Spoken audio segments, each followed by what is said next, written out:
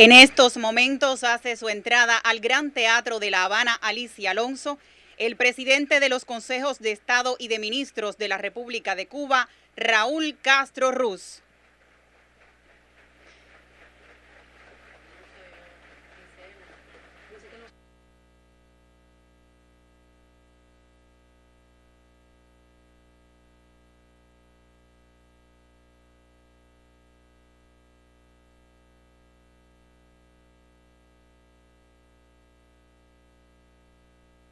Onto the Alicia Alonso Grand Theater of Havana, the President of the Council of State and of Minister, Raúl Castro Ruz.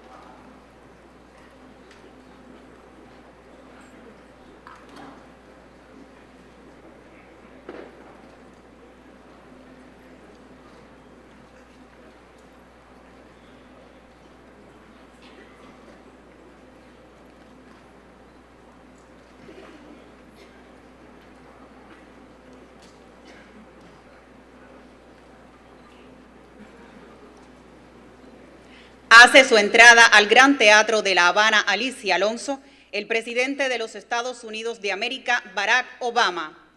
Now, entering the Grand Theater of Havana, the President of the United States of America, Barack Obama.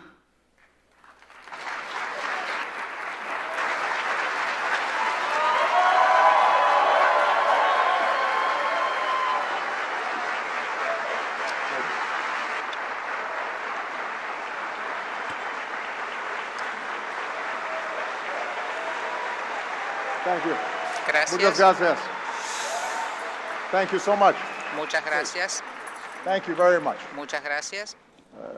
To President Castro, the people of Cuba, thank you so much for the warm welcome that I have received, that my family have received, and that our delegation has received. It is an extraordinary honor to be here today.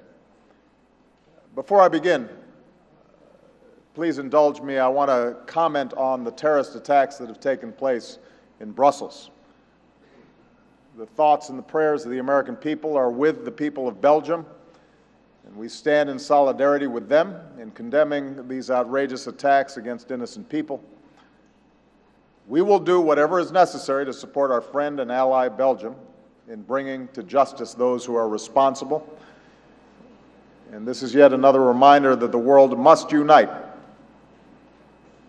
We must be together, regardless of nationality or race or faith, in fighting against the scourge of terrorism. We can and we will defeat those who threaten the safety and security of people all around the world.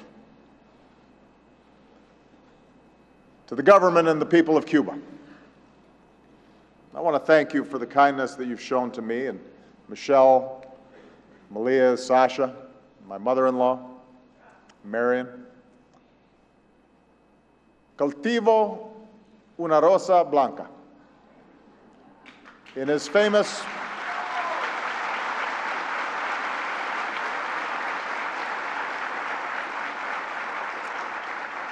most famous poem, José Martí made this offering of friendship and peace to both his friend and his enemy. Today, as the President of the United States of America, I offer the Cuban people el saludo de paz.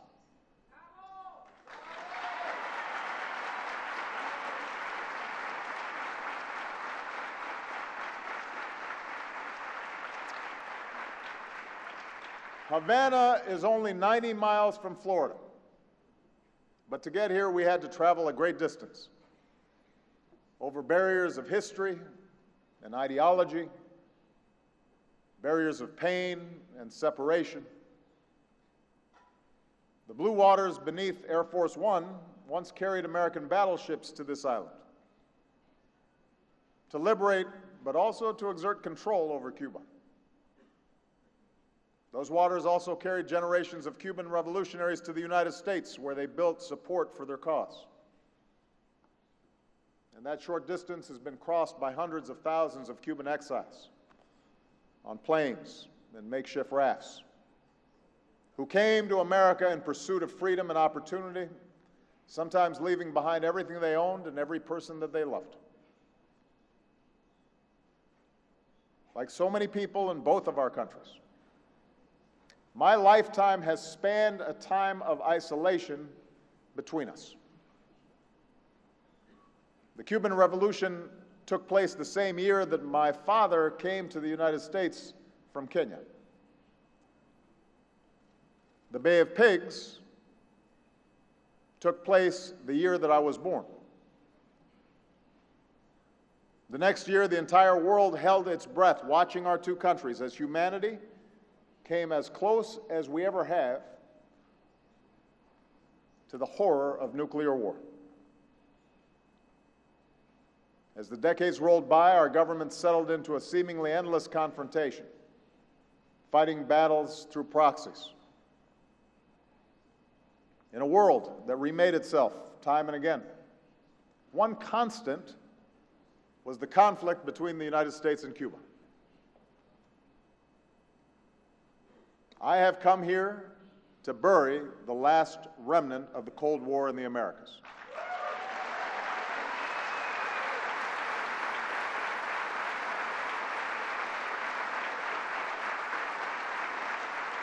I have come here to extend the hand of friendship to the Cuban people.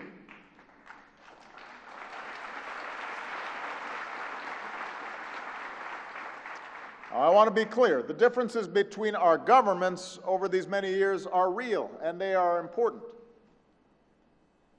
I'm sure President Castro would say the same thing. I know because I've heard him address those differences at length. But before I discuss those issues, we also need to recognize how much we share. Because in many ways, the United States and Cuba are like two brothers who've been estranged for many years, even as we share the same blood. We both live in a new world, colonized by Europeans. Cuba, like the United States, was built in part by slaves brought here from Africa. Like the United States, the Cuban people can trace their heritage to both slaves and slave owners. We've welcomed both immigrants who came a great distance to start new lives in the Americas. Over the years, our cultures have blended together. Dr. Carlos Finlay's work in Cuba paved the way for generations of doctors, including Walter Reed, who drew on Dr. Finlay's work to help combat yellow fever. Just as Martí wrote some of his most famous words in New York, Ernest Hemingway made a home in Cuba and found inspiration in the waters of these shores. We share a national pastime, la pelota. And later today, our players will compete on the same Havana field that Jackie Robinson played on before he made his major league debut.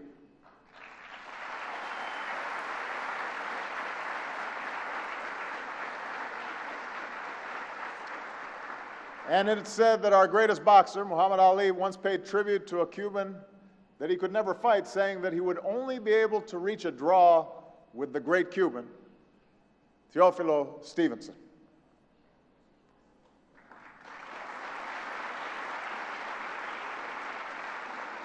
So even as our governments became adversaries, our people continued to share these common passions, particularly as so many Cubans came to America.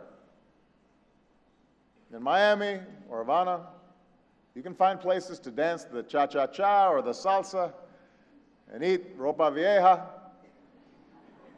People in both of our countries have sung along with Celia Cruz or Gloria Estefan and now listen to reggaeton or Pitbull.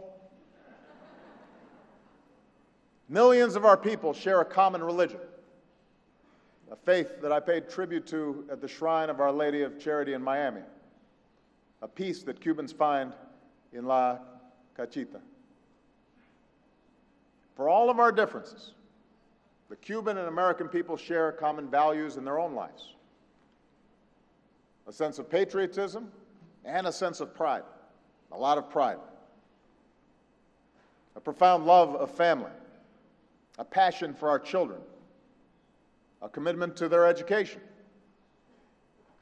And that's why I believe our grandchildren will look back on this period of isolation as an aberration, as just one chapter in a longer story of family and of friendship. But we cannot and should not ignore the very real differences that we have about how we organize our governments, our economies, and our societies. Cuba has a one-party system. The United States is a multi-party democracy. Cuba has a socialist economic model. The United States is an open market. Cuba has emphasized the role and rights of the state. The United States is founded upon the rights of the individual. Despite these differences, on December 17th, 2014, President Castro and I announced that the United States and Cuba would begin a process to normalize relations between our countries.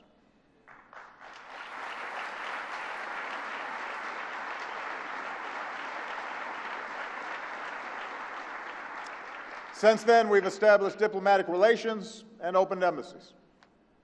We've begun initiatives to cooperate on health and agriculture, education, and law enforcement. We've reached agreements to restore direct flights and mail service. We've expanded commercial ties and increased the capacity of Americans to travel and do business in Cuba. And these changes have been welcomed, even though there are still opponents to these policies. Still, many people on both sides of this debate have asked, why now? Why now? There is one simple answer. What the United States was doing was not working. We have to have the courage to acknowledge that truth. A policy of isolation designed for the Cold War made little sense in the 21st century. The embargo was only hurting the Cuban people instead of helping them. And I've always believed in what Martin Luther King Jr. called the fierce urgency of now. We should not fear change. We should embrace it.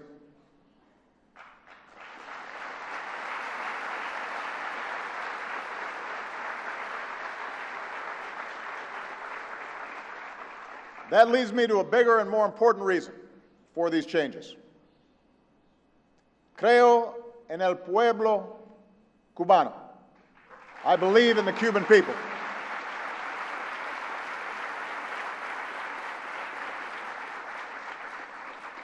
This is not just a policy of normalizing relations with the Cuban government. The United States of America is normalizing relations with the Cuban people. And today I want to share with you my vision of what our future can be. I want the Cuban people, especially the young people, to understand why I believe that you should look to the future with hope. Not the false promise which insists that things are better than they really are, or the blind optimism that says all your problems can go away tomorrow. Hope that is rooted in the future that you can choose, and that you can shape, and that you can build for your country. I'm hopeful because I believe that the Cuban people are as innovative as any people in the world. In a global economy powered by ideas and information, a country's greatest asset is its people. In the United States, we have a clear monument to what the Cuban people can build. It's called Miami. Here in Havana, we see that same talent in cuentapropistas, cooperatives, and old cars that still run. El cubano inventa del aire.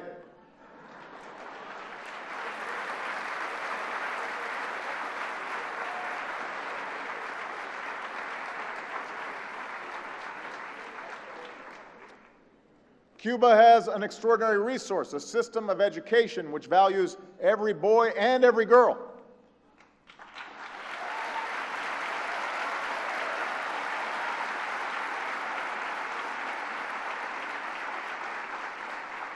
And in recent years, the Cuban government has begun to open up to the world and to open up more space for that talent to thrive.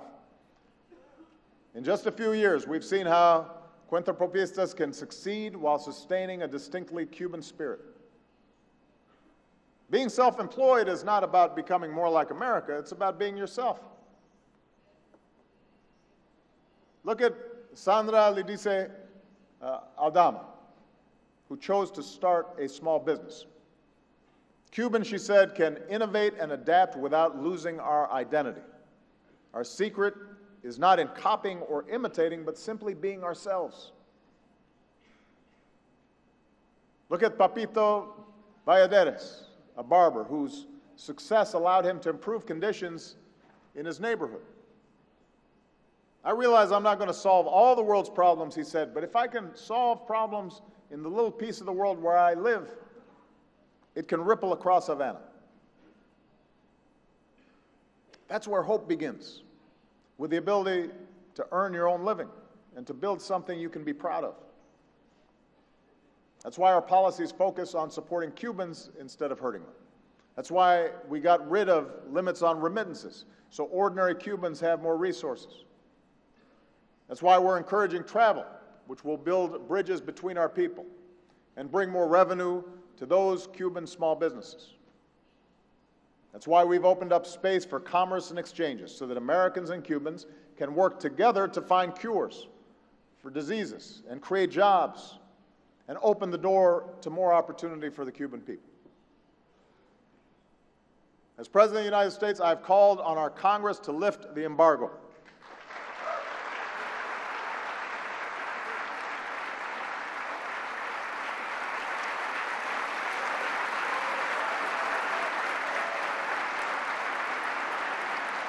It is an outdated burden on the Cuban people. It's a burden on the Americans who want to work and do business or invest here in Cuba. It's time to lift the embargo. But even if we lifted the embargo tomorrow, Cubans would not realize their potential without continued change here in Cuba.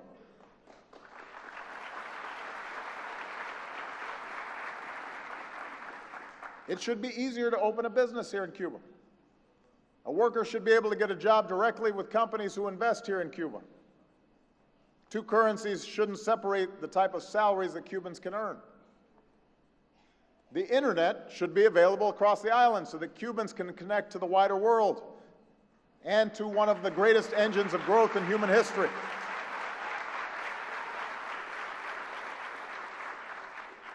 There's no limitation from the United States on the ability of Cuba to take these steps. It's up to you. And I can tell you as a friend that sustainable prosperity in the 21st century depends on education, healthcare, and environmental protection, but it also depends on the free and open exchange of ideas.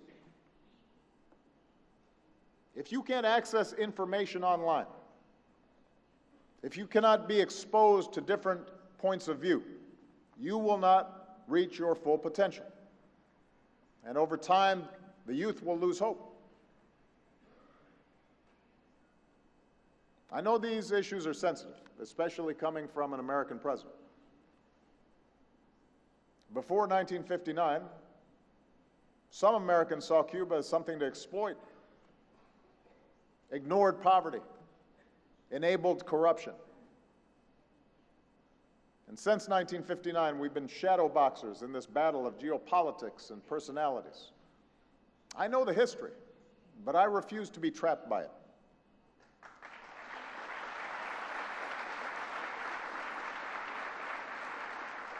I've made it clear that the United States has neither the capacity nor the intention to impose change on Cuba. What changes come will depend upon the Cuban people. We will not impose our political or economic system on you. We recognize that every country, every people must chart its own course and shape its own model.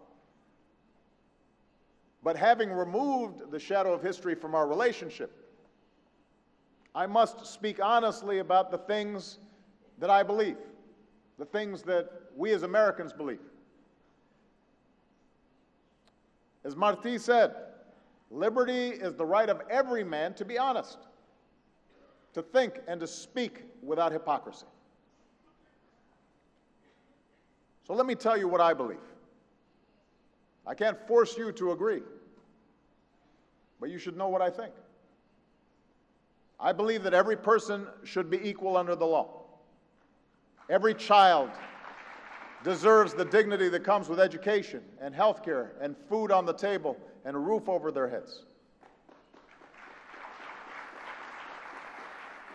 I believe citizens should be free to speak their mind without fear, to organize and to criticize their government and to protest peacefully, and that the rule of law should not include arbitrary detentions of people who exercise those rights. I believe that every person should have the freedom to practice their faith peacefully and publicly. And yes, I believe voters should be able to choose their governments in free and democratic elections.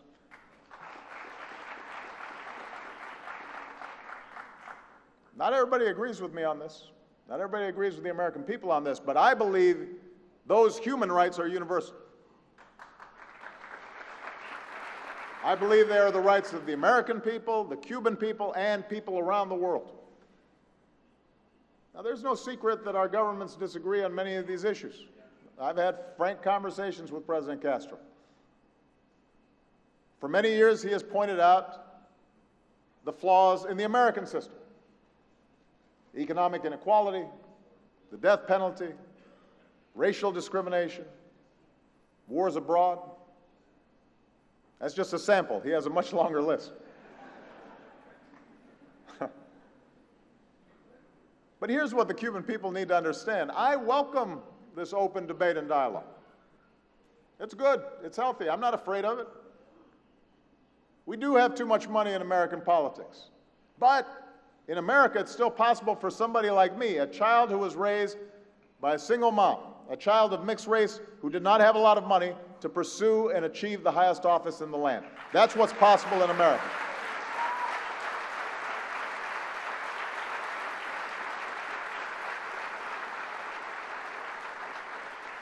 We do have challenges with racial bias in our communities, in our criminal justice system, in our society, the legacy of slavery and segregation. But the fact that we have open debates within America's own democracy is what allows us to get better.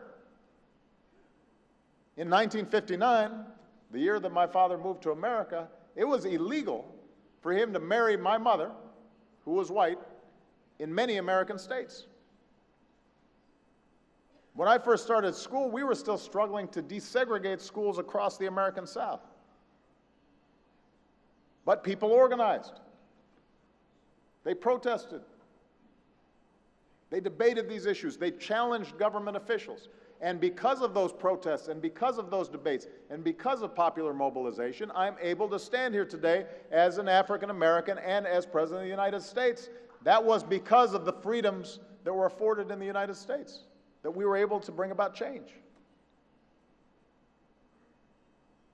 I'm not saying this is easy. There's still enormous problems in our society. But democracy is the way that we solve them. That's how we got health care for more of our people. That's how we made enormous gains in women's rights and gay rights. It's how we address the inequality that concentrates so much wealth at the top of our society. Because workers can organize and ordinary people have a voice. American democracy has given our people the opportunity to pursue their dreams and enjoy a high standard of living.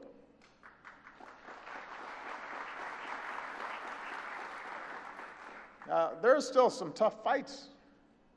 It isn't always pretty, the process of democracy. It's often frustrating. You can see that in the election going on back home.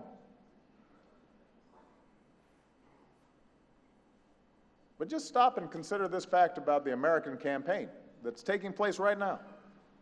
You had two Cuban Americans in the Republican Party running against the legacy of a black man who was president, while arguing that they're the best person to beat the Democratic nominee, who will either be a woman or a democratic socialist.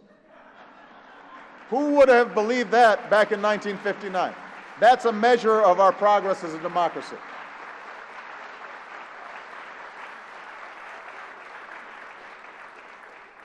So, here's my message to the Cuban government and the Cuban people.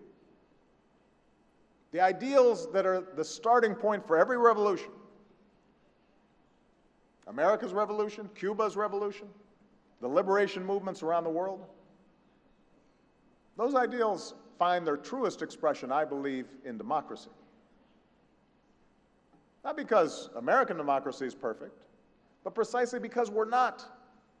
And we, like every country, need the space that democracy gives us to change. It gives individuals the capacity to be catalysts, to think in new ways, and to reimagine how our society should be, and to make them better.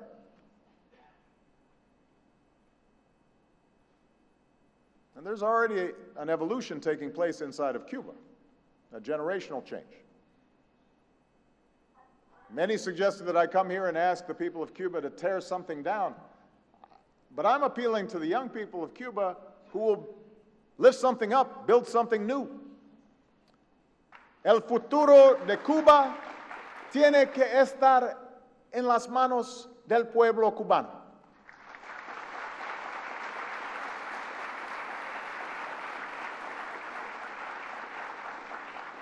And to President Castro, who I appreciate being here today, I want you to know, I believe my visit here demonstrates you do not need to fear a threat from the United States. And given your commitment to Cuba's sovereignty and self-determination, I am also confident that you need not fear the different voices of the Cuban people and their capacity to speak and assemble and vote for their leaders. In fact, I'm hopeful for the future because I trust that the Cuban people will make the right decisions. And as you do, I'm also confident that Cuba can continue to play an important role in the hemisphere and around the globe. And my hope is that you can do so as a partner with the United States. We've played very different roles in the world, but no one should deny the service that thousands of Cuban doctors have delivered for the poor and suffering.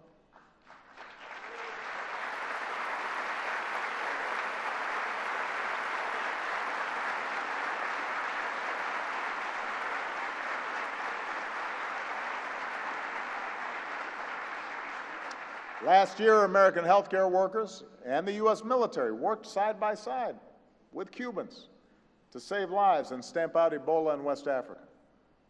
I believe that we should continue that kind of cooperation in other countries. We've been on the different side of so many conflicts in the Americas, but today, Americans and Cubans are sitting together at the negotiating table, and we are helping the Colombian people resolve a civil war that's dragged on for decades.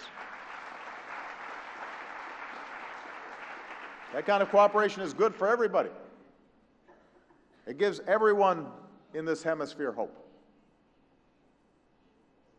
We took different journeys to our support for the people of South Africa in ending apartheid. But President Castro and I could both be there in Johannesburg to pay tribute to the legacy of the great Nelson Mandela.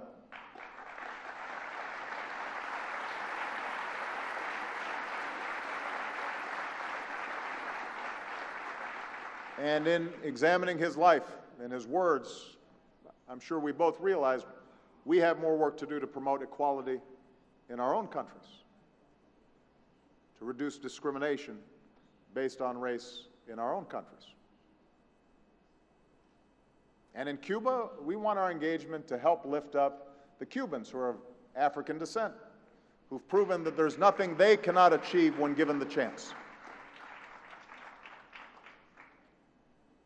We've been a part of different blocs of nations in the hemisphere, and we will continue to have profound differences about how to promote peace, security, opportunity, and human rights. But as we normalize our relations, I believe it can help foster a greater sense of unity in the Americas. Todos somos americanos.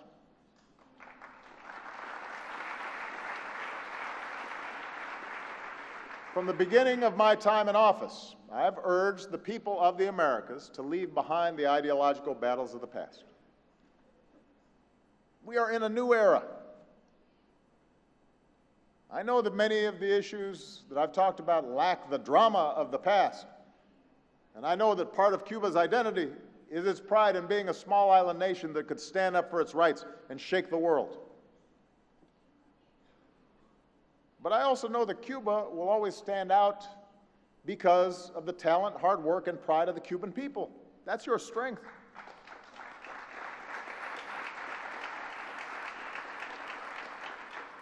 Cuba doesn't have to be defined by being against the United States any more than the United States should be defined by being against Cuba. And I'm hopeful for the future because of the reconciliation that's taking place among the Cuban people.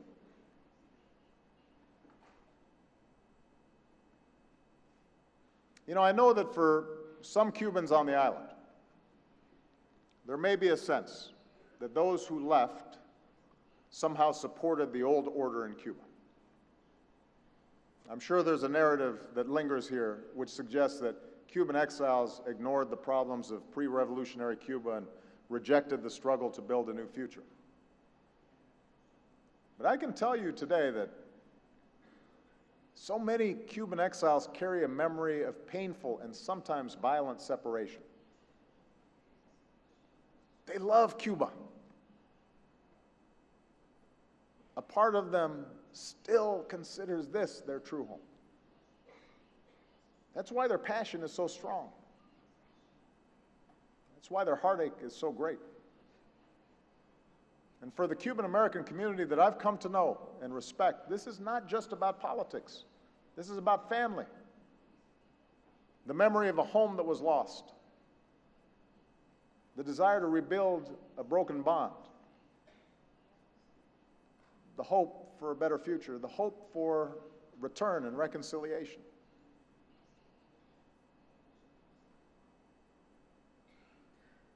For all of the politics, people are people and Cubans are Cubans.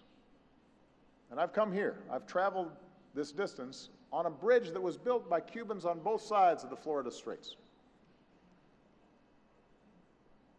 I first got to know the talent and passion of the Cuban people in America. And I know how they have suffered more than the pain of exile. They also know what it's like to be an outsider and to struggle and to work harder to make sure their children can reach higher in America. So the reconciliation of the Cuban people, the children and grandchildren of revolution, and the children and grandchildren of exile, That is fundamental to Cuba's future.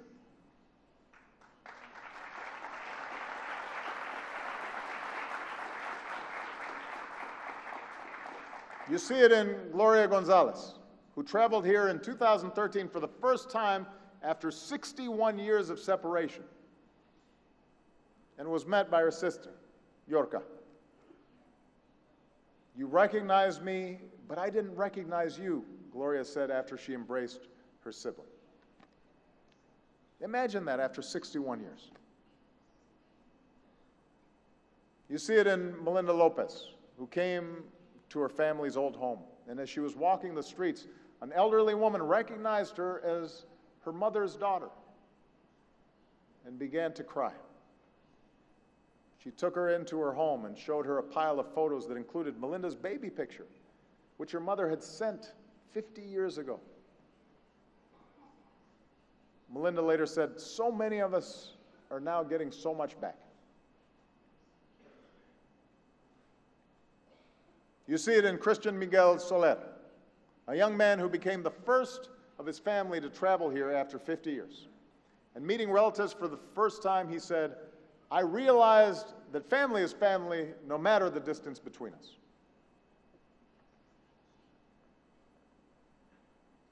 Sometimes the most important changes start in small places. The tides of history can leave people in conflict and exile and poverty. It takes time for those circumstances to change, but the recognition of a common humanity, the reconciliation of people bound by blood and a belief in one another, that's where progress begins. Understanding and listening and forgiveness.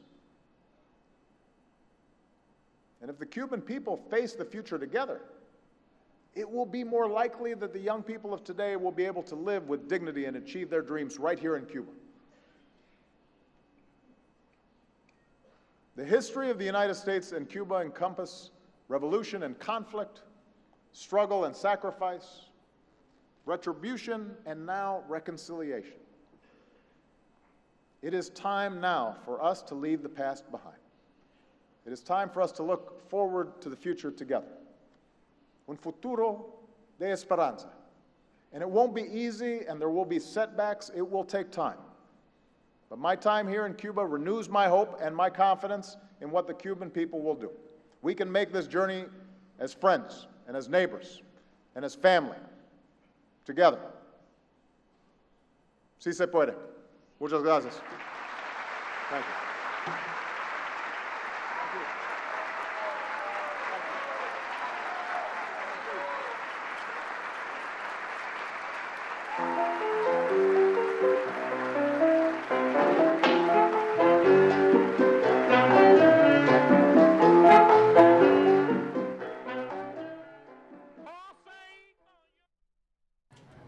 All right, guys, that is a wrap on President Obama speaking in Cuba. In case you missed it, we do have a clip on our YouTube channel, youtube.com/Fox10Phoenix, where President Obama specifically addresses the devastating terror attacks that occurred in Brussels this morning. Currently, there is a hearing, a congressional hearing going on where Ashton Carter is speaking, the Secretary of Defense. So we're going to go live to that now. Stay with us, guys. We have more live feeds ahead right here on Fox News Now. I have spent 13 years of my life trying to clear the names of 2 Marine pilots who crashed a V-22 Osprey in Marana, Arizona on April the 8th of the year 2000. It's your Secretary Carter. I want to thank Secretary Work publicly because he did something that I could not get the Marine Corps to do, and that is to look openly and evaluate the information that we had put together, working with experts. Many of those were Marine pilots themselves. There were aeronautical engineers who came to the aid of saying that at the time, if you remember, that Secretary of Defense Cheney wanted to scrap the V-22 program. There was a lot of pressure. There was a lot of push by the Marine Corps to make sure that the V-22 was their plane for the future.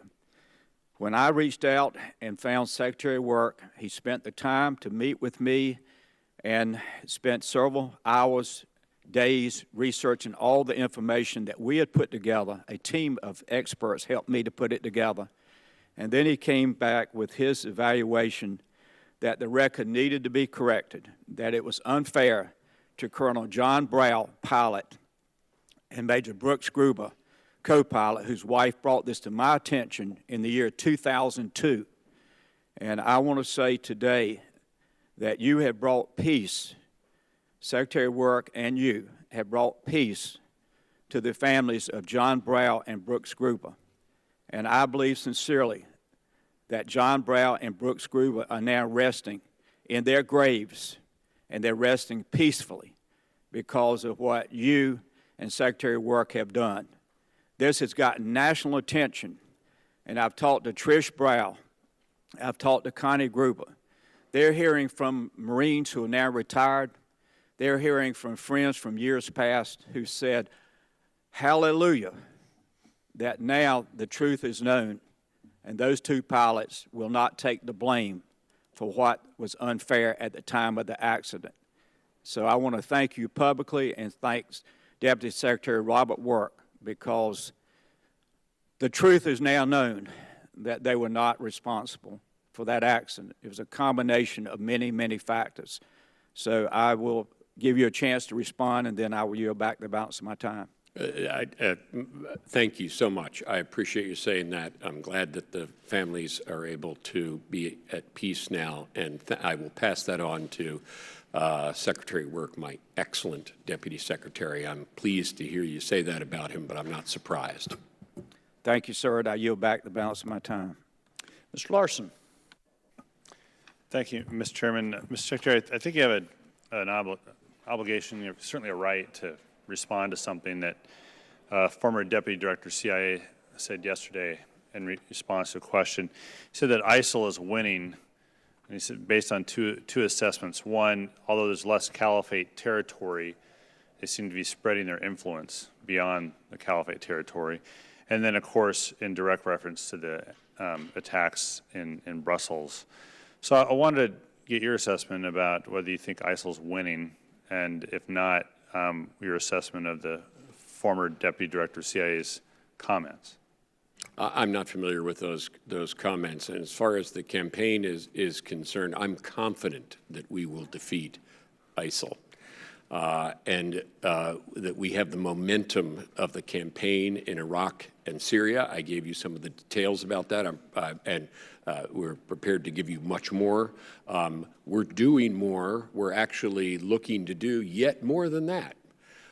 And I'm confident that that will result in the defeat of ISIL in Iraq and Syria. And as I said, that's necessary. It's not sufficient, as the attacks in Belgium suggest. And let me ask if the chairman wants to add anything to that, but ISIL will be defeated. We have a strategy to do that. I'm sorry the report hasn't gotten to you, but will shortly. And I'm confident that strategy will succeed. Congressman, first, I'm not complacent about the threat of ISIL, and I recognize the spread of ISIL, particularly over the last 15, 18 months, trans-regionally or globally. With regard to Syria and Iraq, in October, I appeared before the committee, and at that time, I think it was fair to say that ISIL had the momentum. Since that time, they not only have less territory, they have less resources, they have less freedom of movement. We've reduced the number of foreign fighters they're actually able to flow back and forth, and frankly, I think their narrative is less effective than it was some months ago. But this is a long fight, and I'm confident in telling you that we have the momentum today.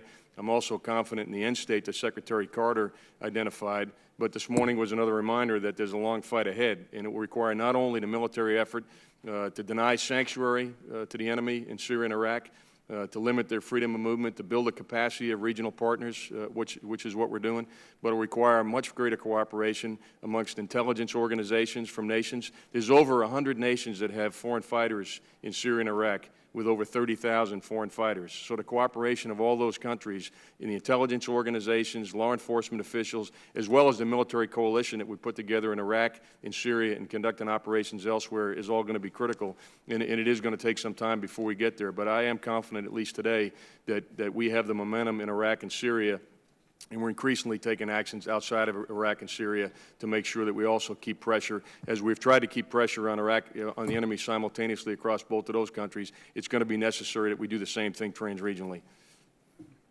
I'm going to move to the budget, and you talked about taking the long view. Unfortunately for you, you don't get to be here for the implementation of the long view to help us deal with the actual long view. And we've been having this debate and a little bit, and Ms. Davis touched upon it. And I'm just wondering how you envision affording these incredibly expensive programs that we have outside, not just outside of this budget, but outside of the 5 years and even 10. And nuclear modernization is one of those, but it's not the only one, where we're going to be called upon, if we have the fortunate success of staying here, to resolve and solve.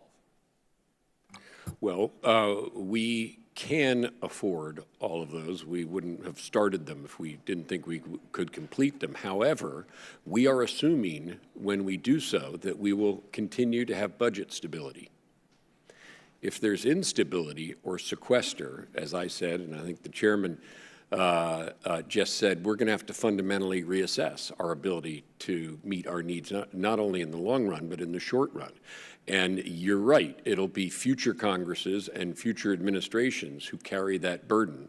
I hope that they continue to give us budget stability as we've had now for 2 years. That's what the country needs.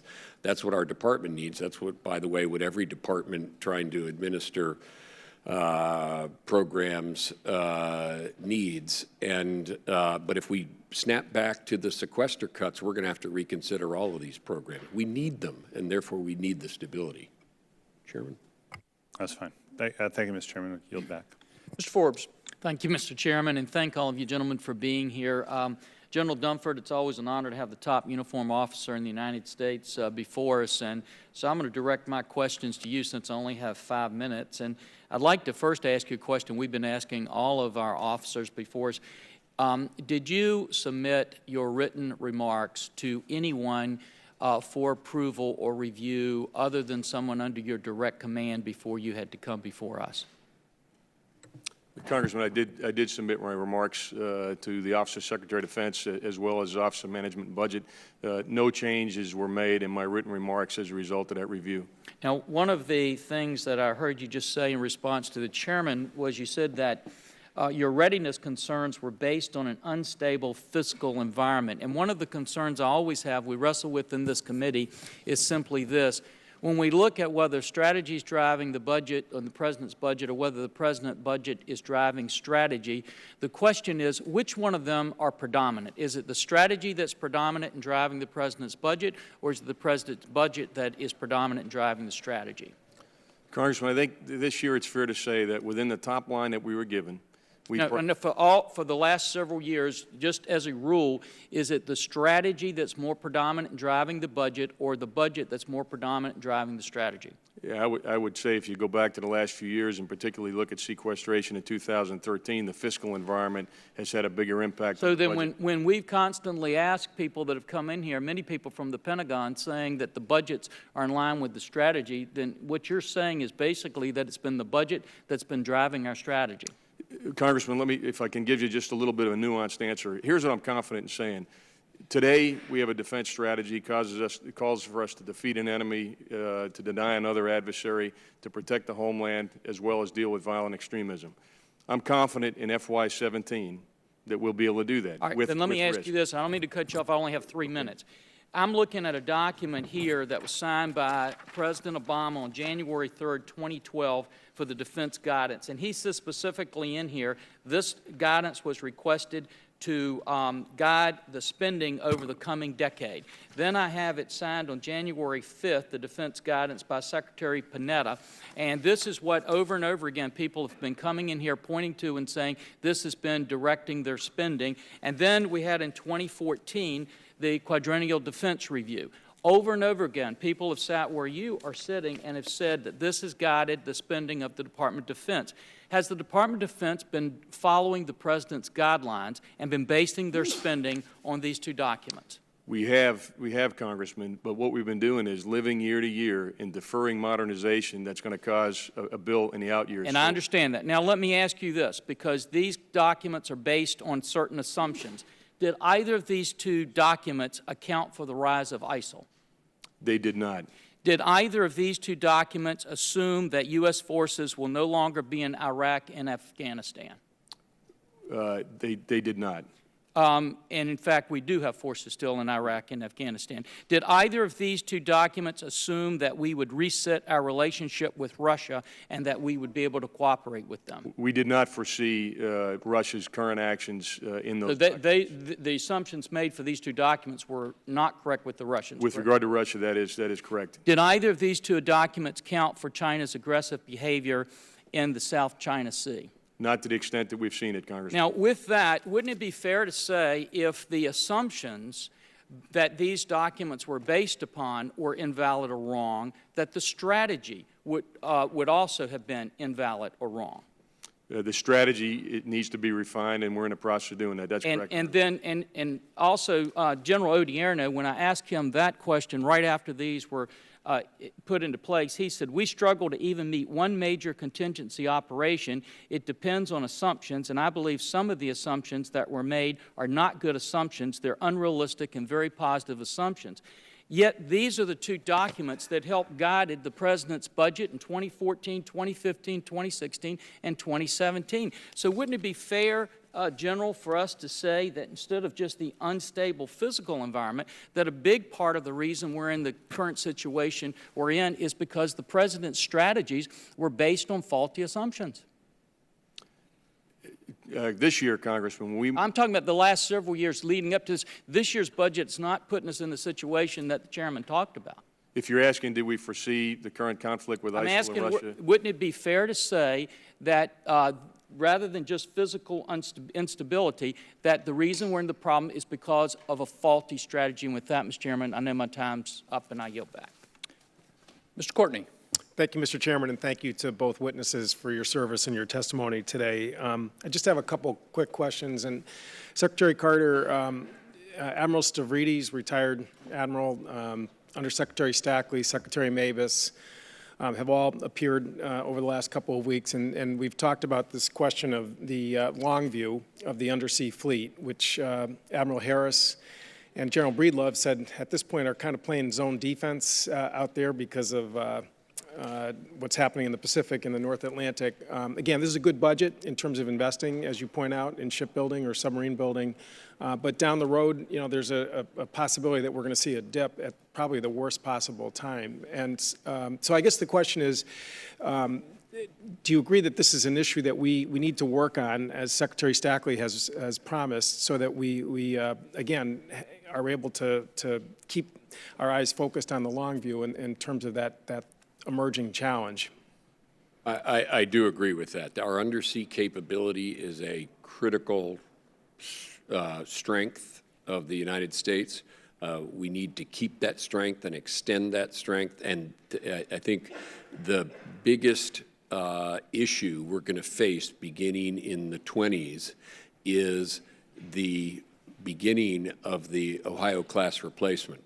And that is the building, once again, of SSBNs as well as attack submarines, SSNs, which we're doing today. And we've been stressing now for several years we're going to need some consideration of the need to recapitalize our undersea nuclear deterrent, because that can't be done at the expense of the rest of the undersea fleet, or we will erode our dominance. So that's a major issue that's looming in the 20s. Thank you. And again, we think, you know, we found some ways to use different authorities, multi-year procurement, et cetera, to try and, again, maximize every efficiency to help in that effort. And again, Secretary Stackley emphasized that when he appeared before the committee. I'd like to shift gears for a second. First of all, I want to thank you for your comments regarding what happened in Brussels yesterday, and also noting that Brussels is actually the home of NATO. And, you know, there's a lot of work that takes place in that city, which is extremely important in terms of our national defense. Yesterday, frontrunner for the Republican nomination, told the Washington Post NATO was set up at a different time. I think NATO as a concept is good, but it's not as good as it was when it first evolved. In your testimony, I counted 3 instances: the fight against Isil, the continuing efforts in Afghanistan, and also the European Reassurance Initiative, where NATO is absolutely at the center of our military strategy and operations. Is NATO relevant today? I guess we need to ask that question given what's out there in the public domain. Well, let me begin by saying the following, and I've said this before, and I'm going to say this again and again in the course of the year. I recognize that this is an election year.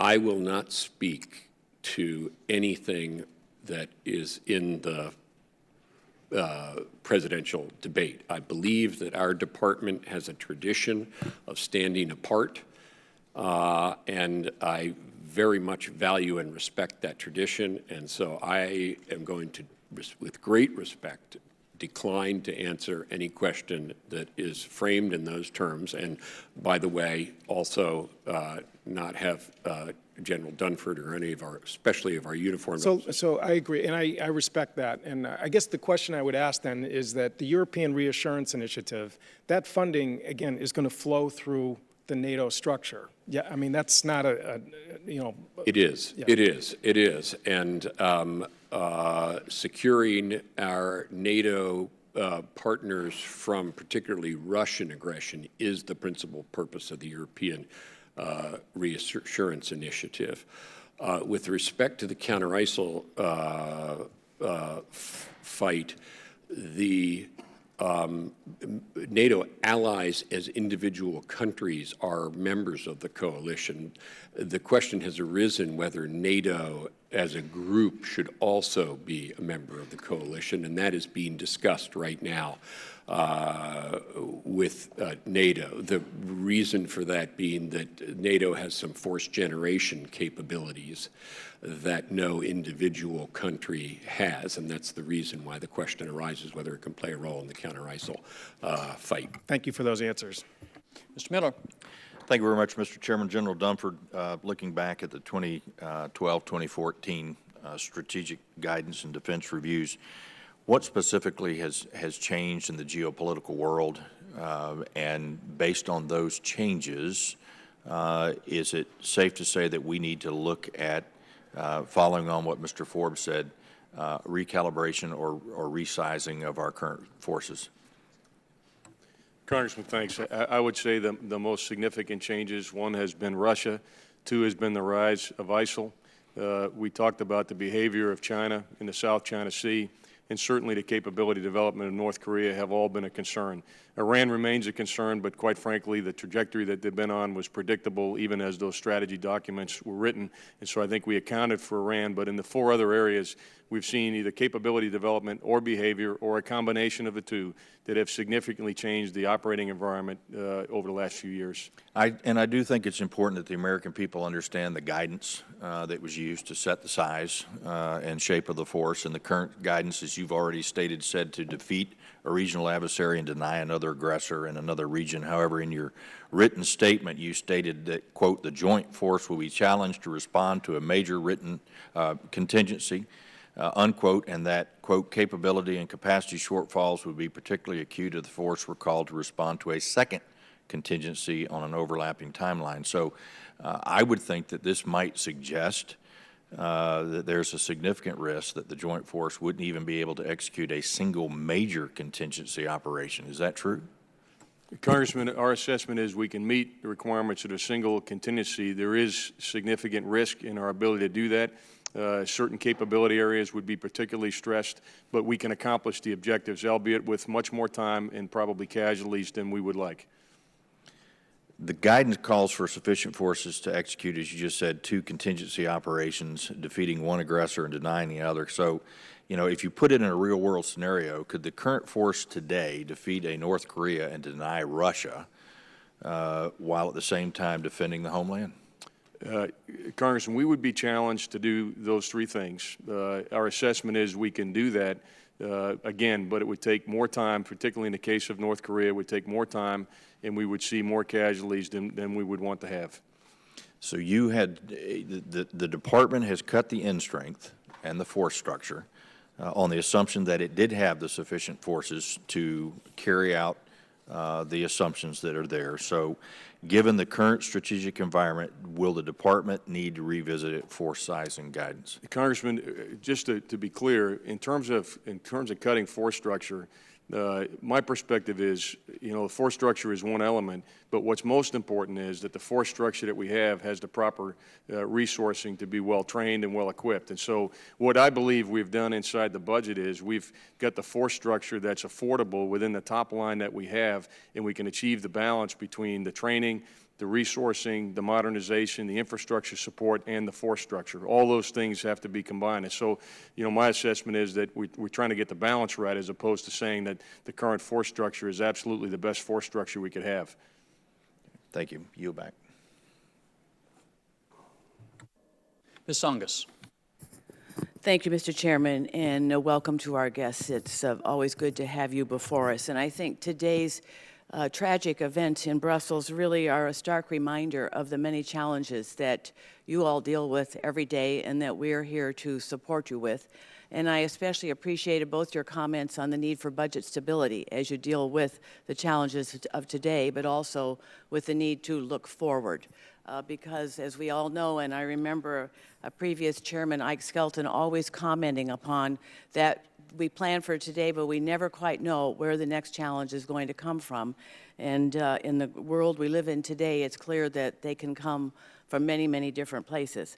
But Secretary Carter, I also wanted to thank you for the emphasis you've placed on this year's budget on research and development, really knowing that it's key to maintaining our technological edge, that in this rapidly changing environment, we've got to maintain our investments. And as many on the committee know, defense-related research and development has faced a disproportionately large cut over the past several years, far more than has been required under the Budget Control Act. So I was especially encouraged to see that the department will be investing in 2 new facilities at MIT's Lincoln Lab. As you know, the lab has provided the department with breakthrough advancements for decades, and I thank you for your support of the lab's revitalization and the important role that it plays in the Massachusetts innovation ecosystem. It's part of something much larger. But I'd like to turn to the issue of sexual assault prevention and response in the military. I've been troubled by a number of stories, including a series in the AP and recent stories in the Washington Post about senior officer sexual assault cases, which have called into question the transparency of the military justice system and the service's willingness to pursue allegations against officers. I understand that the Military Justice Review Group's proposal that was shared with this committee by the department gives the department 2 years to come up with a design for an online system of tracking cases and 2 years to implement that system. And I would encourage the department to work with all speed to make the military justice system as transparent as possible. And I hope the department will make this system open to survivors and the public as you move ahead. But we have all heard the troubling accounts of victims of military sexual assault who are later retaliated against, those who seek recourse through the system of justice.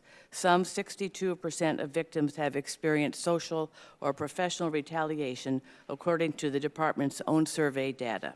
And I've also read the Judicial Proceedings Panel recommendation to implement a standard retaliation reporting form. It is imperative to me that the department track these incidents and hold those responsible accountable, key to maintaining the unit cohesion and all that is part of readiness as well. So I have my questions, our Secretary Carter. What is the department doing to ensure service members who report sexual assault aren't retaliated against?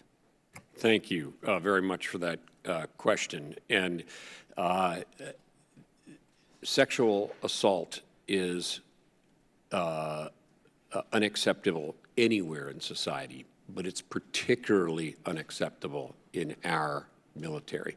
And the reason is this: the profession of arms is based upon trust, and it's based upon honor. And sexual assault erodes both honor and trust, and for that reason is completely unacceptable at any level. Moreover, to get to your point, as we study that question more and take more action, and I'm not happy with that there's sexual assault in the military. I am very pleased that we are taking it on frontally, and we need to do that, and we need to learn how to do better. The two issues you raised are places where we are learning how to do better. Retaliation, for example, was something that I think it's fair to say in our department, we did not appreciate the importance of that phenomenon until the last couple of years. And so we are having to take that on board. That retaliation creates additional victims to the victim of the sexual assault. And this can be peers, and it can be others who are part of giving the victim their care, their the options and the response that they deserve. And so it's an important new ingredient, and we are trying to get on top of that. And finally, with respect to transparency, we're committed to that.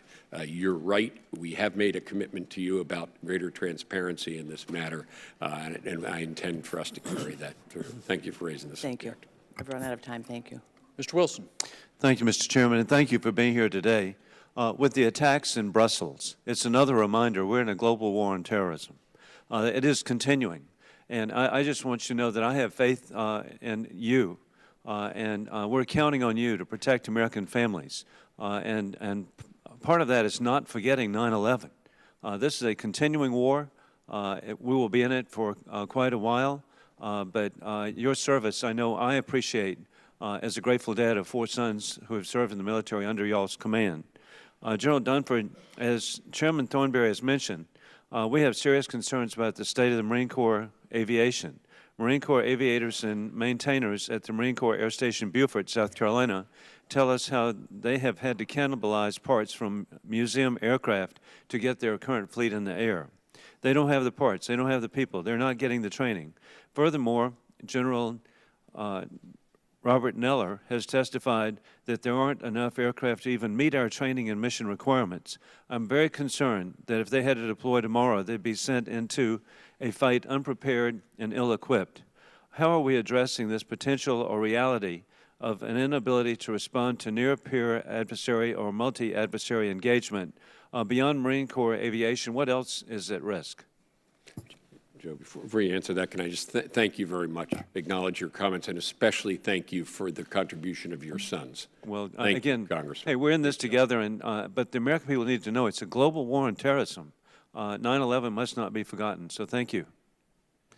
Congressman, quickly go back to how we get in a position we're in marine aviation, as well as, frankly, as I mentioned, across the Joint Force, there's similar stories I could point out. Part of it was deferred modernization, so we're flying aircraft now that are very old. Part of it was back in 2013, we went through sequestration.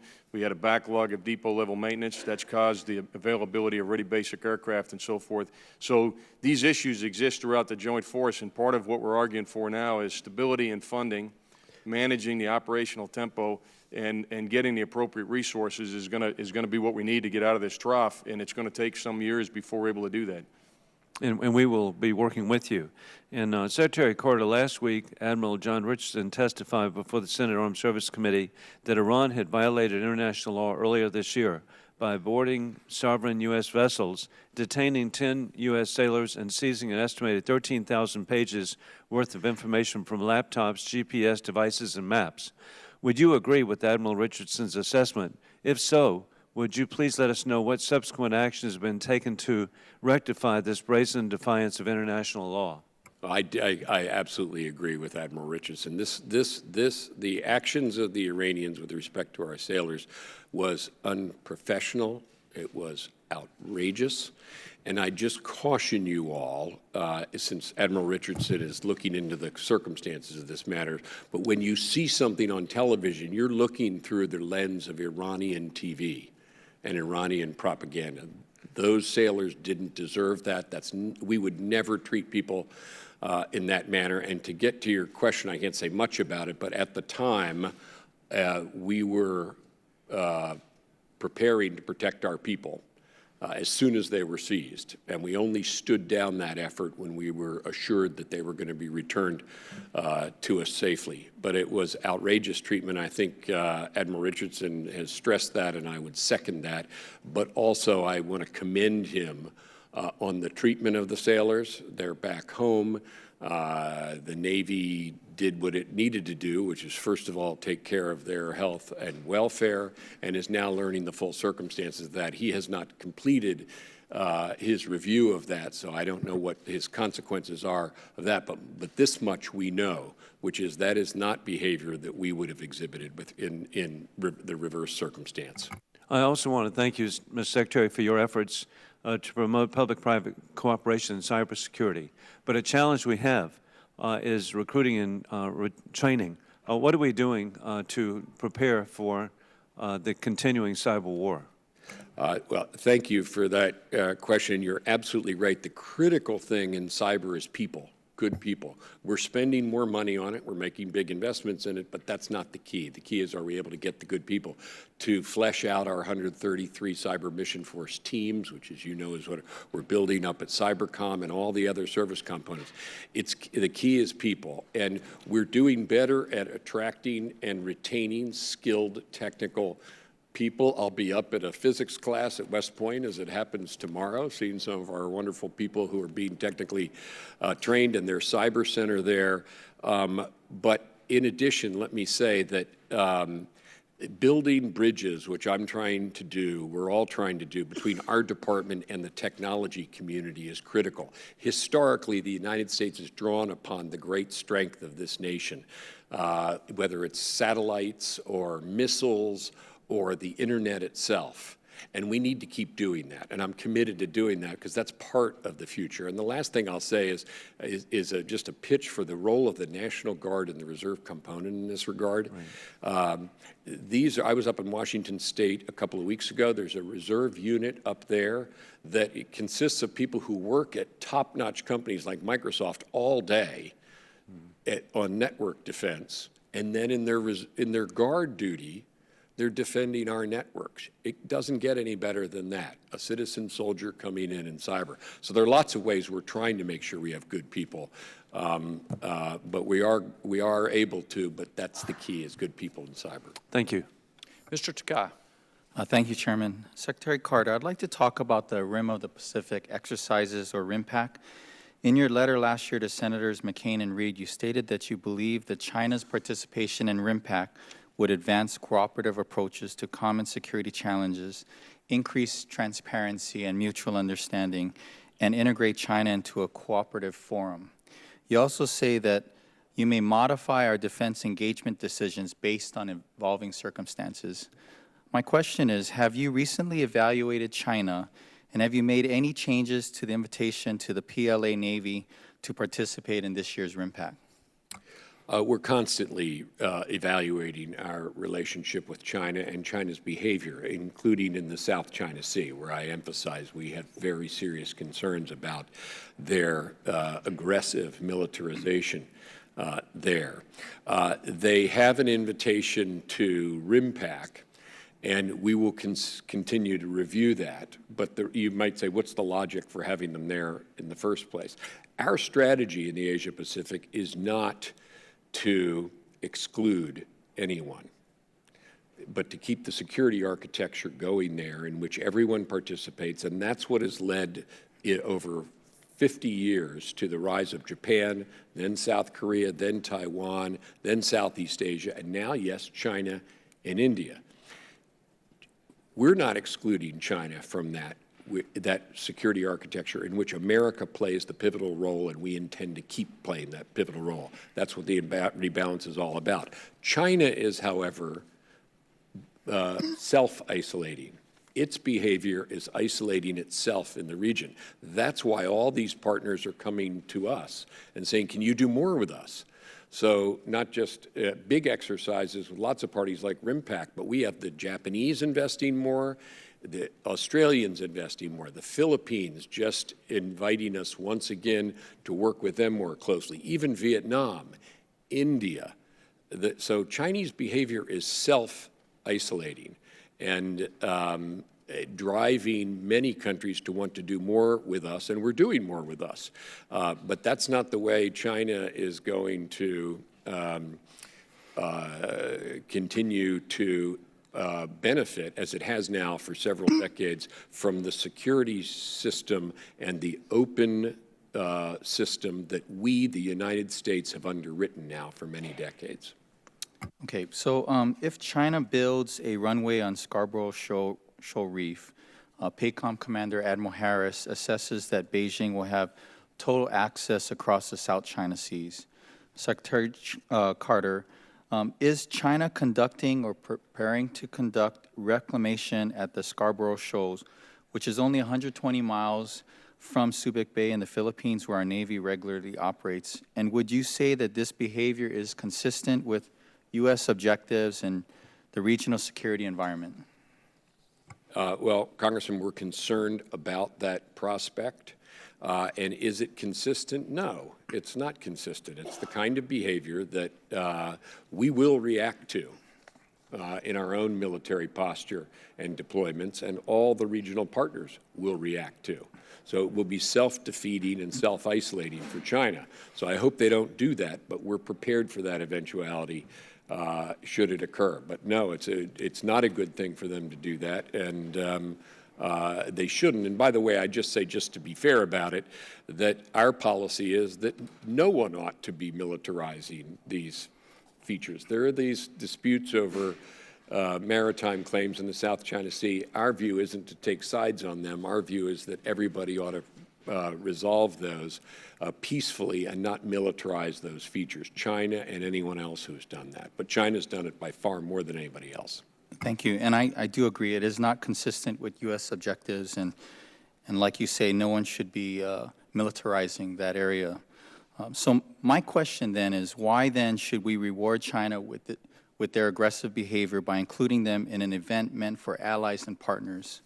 China's behavior is the polar opposite, as you mentioned, of U.S. objectives in the region, and that's why I submitted a proposal to the NDAA that would prohibit China's participation in RIMPAC this year.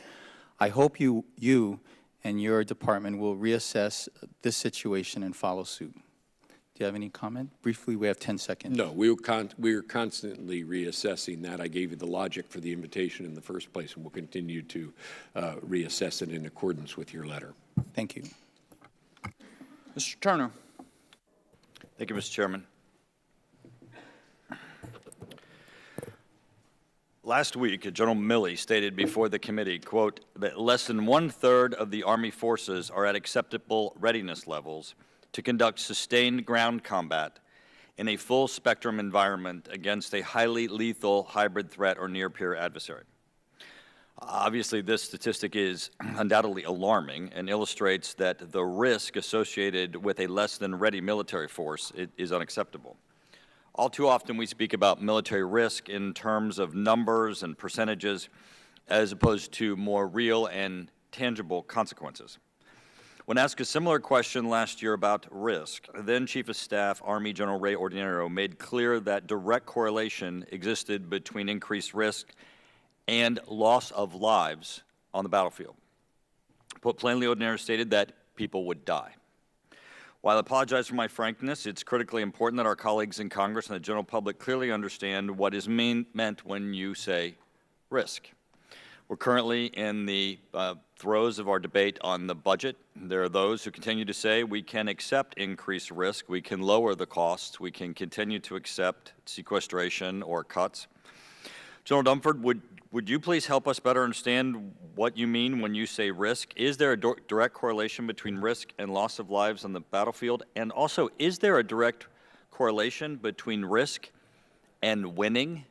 Knowing that we now have issues with Russia, China, North Korea, and certainly ISIS, could you give us an understanding of how the word risk translates?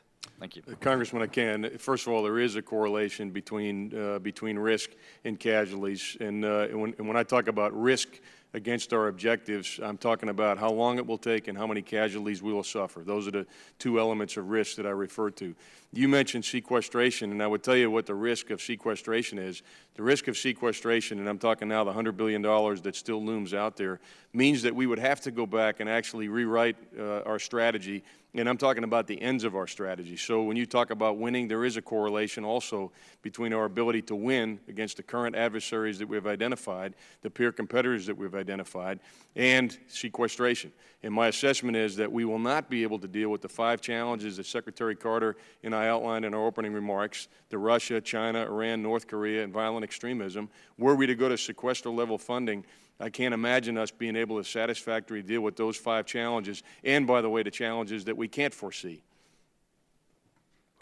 Secretary Carter, when you were here last year, one of the things that you said was that it would be so important to get a 2-year budget deal. Many of us in Congress, including myself who voted for it, believed we had a 2-year budget deal. We believe that we'd be looking this year at the budgetary process with a fairly firm 574 commitment to base budget funding, which would result in stopping the cuts that the Department of Defense has certainly been put to. But when we received the President's budget, the President indicated that there were increased overseas contingent operations funding that he would need for his operations, $3.4 billion for Europe, additional dollars for ISIS. And rather than putting those on top, meaning that they're additional things that the President would need to do, he took that out of the base funding of the Department of Defense. Now, we're having in Congress to debate putting those dollars back. And again, it was unexpected because that was not part of the 2-year budget deal that you advocated for and that we voted for and that we all thought we were operating under. Could you please tell us what the consequences are of the cuts that will happen to the base budget of Department of Defense if we accept the President's budget? Because clearly there are things that you're going to have to not do that you'll get to do if we put that money back. Well, the President's budget reflects the bipartisan budget agreement. The numbers in the budget are the numbers in the BBA. Secretary Carter, I know you know that we completely disagree with you. I mean, Congress's expectation is that you had a base budget of 574. I don't think you would have supported a 2-year budget deal that would have had a cut to the base budget in year 2017. And my question is not really what's the deal. My question is, what are you losing? Because you're obviously losing something from 574 with the reduction that the President has taken of about $13 billion out of the base budget for OCO operations. We're going to have to agree to disagree about that, about whether we budgeted to the BBA, because we believe we did. However, to answer what I gather is part of your question, namely, what did we do about the difference between what we said last year we intended to request this year and what we requested this year? I addressed that earlier. That was the $22 billion difference that, because of OCO and some other economic adjustments that went our way, like fuel prices and so forth, ended up being a net of $11 billion. And I explained exactly how what we did to adjust and mitigate risk associated with that $11 billion. We cut a lot of minor procurement programs. We scaled back some of our aircraft buys. We took it out of MILCON. That's how we accommodated the $11 billion. We can tell you in detail how that was done. And I also explained what we didn't do. We didn't go into military pay to make up that difference. We didn't go into the readiness recovery plans that the chairman has described and that are so critical to restore our readiness, including full spectrum readiness for the Army and the other services. We didn't cancel any multi-year procurements or other major acquisition programs, and we didn't change any of our force structure targets, number of ships, Army end strength, or anything like that. We did what we did. We've described what it is. We believe that we were able to mitigate that risk, and that's what we did. Our biggest risk going forward, I just say it again, we've said it many times, the biggest risk to us strategically in our defense is a return to sequestration, a collapse of bipartisan budget agreement. And that is our biggest concern. Mr. O'Rourke. Thank you, Mr. Chairman. Mr. Secretary, last week we were able to listen to testimony from Acting Secretary of the Army Murphy and General Milley. And Secretary Murphy said, to continue this line of questioning on risk begun by Mr. Turner, that he said something to the effect of this budget places the Army at high risk. And prior to that, General Milley had made that connection explicit between risk and the loss of the service members' lives who we will put in harm's way.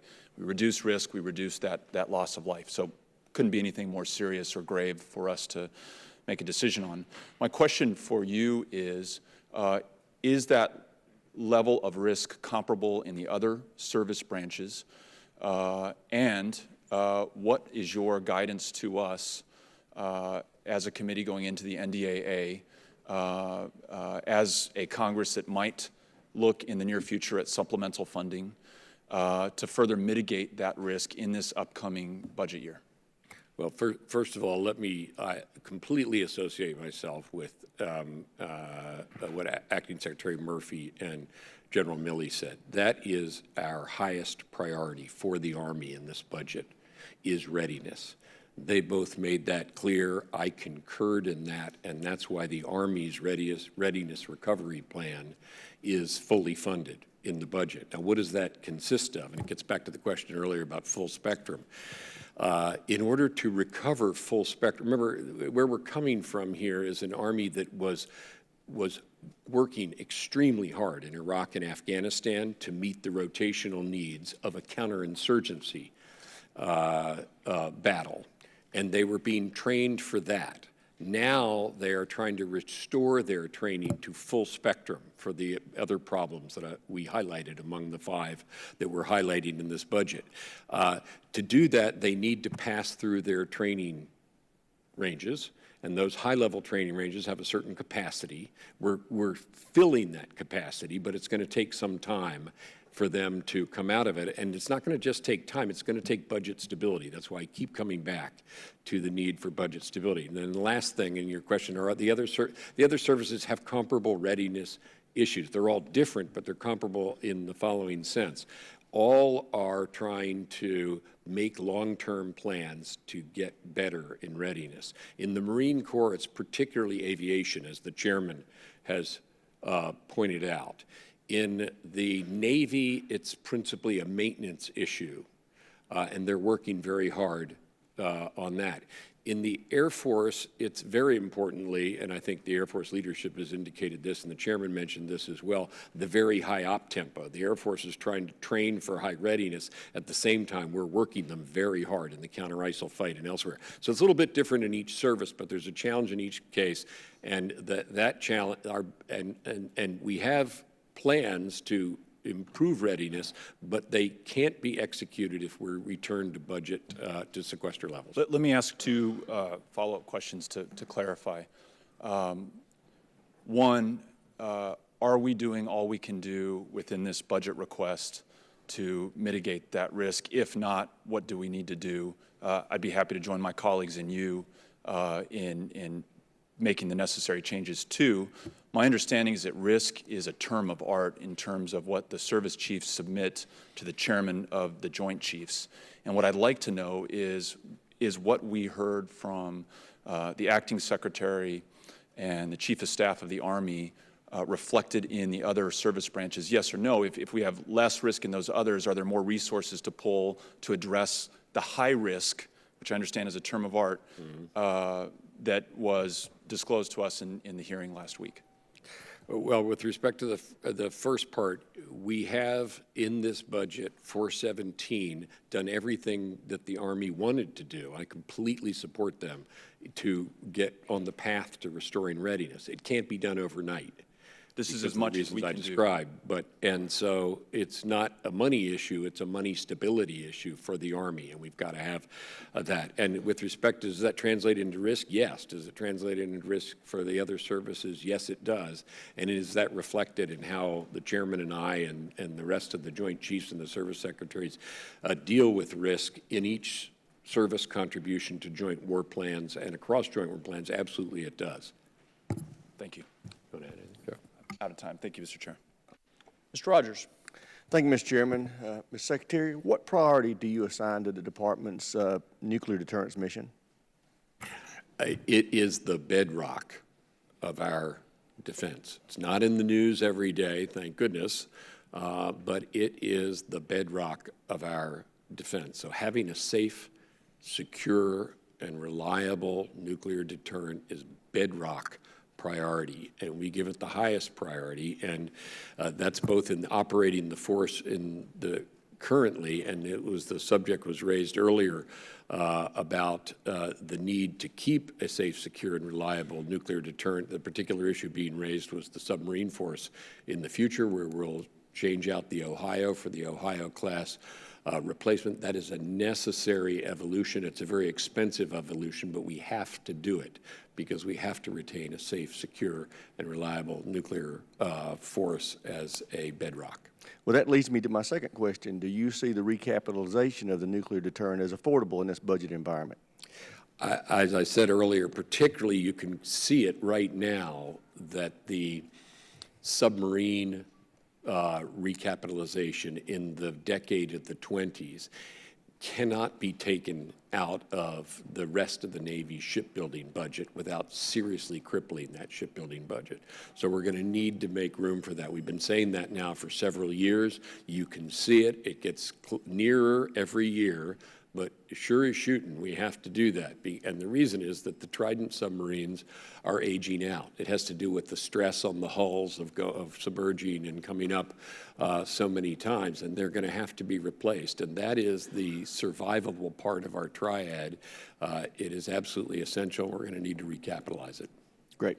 General Dunford, are the Joint Chiefs convinced and unanimous that we must modernize the triad?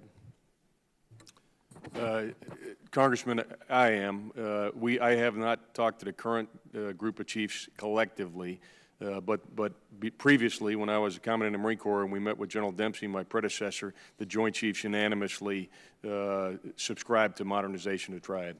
Great. General, your predecessor undertook an assessment of the Russian violation of the INF Treaty. He concluded it posed a risk to the United States itself as well as to the security of our allies in Europe. Do you agree? I do, Congressman. In fact, it reflected in the budget our capabilities to deal with just that threat. Well, we have been waiting over a year to be briefed on the military options that you have in response to that. Can you assure me we'll get that from my staff, me and the ranking member of the Strategic Forces Subcommittee within the next 3 to 4 weeks? Congressman, I or my staff will come over and see you soonest. I'd appreciate that. Mr. Chairman, I'd like to yield the balance of my time to my friend and colleague from Minnesota, Mr. Klein. Thank the gentleman for yielding. General Dunford, a couple of years ago I was in Afghanistan and you were the senior American commander there, and we had significantly more than 10,000 U.S. forces.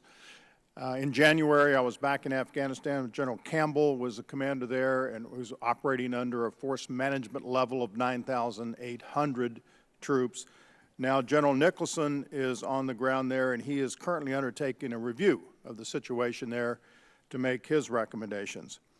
If he were to come back after completing this review with a recommendation to change the force management level, I don't know who invented that term, by the way, but it bothers me a lot because it's a strategy by political numbers, but if he were to come back and say, we need to increase that FML by some unspecified number, 1,000, 2,000, or something like that. And if he were to come back and say, we need to lift the restrictions that we're operating under that says I can't train and advise and assist below the Afghan Corps level, and if he were to come back and say, I need the authority to unilaterally target the Taliban and the Haqqani network, would you support those recommendations going to the President?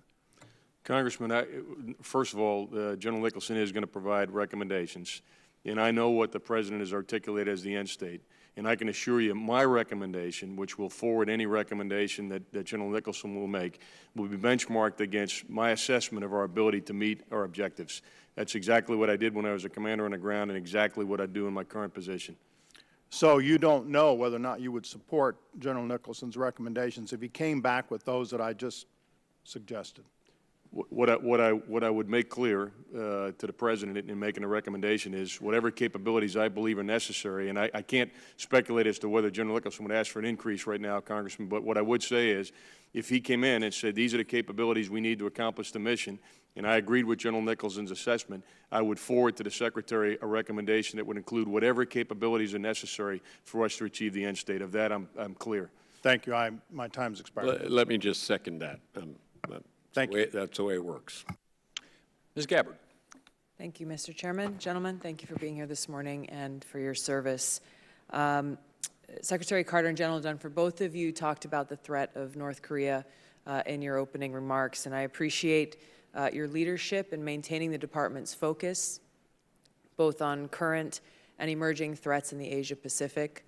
I think North Korea's launch of their short-range missiles demonstrated just yesterday how serious and important this threat is, which must remain at the forefront as we look at how and where we are placing and investing our defense resources. Obviously, representing Hawaii, this is something that we're keenly aware of as the threat from North Korea continues with their increased capabilities, as well as people on the West Coast who find themselves within range of their ICBMs. Secretary Carter, you discussed the ongoing consultations with South Korea's hosting a THAAD system. Can you give us an update on those talks, and can you also share the department's commitment to continuing to increase and enhance our missile defense capabilities of the homeland? In particular, in Hawaii, we have a test site for the Aegis Ashore at the Pacific Missile Range facility. And I and others here on the committee are pushing towards operationalizing that to increase that protection. Well, thank you, and thank you for the role that the Hawaiian facilities do play in allowing us to develop and test our missile defenses. And we are doing a number of things to react to and protect ourselves and our people from the North Korean missile threat. Let me just back up a minute and say, I talked about fight tonight on the Korean Peninsula. We're absolutely committed to that. Chairman and I pay attention to that every day. Again, that's not something that's in the newspapers every day, but our contribution to the defense of South Korea is very, very important and rock solid. On the missile defense front, well, we're doing things at all ranges. You mentioned Aegis Ashore. THAAD, and just to answer your question about THAAD on the Korean Peninsula, we are discussing that with the Koreans. We have agreement in principle to do that. And I should say the reason for that is to be able to protect the entirety of the peninsula against North Korean missiles of greater range. That's why we want to add THAAD to what already exists there, which is Patriot, both South Korean Patriot and U.S. Patriot. Finally, to the homeland, it is with the possibility of North Korea having the capability to range the United States with ICBMs that we began several years ago to increase both the number of our ground-based interceptor system and also its capability. So we're increasing the number of those interceptors from 30 to 44. We're improving the kill vehicle on the front end, and we're adding radars to that. So we're doing a great deal, but unfortunately we have to because we see, as you mentioned yesterday, the action of North Korea. Yeah. Let me see if the chairman wants to add anything to that. I'd like to shift to both of your comments as well with regard to Ukraine and Russia. Much of the $3.4 billion for the European Reassurance Initiative goes towards military funding and training and so on and so forth. In particular in the Ukraine, obviously there are many challenges that they're facing kind of in their whole of government, but specifically within the military, we've seen time and time again how there is no tank-to-tank competition possible as Ukraine faces different threats coming from Russia. So can you speak to what kind of training we are assisting them with regards to unconventional or special forces tactics and guerrilla warfare, which can take a toll on what Russia is doing there? We are doing that. That's part of the support that we give to the Ukrainian forces, both against what you might call symmetrical or traditional kinds of combat operations, and also helping them with this unique brand, but I'm afraid to say a here-to-stay brand of hybrid warfare that we've seen in eastern Ukraine. Let me ask the chairman to elaborate. Congressman, on that issue specifically, we have currently 5 conventional Ukrainian battalions going through training and 1 special operations unit going through training. Their training cycle will complete in September. I recently received an update, probably assessed as some of the best, most effective training we provided to the Ukrainians to date, and that's both the Ukrainian and U.S. perspective.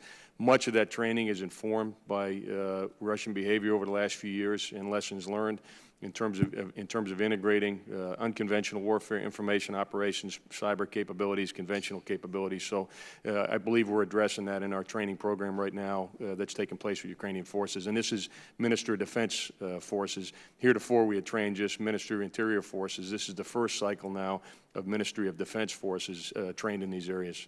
Great. Thank you. Mr. Conaway. Thank you, Mr. Chairman. Mr. Secretary, thank you for being here.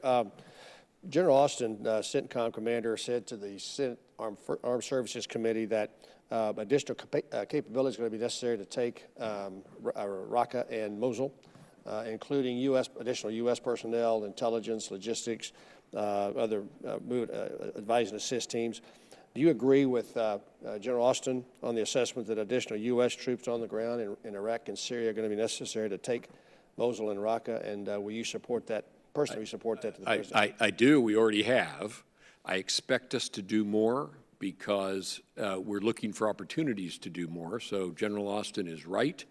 And, of course, all this is in support of the Iraqi security forces, but it includes support to the Iraqi army, support to Sunni tribal forces, support for police training. And, by the way, it's not just U.S., but I've been getting coalition contributions as well. And as we assemble the forces to move on Mosul, we will be doing more. And when we've taken those requests to the President, as the Chairman said earlier, he has consistently granted those requests. And I expect there to be more in the future because we want to get Mosul. We want to defeat Isil in Iraq. We got to have Raqqa as well. ABC's reporting that the Raqqa also. Brussels came out of Raqqa. Let me pivot to something that's a little more mundane, but nevertheless important. That's auditing. Yes. I worry at. By the way, Michael McCord, thank you for the report from your group on where everything stands right now. I don't necessarily want to go into the details of that, but thank you for getting that over to the committee in response to the NDAA. Can you talk to us about transition to a new civilian leadership team next year and the impact that might have on the forward momentum with respect to getting this audit process done by the deadlines? I worry that the impact from Leon Panetta started this deal, Hagel kept it up. Secretary Carter, you're full-throated in favor of it. Mm-hmm. Are there risks that a new civilian team might not have the same emphasis? And General Dunford, will you comment on the military's side of that issue as well? I am absolutely fully in support of it, and I thank you very much for your persistence and your leadership in inducing us to do this. And I also want to thank Mike McCord and his whole team for their role in it. You ask about the future. My guess is that this will continue because the logic is quite clear, the necessity is quite clear. So I think that'll be clear to people who come after myself and the chairman. I'm pretty confident that will. It certainly should, and of course you'll have a role in helping remind them of this necessity. But there's a whole team behind this and all of our components, and I think they're committed to this work. They'll remain committed to this work. Chairman? Congressman, I can speak from both my current perspective and as a former service chief. I mean, I would tell you, I really do believe that it's now part of our culture. And as you know, we've been at this now 4 or 5 years and worked pretty hard at it. And frankly, I think the uniformed personnel that are involved in the audit process and the civil servants involved in the audit process are fully committed to actually coming back over here and laying on the table a clean audit. I mean, that is a bar they have set for themselves, and again, I don't think the civilian transition that will take place this year is going to change the objective of the individuals who have been working so hard. Again, most of the folks that are doing the heavy lifting, they aren't going anywhere, and they're pretty clear about in their commitment to get this thing done. Well, I appreciate that, and I hope our Senate colleagues during the confirmation process, whoever's doing that next time, will make that clear. And just to be sure, the audit, the resources necessary to move this forward are in this budget. And the requests? They are. All right. General Dunford, did you want to comment on the need for additional U.S. troops to counter ISIL and actually defeat them in Mosul and yeah, Iraq? Congressman, I fully support the comments that General Austin has made and the Secretary has endorsed. We have from the very beginning said that we would recommend whatever capabilities are necessary to maintain momentum and achieve the end state. And I do assess that to be successful in both Raqqa and Mosul and beyond, we're going to need additional capabilities, and at the right time, we'll be prepared to provide that recommendation to the President. All right. Thank you, gentlemen. Yield back. Mr. McCord, let me warn you, I promised Mr. Conaway we're going to do a briefing or hearing on the audit issue, and we'll be talking with you and the other folks about that, about dates for that. But it is something that Mr. Conaway is going to stay on our case till we see it all the way through, and I think a lot of us are committed to doing that. Ms. Berdallo. Thank you very much, Mr. Chairman. As a representative from the Asia-Pacific area, I'd like to start out by expressing my sincere sympathy for the people of Belgium and for the family of the Marine killed this weekend in Iraq. I do know that Representative Takai already spoke on China and Representative Gabbard referenced North Korea.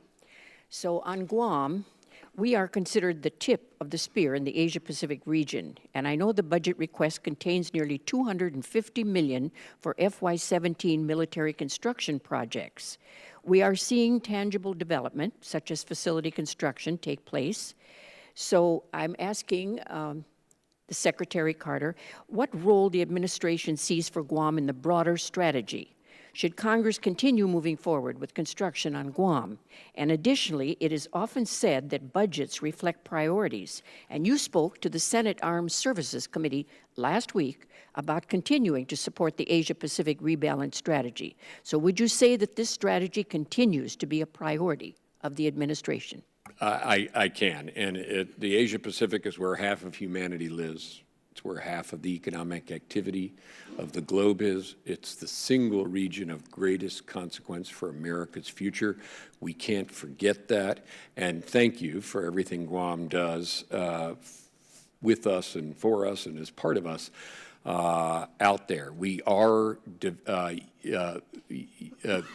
Guam is a critical part of the posture improvements and strengthenings we're doing in the Asia-Pacific.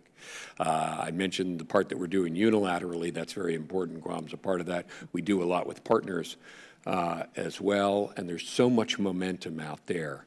And now, part of that momentum is caused, as I mentioned earlier, by Chinese aggression.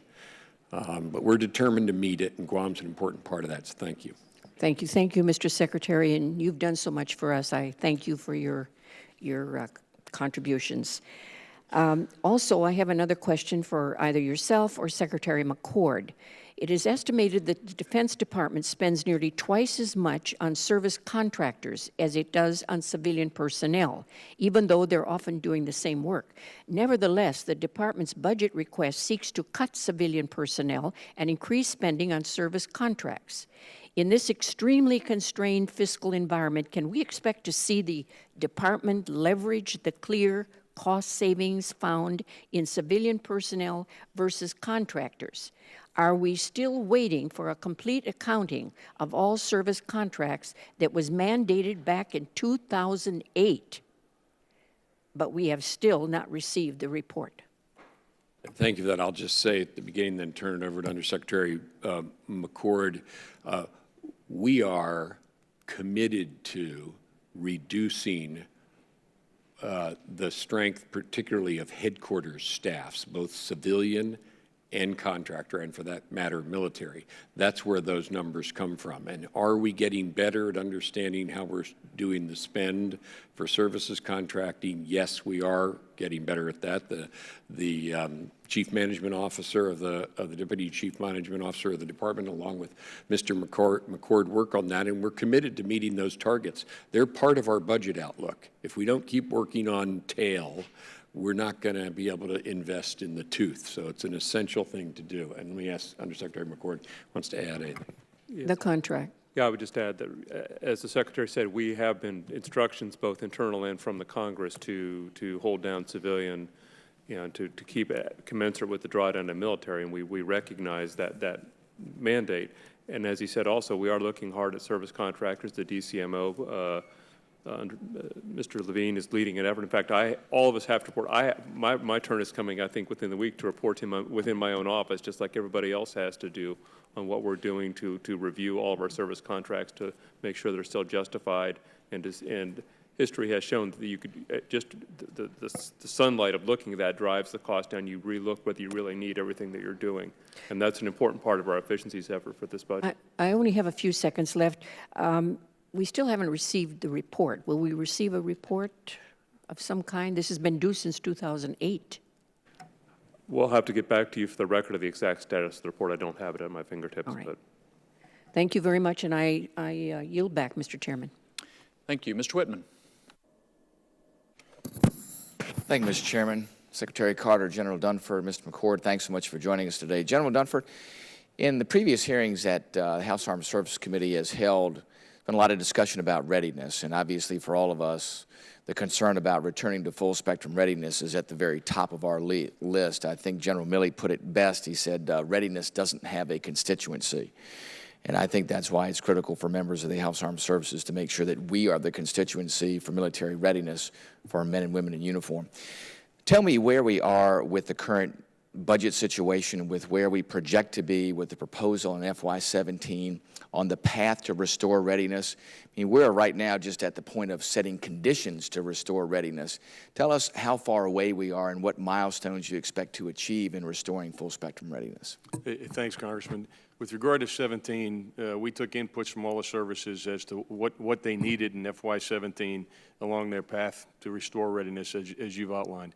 And that was a priority for the Secretary, and so we fully resourced the service plans for readiness restoration, keeping in mind that we knew we couldn't get to where we needed to be in 17 because of the other elements associated with readiness recovery, one, operational tempo, the other, the aspect of time. So with regard to where are we relative to where we need to be, 3 of the services have indicated that FY20 or 21 would be where they would get to if we are not sequestered and we actually receive the resources we project to receive. The Air Force is a little bit outside of that because of the unique challenges they have, and I think some of the numbers I've seen are as long as 2028, somewhere between 2024 and 2028. So 3 of the services probably about 5 years away. One of the services maybe 7 or 8 years away from full restoration of readiness. Gotcha. Let me get your perspective on one of the elements of that readiness restoration, and that is aviation readiness. And you know, when you paint the picture about full spectrum readiness, it's across the service branches. But one of the areas that really concerns me is the assessments that we're hearing about aviation readiness. And it starts with the Marine Corps and what they're trying to do to restore it. And Lieutenant General Davis, I think, is doing all that he can. It's a pipeline issue. How much can we do and how fast can we do it just based on capacity? But give me your perspective about where we are with aviation readiness across the service branches, and what can we do in the context of full spectrum readiness to get there as soon as possible also? Thanks, Congressman. There's 2 issues. One is the state of the current aircraft that we have, and again, we had some difficulty with depot level maintenance and so forth associated with the last few years, and so we're in a trough with regard to the readiness of the platforms that are in the inventory right now, what we call ready basic aircraft. And although the Marine Corps perhaps is the most extreme, each of the services has similar challenges with regard to ready basic aircraft for deployability, particularly those units that are at home station. We're confident that those units that are forward deployed have what they need, but those units that are at home station have a shortfall of ready basic aircraft. The path to address the maintenance issue, of course, is stable funding in the future, both for our depot level and also for our local level maintenance. The other issue is the modernization piece. much of the reason why we're where we are is we deferred modernization, and so the aircraft that we're flying is in the inventory longer than it needs to be. So there's really two pieces of this that are not unrelated, but they both come together. So my assessment of what we need to do is, one, we need to fully fund our depot-level maintenance and sustain the aircraft that are in the inventory. And number two, we need to stay on path with the modernization plan we have to address the long-term issue, which will really see manifest itself out in 2021, 2022, and beyond. I want to get perspective from both you and Secretary Carter as far as the concept of readiness restoration and looking at how do we get to the point that we need to be. And you bring up, I think, an extraordinarily important point. Readiness as a term of art has traditionally represented training, operation, and maintenance. But I believe it also should reflect the element of modernization, because I think that is directly tied to readiness. I want to get your perspective on where you see modernization as part of the list of elements that must be attained in restoring readiness. Just for my part, you're absolutely right. Training, maintenance are important parts of readiness, but in some forces, and you mentioned aviation, the real answer is the replacement of an aircraft that is now so old that it's cost too much to maintain, or we're simply not able to maintain them at the levels that means so the guys don't have aircraft to fly. We're seeing that with respect to the CH-53 in the Marine Corps. I'm sure you're familiar with that. That's an example of it. Also, to take another Marine Corps example, with F-18s in the Marine Corps, the older versions of those. So modernization is a key part of restoring readiness. Chairman? I'll be very quick. I think I'm out of time, Congressman, but what I would say is this. You know, I've talked about FY17 as being sufficient. It's not everything we needed, and I subscribe to what the service chiefs have said when they come in. But my greatest challenge as I look at the budget in the future is the bow wave of modernization that is going to come in 2019, 2020, 2021. We talked about the nuclear enterprise, but frankly, it's the whole inventory of joint capabilities. And we've had 4 or 5 years of deferred modernization right now. We've done the best we can to start to rebalance that in FY17. It took us years to get to where we are. It'll take us years to get out of where we are. But this modernization issue is tomorrow's readiness. I equate it to health and wellness. So today, you know, we're not as healthy as we'd want to be, but we can get the job done. We're not investing in the health of the organization today, which will result in some wellness challenges down the road, which will read readiness. Thank you, Mr. Chairman. I yield back. Ms. Duckworth. Thank you, Mr. Chairman. And I just want to take a moment to also express my deep condolences and solidarity with our allies in Belgium, across NATO, and across the European Union. This morning's cowardly terrorist attacks were not only an attack on the people of Brussels, but attack against Europe and civilized people everywhere who condone such horrific acts of terror. Secretary Carter, in your written testimony, you lay out 5 evolving challenges that are driving the department's planning and budget. And I want to focus on the 5th challenge, countering terrorism overseas and protecting our homeland.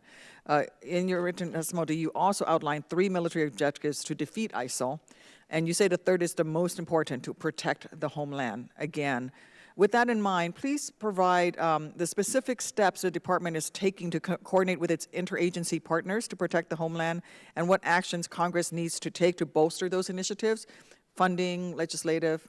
Additionally, you mentioned the development of DOD's trans-regional counterterrorism strategy. Could you describe the pillars of that strategy and how it complements current efforts to deny terrorists a safe haven from which they can train, plan, operate, and launch these kinds of attacks, for example, here in the homeland? Certainly, and thank you for the question. I'll start and then ask the chairman to reinforce. You're right. Our mission of protecting the homeland, which we need to do at the same time we fight overseas to defeat ISIL, is one we share with the intelligence community, with law enforcement at all levels, and also with Homeland Security. And we work very closely with them. Through NORTHCOM, we have a command that actually has precisely that mission, which is to protect the homeland by working with other interagency partners. We do that. We have plans to reinforce them if they request it in an incident. We support them all the time with equipment, technology, intelligence and so forth, and it's a two-way street. We work with them. It's a very smooth working relationship, and the chairman can elaborate more on that. One thing I want to particularly ask him to elaborate on is your second point about transregional. One of the things that I am looking at in connection with what the so-called Goldwater-Nichols issue is strengthening the role of the Joint Chiefs of Staff and the chairman in precisely this way, the trans-regional coordination. We have combatant commanders, they're excellent, but they're focused on particular regions. I look to the chairman, and he does an excellent job of this, of balancing resources and making sure that the different COCOMs are cooperating, both, and that's NORTHCOM and the other combatant commanders. Let me ask him to elaborate. Congressman, to be specific, what we did back in November, we asked the Special Operations Command to take the lead. All right, guys, Samia here. We are going to cut out of this congressional hearing, but don't worry, I am recording it, so we will be able to play it for you a little bit later on. But we do want to give you an update on the terrible terror attacks that took place in Brussels early this morning. Joining me is Liz Kotelik. Okay, it is Kotelik, right? Kotelik, you were close. You were very close. No, I said your name wrong on air once, so we're even. We're even. We're even. We're fine. We're fine. Well, you've probably gotten it your whole life. My entire life, so. Same. I get so, it. I get it. well, it's Liz's first day on News Now. It's a really intense news day today. Yeah, it is. I mean, I woke up this morning and, you immediately turn on CNN to try to get updated, and to see something like this, it kind of brought me back to Paris. I know that was obviously a different time of day, but it feels like that right now. It certainly does. So what we know right now, and this is what happened around 8 o'clock this morning in Brussels, it started off in the airport there. There were two bombs that went off. We are now hearing that one of them was a suicide bomb, or apparently this bomb was in a suitcase. We're not sure how the other explosion happened, but that happened. And then about an hour later, about 6 miles south, at a metro station, another blast. And so we've been getting updated numbers all morning long. But right now, what we have is 31 people killed. And it's a combination of all of those attacks. 31 people killed total, 190 injured. Right, and it's a really devastating number. And unfortunately, being realistic, we know that some of those people who are injured are critically wounded. Right. And that those death tolls could go up. And it's just a really sad situation. And it's just interesting, the timing about it all, because they had just arrested one of the key suspects in the Paris attack just a couple of days ago in Brussels. Right, and we know with Paris, that was ISIS. ISIS claimed responsibility for that. ISIS just claiming responsibility for this. This man who was arrested on Friday, Saleh Abdeslam, a member of ISIS, when police and special forces went in there, they found, a lot of equipment that suggested that he was planning something else, and he and maybe the people around him were. There was an ISIS flag, but we aren't sure right now if he had anything to do, or a cell that he was with while he was in hiding had anything to do with any of this. We haven't gotten any confirmation. I can't help but just assume it was immediately a response to the fact that they had arrested him. Right. You automatically think this is just retaliation for that. Right. Or, there's the retaliation part of it, or you could even argue because what happened was, right after Saleh Abdeslam was arrested, then, the authorities are saying, yeah, this terrorist is cooperating with us. So maybe, again, we are assuming here, none of this is confirmed, but perhaps if he was working with some sort of cell, they thought to themselves, this is our time. If he's going to be cooperating with investigators, interesting point. If he's going to be cooperating with investigators, we could have whatever plan that we've been planning thwarted. So we've got to get this done now. Again, we're not sure, but a lot of different possibilities here. I know. We have so many different clips that have come in from Belgium as well. This is a look at the airport on lockdown. All flights have been diverted. Any flights that were coming in, all other flights have been canceled. It's really scary to think about. Guys who watch us regularly, Ron and I talk a lot about traveling up here, and I had been emphasizing to Ron, travel anywhere else in the world, there's something about Europe. It's just the target right now. Right. And I don't know. It's just one of those things where, as an American citizen, you can't help but be concerned for your own safety. I was sent a article from KTAR from one of our regular viewers, Rachel, and it's about this Arizona couple that was at the airport during that blast, during that explosion, and I'm just reading this now. Gilbert, right? Yeah, and it's one of those crazy stories. Andrew and Denise Brandt at the airport catching a flight to Liberia, and the blast was just around the corner. Yeah, and we're also hearing reports, I believe the Los Angeles Times is reporting that some Mormon missionaries from Utah were in that area too. I'm not sure if they were in the metro station or in the airport, but they also, and I believe what the LA Times is saying is that they were wounded.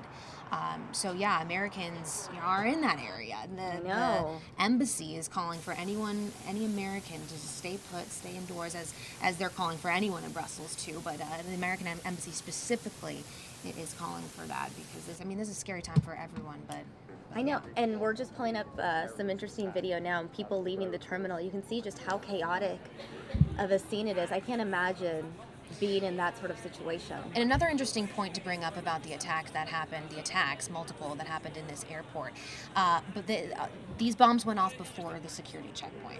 So it was near the American Airlines check-in area, and I'm wondering if that was very specific and targeted because it was American Airlines, if that was some sort of symbolic thing that they chose to do. It could have been, again, we're assuming here, and you never know what's going on through these people's heads. Even once you figure things out, you never know what's going on through these people's heads because it's just so crazy to think anyone could do this. But yeah, the initial, when I first heard of this and you hear airport, you think to yourself, oh my gosh, was this able to get past security? Right. But in this situation, no. It was in whatever bomb the suicide bomber had was in a suitcase that hadn't gone through security yet. But gosh, you just see these images and you just can't even imagine being in such a scary situation. I know CNN was talking with someone earlier this morning who was there when all of this happened, and he just said it was completely chaotic. You hear these screams and these blasts going off. It's just awful situation, really awful. But again, no flights coming in or going out of Brussels at this airport because of all of this morning. Right. I'm going to pull up another video sent to us. Again, more passengers just exiting the airport, guys. We have tons of clips for you. We want to keep you updated here on News Now. We'll be doing this, or we'll be checking in on this story throughout the day. I also do want to make note, viewers who are here locally, I know many of you guys obviously also concerned about the Arizona primary. We'll be checking in with Celeste a little bit later on at a polling place. So I just want to let you know that we're covered. Yeah. All of our bases are covered. But I want to play a soundbite. This one right here, sent to us also from Fox National. Belgium airport explosion reaction. Let's go ahead and take a listen. How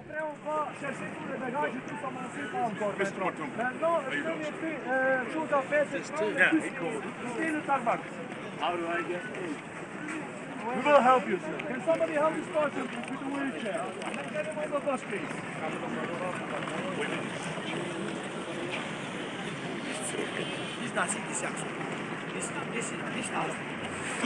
You just feel like a wave explosion, a wave go through your whole body.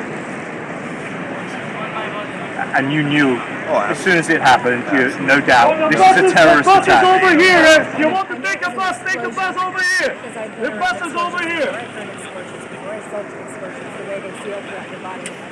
And then we just looked at each other. I was like, let's go this way. It was over there. On the buses, please! It's just this instinct to get away from it. And then we started seeing people running, crying towards us. So I knew we were going in the right direction, but moving away from it. How far do you think you were from the explosion? I don't know. It felt muffled, so I knew we were not very close to it, but we were close enough that it reverberated throughout our entire life. So I don't know how. Be fired.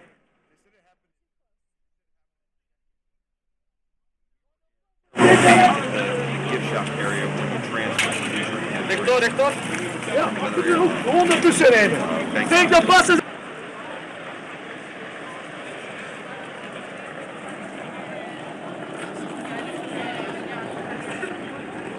Wow, what a scene. Liz and I were just talking, that was actually the couple that is from Arizona. That was Andrew and Denise Brandt giving us that update. Again, when you know that people that just live right around the corner were there experiencing this terrible attack, it puts a lot of things into perspective, you know? It does. And I mean, it's one of our biggest fears, isn't it? You know, especially since 9/11, and then the Paris terror attacks, and even back here with the San Bernardino. I mean, this happens so often. Right. And, someone said, I can't remember, someone this morning said we've almost become kind of numb to it because it happens so much. I don't feel that way. I understand in a way what they're saying, though. I felt that way a lot. I mean, it sounds terrible to say, but about mass shootings. Yeah. Because there was a period in the second half of 2015 where a week did not go by here on News Now where I did not spend the day covering a mass shooting somewhere. And it was the most bizarre thing. And at a point I don't want to say you become numb to, I mean, it becomes more normal. It's commonplace. It just seems normal, and that's a terrible thing to think. Yeah, sure. Yeah, but I mean, I understand that too, but this kind of terror stuff, it just strikes a chord. It really does. And especially, again, like you said, when you see people locally who you could have known who are, impacted by this kind of stuff. Same, or you could be that traveler. Right. Like, I'm going to London in 2 weeks, and I'm just thinking, oh, you're going to London in 2 weeks? Yeah, and I'm like, okay. And this is me going against my don't travel to Europe theory. I have a similar thing. I'm very scared. I have publicly stated on News Now, I'm not going to Europe, I'll go anywhere else, South America, Asia, wherever. Right. And here I am going to London. I suddenly got comfortable, and now I see this, and I'm like, no, you're gonna be fine. You're gonna be fine. But what's concerning to me, specifically about Belgium, is there was so much attention on Belgium, on Brussels, in this neighborhood, absolutely. That this man was found in on Friday. Mm-hmm. How can something like this end up happening with all of this national, international attention on this one area? Right. How can something like this happen? Of course, I don't claim to be someone who understands how those investigations go, and I'm not, saying that they're bad at their jobs, but it's just, I want to know what went wrong here. Right, but let's look at the situation. Okay, well, we're specifically talking about the airport attacks. We've all been in airports. You can just walk in. Right. You get to you have to go check in. There's a whole bunch of places, of doors that you can enter that don't have a security checkpoint. You don't really hit security till you go through and try to reach the gates. And if you think about it, even the area before the gates is heavily populated. Right. Whether you're in a really long, I've been at Sky Harbor at LAX where I'm just like in the longest security line for like an hour. Imagine a terrorist standing in the middle of that security line and detonating a suicide bomb. It's just, well, that's not the security line, but a similar situation. Right. There's here. It's a a congested space. Yeah. It's just scary all around, and you never. I don't mean to make people scared, but this is what's going on in my head. It's like, shoot, now do people have this idea in their heads that this is the next? So then the question is, are they going to start having the security checkpoints outside of the doors before you even enter to, get your ticket or check your bags? We're looking at still images right now, guys. I should have said viewer discretion is advised, but those were some people who were injured in this attack. You can see a couple girls there. It's a really sad situation, but I'm sure that in that moment they're just grateful to be alive, grateful that they're able to use their phone to call their loved ones. I know the Red Cross, I believe it was the Red Cross, was telling people to use a certain hashtag, I think it was, on social media to let people know that they're okay. Mm-hmm. And because a lot of people couldn't get a hold of their loved ones this morning. Right. And it's like you wake up, how early do you wake up to get here? 1. So you were basically up right when this was unfolding. Yeah, and at that time, at 1 a.m, our time, we didn't have any numbers about dead or anything. And then throughout the morning, we were reporting throughout a lot of the morning, it was like a dozen dead. And then slowly, more recently, it started to increase and increase. And then you hear almost 200 people wounded, and it really just kind of takes you back. Let's talk about that a little bit, though. So just that process of the news as it unfolds. Mm-hmm. Initially, what had you heard? At this point, you had heard just an attack at the airport, didn't really know the specific details. I'm also reading, according to the Associated Press, that in addition to the explosions at the airport, there was also some sort of shooting involved, that the attackers were also shooting. I hadn't. Extremists opened fire in the airport, and several of them detonated suicide belts as well. So I hadn't heard that. In the beginning of the morning, we had just heard explosions, and we had heard airport and the railway and the subway system. But that is, as that's the little information that we got. We didn't know that it was any sort of terrorist-related anything. But then we started getting reports that that people had heard the terrorists saying certain things that would imply that they were terrorist related, and then things kind of started to come together. But yeah, it's been developing throughout the morning, as these situations always do, and it's so sad to look at the beginning of the morning and then towards the end of the day and see how things have developed and the scary, the scary facts that end up unfolding. I remember watching this video when I woke up. I always check Twitter in bed to see what I'm going to be covering that day, and seeing this same video of just the aftermath of the attack. You can still see everything. It's just so shocking to look at this specific. All the dust in the air. Right. Oh, wow. It is wow. So crazy to look at. And a scene that we can all relate to because, we all travel in airports. Look at that. And, It's, oh my you God. see everyone's, I'm going to move our lower third out of the way so everyone can see a clear view of the luggage and the people, it's. And baby carriages and wow. What is it? They hugging each other? What are they? Oh my gosh. It is hard video to look at. And we're just looking at this video from the airport. I haven't even started on the metro scene. Is there a cell phone video from the metro scene? I'm going to we'll be clicking through. And okay. We do have, I don't know if it's cell phone video, but we do have some video from the scene. I'm going to go ahead and pull this one up now from the metro scene. This looks like it's professional video shot, but you can see a lot of the victims being taken care of in the area nearby. And you imagine, since this was in the morning, you have to go, right? Yeah, I do have to go, yeah. All right, well, Liz, you'll probably be stopping by again. I'm sure, if you would like me to. Yeah, come by after your hit. Okay. Thanks for hanging out. Sure. All right, guys, that was Liz Kodalik. You got it. I got her last name, and we've trapped you in. You don't want me to leave. She is going now to do the news portion on the morning show. That is what Ron usually does, but Ron is on vacation right now. So Liz is filling in for him. I'm going to go ahead and continue to show you some of the devastating video that we have from Belgium.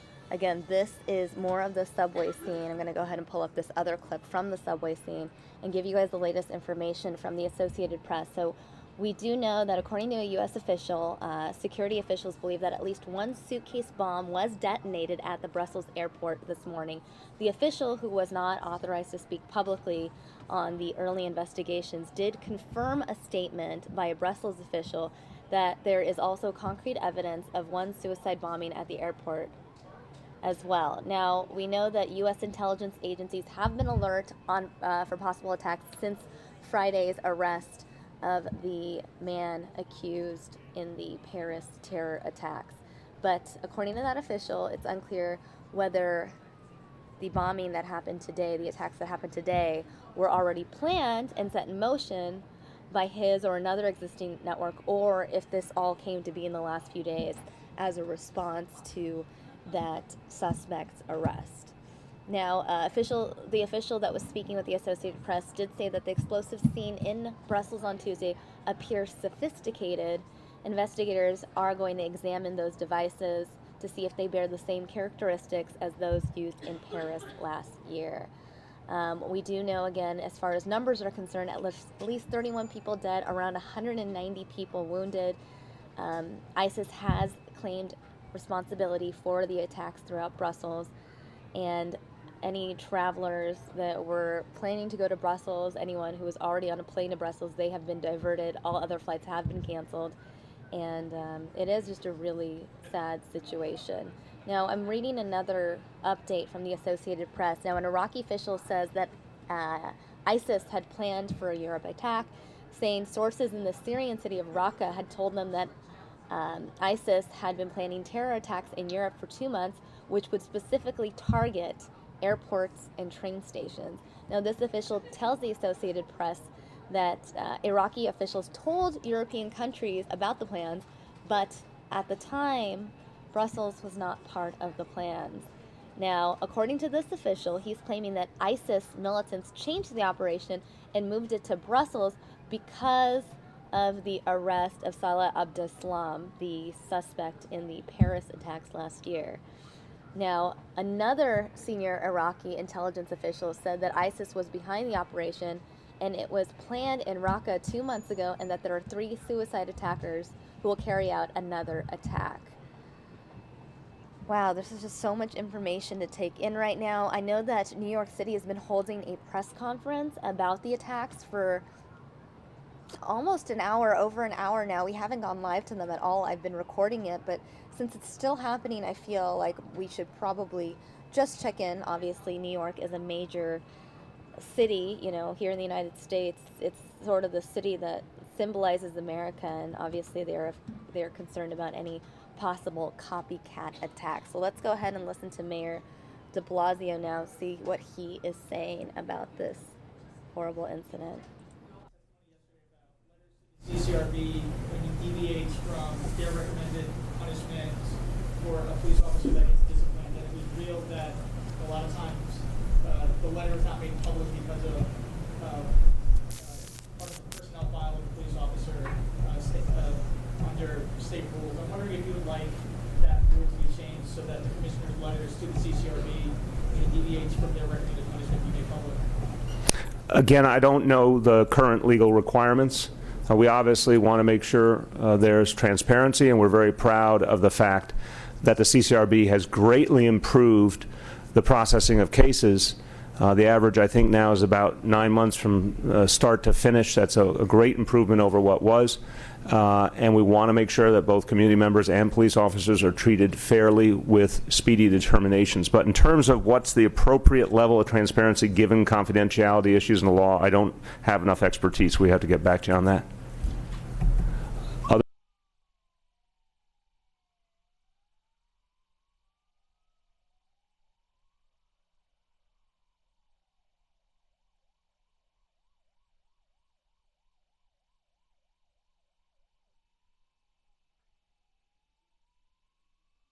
All right, guys, it looks like we have lost that feed, so I'm going to go ahead and show you more video out of Belgium. Give me a second while I pull up some more video for you.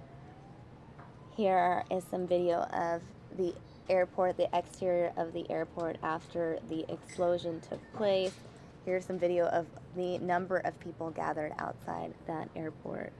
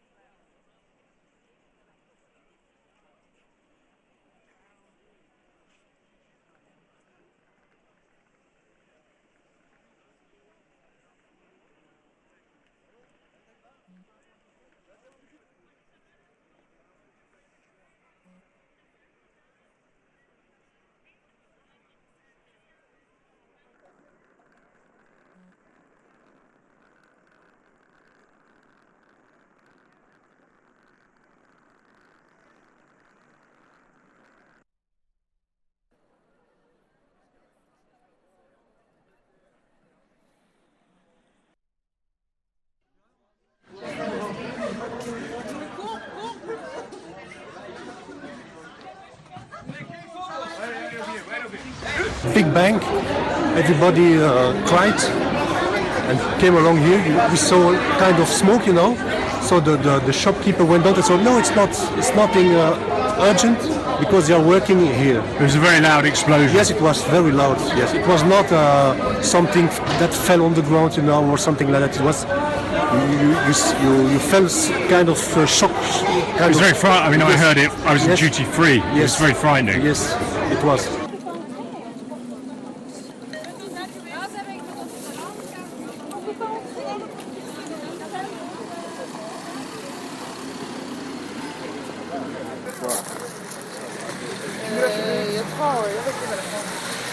Hi, where's your people? Over there. Over there. Over there, right? Over there.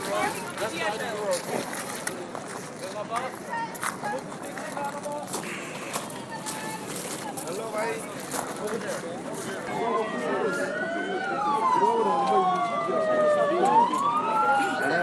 Tout le monde le sait, tout le monde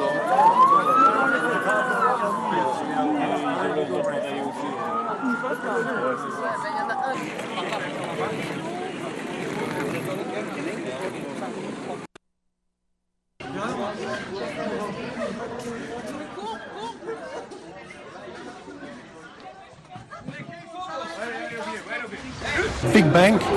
Everybody cried and came along here.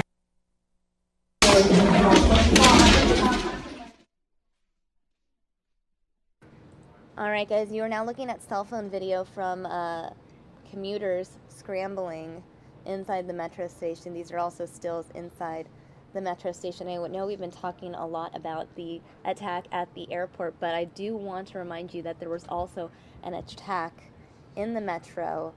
These numbers that we have, at least 31 dead, approximately 190 wounded, that is a total of the combined attacks. Again, this is video and stills from the metro incident specifically.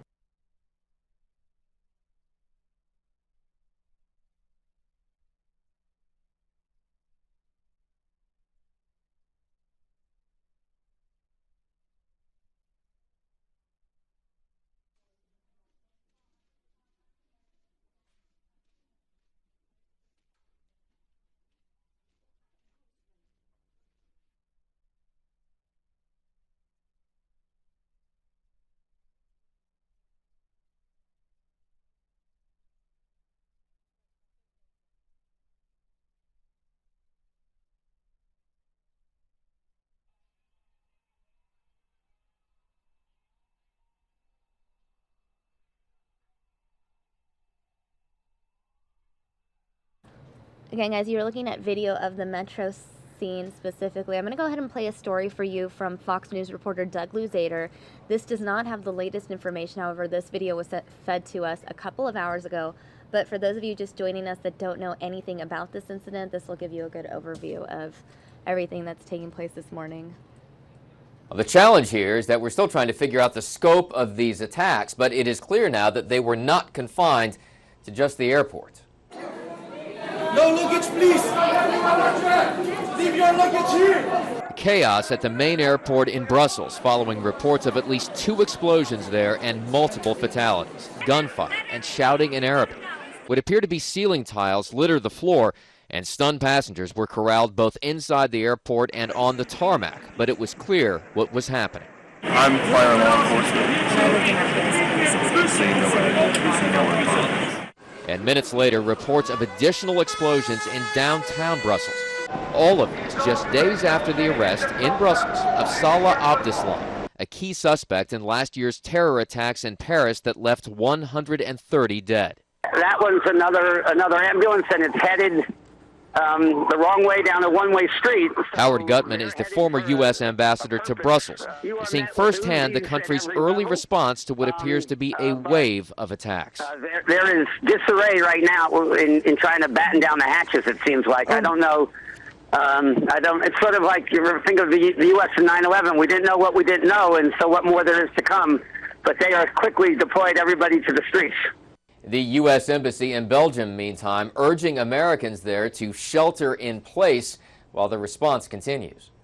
In Washington, Doug Luzader, Fox News. So crazy. Liz joining me again straight off the morning show. Busy morning for you. Thank you so much for taking your time to give us these updates. I know a lot of the viewers tuning in, not walking away from the computer, just searching Twitter, searching YouTube for any sort of information they can get. We appreciate you guys tuning in. Again, I said you guys can tweet us if you have any specific questions or any news updates you want to share. Joe Foley sending me a tweet saying, reports are saying that Belgian police are now searching for 2 suspects. Joe is one of our viewers from the UK. Okay. So he usually is very updated on the latest European news. So again, guys, you can send us a tweet. You guys are looking at live images right now from the airport itself. So if you guys look right here specifically, you can see all of the glass blown out, everything. It's just... Yeah, it's definitely a sight right there. And about that Twitter comment there, that is an interesting development because we do know at least one of these attacks was a suicide bomber. That has been confirmed, but there's still one other bombing in the airport that we aren't sure about, and then the other bombing in the metro station. So were the other 2 bombings suicide attacks or not? That is the question, and are there still people out there who were involved in this? So what we're going to pull up right now is an image. Belgian authorities have released a photo of the suspects involved in this incident. Apparently 3 suspects at the Brussels airport. This is the image that was just shown on Fox National, Fox News. You can go ahead and... I don't know what they're specifically what are they circling there? Looks like they're wearing maybe a glove. Is that? I'm not sure. And are these 3 men alive? Dead? Right. A lot of questions about this. Again, we do know one of the bombs was a suicide bomb. So I guess the question about this picture is: are these 3 men not, considered alive, and there was one other person who had detonated that bomb? Right. It's hard to be certain right now. There's another still that I have, and this was sent to us very early in the morning. I don't know any other details other than it was, I mean, this was sent to us from Fox National.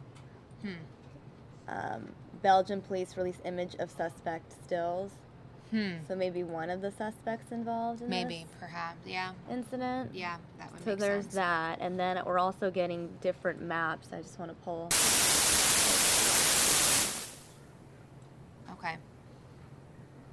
Okay. So this is the metro station that had happened. I'm assuming, is this the EU? Berlaymont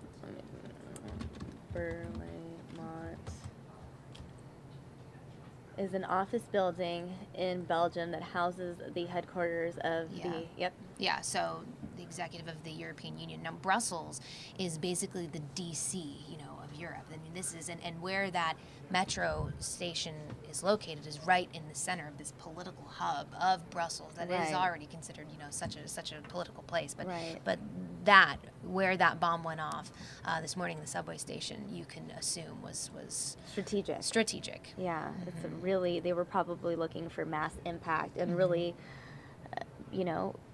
trying to send a message. Right. Attacking near the EU.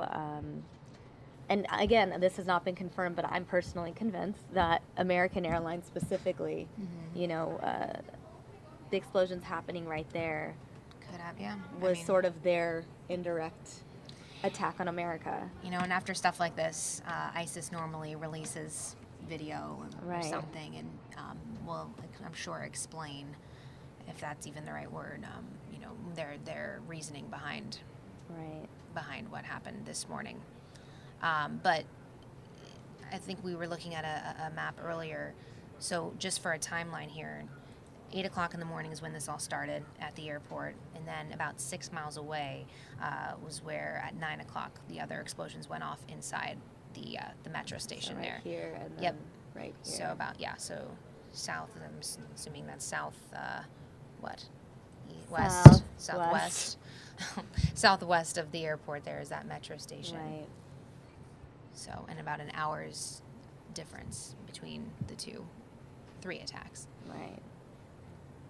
It's so sad to look at. There's a video that we showed the viewers earlier that I want to show viewers that are just joining us now. Once again, it was that video of the scene inside right after everything happened. It was just such a crazy thing to look at.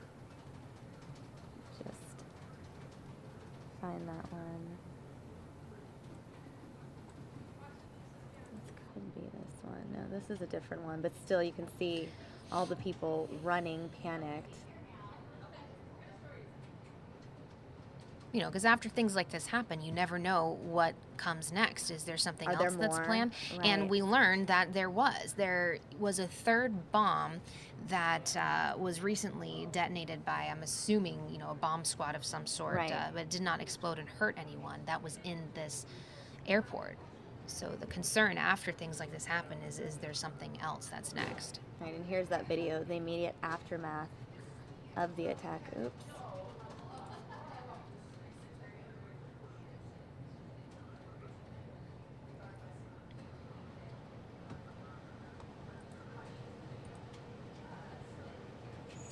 Mr. Griff tweeting us saying the image of the suspects, they were circling the gloves, which were hidden detonation devices, probably. Interesting, interesting observation, Mr. Griff.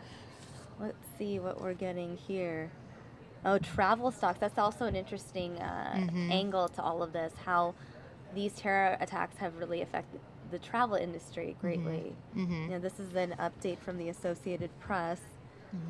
Travel and lodging industry taking a hit following these deadly attacks. And wonder what the Dow is now, because I know this morning, things ended pretty well yesterday, but we were talking to an economist earlier this morning who said that these sorts of attacks, I mean, we've seen them have impacts on our stocks here, and... There you go. Where? Oh, there we go. Okay. Well, actually, not as bad, actually, as it was earlier this morning, yeah. But not as, you know, still down. American Airlines Group fell 1.8%, which is surprising given that this incident happened near American Airlines. Delta Airlines falling 2.3%. Hotel chains falling. Travel websites. I mean, doesn't really come as too much of a surprise, I suppose, if you think about it. What's interesting is that the analyst the Associated Press spoke with said, while the attacks took place in Brussels, it is likely to have an impact on European travel demand in general. This is what we were talking about. Right. Just this fear of traveling to Europe, and just, again, you know, there's thousands of flights that come in every single day to all of these major, you know, airports. It's, I know we can't live in fear is what I'm saying. It's hard when you see these things to not It's hard freak not out. to. It's hard not to. I'm on there with you. I'm completely on there with you. I'm very scared to travel. And, you know, I don't like saying that to promote that mindset, but, I mean, we're all human. Right. And when you see things like this happen and you hear that, you know, people in Gilbert, Arizona were here when all of this happened, it just hits close to home. That could have been me. That could have been you. It could have been someone we loved. And that's scary, but you know, the scary part is too, this could happen here. This in you know, this airport. This was before the security checkpoint. We hope that our authorities would have been able to thwart any sort of plot like this prior to it happening. But these sorts of things happen in public places that we all travel in every day that don't necessarily have a ton of security. Right.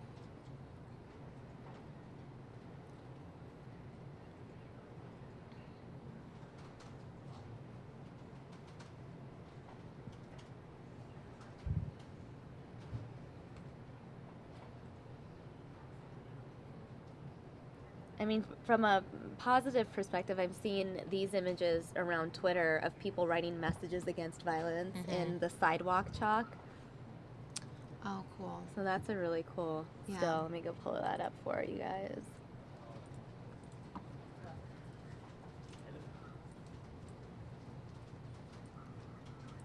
You know, and we saw this after Paris, too. Right. There's just this kind of, I don't know, it is the communities come together in times like this and all try to support each other and lift each other up. But how about that? It's interesting what, like, the words that I can understand. I've seen chocolates.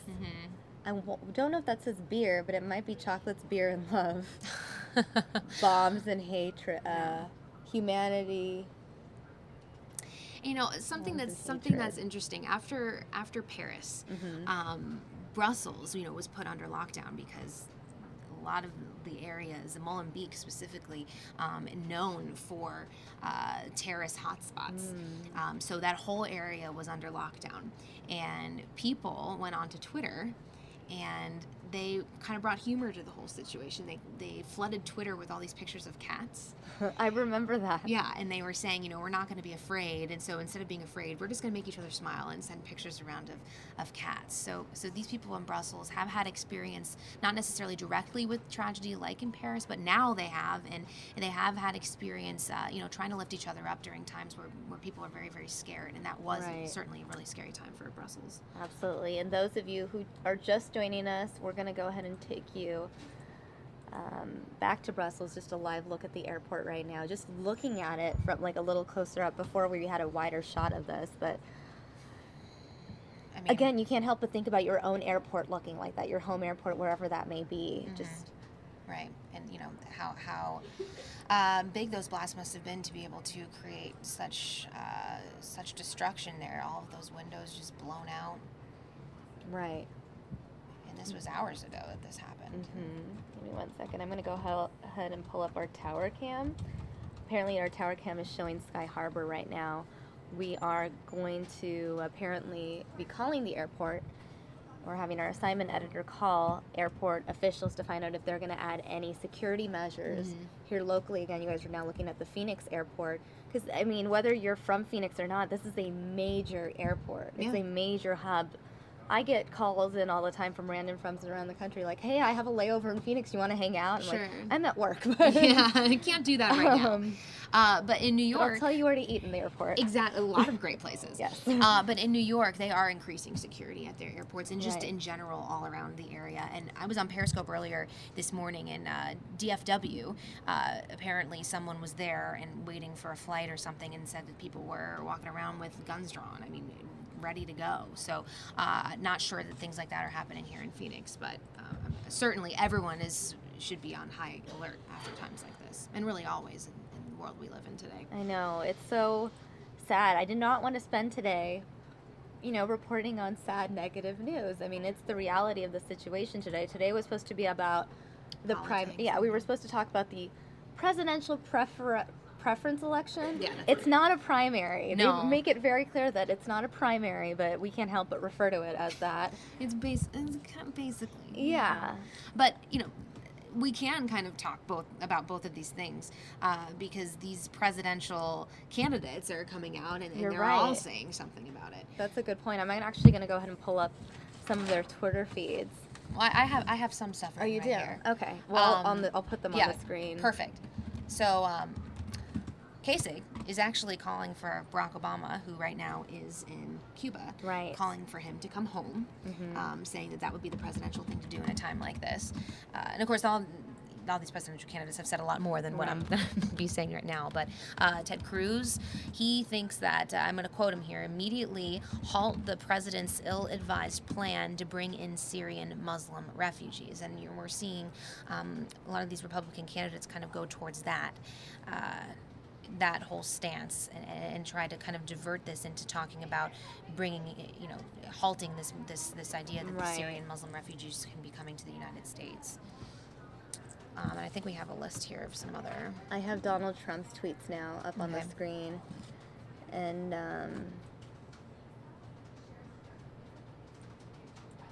I remember this one I saw earlier because this one was retweeted a lot. Do you all remember how beautiful and safe a place Brussels was? Not anymore. It is from a different world. U.S. must be vigilant and smart. President Obama looks and sounds so ridiculous making his speech in Cuba, especially in the shadows of Brussels. He's being treated badly. Well, and that he's saying that a lot of people have this opinion that the president, he was supposed to be giving a speech in Cuba just about relations and what's been going on there and his conversations with Raul Castro over the past few days. But he started it off by saying a couple sentences about... Right. It's about a minute and a half. Right. And some people are saying that's not enough in a situation like this. I'll be honest, it did feel kind of short. We were promoting it. We were streaming it here live on News Now at 7:15, and I was ready to go, and, we started streaming, and it wasn't even 2 minutes in when the speech had already shifted to his experience in Cuba and talking about the Cuban people, which I understand because the it's crowd was historic, him being there is historic, and that's a big deal, too. Right, and in his audience specifically, it wasn't like it was a press conference and it was just media in the audience. It was a lot of people from Cuba that were there, sitting there waiting to hear the president speak. So I can understand, but maybe 3 or 4 minutes. Not judging, but... No, that's what a lot of these Republican candidates are saying this morning, that more time should have been allotted to that. Donald Trump adding, "I've proven to be far more correct about terrorism than anybody, and it's not even close. Hopefully Arizona and Utah will be voting for me today." Well, looks that way, at least here in Arizona. And then we have Bernie Sanders' full statement on the attacks. First he tweeted, "We offer our deepest condolences to the families who lost loved ones in this barbaric attack and to the people of Brussels." And then there was this full statement, if you can go ahead and read that one here.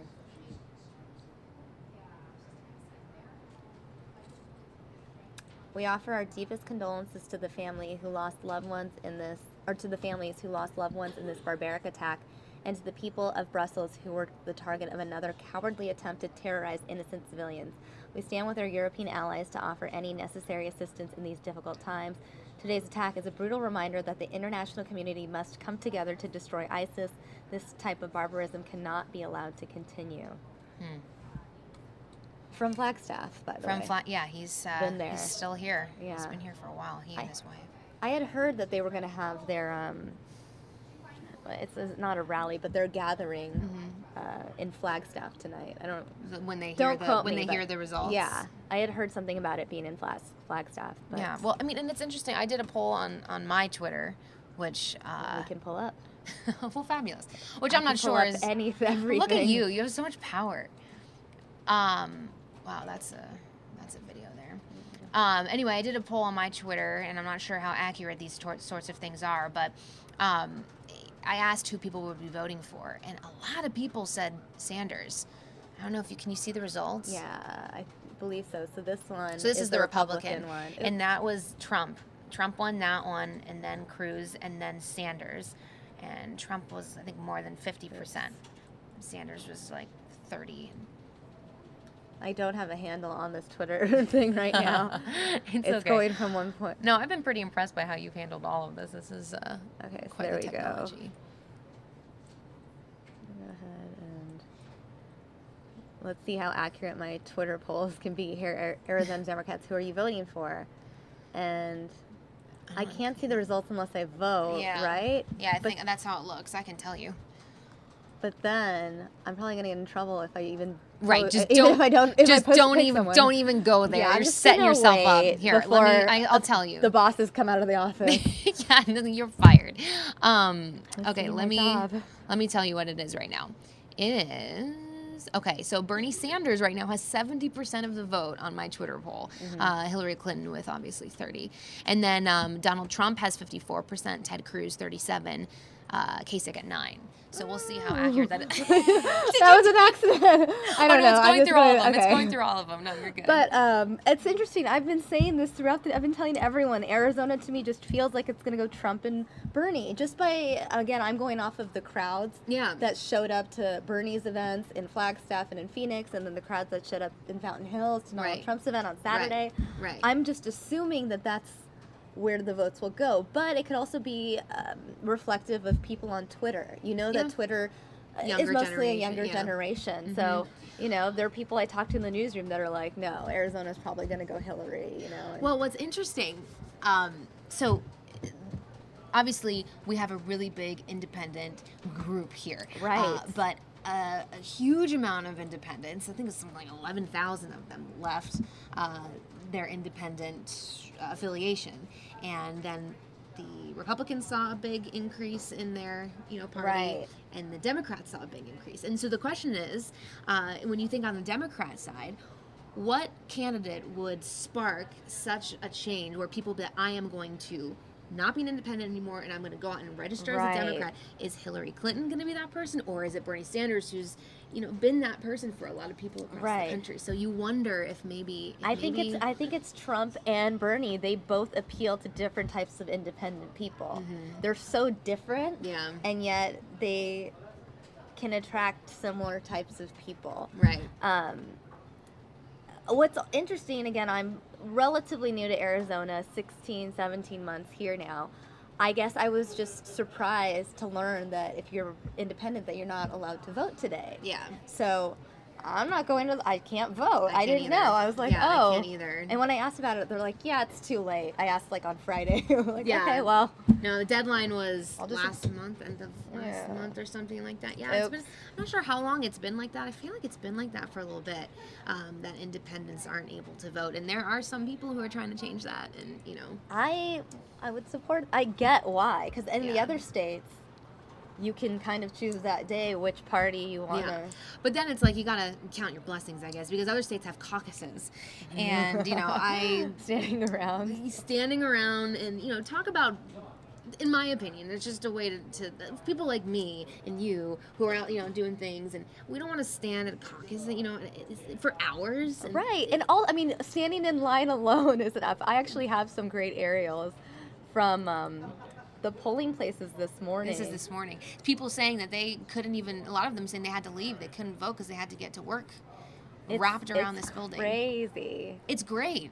But, and then the other complaint, some people were saying that there weren't enough polling places here in Arizona for people to go to, which I'm sure we will address once this day is that might be why up. there are long lines, though. If there are not enough polling places, then the polling place that's nearest to you is going to end up looking like this, where That's right.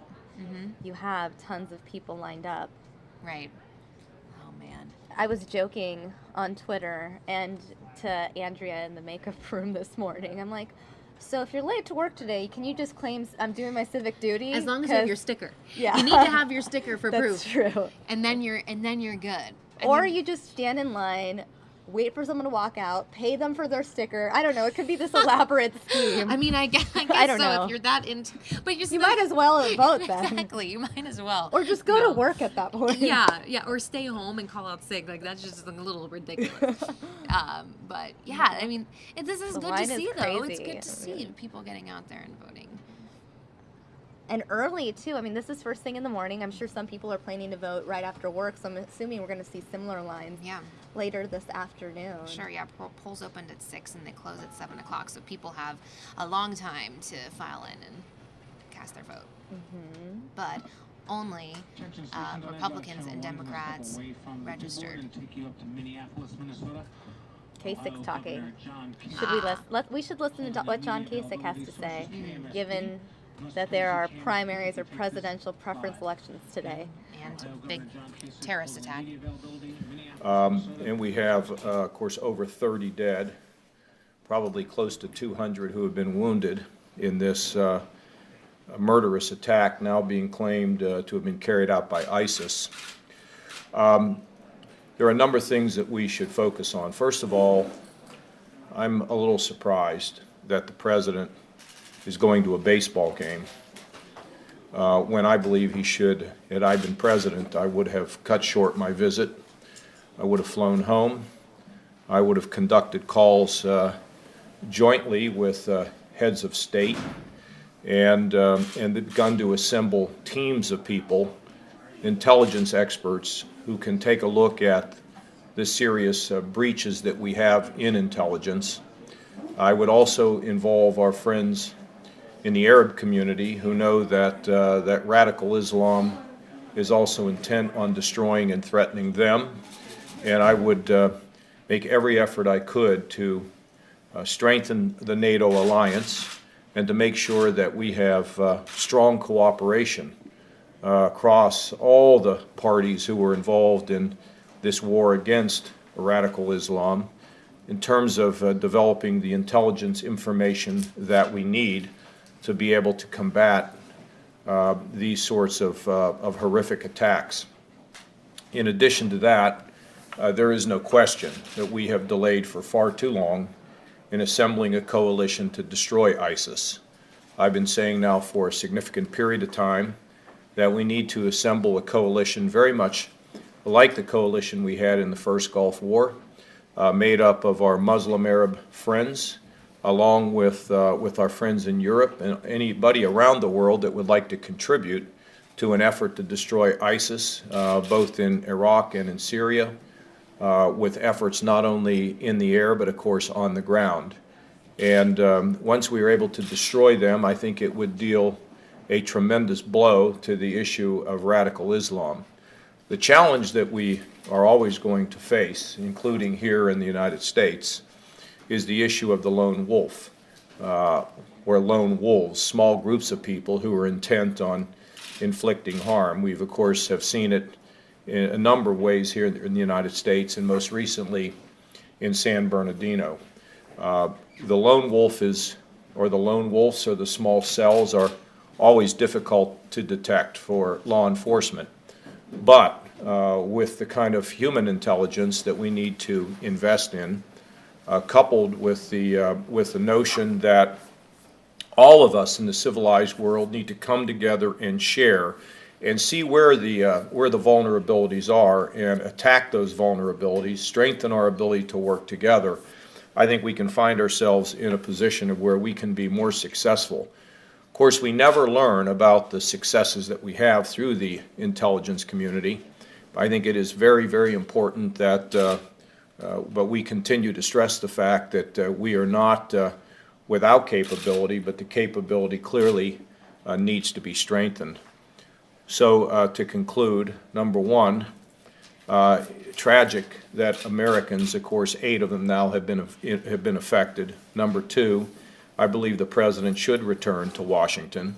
We have a major international terror situation, and I think to be not in the country, rallying support behind our friends in Europe is a mistake. And in addition to that, to make sure that we develop the worldwide intelligence capability that can allow us to be able to seek out who these people are. And finally, we need to move aggressively against ISIS, both in the air and on the ground, and to destroy them, and continue to fight the battle against this kind of radical Islamic activity. And what I would say is that the idea that we are in any way relaxed about this is unacceptable. And when I say that, I mean we just have to put all of our focus on this, because if we do not put all of our focus and attention on these kinds of matters, ultimately we're going to see even more activity in the United States, even though it should be made clear that when people die and bleed in Europe, we die and bleed a little bit right here in the United States of America. I'll take some questions. Governor Kasich, can we just ask you, what are your thoughts about going forward to the nominating process for the convention? What do you say to Minnesota Republicans who voted for Marco Rubio? Well, we'd like to have their support and anybody else's support. The fact is that you know, I'm the last governor standing, and also the one with the most experience both in foreign policy, and we'd commend to you the speech I delivered at APAC yesterday, and along with domestic policy success, balancing the federal budget, cutting taxes, going to Ohio, turning a state that had lost 350,000 jobs into a state now where we're up over 400,000 jobs with rising wages and running surpluses where we leave no one behind, the mentally ill, the drug addicted. I don't believe anybody will have enough delegates to get to the convention. Thank goodness I won Ohio. If I hadn't won Ohio, I think Donald Trump would be the person who would receive the delegates, but that's all been stopped with his defeat in Ohio. And we're campaigning all across the country. And for the first time, really since I've been in this race for the last 3 weeks, people are beginning to understand that my name is John Kasich and not Governor of Ohio, because I had been largely ignored. But now, with the attention, we feel very good about where we are, and we're going to continue to move forward and compete in all the remaining states, and the convention will be nothing more than an extension of this political process. And you know, when we get to a convention, delegates are going to consider 2 things. Number one, who can beat Hillary Clinton in the fall? And I'm the only candidate, according to all the polls, who can actually beat Hillary Clinton in the fall, which is, I think, what our purpose was. And secondly, they're going to stop and they're going to think about who actually could lead this country, who could be president, who has the experience and the know-how to bring people together and get it done. Governor, what are your target states in the remaining primary and caucus races? What are the Every state there is. What do you feel? Which ones do you feel are your best chances to win? Well, that's a kind of a process question, but you know, when we move to the east, we get to California. We think those are all possible. And we're going to, you know, we don't kind of look at it like we should decide which voter isn't going to like me. I think what I found is when we go places and we spend time and we focus and people get to know my record, my experience, you know, we're very effective. So I mean, part of the challenge for us has been digging out of basically obscurity. So we intend to compete all across the country, and there's no place that I would go where I would think, well, I don't want to go there, you know, because that won't work for me. Governor, how would you contrast the way you would respond to the attacks in Brussels with the statements that Senator Cruz and Donald Trump have put out today? Well, what are their statements? I don't know. Senator Cruz has said that we're at war with radicalism, and Trump has said that Brussels is a mess, and he stood by his statements that we should exclude Muslims. I mean, contrast for me the way you would respond to this. I think I heard also, is this true? I don't know whether this is true or not, but Cruz said we should start patrolling Muslim neighborhoods or something. Is that true? And waterboarding. Well, look, my sense of it is that you know, we are not at war with Islam. We're at war with radical Islam. We're going to need to have a coalition of people, both Arab Muslims, who are going to join the coalition to destroy ISIS. The people in Egypt, the people in Saudi Arabia and Jordan and the Gulf states all know that they have an existential threat from radical Islam. Secondly, you know, in our country, we don't want to create divisions where we say, okay, well, your religion, you're a Muslim, so therefore we're going to keep an eye on you. The purpose of what I said earlier in terms of counterterrorism task forces and intelligence is to make sure we root out those who are radical. And I think I noticed today that I think the government has asked the judge to suspend the hearing on Apple because they think they may have found a way to be able to get this information. I don't have any details about it. But look, it's the civilized world versus those that represent a culture of death, which is the radical Islamists. But just because you happen to be a Muslim doesn't mean that you are a radicalized person that wants to destroy somebody in the West. I do think it is important that we are able to have the intelligence to let our law enforcement and intelligence officials know who is radicalized. I mean, that's a given. But the last thing we need is more polarization because, frankly, for those who want to preserve Islam as a religion that is not at war with the West, we alienate them. How are we supposed to ever get the information we need? That law enforcement needs to get the information we need.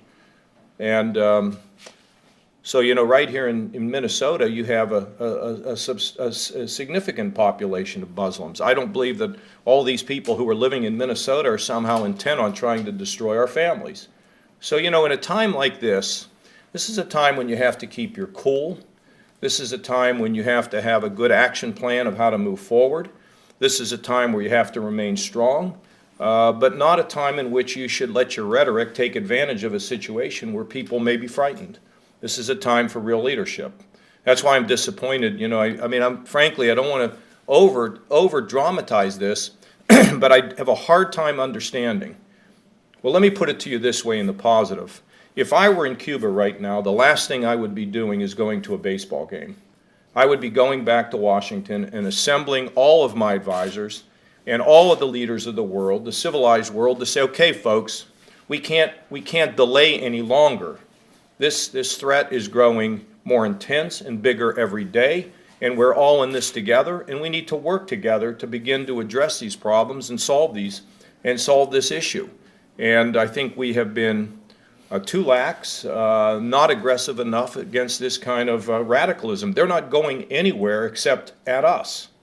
We've got time for one more question. Governor, you finished why you came to Minnesota to fundraise today?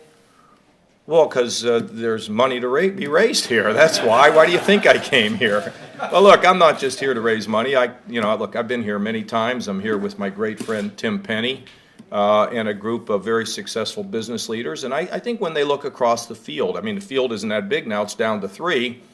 They really say who can win in the fall and who has both the domestic and the foreign policy experience to run the country.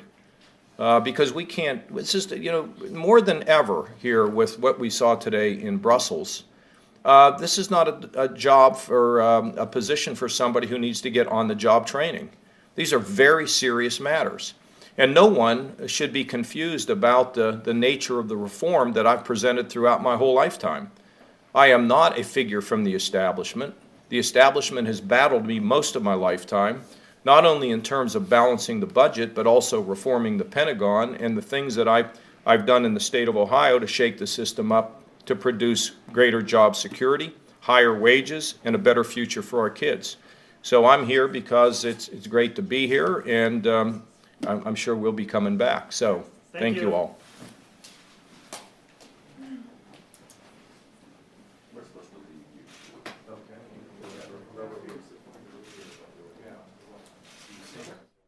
All right, everyone, that was GOP presidential candidate John Kasich speaking live, talking about the terror attack in Brussels, and obviously the election in general. Today is a primary day. Arizona Utah. Is there a third American one? Samoa, yeah, and there is a third one. Arizona, Utah. Who's the third primary voter? Arizona, Utah. Who else is voting?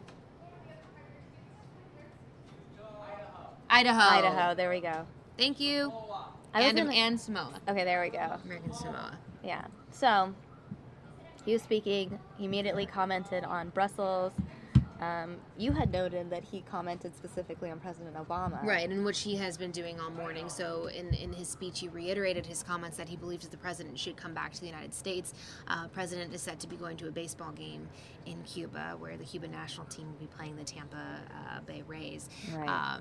which was a historic and exciting event until, obviously Brussels happened. And he's saying, Kasich is saying, he shouldn't be going to that. He should be coming home. Right.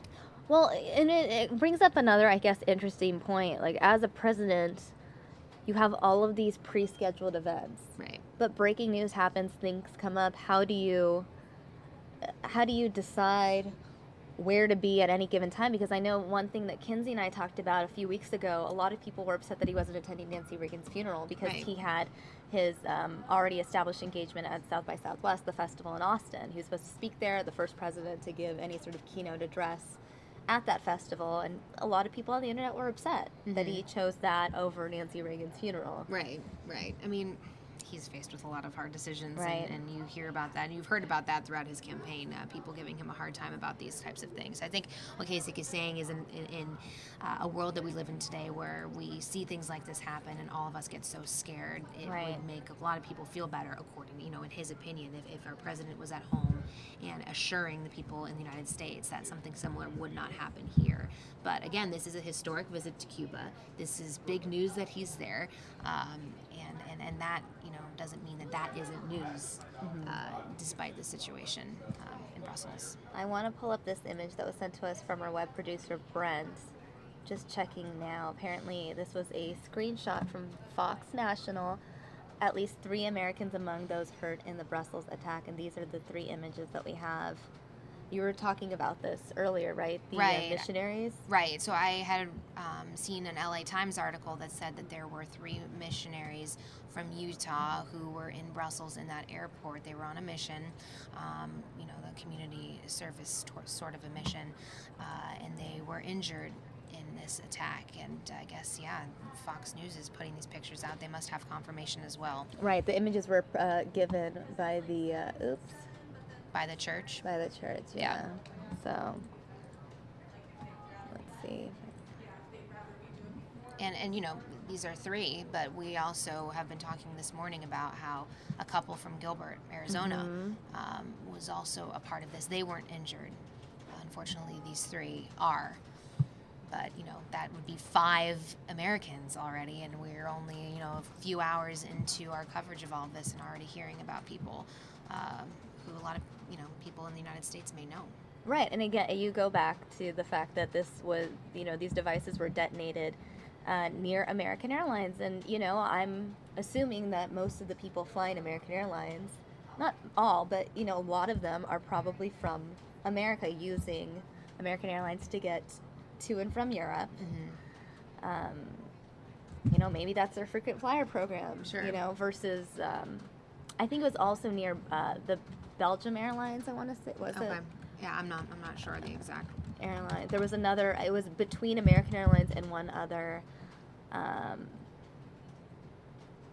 check-in area. So,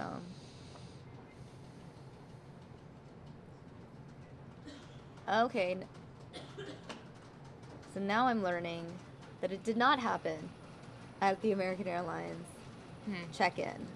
According to the airline, it said its check-in row is at row 8 in the departure hall, and that the explosions did not occur at row 8. Now, I don't know if they're saying that because it's bad press or what is going on. But, this is just a prime example of how things change throughout breaking news situations like this. You hear something and then it can just completely changes within sometimes minutes. Right. But we do know that wherever this happened was before anyone could go through security check-in. So this was an area, if you walked into Sky Harbor, it would just be that, area area where you go and take your luggage and right. You can even Sky Harbor. You can go upstairs. Yeah. You can go hang out in the food, at least in Terminal 4. There's so many areas where you can go and just have access without a ticket, without having to go through any sort of security measure. And that's where these attacks happened. Oh my gosh! This morning, just a busy day.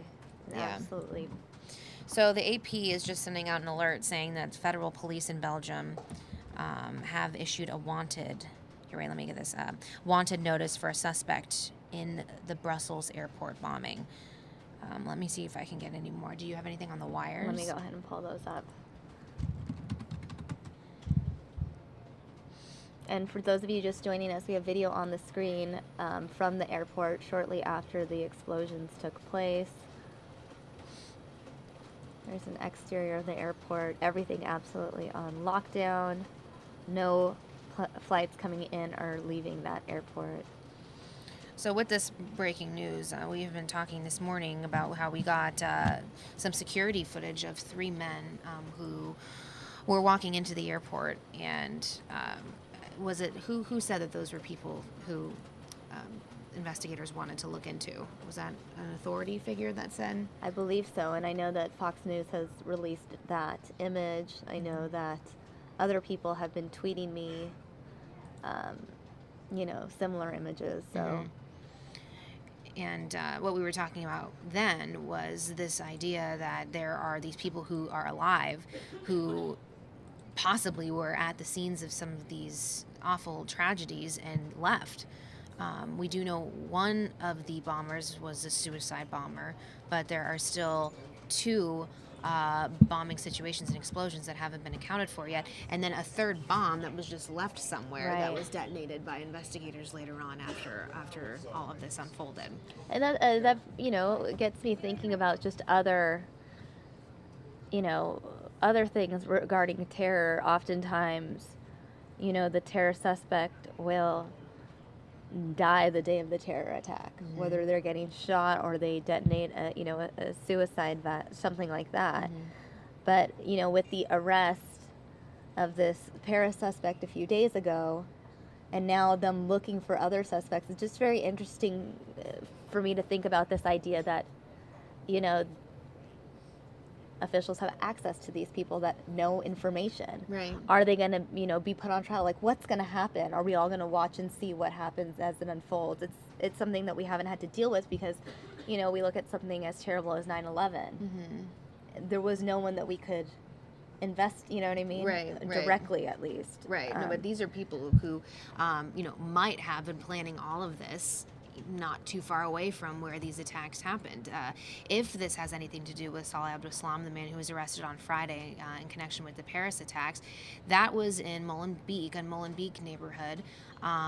That's, kind of right in the middle of the Brussels area. It is known as a terrorist hotbed. But have you been to Brussels? I have not. Okay. But it has been known for a lot of years as a place that is not good. And he, if this has anything to do with anything that he may have been planning, or the cell or the people who he's with may have been planning, that happened in Brussels. It happened amongst these people who ended up becoming victims of this senseless act of violence against, how many people dead now? There's 31 and hundreds more, about 200 injured here. Could have been planned right there. Yeah, I'm looking at the screens. I see Hillary Clinton speaking with Wolf Blitzer on the terror attacks now. I mean, again, this is, if you're out there campaigning today, it's a huge day for them because they're concerned about getting those votes, but at the end of the day, they have to speak about this. Right, they have to. It's the topic, and it's something that they talk about in every single campaign event. I doubt that there is one campaign event that has taken place in the last year that has not mentioned terrorism at one point or another. Sure. And figuring out how to deal with it. Right, and a lot of these Republican candidates are saying that we should not be allowing any refugees, Muslim refugees from Syria or wherever coming into our country. And, we had Donald Trump saying that should be stopped. He's saying that this morning, using this as an opportunity to continue that message. Ted Cruz saying the same thing. But John Kasich, what did he say? He said something along the lines of we shouldn't be what? Like, Well, essentially, when we just heard him spoke, he was saying that you can't alienate the Muslim community or target them entirely. You need to work with them. You need to cooperate in order for authorities to have an in case they do hear of something that's happening within their own community. Right. And that's similar to what, Hillary Clinton has said and Bernie Sanders has said. John Kasich, more of a moderate Republican, I think. Right. Yeah, at least in terms of that kind of stuff. Yeah. But yeah, you look at these images and you just can't even imagine. I mean, it's something that it's a situation we see ourselves in all the time, going, right, and, just minding our business at the airport, and then something so awful happening. Right. And then some of these people look somewhat calm. I'm wondering if this was just another part of the airport where they hear something happens and everyone has to, it's one of those things where it's like, at this point, you might not even know what had happened. You're just being told you need to evacuate, and you need to evacuate now. Right. People with their cell phones out. Right. Like, what is going on? Right. Yeah, you're right. They do seem pretty calm. I mean, you're this supposed specific to... area. Right. But, it doesn't seem like they were in the area. I mean, airports are huge. Huge. Especially a major airport like this. Yeah, I would imagine. Yeah, because if you saw that older couple that guy was kind of telling to leave, they looked very confused. So it's completely possible that these people had no idea what was happening, or if they had an idea, it was not. They didn't understand the extent of it at this time. Right. Whereas this video that we have, this was described as people running from the explosion. You can kind of see the dust in the air. It's a different sort of feel. Absolutely. What's this? Smoke from airport blast stills. What is this?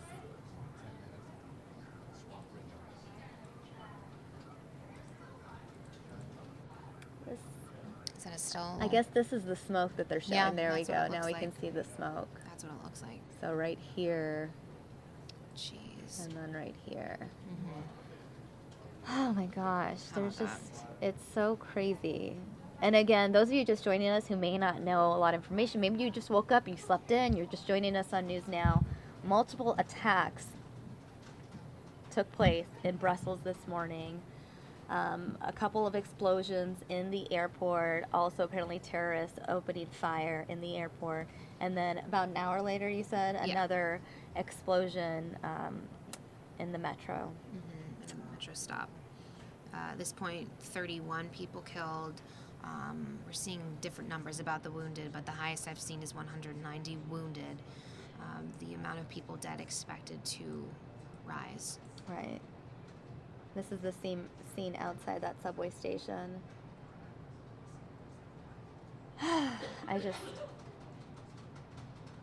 So that whole city right now in lockdown, this is going to give investigators and the military all the room that they want to go in and check any place that they want without asking really any questions. People just have to let them in. And I'm sure most people are going to be cooperative at this point, just understanding the issue. And if you have nothing to hide, you have nothing to hide. You might have a dirty kitchen, right? Some dishes piling up, but But when you hear about that and you think, okay, maybe this is going to be good, and maybe they'll find something. You think about after Paris, similar situation. Brussels on lockdown. Military went in, searched all these places. One of the neighborhoods was where that terrorist was arrested on Friday. Saleh Abdeslam was in the area that police were raiding, and that makes you wonder, how effective this kind of stuff is. Oh, we're getting a Belgium update. I can try to get it in English if it's not. Stand by. Des services, tout est mis en œuvre afin que l'on soit en mesure de communiquer les informations lorsqu'elles ont pu être vérifiées.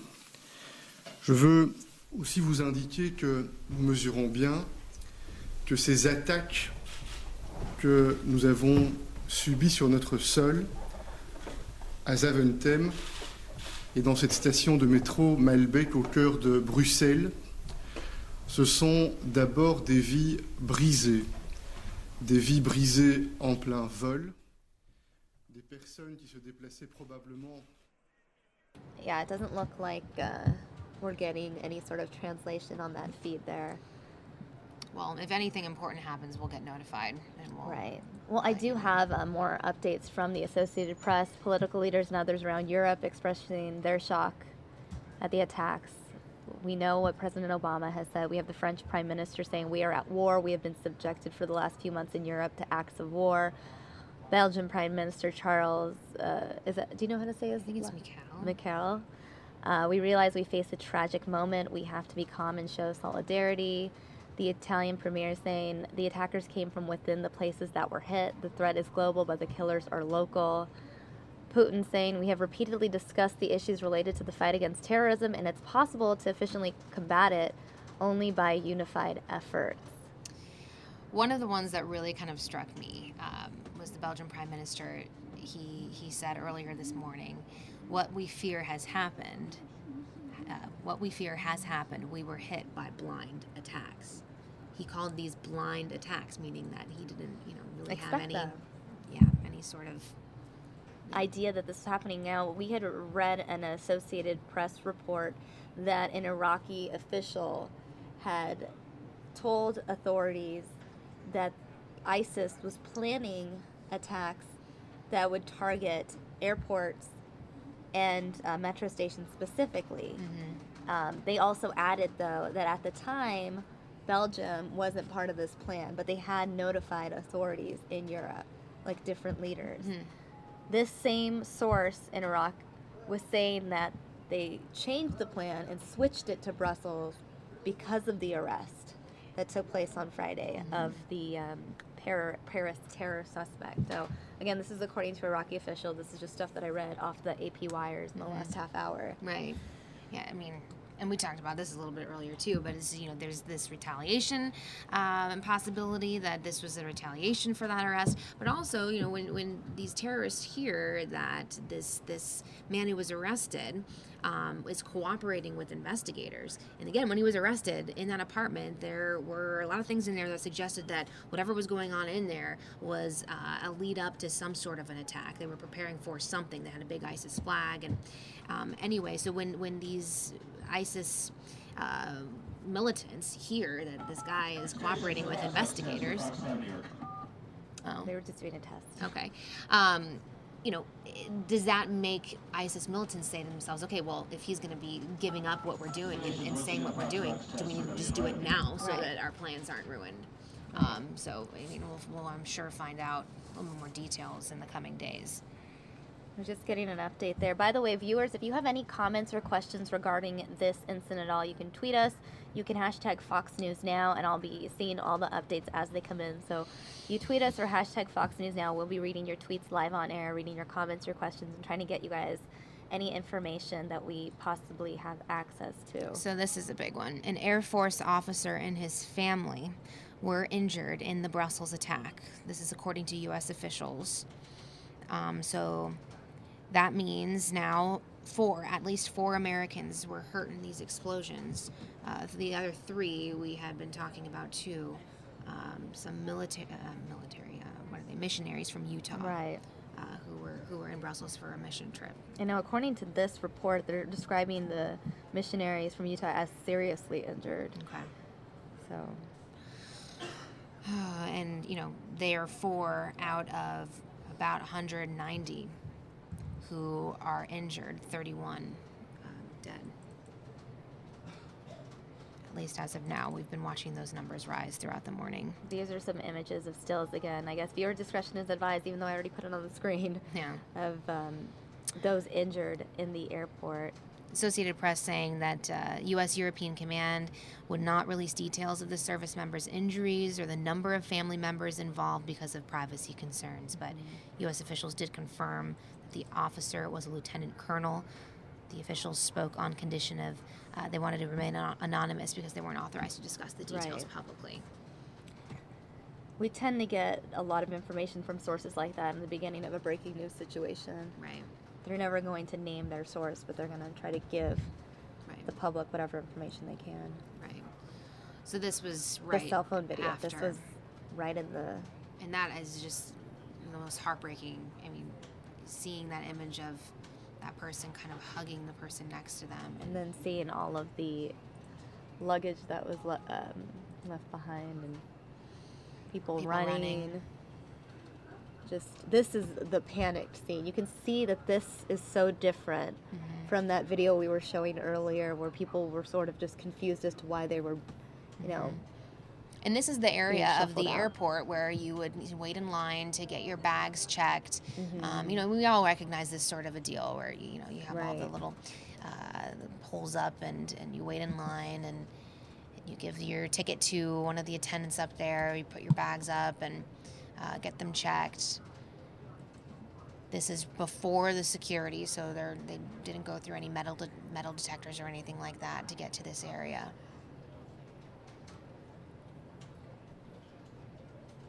I'm getting a tweet from Joe Foley, our European expert, one of our loyal viewers. Reports of anti-terror raids going on in, do you know how to Scherbeek, Belgium. So, Joe, thanks for that update.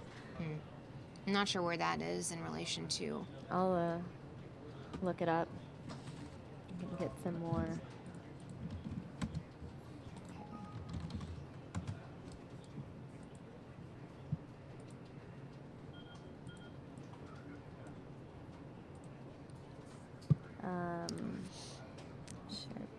But again, what we know, 3 different explosions from earlier this morning. First one at 8 o'clock in the airport here, and you're seeing the effects of that. Then another one at the airport, so 2 at the airport. And then about an hour later at 9 o'clock Brussels time, another explosion in a metro station. Right. I'm going to go ahead and show some of that video from the metro station.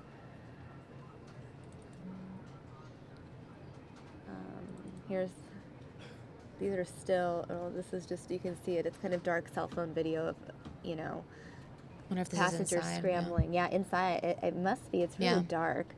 Yeah. We just got an update from the Associated Press. Belgian Prime Minister declares 3 days of national mourning. And we are getting a map of Scherbeek. It's just really a neighborhood right in the Brussels area. It's pretty much Brussels. Let me just pull this up for viewers.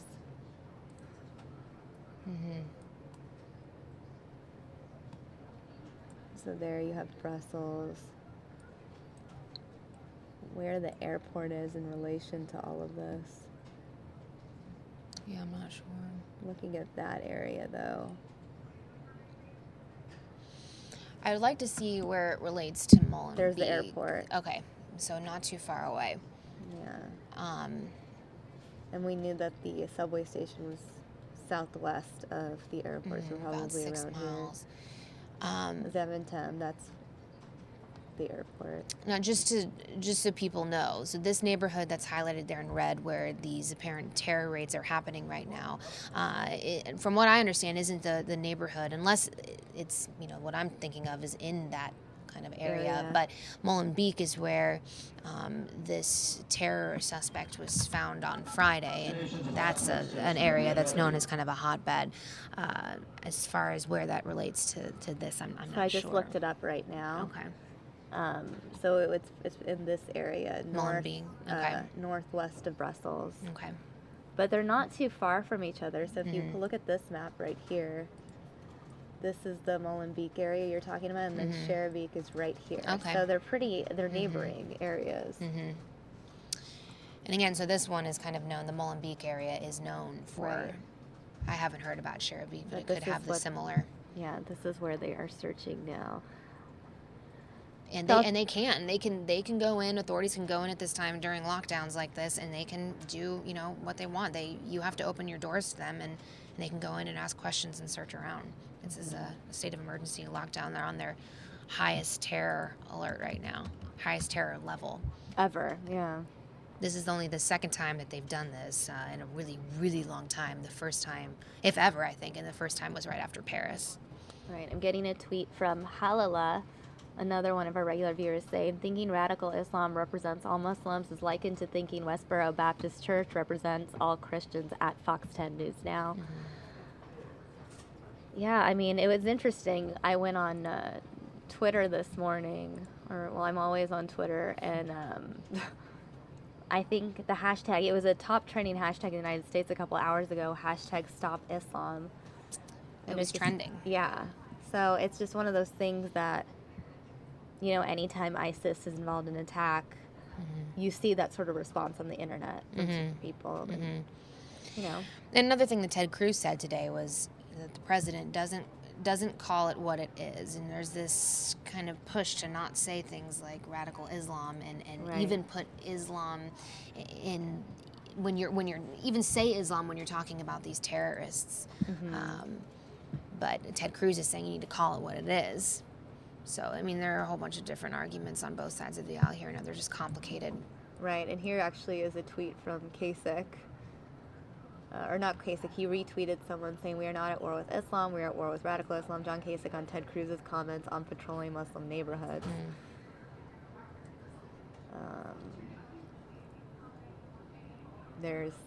That's what you were talking about, right? We can play this clip. Sure.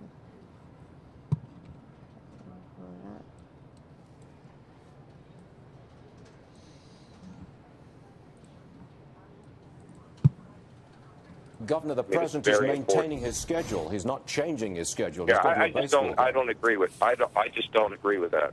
I don't agree with that. That what is not should he be doing? I would say. I think he should come home and to coordinate with our friends matching teams of people to figure out exactly why we have these vulnerabilities and what can we do to fix them.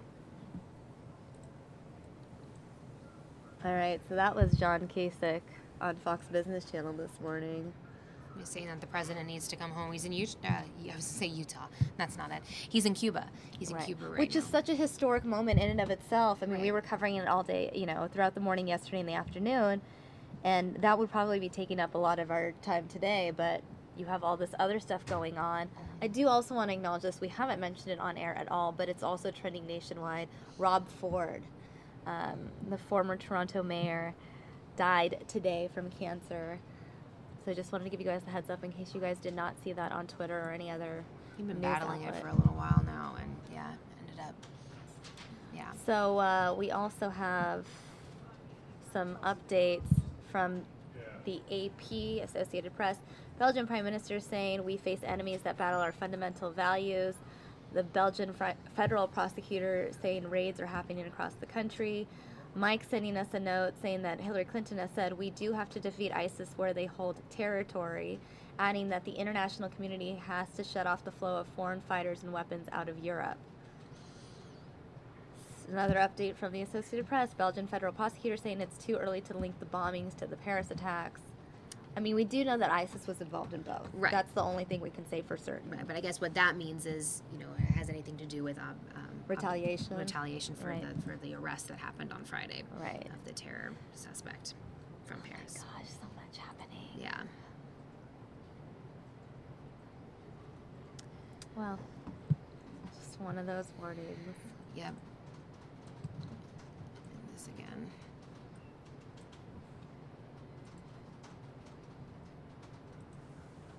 In case you guys missed it.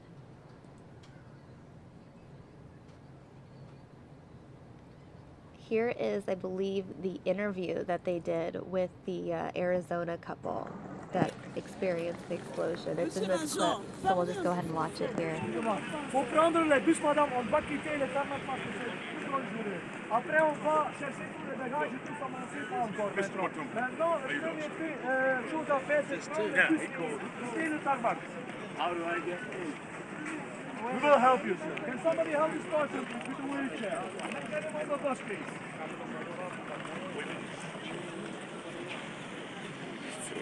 He's not seeing this action. This not. You just feel like a wave. All right, guys, we're actually going to cut out of this. Bernie Sanders just started speaking. It's highly likely he'll be talking about the attack. Let's listen. Once again, we are seeing this barbaric organization, ISIS, waging a cowardly attack and killing dozens of innocent people in Brussels and wounding many, many more. It is clear to me, and I think the entire civilized world, that ISIS must be destroyed. We are making progress in Iraq. ISIS is losing 20% of the territory it held last year, but clearly we have got to do more. We need to forge a coalition of the Muslim countries in the region, including some that have not been as active as they should be, with the support of the United States and other major powers, to finally destroy this barbaric organization. Clearly also, there needs to be improved intelligence sharing between the United States and our allies all over the world, effective monitoring of social media to stop the recruiting efforts of young people who are being led into the terrible life of terrorism. But we stand today with the people of Brussels, with the people of Europe, and I'm absolutely confident that the day will come when a barbaric organization like ISIS no longer exists. Senator, quick question for you. Secretary Clinton was just on with Wolf Blitzer and was asked about how she would avoid an attack like this in the United States. She said, quote, that we have to toughen our surveillance, our interception of communication. Do you agree with her on that? Of course we do. That's what I just said. We need to have significantly improved intelligence. And that intelligence cannot just be done within the United States. We have to share intelligence with countries throughout the world to monitor people, monitor those who would do us harm. And that goes without saying. I'm sorry. Some of the Republican candidates have suggested stricter law enforcement. I'm sorry. Some of the Republican candidates have suggested stricter law enforcement and specific surveillance of Muslim communities here in the U.S. Your response to that? No, I strongly disagree. I mean, that would be unconstitutional. It would be wrong. We are fighting a terrorist organization, a barbaric organization that is killing innocent people. We are not fighting a religion. Senator, do you believe that in this attack that perhaps the United States is more at risk? We have always been at risk. We are dealing with barbaric people who want to do us harm, who want to do Europeans harm, who want to do innocent people throughout the world harm. And I know that our intelligence agencies, our law enforcement people, will be as vigilant as they can to protect our country. Okay? Thanks, everybody. Thanks very much. Thanks, everyone.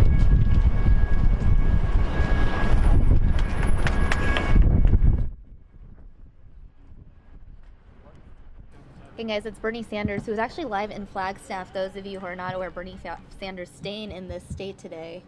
Today, the so-called Arizona primary, which is actually the Arizona preferential election. Presidential preference election. Exactly. Yeah. But he just spoke with the press. Sanders over on ELC1. We're going to take you back down to Havana, Cuba, where the first family is arriving at a baseball event. All right. Well, that may be an interesting to take because to take live. Given what Kasich was saying earlier this morning, that the president needs to not be at this baseball game. He needs to come back to the country. Right here. And he's sitting down. Right, and even if he wasn't, even if he stayed in Cuba, maybe he didn't come back to the United States, but he stayed in Cuba for diplomatic reasons. There's something about the leisurely element of the baseball game that I think upsets someone like John Kasich. It's like, here you are, just hanging out at a baseball game. Right. I mean, again, in his defense, this is a big deal. This whole thing, this whole trip is a huge deal. But yeah, you wonder, given this circumstance, what maybe you would do if you were president. And clearly, Kasich is saying that the president's decision now is not how he would react in this situation. But this is the Tampa Bay Rays that are going to be playing the Cuban national team. Is it the first? I think it's the first time any American baseball team has been in Cuba or played in Cuba. And they're celebrating.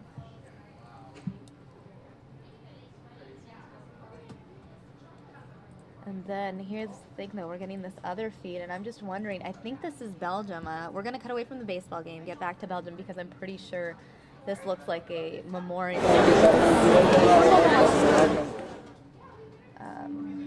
Yeah, that's what it looks like. Yeah. And you were showing a picture on Twitter earlier of people who had written on chalk. People who had written on chalk all throughout one of the streets in Belgium. Right. Trying to kind of lift each other's spirits in such a scary time. No, it's serious. I mean, now we're zooming in. You can see the flowers, the balloons, the chalk, the candles. Makeshift memorial. Right. I'm not sure where exactly in Brussels that memorial is, but people mourning the death of at least 31 people, over 100 injured. The highest number I've seen, 190 potentially injured in this morning's attacks in Brussels. Again, 3 explosions, 2 in the airport there. One of them confirmed a suicide bomber in that airport, and then another explosion in the metro station in Brussels, about 6 miles southwest of the airport. And that metro station in the center of this kind of political hub that Brussels, is always known for, but in that specific area, right by some EU complexes. Right. And real quick, just want to make one more note. We'll be up here for a few more minutes, and then Mike's going to be joining you guys to take you from 11 a.m. to 1 p.m. So anyone who has any questions or comments or just thoughts about this attack in general, you can find us on Twitter.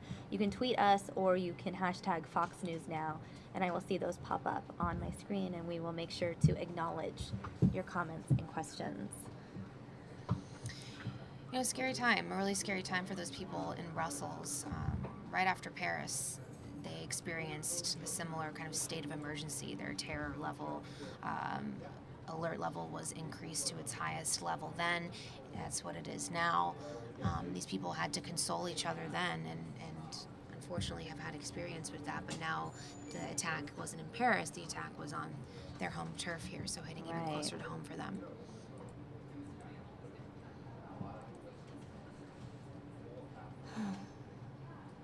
It was really sad to see. I'm just checking in with the latest trends on Twitter right now. Hashtag Pray for the World trending nationwide. Hashtag Brussels, the #1 trend in the country. That one's interesting. Je suis Brussels. Yeah. And that Je suis Charlie. Right. That after the Charlie Hebdo attacks in Paris, that happened before the big attacks about a year ago. But Je suis Brussels, now trending. I think Charlie Hebdo was, I want to say either January or March of 2015. I remember being live on air here, January, yeah. So Je suis meaning I am. Right. So people trying to stand in solidarity with the people of Brussels. But it's not only affecting people in Brussels. We're, now learning that at least 4 Americans affected by this and injured in this. 3 missionaries from Utah we're learning were seriously injured, AP is now saying, and then one, what was his title? Lieutenant Colonel. Right. An Air Force officer. And his family. So at least 4, but we're not sure how many family members at this point. They're not releasing that. Right. And it's just, you have to assume that there are going to be so many other nations revealing, that their own citizens were affected by this tragedy. Again, we know at least 31 people killed, about 190 people injured, and it's an airport that many people travel through.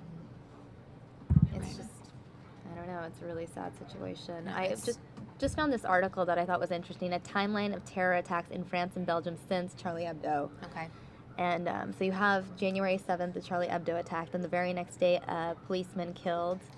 Yep. And then just a couple days later, a shooter is identified as the acquaintance. Remember there was that whole manhunt for them? Yep, so the Kwachi brothers. Right, yeah. So that happened. And then more than 4 million people take part in marches a couple of years later. Then the Yemeni branch of Al-Qaeda claims responsibility.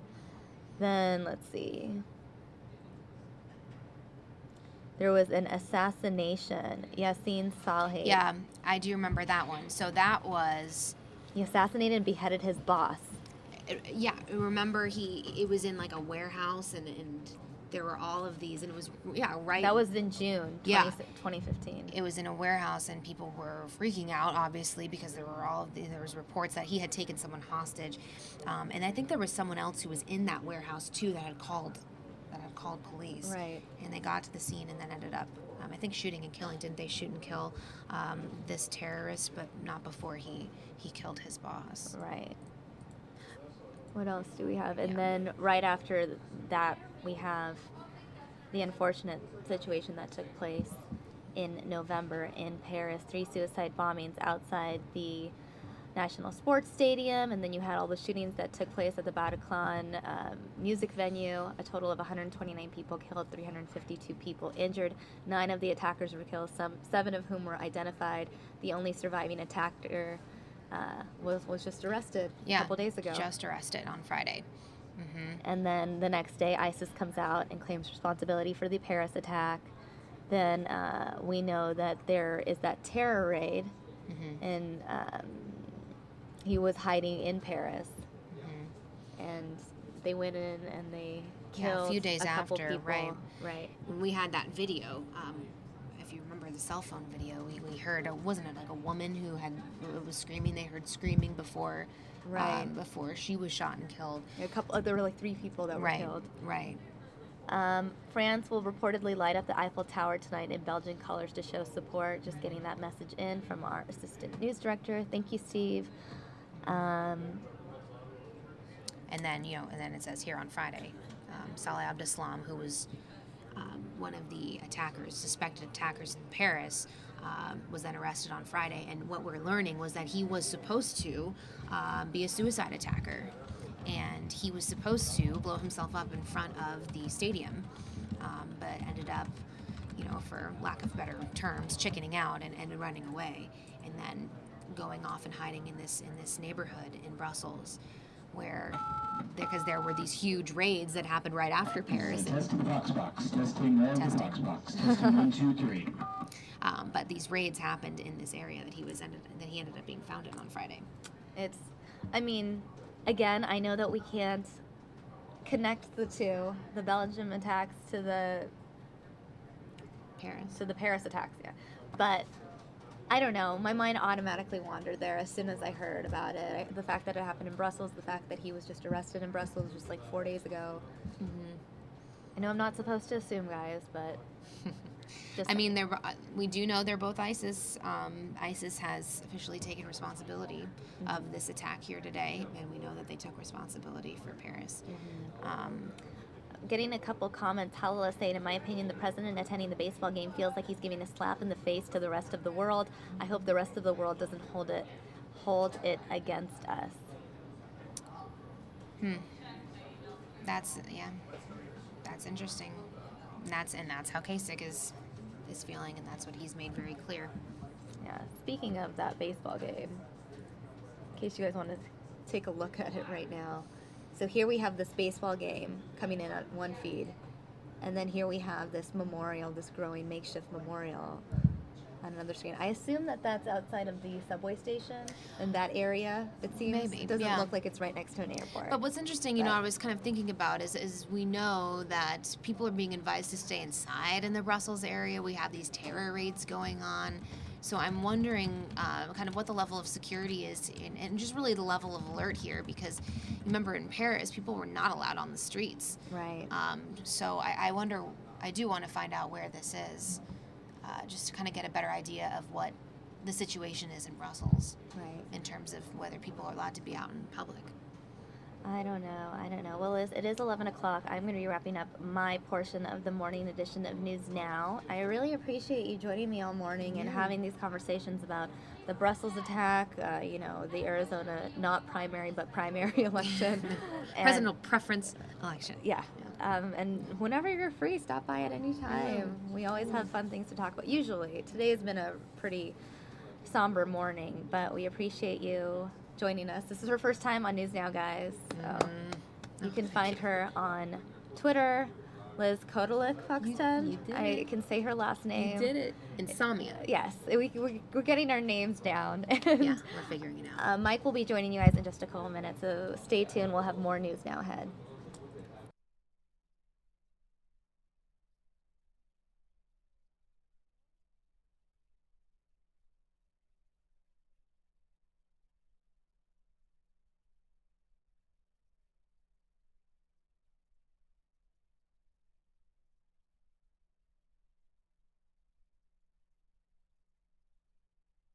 All right, guys, we have suddenly lost that feed from the memorial, so what we're going to do is show you the baseball game momentarily. This is the baseball game that President Obama is at in Cuba, a highly talked about event, and Mike will be joining you in just a second.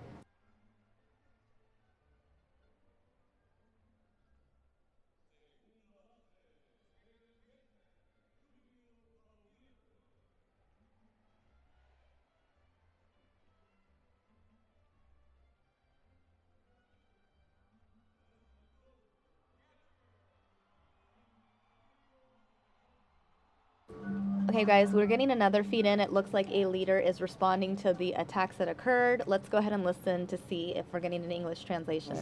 Votre peine. Vous qui avez perdu un proche ou qui avez été blessé par les attentats lâches et odieux d'aujourd'hui. Nous exprimons tout notre soutien à l'égard des membres des services de secours et de sécurité et notre reconnaissance à tous ceux qui spontanément offrent leur aide. Face à la menace, nous continuerons à répondre ensemble, avec fermeté, avec calme et dignité. Gardons confiance en nous-mêmes. Cette confiance est notre force.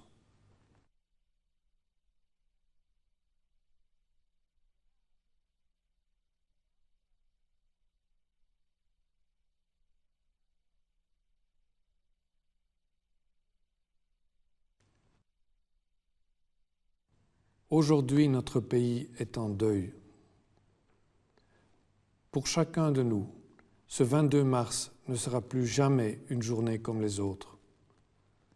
Les vies brisées, les blessures profondes, ces souffrances sont celles de tout notre pays. Mathilde et moi partageons votre peine, vous qui avez perdu un proche ou qui avez été blessé par les attentats lâches et odieux d'aujourd'hui.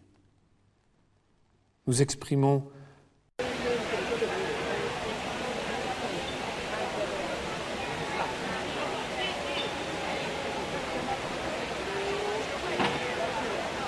No, forse questo no, è quello leggero.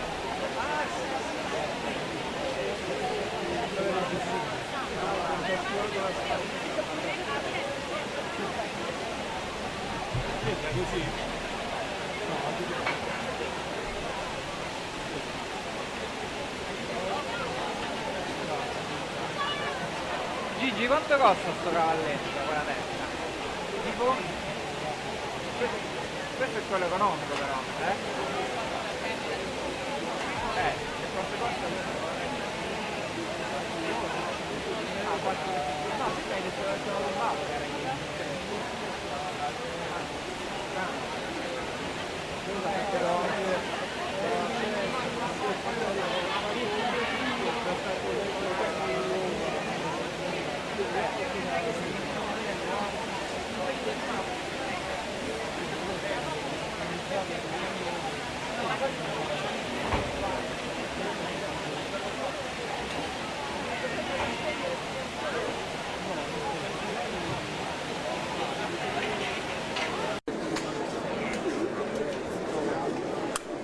All right now you are seeing a memorial happening right now in Brussels. You're watching the Fox 10 News Now stream, part of fox10phoenix.com.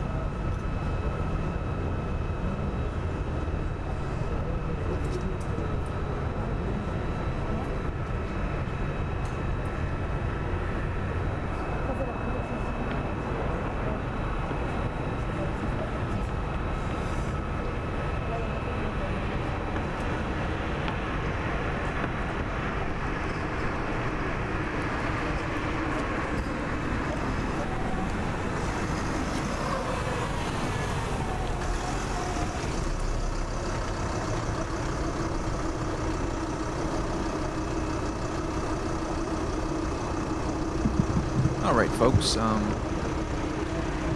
Here is what we know so far.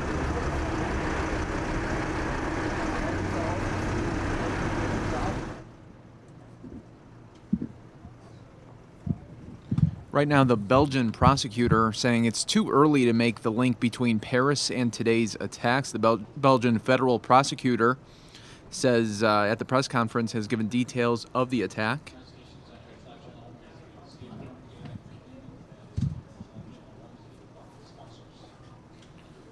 We do have a State Department briefing right now. Let's just, we're going to take that as well, see what they're talking about.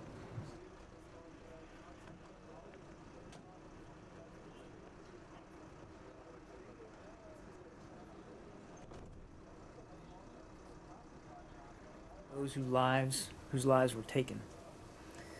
You've also seen that Secretary Kerry spoke by phone this morning with his Belgian counterpart.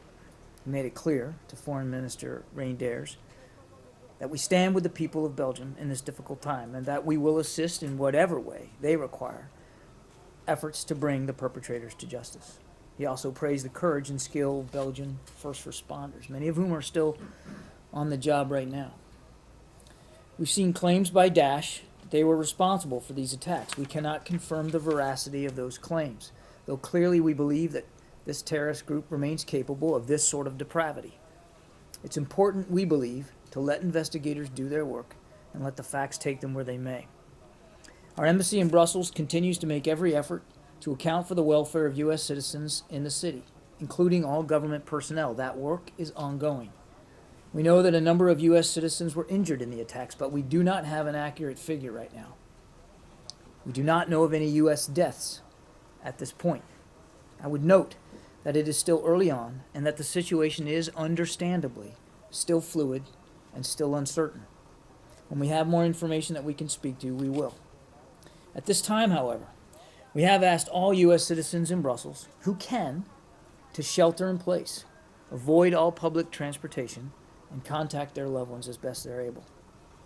We're also asking U.S. citizens there to follow the instructions of local authorities and monitor the media for further developments. Today reminds us, all too sadly, of the threat still posed by terrorists around the world, but it also underscores our commitment to and with our allies and partners to defeating these groups and their hateful ideology. Now on to the case of Nadia Savchenko. I think you may have seen the statement that we just put out, but if not, I'd like to repeat it here. The conviction and sentencing of Nadia Savchenko to 22 years imprisonment show a blatant disregard for the principles of justice and contravene Russia's commitments under the Minsk agreements. For nearly 2 years, Russia has unjustly detained Savchenko on charges that have no basis in fact and has denied her the basic protections of the rule of law. She has reportedly endured interrogation, solitary confinement, and forced psychiatric evaluation. Nadia Savchenko deserves to go home to her family and friends and to join her colleagues in the Rada in building a better future for their country. We reiterate our call on Russia to immediately release Nadia Savchenko and other unlawfully detained people. With that, Matt. Let's start with Brussels. I realize that you don't have a full or complete count of Americans injured, but how many do you know of at least? Yeah, I'm going to avoid giving a specific number because the number... Yeah. Why can't you just say the number that you have confirmed and qualify it by saying it's incomplete and it could rise? The U.S. military has already spoken about one service member and the family. Mm-hmm. The Mormon Church has spoken. If the State Department is not able to give even a preliminary, albeit incomplete account, why? Why? Because there isn't a confirmed count right now, Matt. You don't have a confirmed count of the... The number keeps fluctuating, as you might expect it will, in a situation that is this fluid. So is it possible to go down? I don't know, Matt. I don't know. And it would be irresponsible for me to give out a number now when the numbers are actually changing literally by the hour. So we know of a number that have been injured. And we need to, again, let the medical people do what they need to do to patch these folks up, and also to give a number that you know for sure, and say then that, look, this is early. Because we don't have a number we know for sure right now, Matt. There's estimates only, and they keep changing. And they go up and they go down, and they have all day. And I am simply not going to give out an estimate even that I know is going to be inaccurate in less than an hour from now. When we have better information, and I would just remind you that this just happened a few hours ago. When we have better information, as I said in my opening statement, we will gladly and happily provide it to you. Can you say that you know of the 3 missionaries, Mormon missionaries that the church has talked about? I can't confirm specific individuals. So far, you know, there's no one, no U.S. citizens reported killed. As of this moment, we know of no U.S. deaths.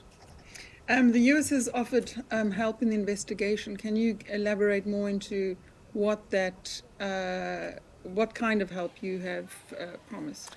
Well, it was a general offer of assistance, Leslie. Nothing specific. Again, when the Secretary got a hold of his counterpart there, it was really very, very soon after reports of the violence, and it was a short call, as you might expect. And again, our offer of help was more general in nature, not specific. Okay. Yeah.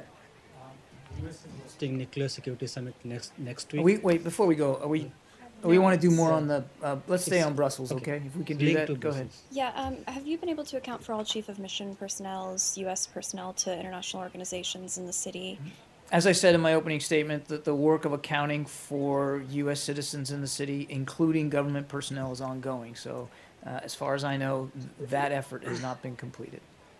John, when you say a number of U.S. citizens were injured, are you aware that any of them have life-threatening injuries? I don't have any information with any detail about the scope of injuries. We know that some U.S. citizens were injured in these attacks, but I just don't have additional info right now. Are there any U.S. citizens who are hospitalized? I don't know. I honestly don't know the condition. Is the United States helping Belgium in the investigation, recognizing the people who... I think I just answered that question. As I said, the Secretary, in his phone call with the Foreign Minister this morning, offered U.S. assistance in the investigation, and frankly, in whatever way the Belgian government might require. I'm not aware of any requests for U.S. assistance at this time, either investigative or in any other way, but we stand ready to assist as needed. Can I just ask one general question? There have been a lot of criticism of the failure of the world intelligence, including the U.S. intelligence, when we see attacks like this happen. I mean, what do you make of that criticism? Don't you think the European and even U.S. intelligence have failed to detect that attack that will, at this scale will occur in Belgium? You know, within just hours of something like this happening, I think everybody's attention is rightly on trying to take care of those who were hurt, trying to recover those who are missing, trying to communicate with loved ones, and to try to secure not just the scenes at which the violence occurred, but other areas of the city to make sure that public safety is maintained as best as possible. That's what everybody's mind is on. There'll be an investigation of this. As I said, we've offered whatever assistance might be required. We'll let the investigators sort through this, and I'm sure that in that process, there will be lessons learned, and we'll wait for that. We'll await that work. Does the Secretary plan to stop either in Brussels anytime soon or any other place where he might send a message to Daesh or any other group that might have something similar in mind? As you know, the Secretary, he's in Cuba right now. He'll be leaving for Moscow this evening for a meeting with Russian officials and President Putin later this week. I don't have any additional travel this week or in the coming days to speak to right now. Are we still on Brussels? Let's stay on Brussels please. for just... Let's stay on this, and then we'll move off of it. Are you on Brussels? Go ahead. I'll come back to you. Hi. Just looking at the big picture, I mean, in the past, have you talked with European governments in the past about security measures? Have you sort of had concerns that maybe they're not as strict as the US? So is this a warning that there needs to be further action when you look at Paris, London, Brussels, and so on? Well, again, I think everybody's focus right now is on trying to take care of those who were hurt, The investigation is just getting underway in Brussels, and I don't want to get ahead of that process. I'm sure that in the investigation they'll learn things, and maybe they'll learn things that can be applied to future measures going forward. Again, I don't want to prejudice that effort right now, but as we've seen here in America, that terrorism is a difficult threat to thwart. We have to be right every day of the year, every hour of the day. Groups like whoever conducted this, but terrorist groups only have to be right once. And so it's a very difficult challenge to grapple with 100% success. What I can tell you, though, is certainly here at the State Department, we're committed to contributing to interagency efforts to do that and international efforts. It's why we're working so hard in the coalition against Daesh in Iraq and Syria. It's why, quite frankly, that we hosted the Countering Violent Extremism Summit here at the State Department, and it's why Secretary Kerry makes such an effort to try to stem through approach through political solutions the civil war in Syria, because that civil war, Bashar al-Assad's brutality, has allowed groups like Daesh to fester and grow in Iraq and Syria. And I don't think, certainly today's deadly events brings home, sadly, to people across Europe, particularly in Belgium, how real the threat is. And I don't, not that they needed to be reminded of that. I mean, even in Belgium, they didn't need to be reminded of that. But I'm sure that they have taken the threat seriously before today, and they will certainly do what they need to do once they learn, what really happened here. They'll apply those lessons learned going in the future. Everybody needs to continue to work hard against this threat, because again, as I said, they only have to be right once. We have to be right all the time. And just a quick follow-up, Donald Trump was very quick to tweet about how this shows there's a problem with the Muslims, as he put it. I mean, when he does that as the sort of front runner for a major party, does it undermine the diplomatic work you're trying to do? Well, I haven't seen those comments. Certainly, we wouldn't, and we've talked about public comments on the campaign trail and the impact that they are or not having. And I let the candidates speak for themselves about their views. Our view is that what this shows, and I said this in my opening statement, is that a group like Daesh, and again, I'm not saying they're responsible for this, they've claimed it, but a group like this is still capable of this kind of violence. And we have to take that threat seriously, and we are. And it's something that we have approached not only here in the United States from an interagency perspective, but overseas from an international perspective. Clearly, we need to continue to look for ways to improve our capabilities against this threat, and we'll do that. This isn't about a religion. This is about a warped and brutal, depraved ideology that continues to be attractive to a small number of people in the Muslim faith, radicals and extremists, and we don't believe that it is, it's indicative of any way of the Muslim faith or the people who practice Islam as a religion. But it is a group that remains deadly, remains lethal, and we are going to remain focused on defeating them.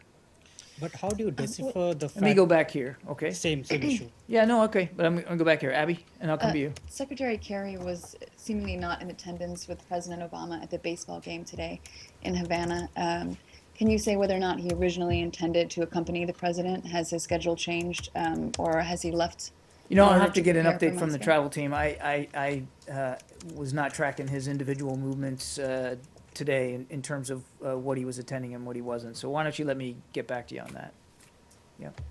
Ali Watkins with BuzzFeed. Can you characterize at all what the intelligence sharing relationship was between the U.S. and Belgium post-Paris prior to this attack? And when the Secretary says that America is willing to help with this investigation, is there room for more to be shared there? I don't have specific information about intelligence sharing relationships with other countries around the world, and as you might expect, we wouldn't be speaking to that in any great specificity here from the podium. We do have a very strong, close relationship with Belgian authorities. And there is information shared between our two governments, as well as I'm sure with other governments in Europe as well.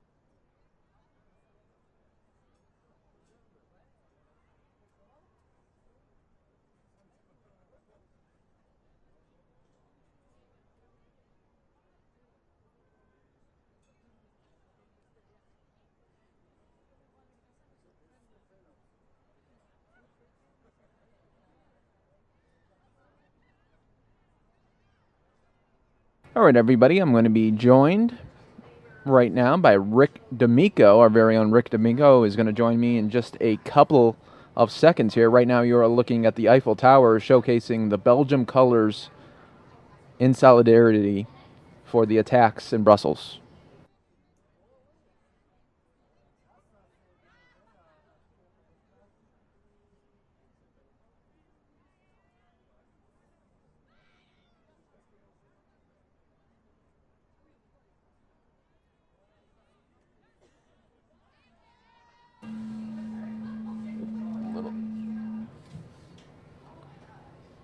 All right, everybody. Now I'm joined by Rick D'Amico here. Hi, Mike. How you Great to doing? see you. Good to see you. So, wow, what a day it's been already. And Yeah, it's right now terrible. we're looking at a shot of the Eiffel Tower in Paris. Right there. They're showcasing the Belgium colors. Wow, what a scene there. Yeah, well, I guess these attacks in Brussels came in the aftermath of them arresting the prime suspect and organizer of the Paris attacks. Yes, Is that right? yep, That's yep, what you're learning yep. this morning. And so they have him in custody, and then the rest of the organization decided to do these attacks. It's just terrible. The last that I heard, there were 34 dead. Is that 34, correct? yeah, 34 dead. More than 230 injured in the bomb attacks, and 20 people died as a result of in the metro station attacks, and then about 10 people right now confirmed at the airport. And have you seen that video? Yes, I did. Oh my gosh. Yes. This is just all too of a recurring theme. It is. And it's happening in Europe. Of course, Belgium can be compared to Washington, D.C., because Belgium is the capital of the European Union, and that's where it's organized and controlled, so to speak, or governed. And so it's probably, it could be, I mean, I'm speculating the primary reason that the terrorists want to attack. It's almost like attacking Washington, D.C. and the United States. Yeah. And the fact that they are there and they're organized and who knows what other attacks they were planning is just really scary. I know it is, and what a statement to make. You know, you figure Friday they arrested the guy in connection with the Paris attacks, and, and you think that that we're stepping in the right direction, and then today they're showing us that and two separate attacks, right? Yeah. And of course, you know, the primary reason that they want to apprehend the person is not only for punishment of the crime, but also to extract the information. Yeah. So it could be that the rest of these other terrorists decided to strike before any other information was Sure. passed on to the government, right? Yeah, Makes sense. absolutely. Did you read what John McCain said? Yeah, let's see here. This John McCain, of course, senior senator of the state of Arizona, said, "Our deepest condolences are with the loved ones of those killed in the terrorist attacks in Brussels and with all the people of Belgium. We are praying for the recovery of the more than 100 wounded in these attacks and for the safety of the first responders putting their lives on the line. The horrific attacks in Brussels were sadly predictable, and they are a reminder of what should be, by now, the painfully obvious situation that the United States and Europe are at war with Isil. We have seen attacks on a civilian airliner in the skies of Egypt, on cafes, concert halls, and stadiums, in the streets of Paris, on a community center in San Bernardino, and now on a train station and an airport in Brussels. There should be no doubt that ISIL poses a real, direct, and growing threat to the United States. ISIL remains in control of its sanctuaries in Iraq and Syria. It is expanding across the Middle East, Africa, and parts of Asia, and radicalizing terrorist recruits in the United States and Europe.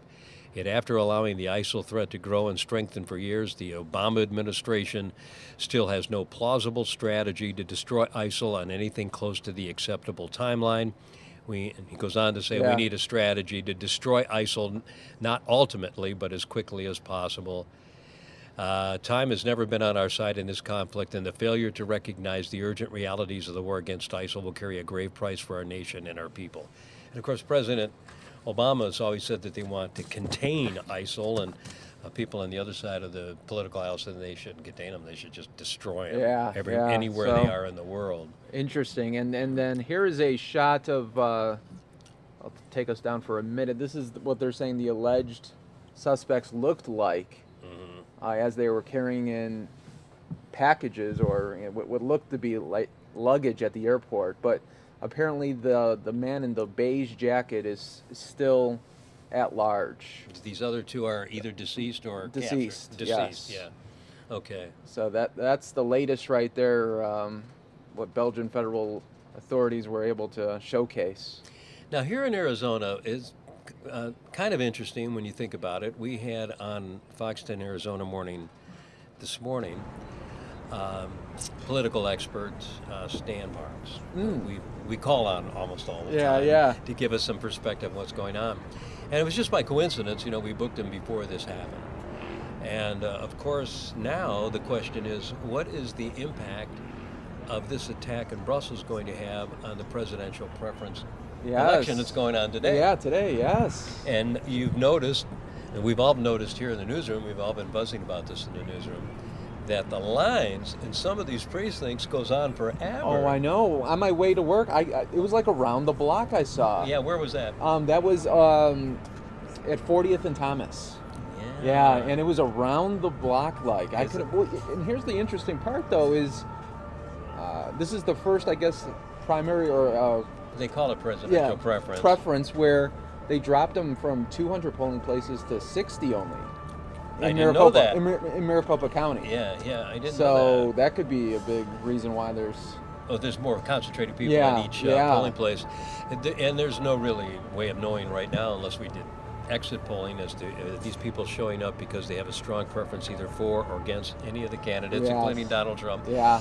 Or is it because of the attack in Brussels this morning? They're concerned about national security and they want to vote for a candidate they believe will protect them. Yeah. Protect us here in America. Yeah. Pretty interesting. Over the weekend, of course, Donald Trump spoke up in Fountain Hills, and there was a big, demonstration blocking the streets and all that, and he does draw a lot of people, and I'm just wondering if he is the main draw in this presidential primary. He is favored. Yeah, he is favored in Arizona. In Arizona. So that was pretty interesting. We were looking at that. Of course, we'll know the outcome. You'll have to watch our newscast this afternoon, this evening, to see what the outcome of this is. The presidential preference is not a primary. There is still a primary. Yeah. Has this been explained to you? It's really kind of crazy. It's just crazy. Yeah. Okay, we have a presidential preference election where we're voting. The Republicans are voting on their candidates. Yep. I've already done my voting early. Did you early vote it? And I could tell you that all the candidates are on there, whether they're in the race or not. Yeah. Okay. Because the ballots were made up some time ago. Yep. The Democrats have their own ballot with all their candidates on it, of course. And then it's a winner-take-all preference. I want to call it primary. It's a winner-take-all election here in Arizona. So the candidate gets the 58 delegates to the convention. Yep. Okay. After the convention is over, we also have a primary. And I don't know what the purpose of that primary is because we will have already chosen our candidates on the Democratic and Republican side. Independents get to vote in the primary, not in today's election. Mm-hmm. They are not allowed to vote in today's election. So I guess if there are a number of independent or Green Party candidates, they could make a selection, I guess. But the reason we have a preference is back in the 60s, the Republican Party, which controlled the State House, decided that they want to have it early. to be part of the process Yeah, of building up to the convention. Yeah, yes. And they would have to change the Constitution to do that. Wow. And rather than change the Constitution, they just moved this one here, called it a preference, and then a primary comes later. And I guess I'll vote in the primary. I don't know what the purpose is, but politics, of course, is involved in everything. Yeah, there, but, definitely. But that's why that's going on today. Well, it served them well for moving it up, because look at how many politicians we had over the weekend and yesterday. And it certainly did serve the broadcasters well. Yeah, man. On our Fox 10 Arizona morning show, it's been all political advertising. It's pretty interesting to see. And I think it's also, it's kind of like show business in a way. When you see Hillary Clinton, and you see Bernie Sanders, and you see Donald Trump, and John Kasich, and even Marco Rubio and the other candidates on TV. Yep. And then if you get to see them in person in your own state and listen to them talk, it adds a little kind of a personal dimension to Absolutely. it. Yeah, maybe it'll make a difference in how you vote. Absolutely. And going back to Brussels here, this morning when you heard about the attacks, what was your first reaction? I was not shocked, not at all. I mean, it wasn't like it came out of the blue and I thought, oh my God, this is terrible. I thought, oh, well, this is probably what we come to expect in our world today. I know. After the Paris attacks, anything will not surprise me or shock me anymore.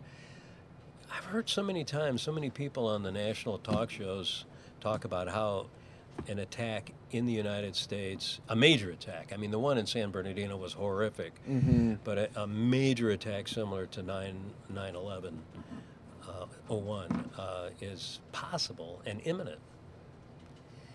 Doesn't it make you wonder and make you think, do you want to go take public transportation? I know. Fly in an airplane? After all these attacks, you always wonder then, like how susceptible you really are. Right, yeah. I mean, to think about, they just did it in the airport. I mean, anyone could just go in there with luggage. I mean, because you're not going through TSA yet. That's exactly right. Wow, so that puts it in a whole nother scary perspective. I'm glad you brought that up, because we were discussing that in our editorial meeting that we have following our morning show, and we're thinking about doing something on that tomorrow. Yeah, that would be. I think what many people may or may not realize that the airport is like any other public place, like a mall. Yeah. Restaurants and shops and everything, and anybody could carry a gun, and it's okay. I'm a Second Amendment supporter. Yep. But there's no security. Yeah. There's no security until you go into security. Yeah. So is it safe? I don't know. I think sometimes people feel that airports are unsafe because of the 9/11 attacks, but that's not necessarily the case. I don't know. Kind of up in the air about that, but well, yeah. A lot to think about and discuss over the coming days. A lot more information will come out, obviously, but wow, just another sad day in the world. Donald Trump appeared on Fox and Friends, the morning show on the Fox News Channel this morning, and he made a pretty good point too. He said that these beautiful historic European cities like Paris and Belgium, he said they're being denigrated by the terrorism activities. Yeah, overrun. Overrun. Look at what's happened in Paris and what's happening in Belgium, and you wonder if there are any other European capitals or cities that are very popular for tourism this time of year, and I'm thinking of Rome and Italy and some other cities that are vulnerable to terrorist activity. And I just pray and hope that nothing else happens, that we could stop these people. But that's probable. Certainly is probable. And he said this is what the terrorists have done. These cities have been beautiful cities and historic cities, and terrorists have practically ruined them, and that's their objective. Any way they possibly can. They either want to ruin you economically, your feeling of safety, your freedom. It's all part of terrorism. And I just wish there was more of an aggressive effort to find them and stop them. Yeah, I know. Me too. Wow. It's all going to be different, like you said, right? After 9/11, everything was different, and that's right. Yeah. I was in New York City just 2 or 3 weeks after 9/11. Remember when the Diamondbacks were in the World Series, and I got the honor of being assigned to broadcast our morning show from there. And we did a number of things outside our morning show. We recorded different stories to put on the air later. and I have to keep track of the time because I Yeah, have to so do you the got to new get ready news. for your show. And I remember we did this. It's a touristy thing where you take a boat ride through the Hudson River and up around Circle Manhattan. Mhm. And I remember the tour guide saying, he said, "We live in a different world. It'll never be the same again." And he must have said that like 4 or 5 times. And I thought, yeah, that's so true. And this was right in New York, 3 weeks after the terrorist attacks. And yeah, it's something that we come to experience and come to be familiar with, and I just don't hope we get lackadaisical and cavalier about it. You know? And thinking back to that 2001 World Series, that was really important for not only the baseball fans, but just kind of everybody across the country, just to rally around something. Absolutely. Because we needed that after that. We really did, and it was great, to have the World Series, and I know it was great to have the Diamondbacks defeat the Yes, in Game 7, heroics. Yeah, but at least they defeated them here on our home turf with Luis Gonzalez. Yeah. But it was really something to go through the streets of New York. We decided we were going to take a subway ride to the Bronx and to Yankee Stadium. So I'm with our photojournalist Tom Fergus and I, and we get on the subway and I look around and all these people are looking at me, and I didn't know if they hated me or loved me or whatever. And I started talking to them, and they all gathered around me, and they were very friendly. And they told me about places to go and places to shoot and stuff. And they helped us on our way to change trains to get to the Bronx in New York.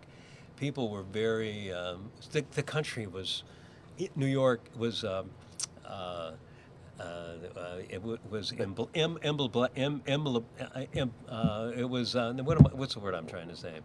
Well, they all rallied together. It was a microcosm, if you will. Okay, it's a microcosm of what America was like at the time. Everybody was so close and helpful and friendly to one another because it was just so, the attacks were so recent. Yes. So it was a sad time to go to Ground Zero and see, and they were still, cleaning it up and dismantling the shredded buildings. And I'll never forget it now, as long as I live, what the terrorists did to this country. So it's hard to not take attacks like this seriously. Yeah, definitely. Well, so much more is going to be talked about, and more news will be coming. I know you got to get ready for your noon. I do. I have to go. Yes. So, is Samia coming in here next? Samia will come back up here at 1. She's going to go, I think, to lunch or something. Oh, she gets a lunch? Yeah, she's going to get a lunch today. You get a lunch, Samia? Yeah. Oh, she's carrying a knife with her. It's a butter knife. The butter knife. Okay, I got to go. Bye. Okay, thanks, Rick.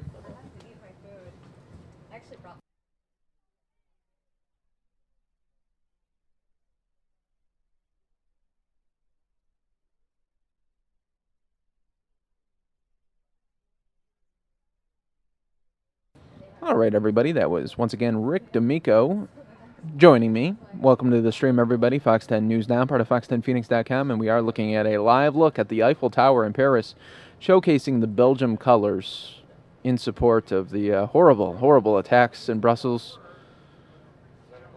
Just another horrible, horrible terrorist attack. The Pope condemned the blind violence which causes so much suffering. That's what the Pope said moments ago. Pope saying, once again, condemning the blind violence which causes so much suffering.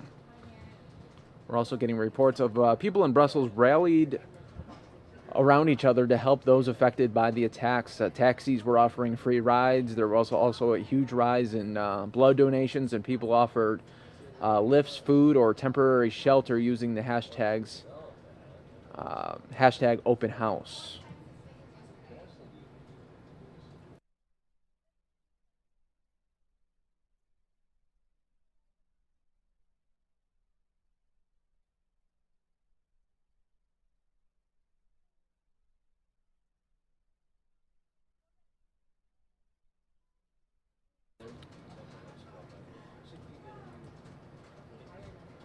Here's a statement that President Obama made a little earlier ago.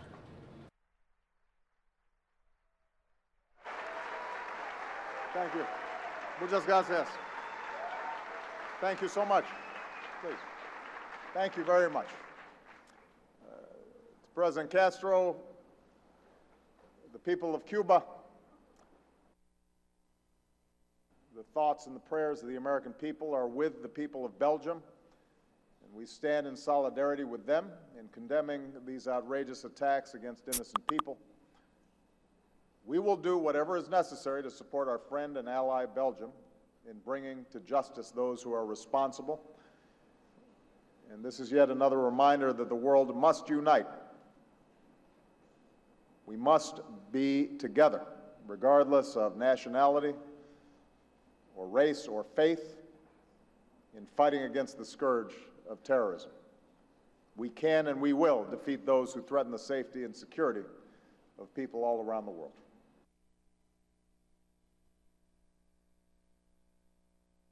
In closing, let me just say that in recent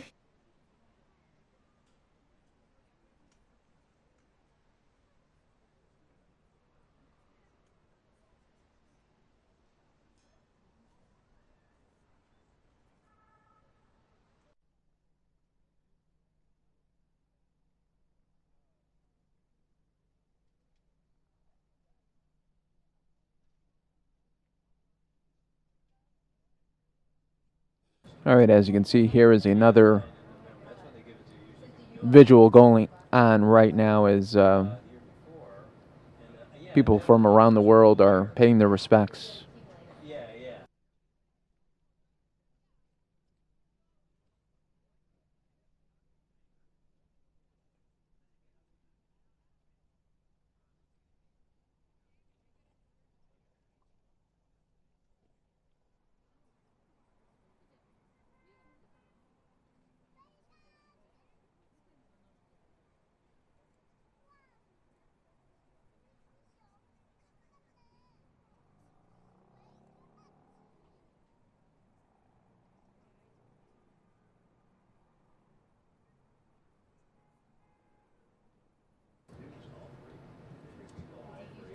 All right, everybody. The AP is reporting that Belgian prosecutors say chemical products were found in a raid moments ago. Also, an Islamic State group flag was also found. Right now, we are still looking at the Eiffel Tower. Moments ago, we were looking at the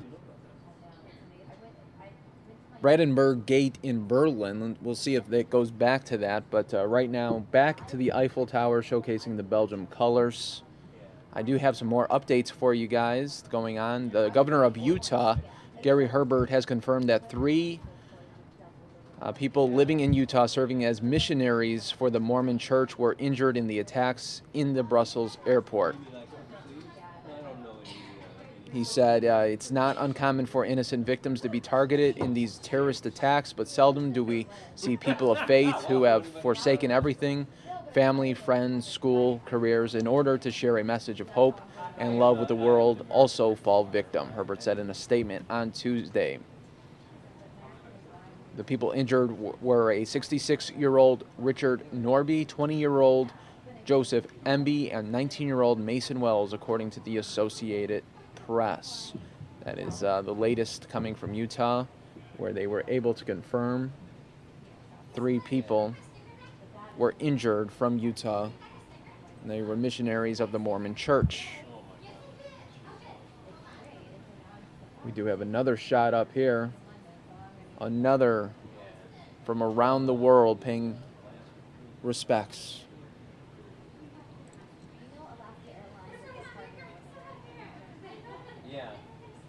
From the prosecutor's office there in Belgium. Islamic State flag and explosive device found in the raid of a suburb of Brussels. The Belgian prosecutor's office has confirmed that raids were conducted in a northern suburb of Brussels. In the searches have led to the discovery of an explosive device containing nails, among other things. The investigators have also discovered chemical products and an Islamic State flag. So that is the some of the latest briefs that have been coming in to the Fox 10 News Now stream. You guys are watching fox10phoenix.com. Obviously a very, very fluid situation still, as you know, there are still several raids going on in that country happening right now. It says witnesses are currently being questioned, with more being sought right now. Hillary Clinton said moments ago that we have to defeat ISIS where they hold territory, Clinton said, adding that the international community have to shut off the flow of foreign fighters and weapons out of Europe.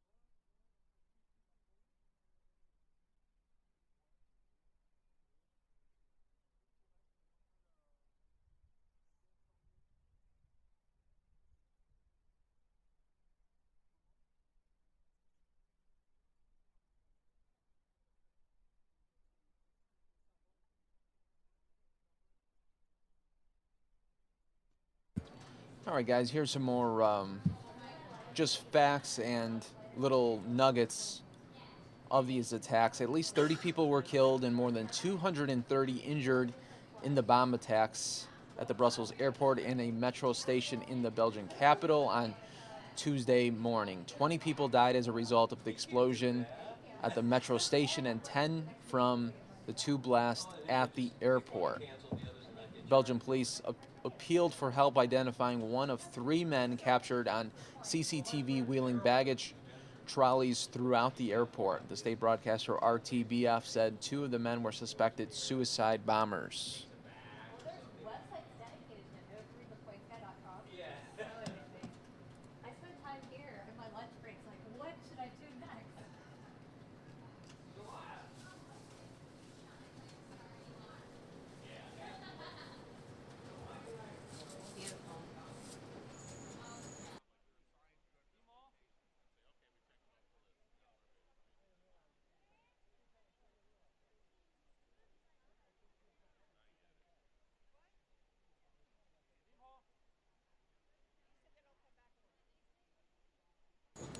There's also makeshift memorials that have popped up in Brussels to the tribute of the victims.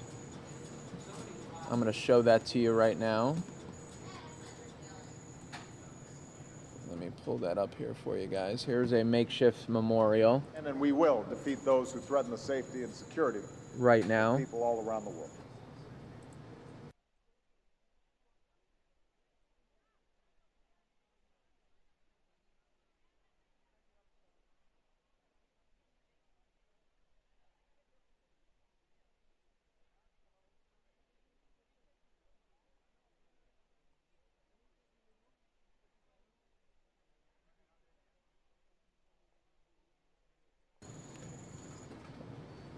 About 3 hours ago, the Islamic State claimed responsibility.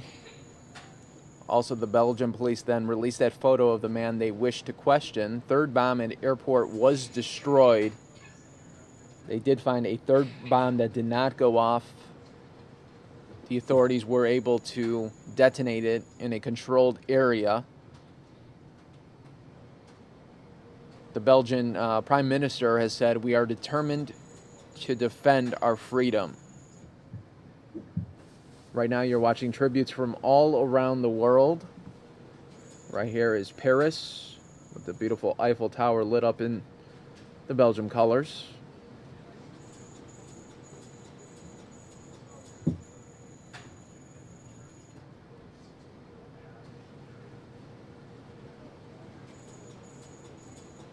The Pope has condemned the blind violence which causes so much suffering. The United Kingdom has warned its citizens against all but essential travel to Brussels. It also beefed up security at transport interchanges in London, airports, and ports.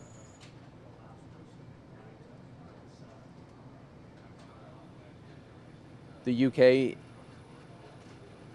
has said that they will stand with Belgium and said the terrorist threat must be met with everything we have. The Twitter hashtags #Belgium and #PrayForBelgium were trending across Europe and the United States within hours of the attacks.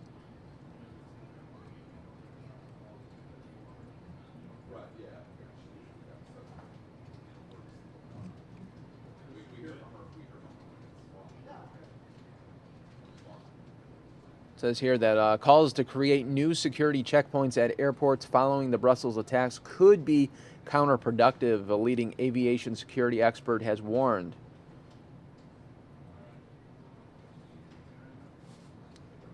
Philip Baum, author of Violence in the Skies, said that it would simply make new targets outside terminals and a different approach was needed. He said it's ultimately down to looking for people with negative intent, and we have to do that without creating new security hurdles that create new targets, such as checkpoints at the entrance of terminals. Let me know what you guys think as you are watching right now tributes from all over the world of these horrible, horrible Brussels attacks. But let me know what you guys think. Does there need to be new airport security measures to even walk into the airport? Let me know. I will put up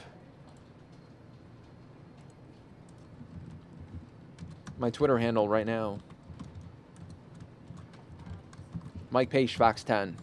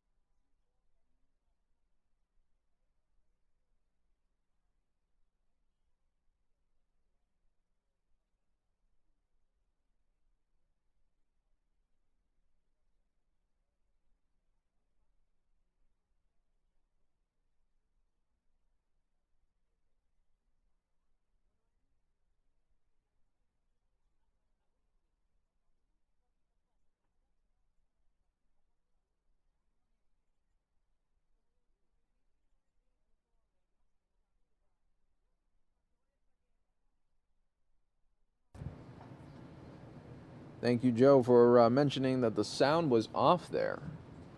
So once again, guys, now that the sound is on, I'm asking you guys, do you think that there needs to be new security measures at airports? Not just to get on the plane, but to get in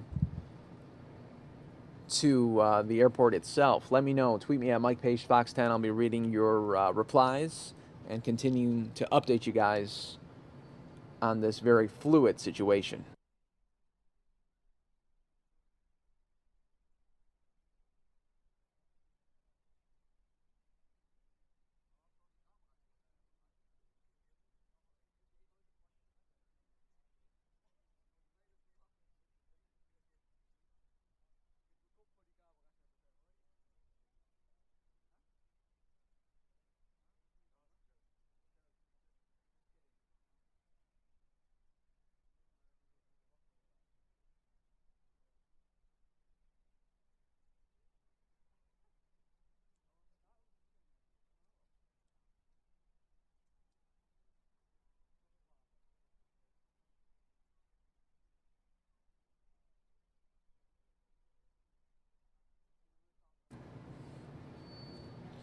Folks, if you're just joining us to the Fox 10 News Now stream, we are covering the Brussels attacks very extensively here on the stream. We're looking at live tributes across the world. Right here is the Eiffel Tower, where the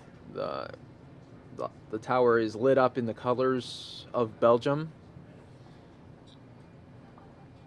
I'm also asking you guys to tweet me and let me know, do you think there needs to be new security measures at airports around the world now that we have seen a very weak point of security pretty much for all airports?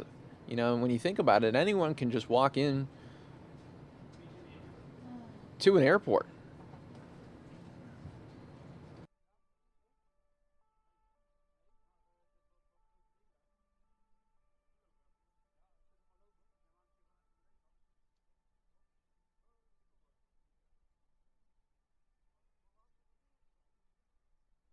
All right, right now, Mr. Griff tweeted me saying, no to more security. Airports have already become hellholes thanks to terrorists, and they'll always find a way around. Thank you very much for your tweet there. Keep them coming there. Tweet me at Mike Page Fox 10. You could also follow me right there.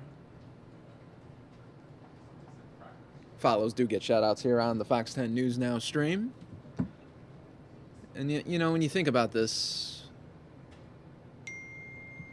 people are trying, when you're at an airport, you just want to travel somewhere. Maybe it's to see family, maybe it's to see friends, maybe it's on to a vacation. And the last thing you really want to happen is something to come in between that.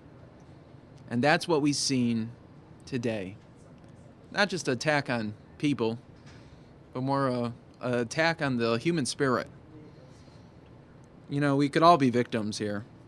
And so let me know what you think about this horrible, horrible attacks in Brussels. Tweet me at Mike Page Fox 10 and we'll get your voices heard.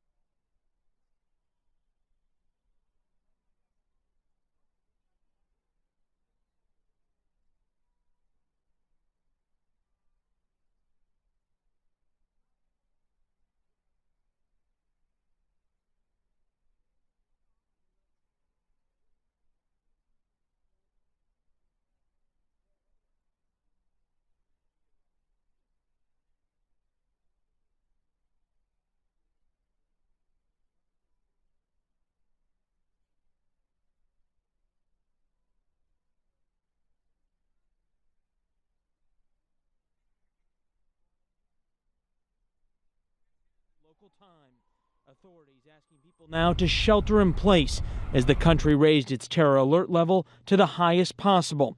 Speaking from Cuba this morning, we can and we will defeat those who threaten the safety and security of people all around the world. After the blasts, officials canceled all flights in and out of Brussels. Arriving planes and trains were diverted away from the city. Vous indiquez que dans ce moment de tragédie, We realize we face a tragic moment. At this dark moment for our country, now more than ever, I would like to appeal to all to be calm and show solidarity. The attacks come just 4 days after the main suspect in the November Paris attacks was arrested in Brussels. After his arrest, Salah Abdeslam told authorities new attacks were already in the works, although he offered no specifics. However, in the immediate aftermath of the bombings, airport security was also tightened in Paris, London, and around Europe. This is a strategic strike not just against Brussels, but against, the Western world. Because you have two capitals. You have Washington, and then you have Brussels. While officials say there is no credible threat right now of an attack inside the United States, across the country on metro systems, at airports and other transit hubs, there is already increased security on what are considered soft targets. In Washington, Leland Vittert, Fox News. Leland, thank you very much. Belgian authorities release a photo of the 3 suspects believed to be behind the Brussels airport attacks. An unexploded suicide belt was found in the aftermath of the explosion at the airport. The airport will remain closed at least through tomorrow. Security at airports around the world has been heightened. Although there are no specific changes at Sky Harbor International Airport here in Phoenix, the airport does remain on a heightened alert. A couple from Gilbert was at the airport in Brussels when the explosions took place. We're told Andrew and Denise Brandt were at the airport. They were expecting to fly to Liberia. They spoke about their experience. Take a listen. It felt muffled, so I knew we were not very close to it, but we were close enough that it reverberated throughout our entire flight. So, I don't know. Be fired. They said it happened Too close. You just feel like a wave. Explosion, a wave go through your whole body. And then we just looked at each other, and I was like, let's go this way. It was over there. So it's just this instinct to get away from it. And then we started seeing people running, crying towards us. So I knew we were going in the right direction by moving away from it. Wow, you hear a lot of commotion behind them there as well. That Gilbert couple is okay. We're told they work for a health services organization. Stay with Fox 10 News for continuing developments in this developing story. You could also get information on our website, Fox 10 Phoenix, on our Facebook and Twitter pages, and on our live streaming channel, Fox 10 News Now. It's Fox 10 Phoenix and fox10phoenix.com. All right, everybody, moving back to the Eiffel Tower shot.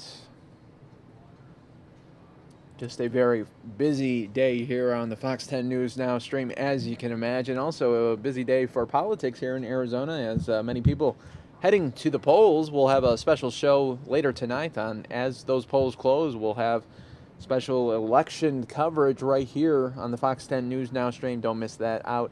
That's coming up. Well, the polls close here at 7, so we'll know probably not too long after that how Arizona did decide. But right now we are still talking about these horrible, horrible attacks in Brussels as I drop my phone here.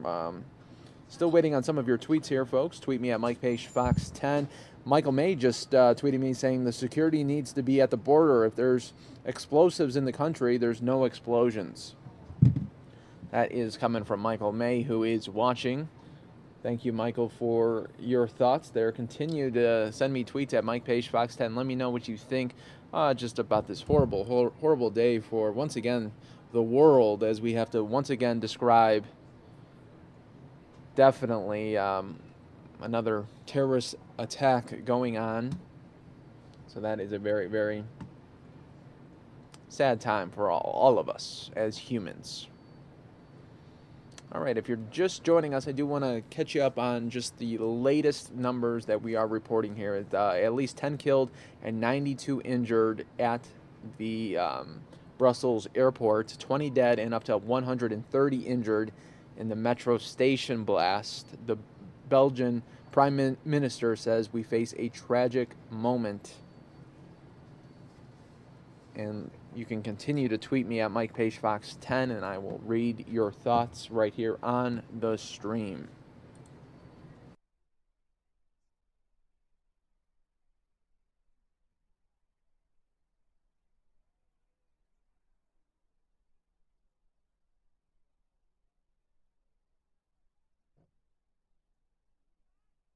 And we are going to switch gears here a little bit, keep you guys updated, of course, on this Brussels attack story. But we're going to go now closer to home, much closer to home.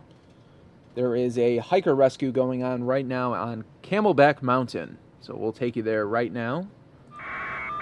I'll take that annoying sound off, and we are going to watch a live rescue happen right here on the Fox 10 News Now stream, Camelback Mountain, where a rescue is going on for a injured hiker.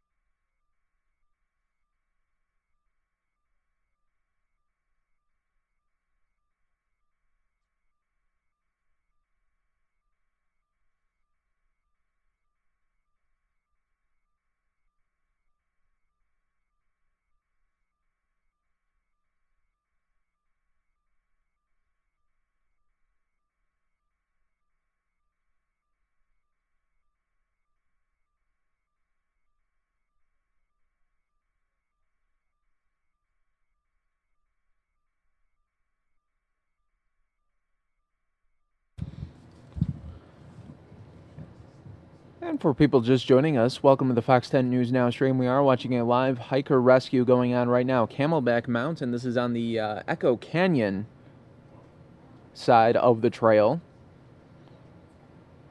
You can see their rescuers are aiding the hiker. It could be a number of things right now. You know, you figure, wow, what a shot there. Beautiful shot there that Sky Fox is able to capture here. But, you know, it's getting very, very hot now. And for people that are coming for spring break or spring training games, they really don't, I don't think, really grasp it until it's pretty much too late when they go hiking. They don't maybe bring enough water, or, you know, they're not accustomed to the heat that can happen so fast.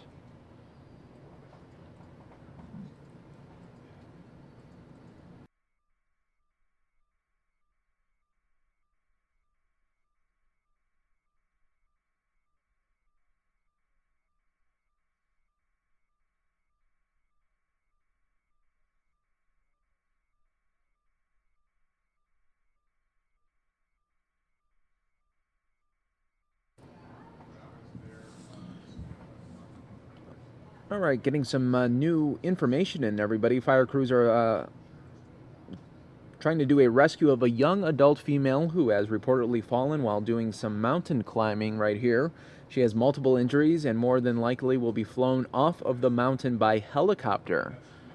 So this will be an interesting shot to see as well. You're watching it right here on the Fox 10 News Now stream, part of fox10phoenix.com. We're going to see a live rescue happen.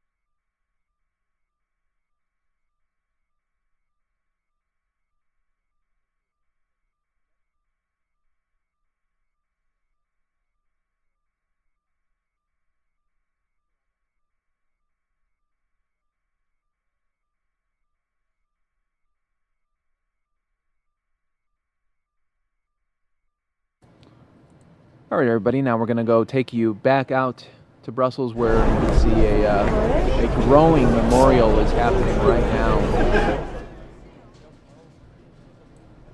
We'll get you some more updates and take you throughout some of the news of the day going on right here. A lot to talk about on the Fox 10 News Now stream.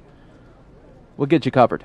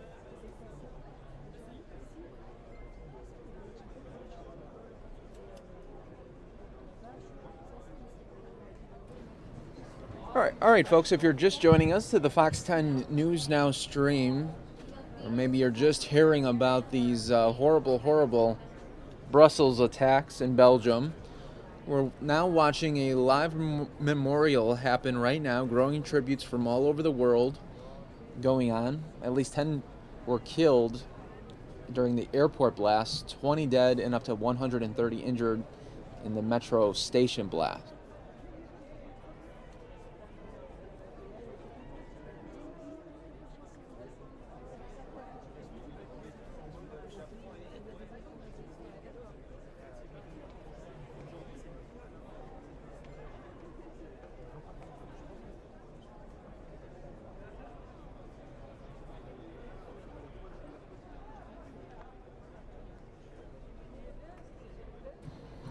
Also, folks, the governor of Utah, Gary Herbert, has confirmed that 3 people from Utah serving as missionaries from the Mormon Church were injured in the attacks in the Brussels airport.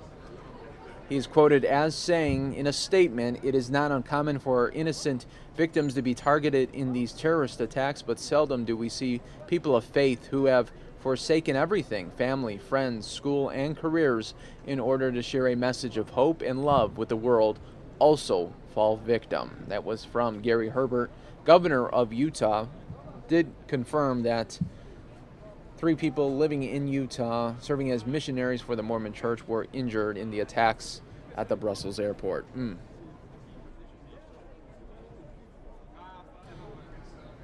The Belgian prosecutor's office has confirmed that raids were conducted in a northern suburb of Brussels. The searches have led to the discovery of an explosive device containing nails, among other things. The investigators have also discovered chemical products and an Islamic State flag.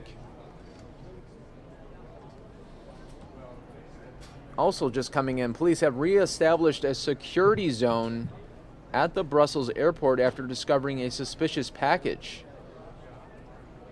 The new zone had been reduced earlier this afternoon after police completed their initial security sweep of the airport, but the discovery of this package will send the process back to square one.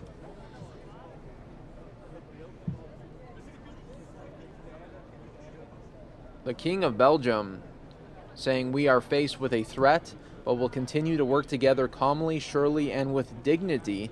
We must continue to trust ourselves. This is our strength."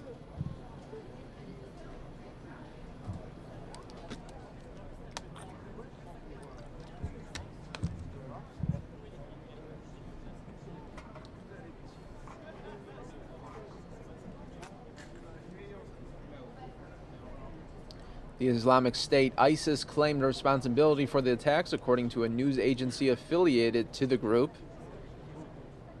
The Pope condemned blind violence, which causes so much suffering, and Muslim groups also denounced the horrible attacks. Among those confirmed injured were a British national, an Indian woman who was part of the crew of a Jet Airways plane, 3 Mormon missionaries based in Paris, and a Starbucks employee at the airport.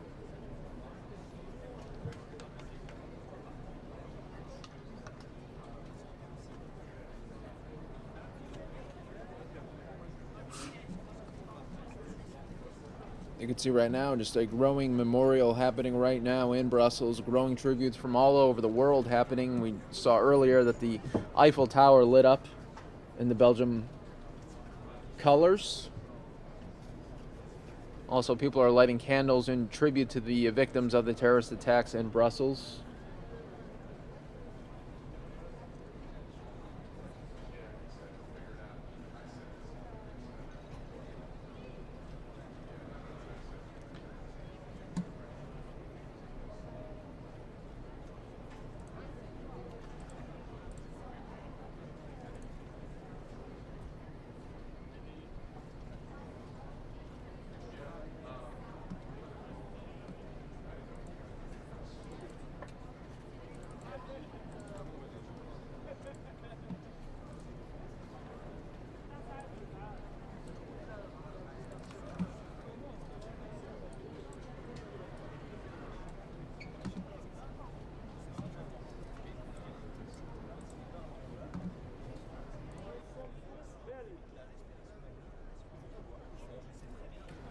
All right, everybody, what we will be doing now is showcasing some Arizona polling locations. Our very own Celeste was at a polling site and asking some voters what they thought while they were in line. So we'll go to that right now.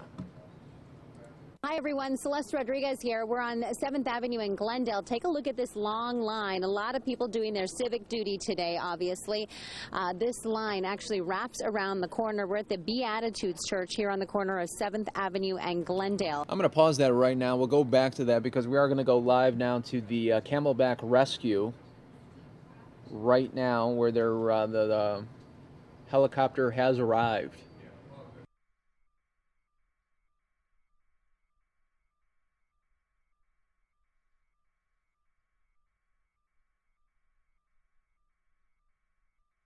So right now we are going to watch a live rescue happen on Camelback Mountain on the Echo Canyon Trail.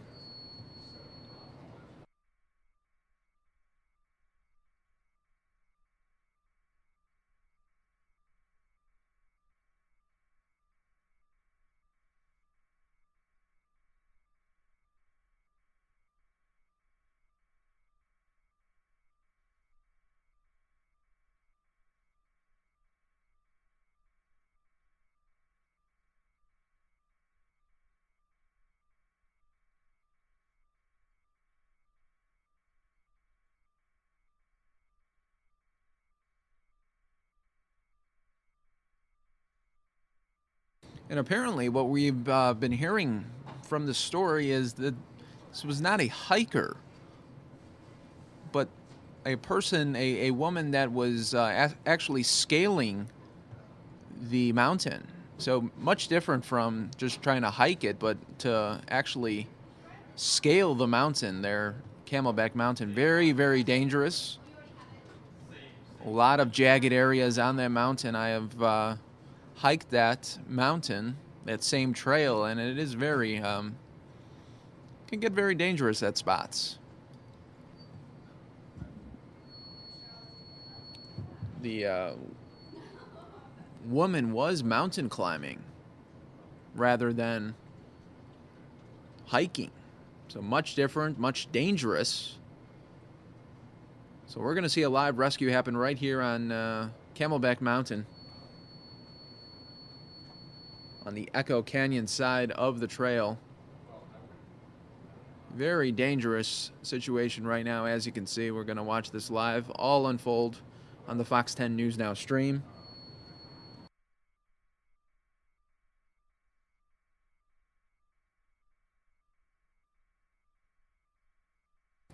So this is obviously the Phoenix Fire police chopper here for the rescue.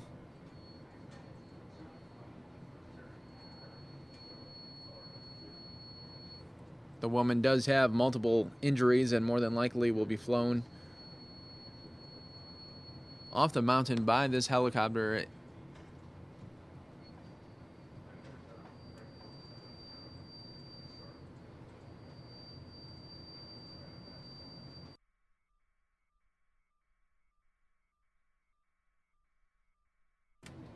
And really, at this moment, anything can happen, so that's why we ask you to continue to watch right here on Fox 10 News Now of this live helicopter rescue going to happen. Wasn't a hiker, but it was more of a mountain climber that was scaling the mountain. Very, very dangerous. But you can see crews there working with the injured.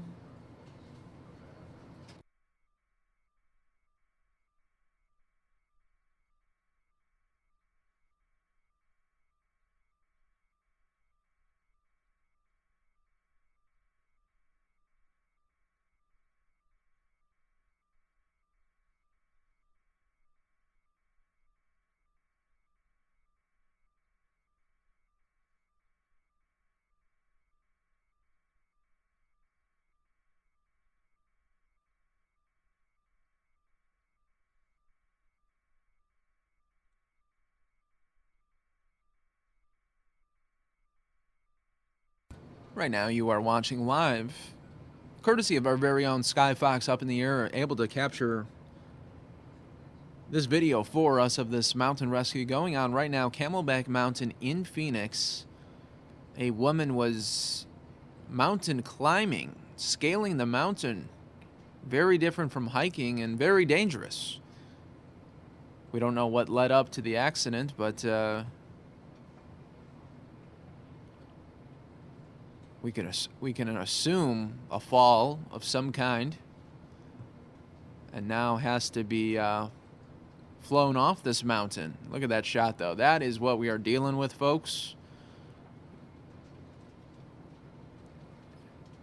If you've never been out to Phoenix and have never hiked Camelback Mountain, it's very rugged. It's very steep at times. Now we're being told that the woman wasn't actually hiking, but she was scaling this mountain. Wow.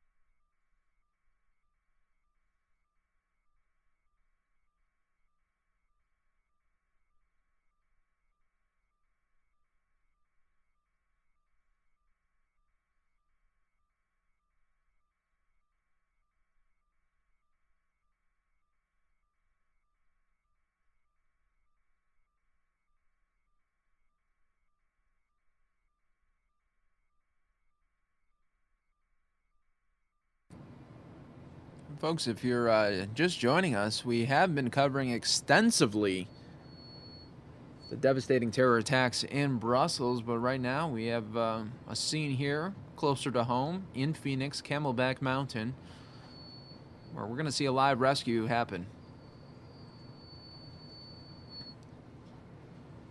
We're going to see this injured mountain climber airlifted out of here.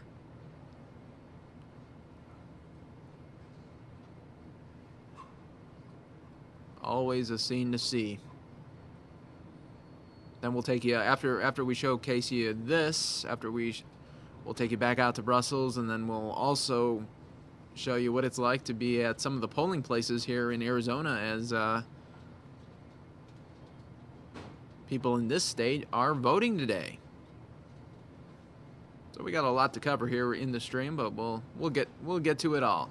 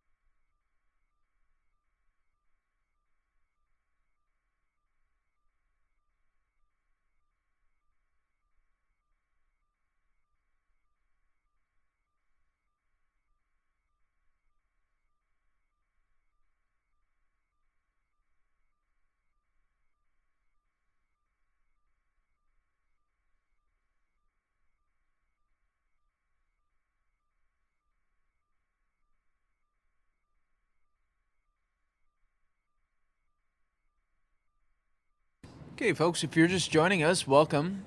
We're going to watch this live mountain rescue happen in just a short couple of moments here. This is Camelback Mountain in Phoenix on the Echo Canyon trail side.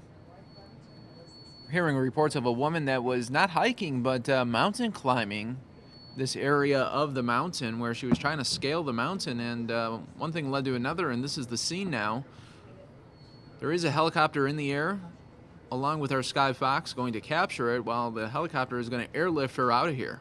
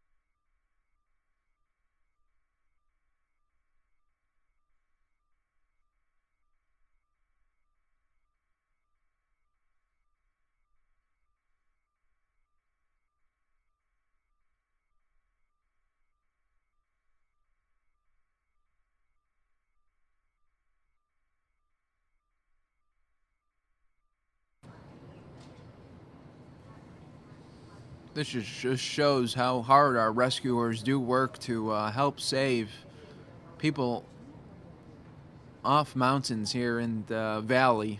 This at being at Camelback Mountain, but look how diligently they work here and provide treatment and then support, and then obviously a great job by these folks to aid this person in need who has not been hiking the mountain but scaling this mountain as a mountain climber. Camelback Mountain, very rough spot they're in right now, and we're going to see an airlift happen momentarily right here on the Fox 10 News Now stream.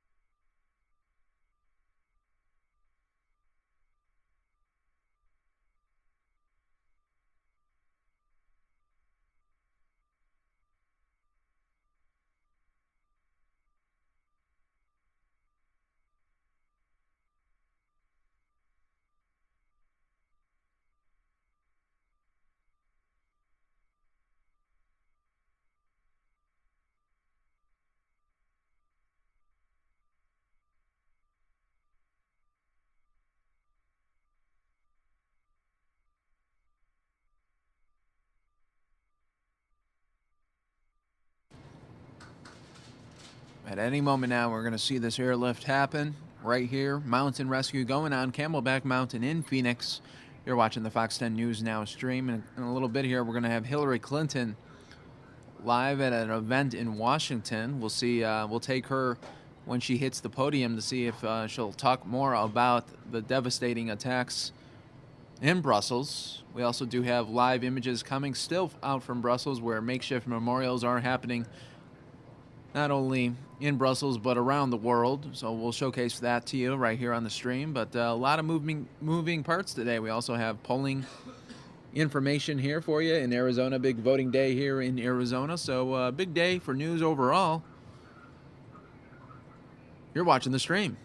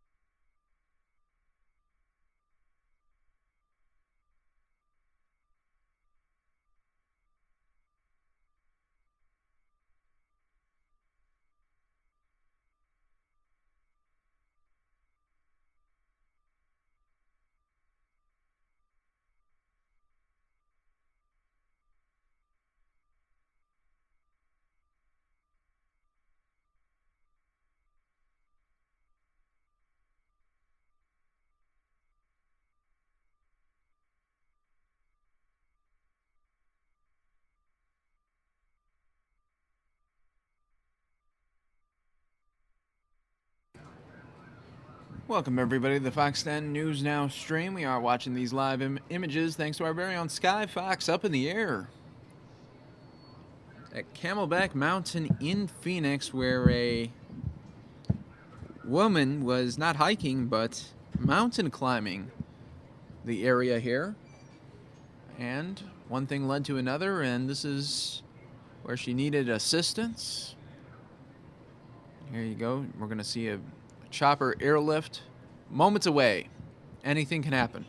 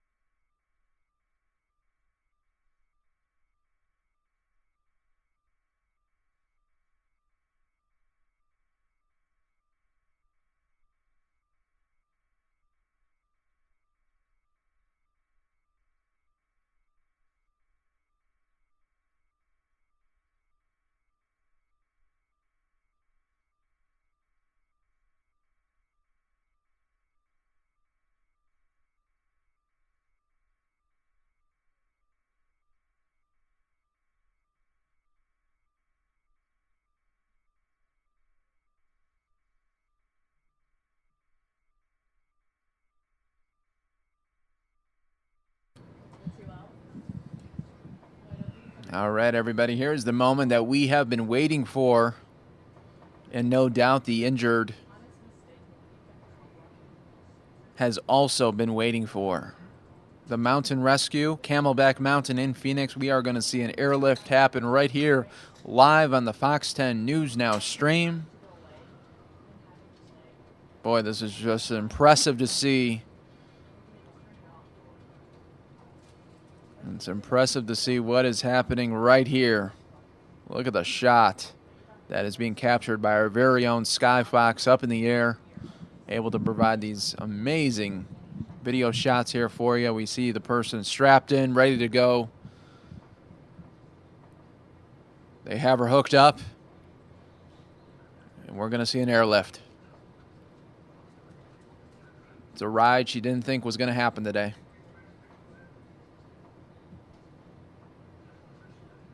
And here we go. She is up and away.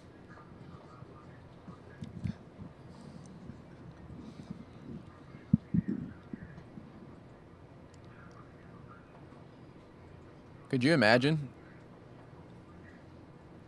Be pretty terrifying laying in there, not being able to see what's really going on and just dangling.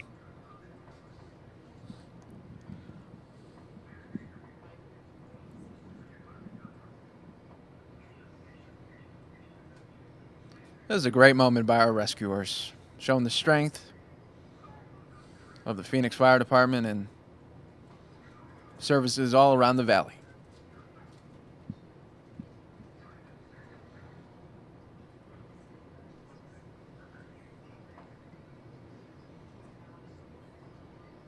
She's getting high up there. It's about 2,000 feet up.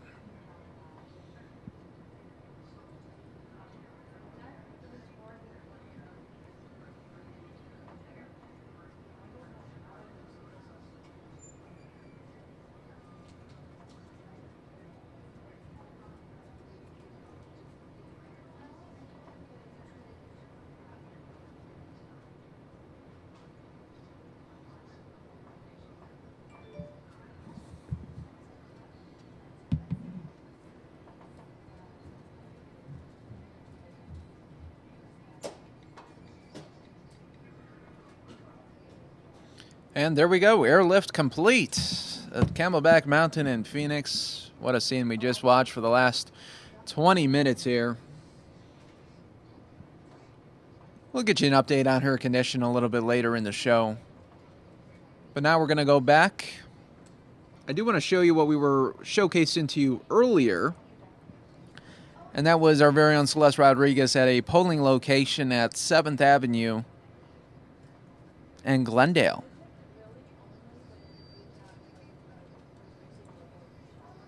We're on 7th Avenue in Glendale. Take a look at this long line. A lot of people doing their civic duty today, obviously. This line actually wraps around the corner. We're at the Beatitudes Church here on the corner of 7th Avenue and Glendale. And as you can see, a lot of folks showed up.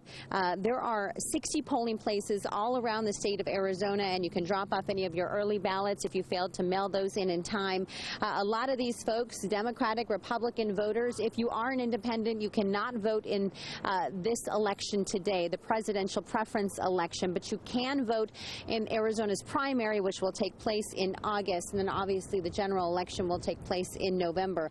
So a couple of quick notes. What we heard from the county recorder's office earlier this morning was that there were some independents at this very polling place, 7th Avenue in Glendale, at the Beatitudes Church, who showed up very upset because they showed up expecting to be able to vote, and in fact they were not able to. There was a lot of confusion surrounding whether or not you could vote or could not vote in this election. So in terms of a lot of these folks showing up, you can see waiting in line, some of them for hours, some of them for 30 minutes, and this is a big day. They're expecting a higher turnout for this preference election here today than in past years, obviously with all of the news media kind of surrounding a lot of the presidential candidates, everything they're doing on social media, and kind of the rallies that have been held here in Arizona the past several days. So let's go walk up and see if we can chat with a couple of them to see how long they've been hanging out here this morning. Good morning to you.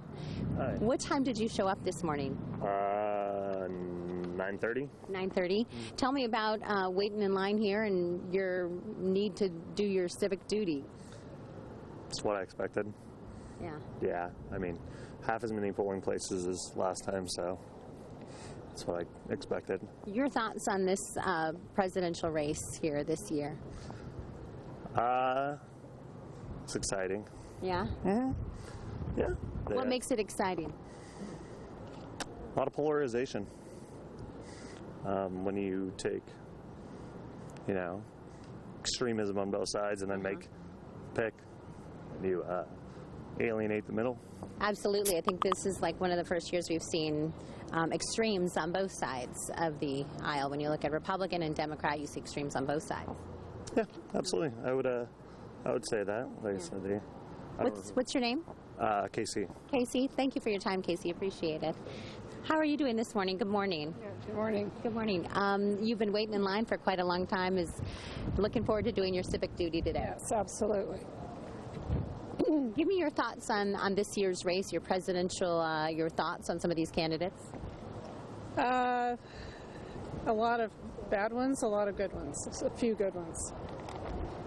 And as you make your way, have you already made your decision at this point? Absolutely.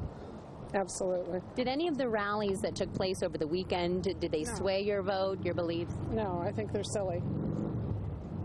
Yeah. Your thoughts on some of the violence that have taken place?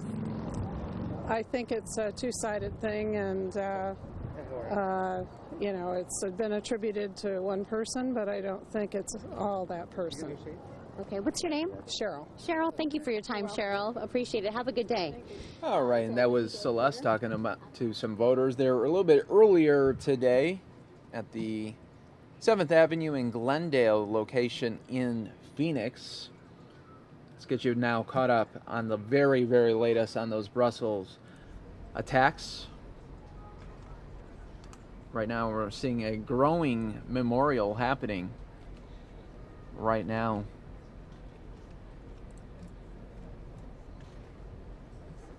The French Prime Minister will visit Brussels on Wednesday as planned. We'll also see the Belgian Prime Minister to show solidarity, as well as planned meeting between the two.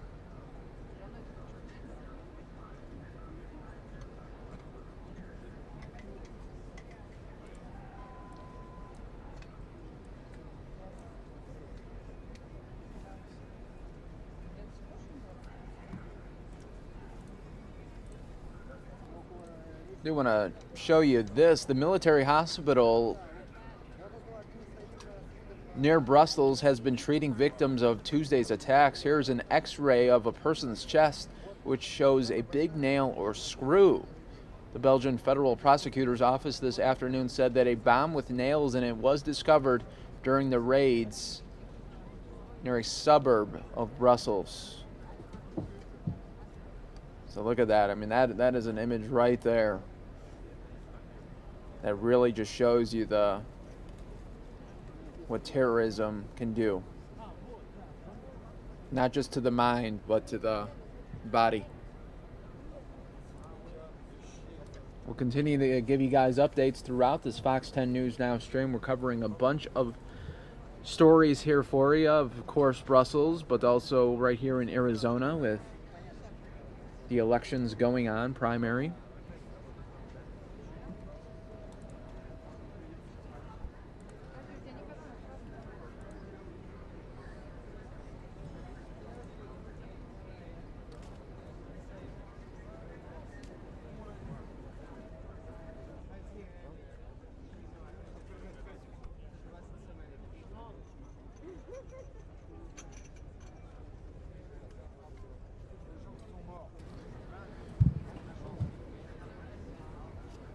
Here's the latest timeline that we do have here for you. About 3 hours ago, the Islamic State claimed responsibility. Also, at that time, the Belgian police released a photo of a man they wished to question. A third bomb at the airport was found and then destroyed in a controlled demolition. United Kingdom citizens are warned against all but essential travel right now to Brussels. The Belgian Prime Minister saying, "We are determined to defend our freedom." And a Belgian prosecutor says it's still too early to make the link between Paris and today's attacks. Right now, there is a Hillary Clinton event going on in Washington. Let's go to that, because once Hillary Clinton gets to that podium, we want to see if she's going to make any mention of these Brussels attacks.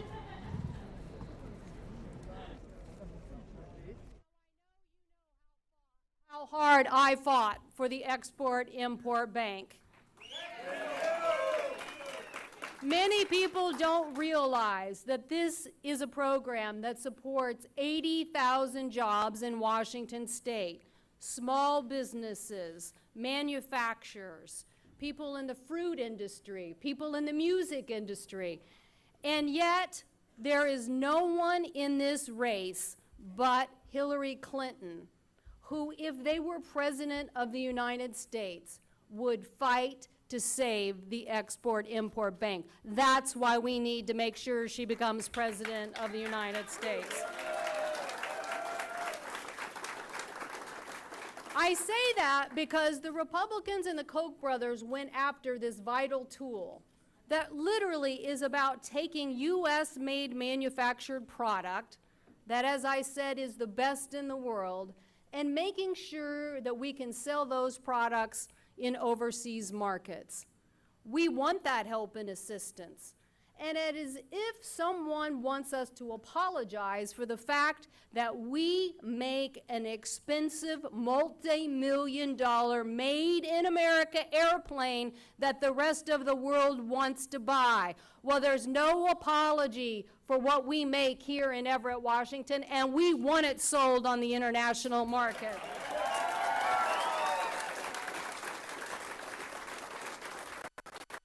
So, if you're looking for an alternative headline to the one that was in the paper today about Hillary Clinton, it might have said, Secretary.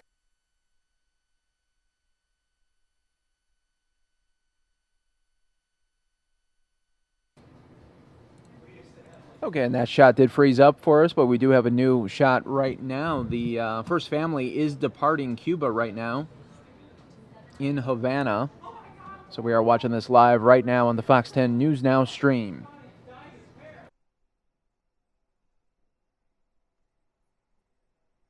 Today, the first family did attend a Major League Baseball exhibition game in Havana, Cuba.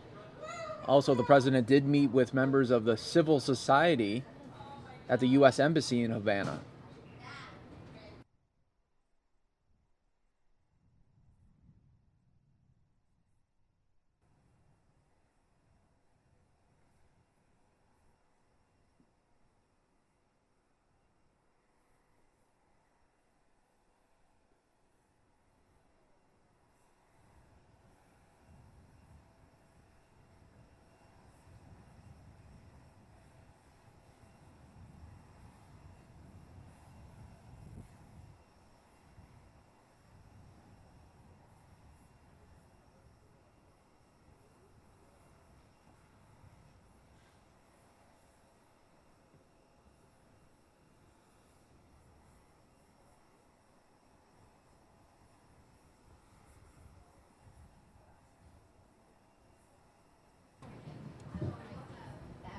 Earlier today, the president did meet with members of the civil society at the U.S. Embassy in Havana. Then the first family did attend a Major League Baseball exhibition game between Tampa Bay and the Cuban national team, and now the first family will depart Cuba.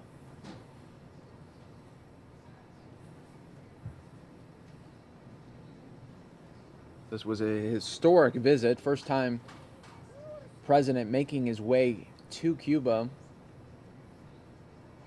in the last 90 years.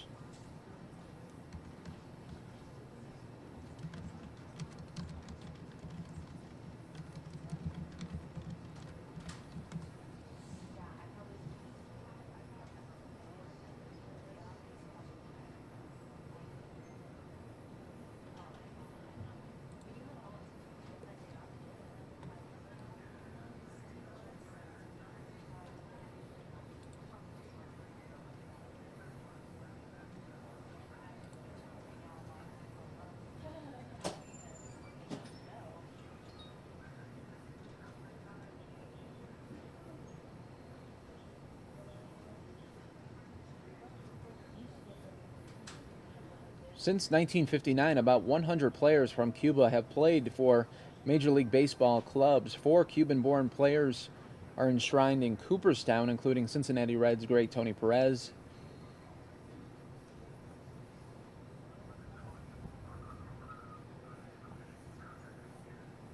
President Obama said about the historic trip to watch the baseball game earlier today. He says that's what the visit is all about, remembering what we share, reflecting upon the barriers we've broken as people and as nations, and looking toward a better future.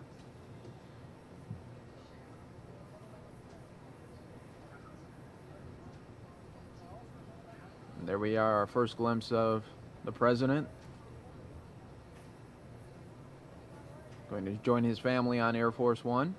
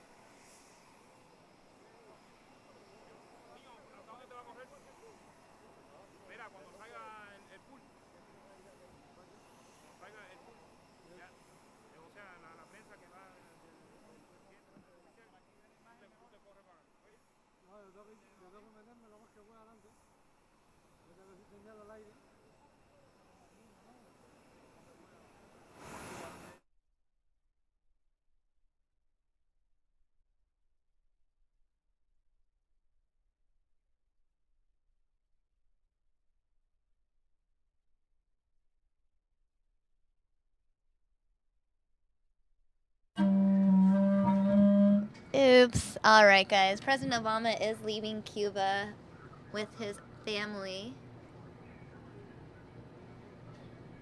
We also actually have a live feed of a Hillary Clinton event happening simultaneously. So we'll be bringing that to you as well right here on News Now.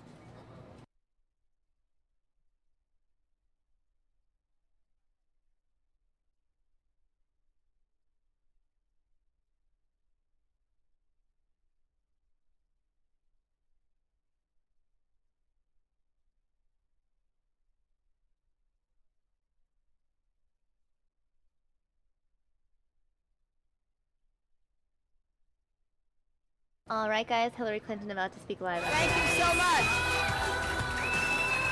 Thank you. Thanks to John Holden, Larry Brown, and all of you for your warm welcome here. On behalf of the machinists and the aerospace workers, I am delighted to be in this union hall with people who understand how important it is that we have a strong American labor movement and that we protect the right to organize and bargain collectively for all workers across America. I'm also deeply grateful to two of my friends and former colleagues, two people who represent you with such strength, resolve, and results in Washington. Senator Maria Cantwell, who goes to the mat on every issue that matters to Washington State, never ever gives up. She is tenacious. She is absolutely one of the most effective members of the Senate. I saw that firsthand when we worked together. And Senator Patty Murray, who is one of the most influential senators and leaders in all of Washington on behalf of every issue. Senator Murray gets results. Sometimes when people have all but given up, she never does. And she produces positive change and positive progress for the people she represents here in Washington State. You could not have two better representatives in the United States Senate who go to work every single day fighting for you. And I look forward, if I'm so fortunate enough to be president, to working with them on your behalf, fighting for you and getting positive change across our country.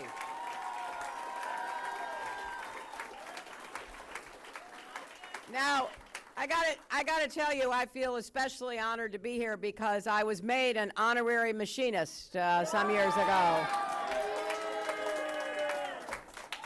And so I feel a particular connection here to my brothers and sisters in the Machinists and Aerospace Workers Union and in 751. I want to tell you why I was given that honor and why I was so pleased to accept. It's because I have fought for the rights of working people. I have fought for the right to organize and bargain. I have fought for the middle class. I am no person new to this struggle. I'm not the latest flavor of the month. I've been doing this work day in and day out for years.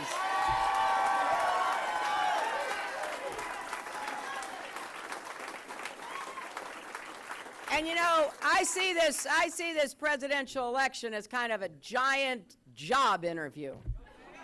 Think about it. You're hiring somebody to do all aspects of the job. And each and every one of you have just as much right, just as important a vote as anybody else to determine who will be our next president. And I want you to understand, as I see the job, because next January, somebody's going to walk into that Oval Office, they're going to sit at that desk, and they're going to start making decisions that affect your lives, your livelihoods, our country. And I think there are three big tests that anybody running for president should have to meet, and whoever's in that office will most certainly have to meet. Number one, can you make a positive difference in the lives of Americans, right?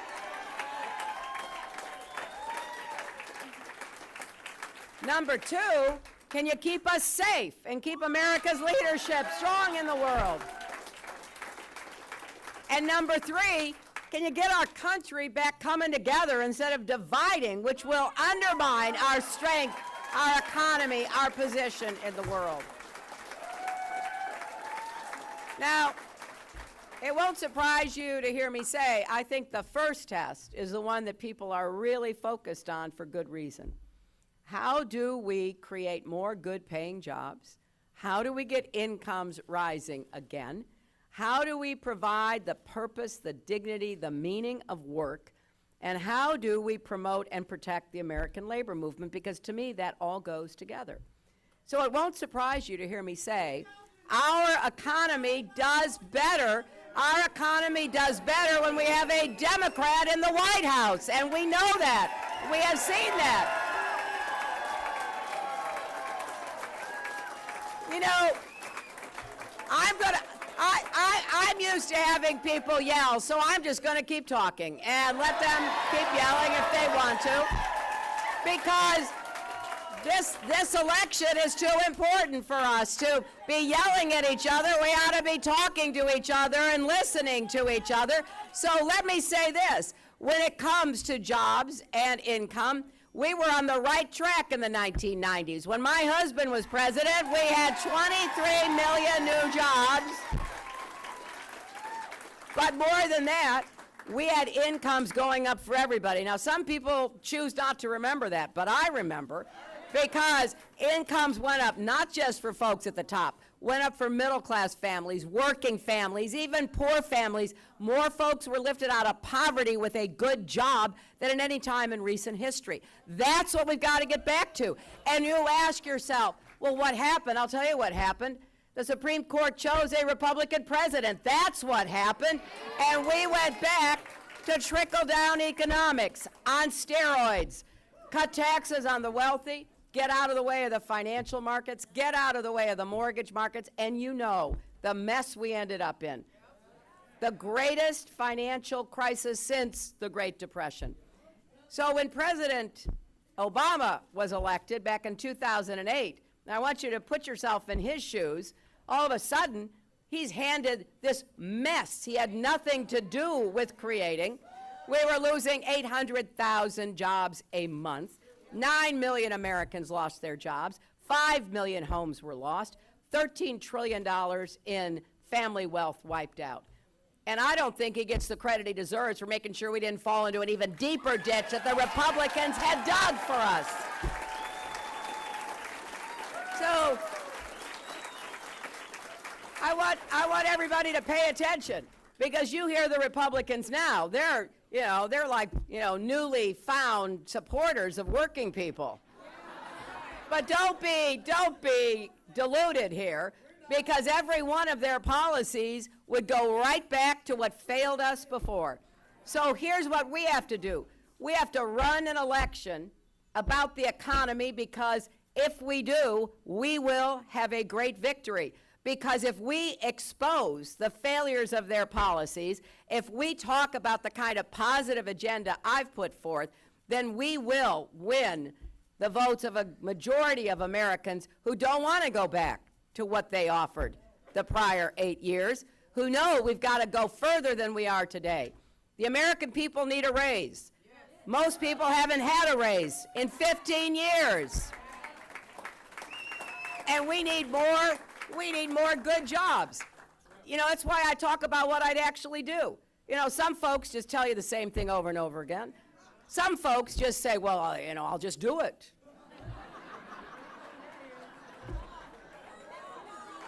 Right? Well, I have this old-fashioned idea. I'm going to tell you what I'll do, because I want you to hold me accountable for doing it. So we're going to have more infrastructure jobs. It's outrageous that our infrastructure is failing in so many places. Not only what we see, the roads, the bridges, the tunnels, the ports, the airports that all need to be upgraded, but everything we don't see, like the water systems, right? You all know what happened in Flint, Michigan. Well, that's not the only place where the water system is poisoning people, because some of these are 100, 110, 20 years old. We've got work to do in America. I know we've got some laborers here. They're willing to do that work. They're willing to get started on it. And then we need more advanced manufacturing, like what the machinists do here in Everett and across Washington. You know, some people say, well, we can't make things in America anymore. I just reject that out of hand. And we're going to prove we can. Now, we got to take away the tax incentives that actually give folks benefits for moving jobs overseas. They should be getting benefits for investing in America and creating jobs right here. And there are some tools we have to use to make that happen. I heard both senators talking about the Export-Import Bank. Now, in many parts of the country, that's a kind of, obscure thought. But here in Washington, it's the lifeblood that makes it possible to export from Washington around the world. And it's not only aerospace projects, although it helps enormously with the work that is done here in this state, but it's apple growers. It's Hilliard beer, for goodness sakes, right? So there's a lot of things that are made right here in Washington that are supported by the Export-Import Bank. $86 billion worth of goods and services exported last year in Washington. The Republicans tried to kill it. And I went to 112 countries as your Secretary of State. And I can tell you that our major competitors around the world, they do everything they can to support their exporters. They are subsidizing, they are guaranteeing, they are engaging in what I believe is unfair competition, but they're standing there fighting for the people that they have in their countries making goods and exporting services. I'm going to be the biggest champion of the Export-Import Bank because it doesn't cost us a penny, but it enables us to sell around the world. And I want to do more, not less of that. And so when the Republicans, led by the Tea Party, when my opponent, Senator Sanders, joined arms against the Export-Import Bank, I just shook my head. We are not living in a world where we are alone. Sometimes I wish we were, but we're not. So we got to deal with the competitors that are out there. And I want us to compete and win. That is my goal as your president.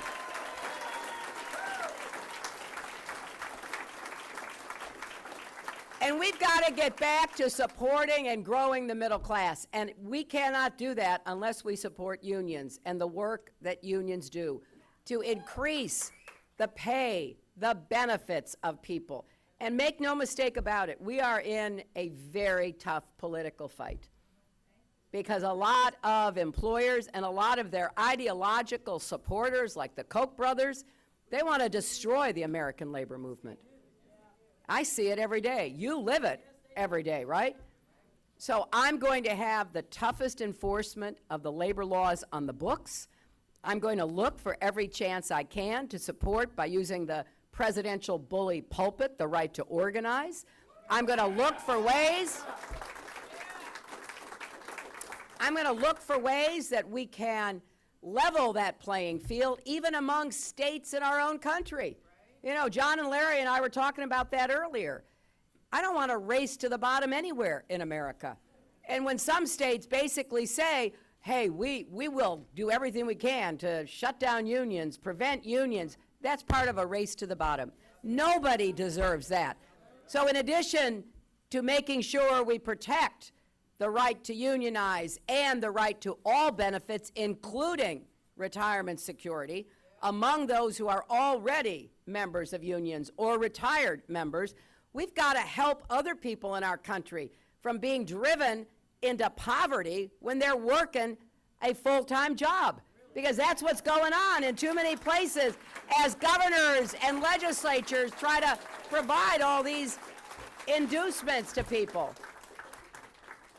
So manufacturing is high on my priority list, and we're going to do everything we can to create more manufacturing jobs and to keep manufacturing jobs here.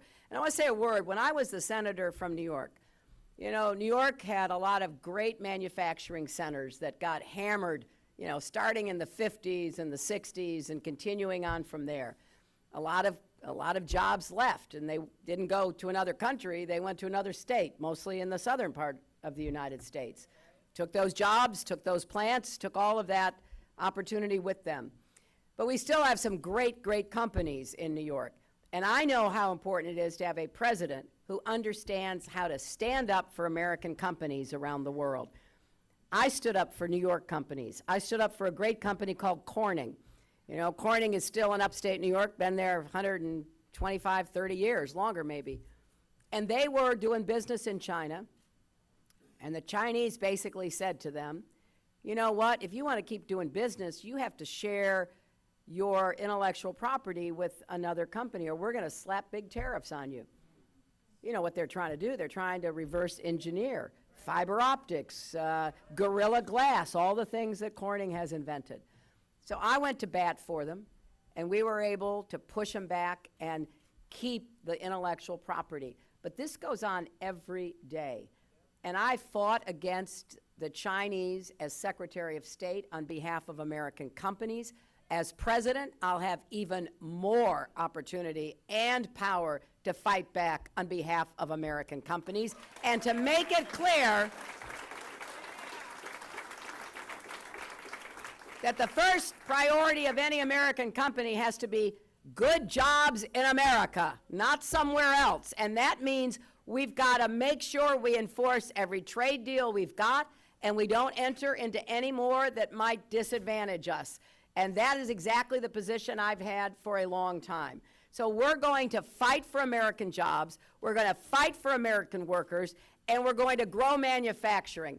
At the same time, I think the best way to fight climate change is to create more clean, renewable energy jobs. They can't be exported. They have to be done in the United States.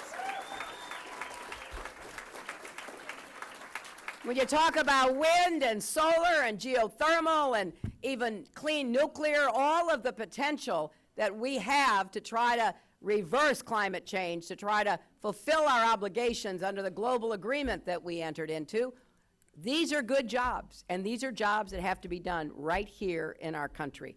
So I have a full agenda for what we can do together, and I want to be your partner.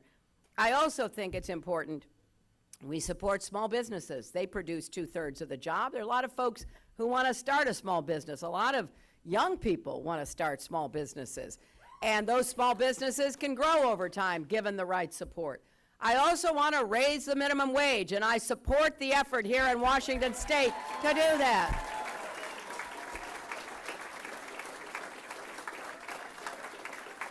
There is no evidence that the minimum wage being increased costs jobs. So I'm supporting what you're trying to do here, and I want to raise it across the country. And the other thing we're finally going to get done is equal pay for women's work.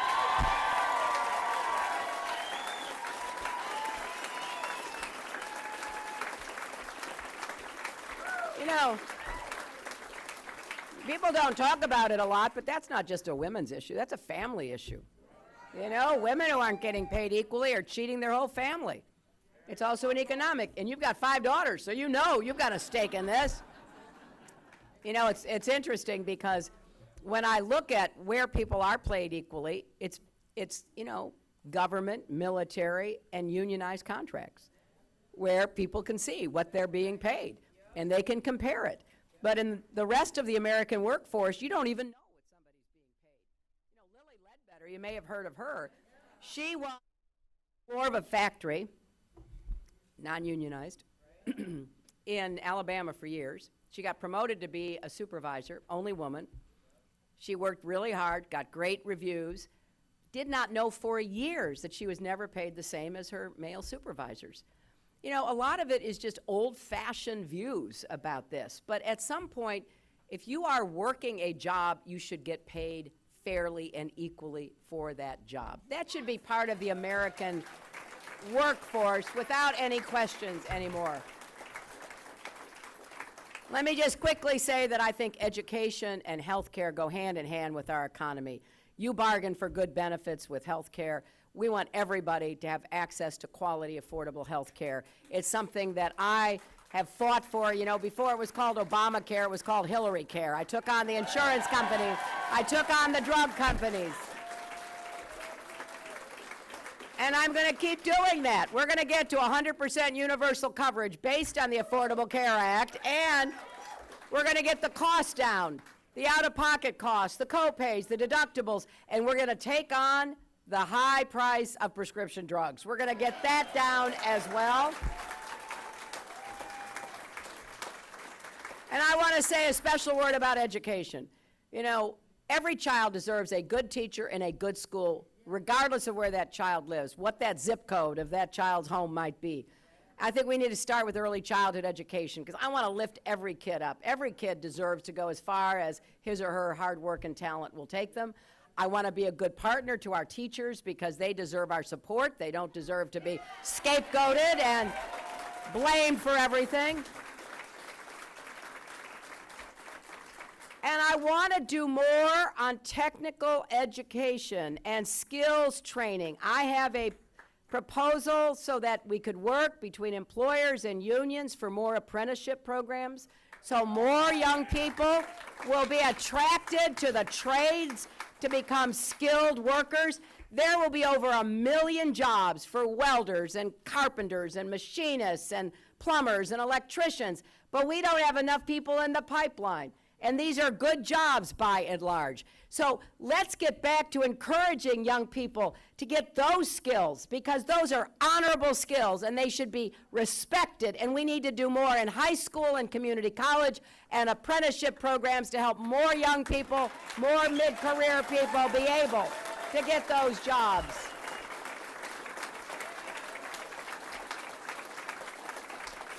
And we're going to make college affordable again.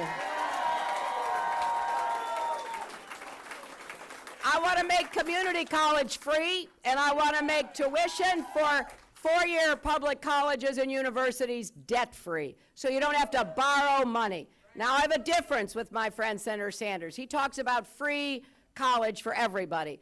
I believe the better approach is to have debt-free tuition for middle-class, working families, and poor kids, because if you give it free to everybody, you and I are going to end up paying to send Donald Trump's kid free to college or university. I'm not doing that. I'm not asking you to do that.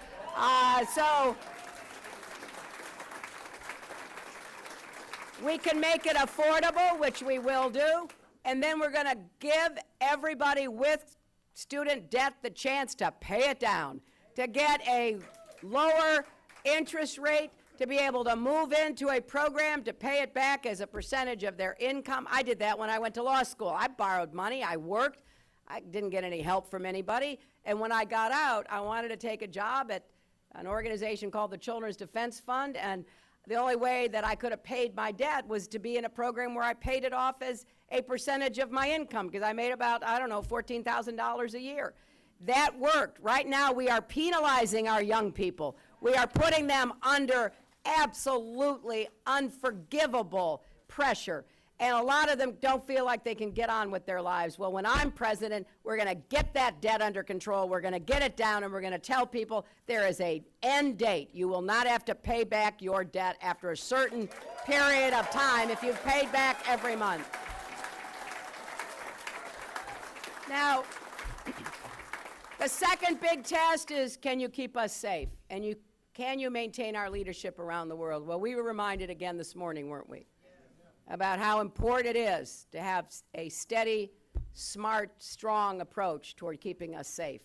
That is exactly what I believe we have to do. And I've laid out a very specific agenda for defeating ISIS, not just on the battlefield in Syria and Iraq using Arab and Kurdish forces, not American forces, using American air power in order to deprive them of territory, to basically cut them off from being able to run their nefarious terrorist network out of Raqqa, Syria. But I also know we've got to stop the flow of foreign fighters and foreign money and arms. And here's something else we've got to do. We've got to defeat them online. You know, that is where they radicalize, and that's where they propagandize. And, you know, I did some early morning TV today talking about this because I think it's a serious issue. The United States has to offer whatever help we can to Belgium and the other European countries. But we have to work closely together with our friends and our allies. And we have to form coalitions of nations willing to defeat ISIS with us. And so when I think about what we have to do, I see the challenge ahead as one where we're bringing the world together, where we are leading the world against these terrorist networks. Whereas some of my opponents want to build walls and shut the world off. Well, you tell me, how high does the wall have to be to keep the internet out? Right? You know, that's not the world we live in any longer. We got to take them on the internet. We need our great tech companies to be helping us do this. We have to shut their sites down. We have to intervene where we can to prevent radicalization of homegrown terrorism. And we need everybody on the front lines, everybody, particularly, I will add, American Muslims, because they're the ones who should be calling the FBI and law enforcement to say something suspicious is going on. I want them to feel like they are part of our defense, not that they're being insulted and isolated and left out, which will be dangerous to us. That doesn't make sense, my friends.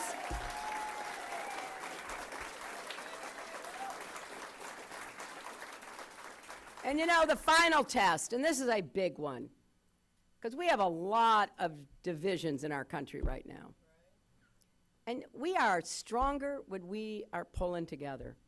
I saw this after the horrible attack of 9/11 when I was representing New York.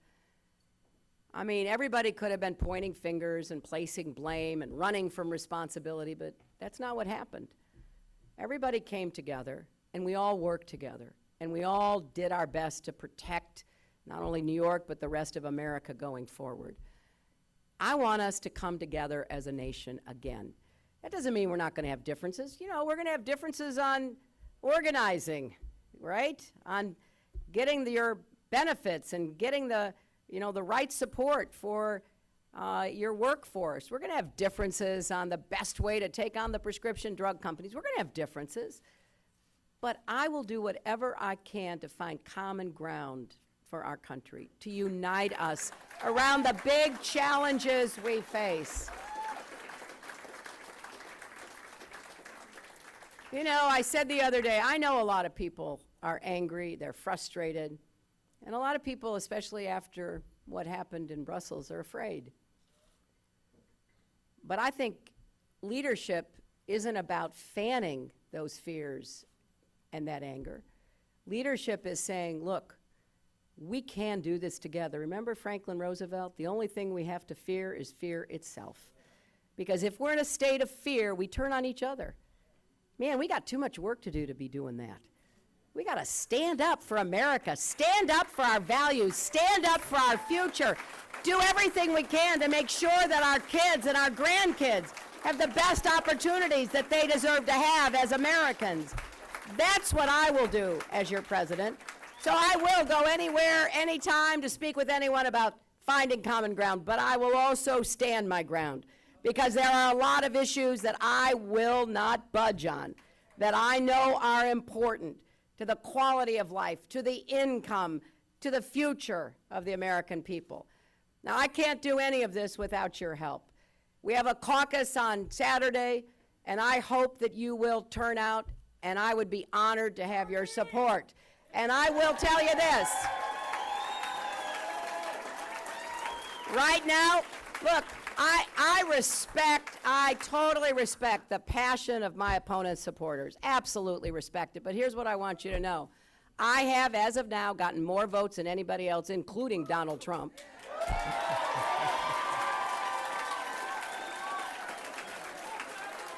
I have gotten 2.6 million more votes than Bernie Sanders. I have a bigger lead in pledged delegates, the ones you win from people voting, than Barack Obama had at this time in 2008. So, we are on the path to the nomination, and I want Washington to be part of how we get there. I know that a caucus is a kind of unusual experience. It's not like showing up and voting and going about your day. You know, you show up and you're not quite sure what else is going to happen. And some states that have caucuses, my goodness, it's like, you know, you're asked to recite your entire life story before you get to express an opinion. I know, it's different in different places. But it's important to show up at this caucus on Saturday. Because here's what gets me up in the morning. I have an amazing granddaughter. Yay, I know. For those of you in the crowd who are at this stage in your life being a grandparent, really, isn't it the most amazing experience? And here's what I want. Look, my husband wants everything we can do to give that little girl every opportunity in life. That's what you want for your kids and your grandkids. But that is not enough. What kind of country is she going to grow up in? What kind of world is out there? How safe will it be? That's why the United States and we Americans, we have to pull together.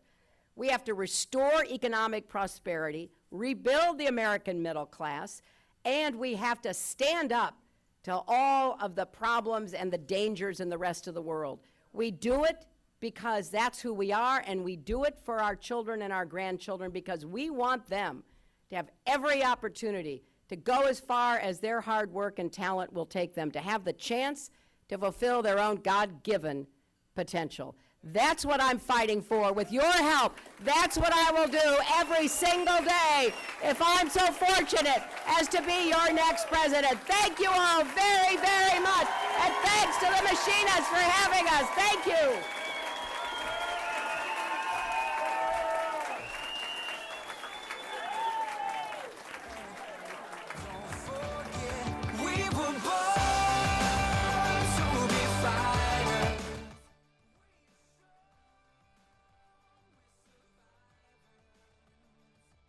All right, everyone, that is a wrap on this Hillary Clinton event in the state of Washington. She's obviously urging the public to go out and support her. She is actually probably also concerned about the results of today's Arizona primary election, which is not actually a primary election. People are saying that it's not a primary, it's a presidential preference election. Basically, it's a primary. People are voting until 7 p.m. today. Kinsey will have those results for you later tonight. For all you Kinsey fans, make sure to tune in.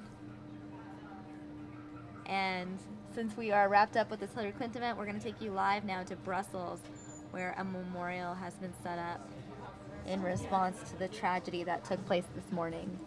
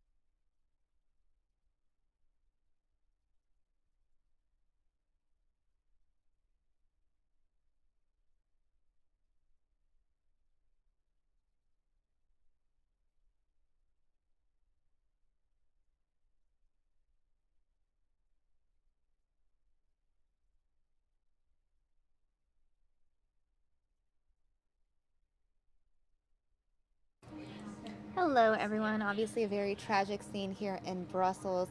We know at least 30 people killed, 190 wounded in devastating terror attacks across the city this morning.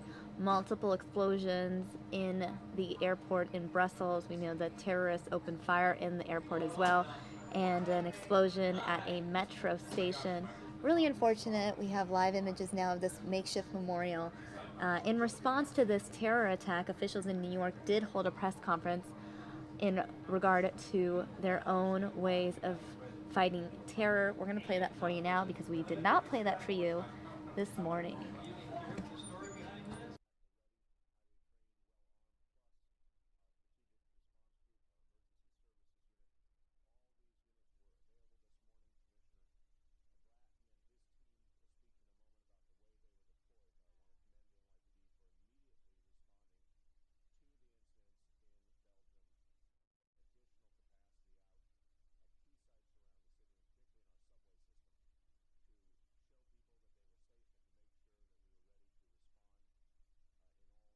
So there was a tremendous amount of NYPD presence around our subway system, in particular, literally just hours after the attack, showing the speed and the agility with which the NYPD can move.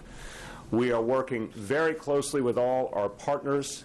You'll hear from a moment from the FBI leaders in this area, and we thank them, as always, for their extraordinary partnership.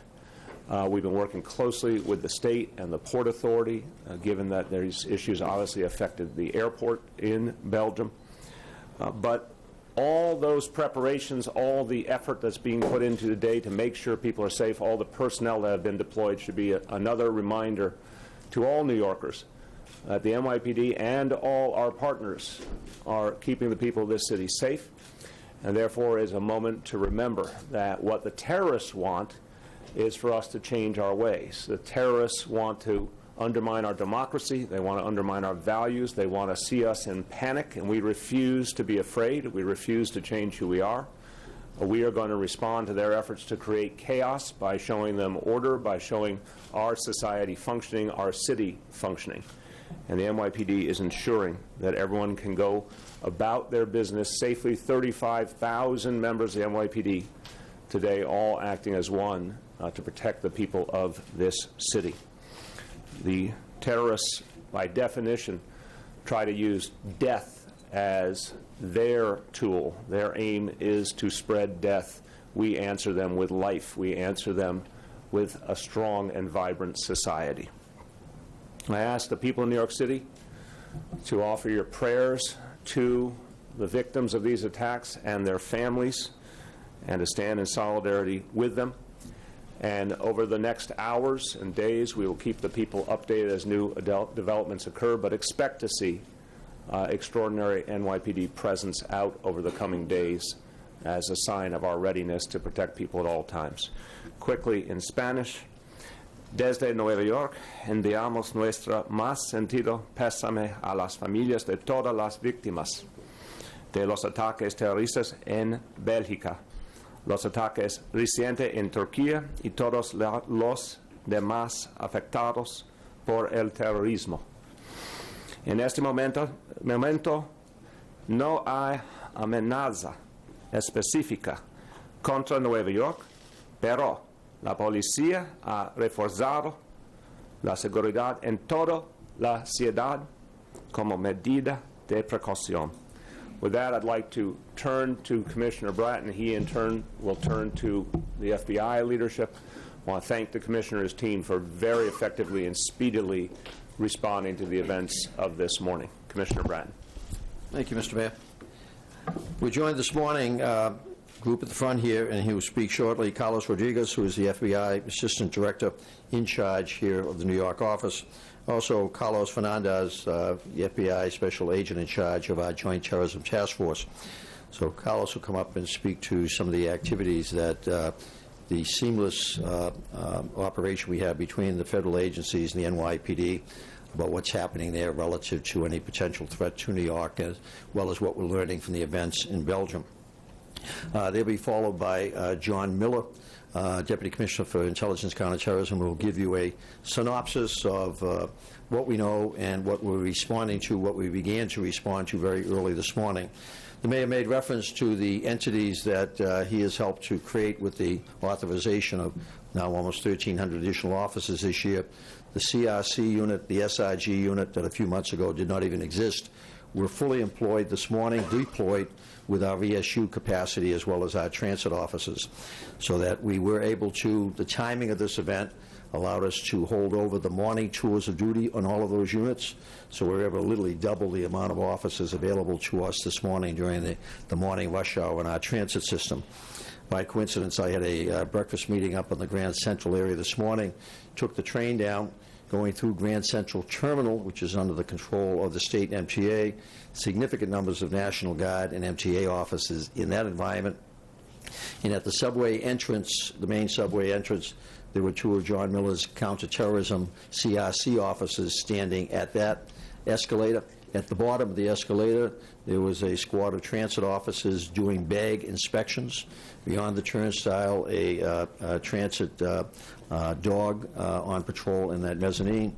And then taking the express train down from Grand Central at Union Square Station, 4 SIG officers got onto the train, 2 in my car and 2 in an adjacent car. These are the officers equipped with the long guns, the helmets, etc. So I felt very secure from the movement from 14th Street down to the Brooklyn Bridge. At the Brooklyn Bridge station, getting off there at City Hall to come up to my office, looking across the platform for the Uptown train, there were additional SIG officers already getting ready to board the Uptown train. That degree of coverage will continue for the foreseeable future till we get a better idea of what transpired over there. That in terms of Diego Rodriguez is going to speak to issues of the coordination between our respective entities, as I referenced, and then we'll have John Miller come up and update you on what we've been doing specifically this morning and going forward into the next several days. So with that, very close partner, Diego, if I could, please. Thanks, Commissioner. In light of the recent events overseas, the FBI here in New York continues to monitor intelligence and investigate threats as they come in. As always, we'll be ready to assist our local and our foreign law enforcement colleagues. The FBI New York Field Office is unaware of any specific credible threat to our area at this time. We remind the public not to let fear become disabling. Turn it into healthy awareness, folks. Counterterrorism is what you pay us to do. If you see something, please let us know so we can investigate it. We have dedicated operational squads to monitor any incoming threat reporting that affects the New York area, and we will continue to work with our law enforcement agencies, intelligence, and federal partners through our Joint Terrorism Task Force, the largest JTTF in the country here in New York, to protect this great city of ours. Thank you. Thank you. Thank you. He reminded me on that subway ride down this morning, that short subway ride. I want to thank our colleagues at the MTA for their public safety announcements. There were, coincidentally, there was a public safety announcement on the See Something, Say Something, which was very appropriate in light of this morning's issues in Belgium. Then there was a second public safety announcement about watching for your valuables, the concern we always have on the subway system relative to pickpocket activity. So just another example of the collaboration between all the respective entities focused on public safety. I'd like to bring up John Miller, who will update you on what transpired this morning in our response to what occurred to the events of this morning. John? Thank you, Commissioner. At 3:31 a.m. this morning, notifications came from the Counterterrorism Bureau's overnight watch desk that there had been attacks overseas that were in progress. Between 3 o'clock and 4 o'clock in the morning, phone calls between myself, Chief of Department Jim O'Neill, Chief of Citywide Operations Tom Pertell, Chief Waters from the Counterterrorism Bureau, Chief Galati from the Intelligence Bureau, started a number of wheels turning that would change the shape and picture we saw this morning. Immediate decisions were made, even while information about the attacks in Belgium was still preliminary, to hold over the midnight to 8 shift of the Strategic Response Group, the SRG, as well as the Counterterrorism Bureau, CRC, or the Critical Response Group, and to redeploy them to posts that reflected increasing security in transit locations, transit hubs, and other high-profile locations for the rush hour. This included heavy weapons teams, special weapons teams, transit K-9, Special Operations Division, explosive detection K-9, our vapor wake dogs that can move through crowds and detect suicide bombers on the move, as well as numerous bag check at subway entrances, posts, as well as explosive residue detection machinery that was deployed at other bag check locations. So what you saw was the sum total of a couple of hours' work that brought hundreds of people, lots of equipment, and special talents to this morning. This isn't something that we started thinking about between 3 and 4 a.m. This is something we think about every minute of every day. We looked at the Charlie Hebdo attacks. We met with the police commissioner and the mayor, and we reshaped the counterterrorism response piece by developing the SRG and the CRC to complement the emergency service unit, to have citywide flying squads that with the ability to mobilize large numbers and deploy as we did this morning, working in concert with our transit bureau and all of this special equipment. We were also in touch with Diego Rodriguez and Carlos Fernandez from the JTTF, getting a feed of what information they were getting from Belgium so we could understand what were the training tactics and procedures that were used by the attackers at the scene, what we could learn from those in terms of how to enhance our deployment, as well as our foreign posts in London, in Interpol, in Paris, to see what they were gleaning from their sources. So this was an all-out effort that is part of the normal drumbeat of trying to manage the threat stream in New York City. I would point out a couple of other things, which is, as part of this, the Commissioner and I are going to be in Washington the day after tomorrow, meeting with the National Counterterrorism Center and talking to them about the latest intelligence and cutting-edge thinking in terms of counterterrorism, and comparing notes about what New York City is doing with other cities. We're also planning a tabletop exercise within the next few days that is designed around a multiple location, multiple pronged attack scenario to test our incident command system based on what we've seen in Paris, what we saw this morning, and what we've seen in other places in the world. And finally, I would just like to point out parenthetically that all of this happens at a time when we see a budget proposal to cut the urban area security initiative funds, as well as other key counterterrorism funds to New York City by 50%, which is something I just thought I would take this opportunity to remind you, as the mayor did before Congress a few days ago, seems to make no sense in this environment, especially based on the idea that what we were able to marshal and deploy today, outside of the personnel costs, is largely things and entities and elements that are funded from those dollars. Taking questions on this terror issues right now? Yes. So we're going to take questions on this topic, and then after our colleagues from the FBI depart, we'll go back to the topics we were planning on talking about originally. Yes. Question for the FBI. Do you know of any? You guys been told of any U.S. victims? You know, there were some missionaries that put out statements saying 3 missionaries were there. Were there any other? As you can imagine, it's still preliminary and the is still going on, so we're working with our legal attaché, who's the representative there, who's working with the host country to identify any U.S. Citizens there, and we have not heard any yet. Any idea of how many attackers here? Have you guys been told of any number? How many people? It's very preliminary right now. We know there was two, possibly 3, but again, it's too early to say. We're waiting for some more intelligence. Yeah.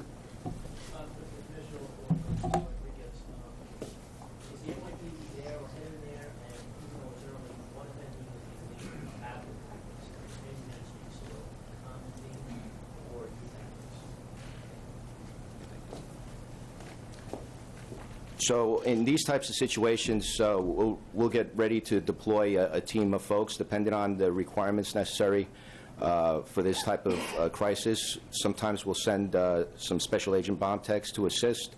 We'll certainly send the personnel, both part of the JTTF, so task force officers will go as well, depending on the investigative needs, again, depending on if we have any U.S. citizens or at the request of the host country.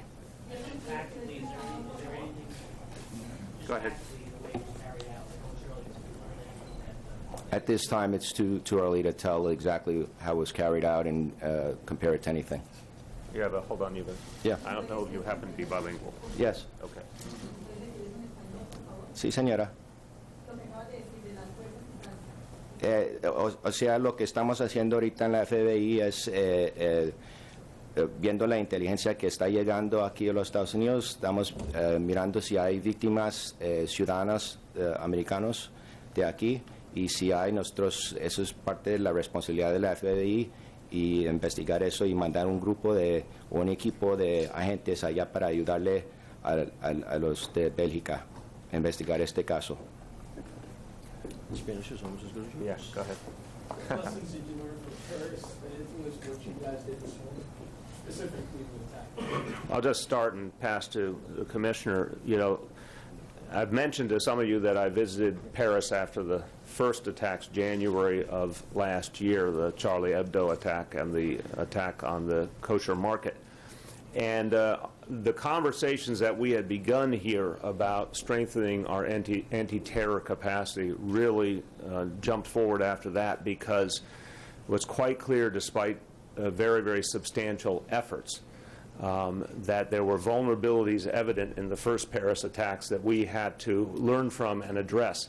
And that's when we came to the conclusion that we needed a much stronger, dedicated anti-terror force, the Critical Response Command, that had to be 500-plus officers, that had to be officers dedicated to anti-terrorism, not borrowed from precincts on a temporary basis, but a dedicated force, well-armed, well-trained, to inhibit acts of terror and to be ready for any eventuality. I want to thank Chair Vanessa Gibson from the Public Safety Committee of the City Council, because the City Council was very supportive in the budget process last June, that gave us the resources so we could create that Critical Response Command. So I have to say it is sobering, having seen the pain that Paris has gone through and now Brussels has gone through. But it is a reminder we do need to learn from each incident, and we quickly made adjustments after that first Paris attack, which have given us the capacity that literally this morning was turned on a dime. Within just an hour or two, that capacity was visibly in evidence in our subways. I may expand on the mayor's comments that this is an issue that, in my case, I probably spend about 40% of my time as police commissioner on counterterrorism-related issues. A lot of that you see at these news conferences, but a lot of behind-the-scenes briefings, discussions. John Miller mentioned that we'll be down at the NCTC for our presentation and shared discussions on Thursday. We have an upcoming trip to the Mideast to further our relationships there. John already has a scheduled trip with some of his people over to Paris and Belgium as a follow-up to the previous incidents. So the timing of that trip now will be even more beneficial in light of what just happened in Belgium. We are in the process of adding another detective to Europol that to deal with many of the issues that they are dealing with.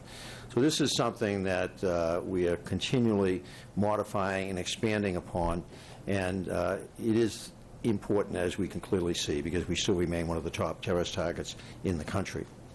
On the left. Commissioner, Commissioner, I don't know what can address this. In light of the recent arrests in Belgium and, of course, the incident today, have you modified or changed or retargeted any of your surveillance of any subjects of interest? I think I can speak for both federal colleagues and what we're doing. We, at any given time, are very engaged in staying aware of potential threats in terms of individuals, et cetera, in the city.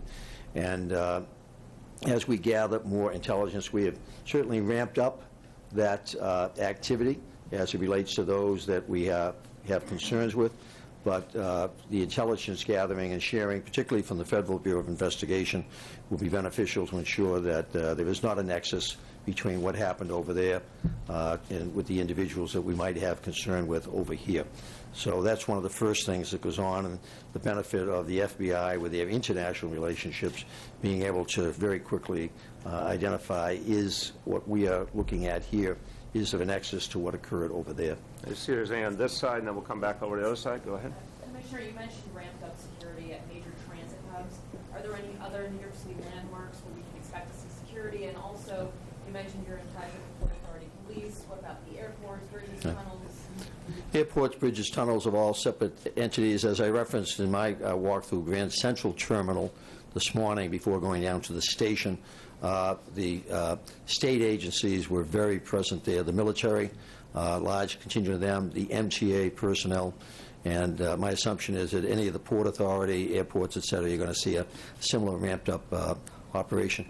We really have worked very hard, as you know, over these last several years to have seamless relationships and coordination with them on all of these issues. As it relates to the events in Belgium and our response this morning, in addition to the transit system, that there are certain locations in the city, certainly anything having to do with an affiliation with the Belgian government. We have resources that are both visible as well as not as visible at all of those locations throughout the city.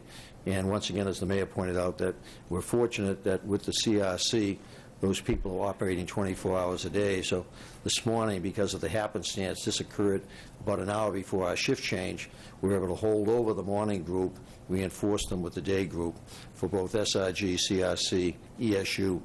So we will continue that double capacity for the foreseeable future as far as holding over the shifts of these specialized units, so we can provide that coverage not only into the transit system, but some of the special sites, particularly at this point in time, Belgium and France. And also major site, Times Square and other major sites in the city, you're going to see a very clearly expanded police presence there. If I may follow up on that, Mr. Mayor, that by coincidence, and we'll be up, the mayor and I, this afternoon at the Times Square area, that Chief Fox, who was not here this morning, we were putting in place today, it began today, a 55-person dedicated unit to the Times Square subway system. Every day, 500,000 people go through that system below ground, in addition to what we have above ground. As you're aware, earlier in the year, we put a 100-person unit dedicated to the Times Square street area. Starting today, we have a dedicated unit that will be housed in the subway system at Times Square. So by coincidence, they began their operation today. They're there for a combination of crime, visibility, as well as the specialized training to be getting on counterterrorism capabilities. So we'll be visiting that entity this afternoon. Over there on the right. Louder.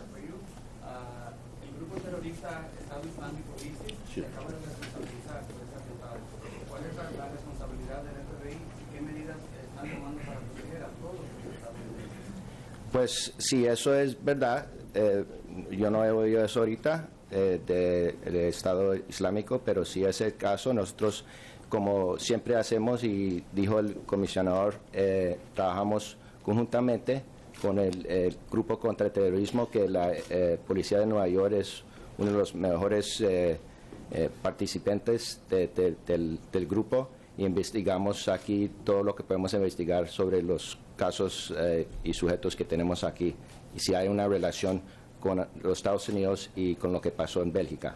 Those of us who are hindered by only speaking one language thoroughly, could you give everyone a quick translation of that?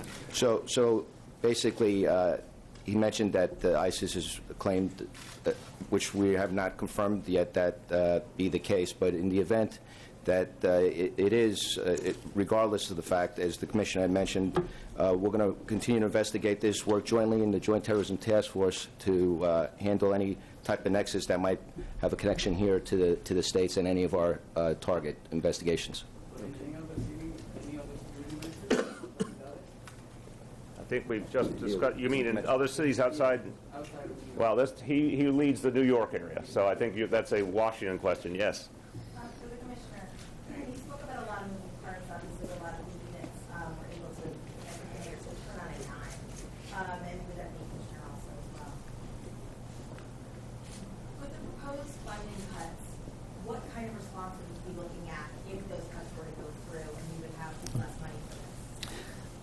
I don't think it's fully understood just how dependent we are on the partnership with the federal government, and particularly the funding they have provided since 9/11 billions. And the concern this year of the cuts that the mayor was testifying before Congress about, that I testified a month ago about, is that it goes to the heart and soul of how we function. For example, I think you in the New York press are aware of our domain awareness system, created by my predecessor, Commissioner Kelly, and significantly expanded upon by this administration. That's the entity that's literally the brains behind all of this. That's a $50 million funding cost every year paid for by the federal government. That is the heart and soul of our system, the radiation detection, the license plate scanners, the camera systems, the interoperability of all of that. In addition, a lot of our equipment is funded by those federal dollars. A lot of our personnel, all of the analysts, the civilian analysts, who we pay a very good salary to because of their expertise, those are totally funded by federal dollars. So we will continue our discussions, and we will remain optimistic that, particularly in light of what's going on in the world today, that those cuts will be restored. But we will stay very focused on, as the mayor has prioritized, on making it known that these cuts can be very devastating if they were to occur. I'll do the last one on this side, then we'll go back over to that side. Yes.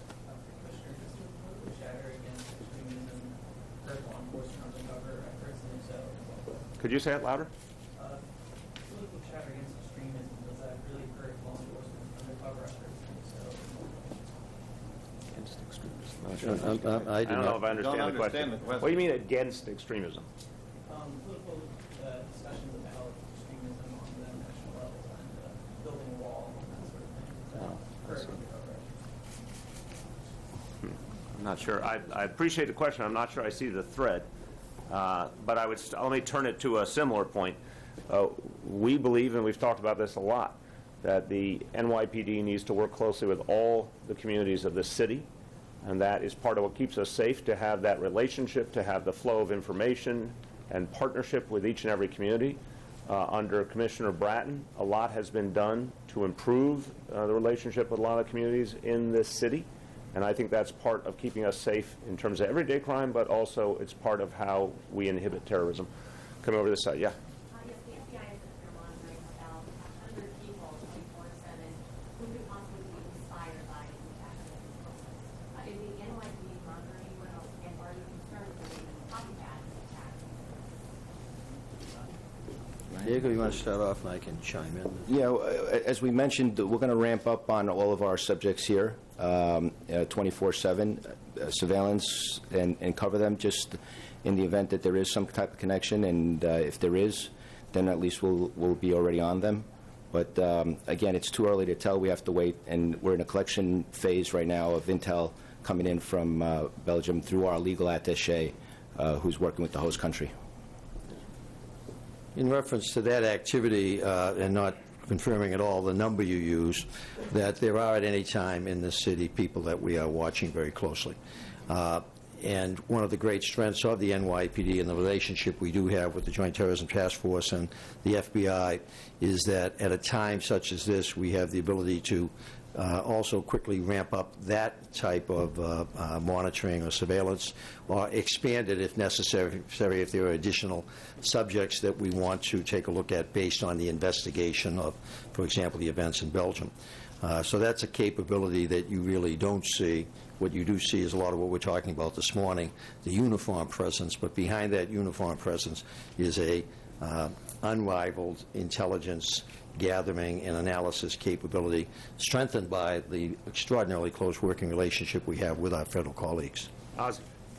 Can you just explain what you're going to be looking at when you go over to Paris and Belgium? What specifically do you want to bring back to help New York City law enforcement during future events? Sure. With every attack where we travel overseas to walk backwards through those events, what we're looking for is what was the intent of the attackers? How did they execute upon their plan? What challenges, if any, did they face? What did they do right? What did they do wrong? What was the response to that attack by the local authorities? How was it effective? How could it be more effective? In other words, what can we learn from what they can tell us and teach us, whether it's the actions of the terrorists or whether it's the advice we get from the local authorities that we can bring back here and put to work. How that's demonstrated is, if you look at the trip that Chief Galati made to Sydney, Australia, after the Lindt chocolate store kidnapping and hostage situation, we took a number of things that changed our hostage negotiating. Officers at the ready, highly trained, well-armed, plus our strategic response group, our emergency services unit.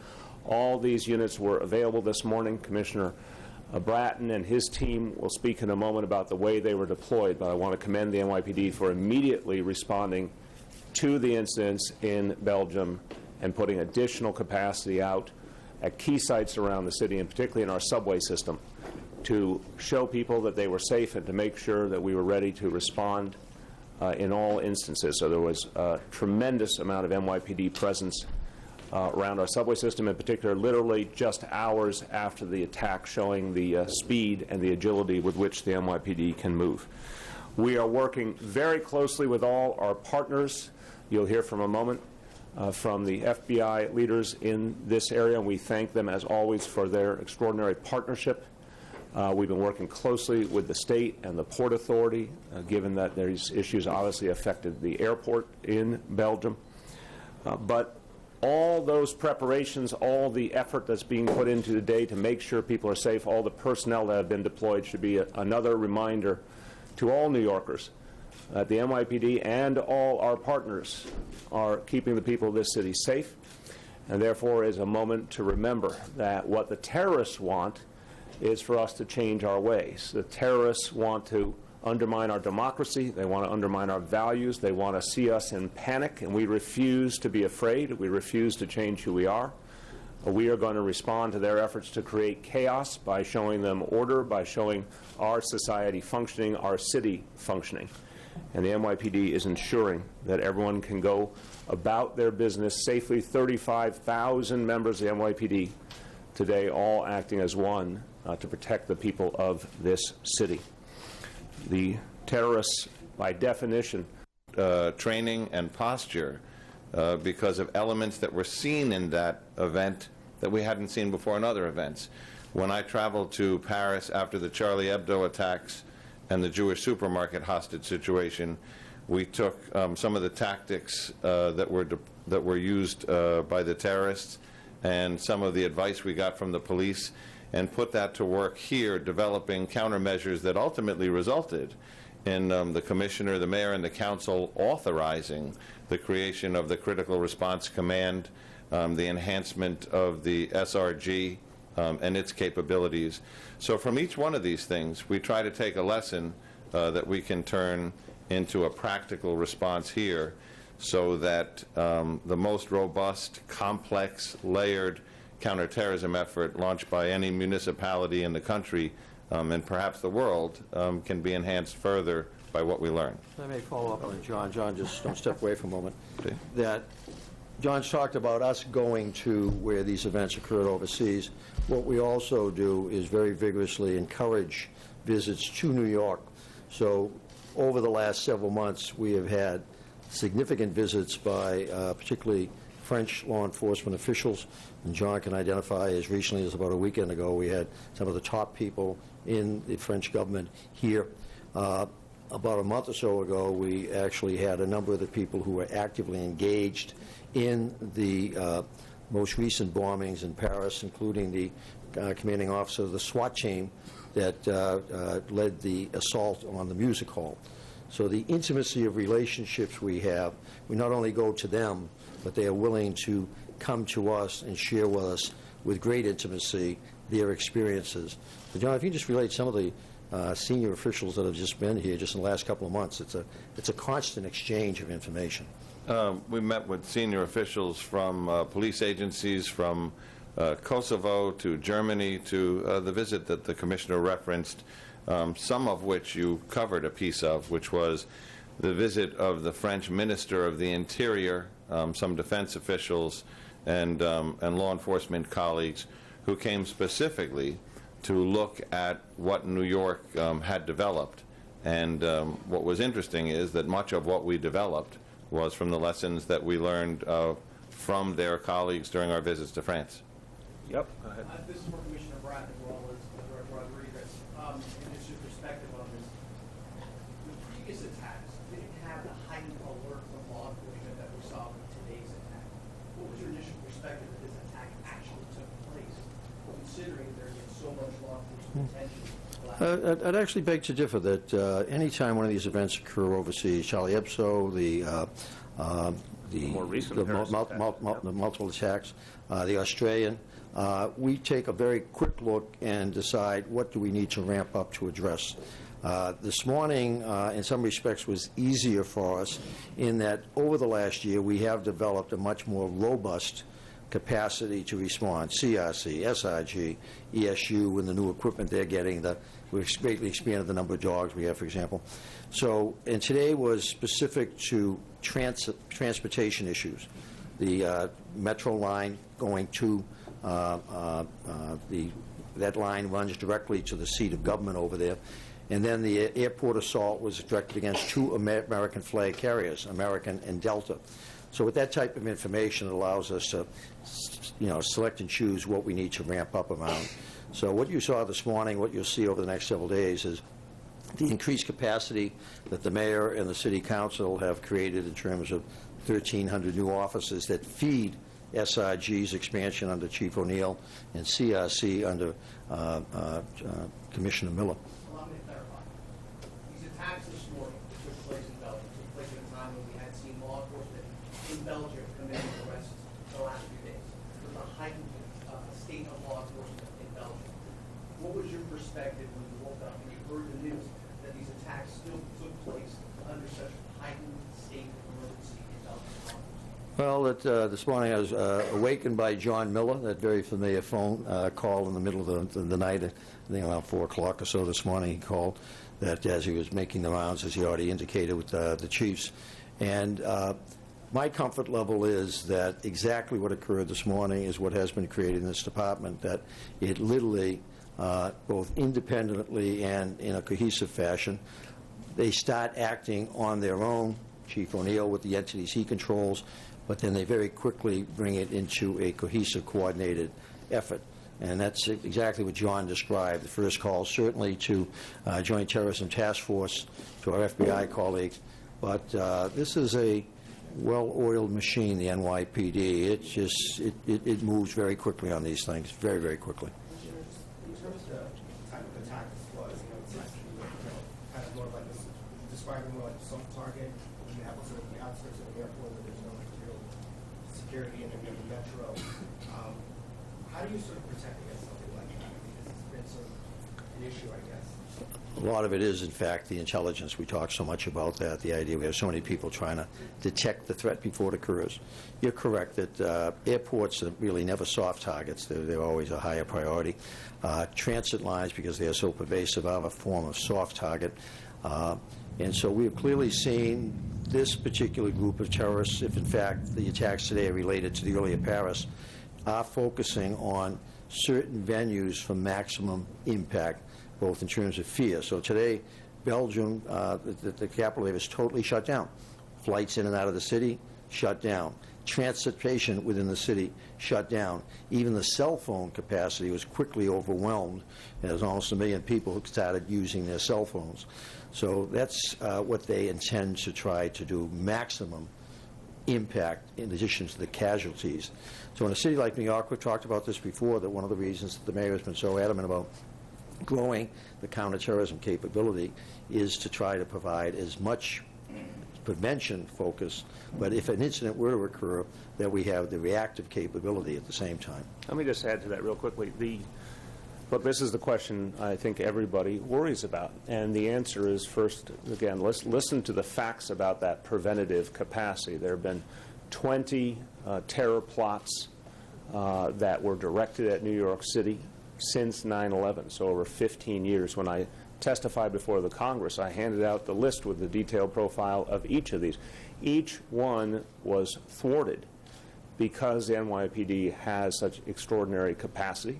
And after 9/11, it was quite clear we needed our own capacity to protect ourselves. Now we have a much stronger partnership with the FBI and Homeland Security and other partners, both federal and state, than we ever had before. So that's really greatly improved that ability to prevent. That's the first thing every New Yorker should think about. For 15 years, the NYPD has prevented something like this from happening. And it's not because people weren't trying. They were trying. We're the #1 terror target in this country. But they were thwarted. Second, we've added so much more capacity just in the last year. And it was quite visible today in the subways. That has a preventative impact, too. Let's face it. Any criminal, any terrorist is less likely to strike when they see a lot of force being deployed and a lot of preparations in place. That's worked for us for years. It's going to be even more effective with these expanded units that will now be available. And then, God forbid, anything was initiated, the goal is to immediately stop it dead in its tracks and limit any impact. We had the active shooter drill that we did with the Homeland Security, the Department of Homeland Security Secretary Jay Johnson was here with us. This was a few months back, and that was an example of preparing to limit any kind of attack, even if it would occur. Again, the capacity here is so much greater than it was even a year ago to do that. So I think everyday people should recognize the incredible amount of resources and manpower that's being deployed to protect them, the incredible coordination between the federal government and the NYPD, and recognize that's added up to a lot for 15 years. And the last part of the equation is we cannot let the terrorists change who we are. We cannot live in fear. We have to go about our lives because literally the goal of terrorism is to change us, and we will not allow them to change us. Okay, 2 more on this topic, please. Yeah.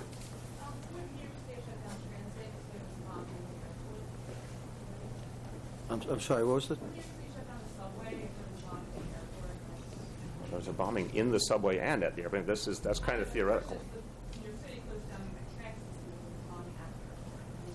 It's theoretical. It's theoretical, but initially we would, in terms of if something would occur in one line, we'd be concerned about, as happened on 7/7 in London, multiple transit-related events. That is the concern. And one of the propensities of both al-Qaeda, when they were dominant, now ISIS, that has become so dominant, is the multiple event. This morning was a multiple event.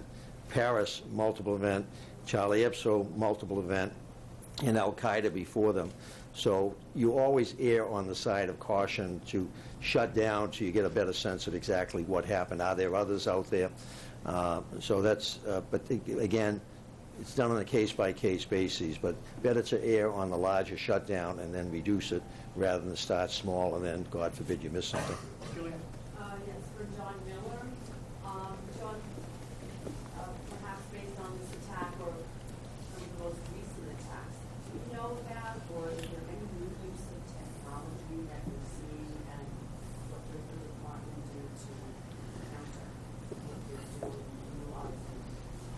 The most prevalent new use of technology, and as the mayor framed the idea that 20 attacks targeting New York City specifically, or plots originating here targeting other places, have been disrupted largely through the work of the Joint Terrorist Task Force, where the NYPD has a large stake with over 100 detectives, has been done through the use of legal process, whether it's the FISA courts or the federal courts in terms of grand juries and subpoenas.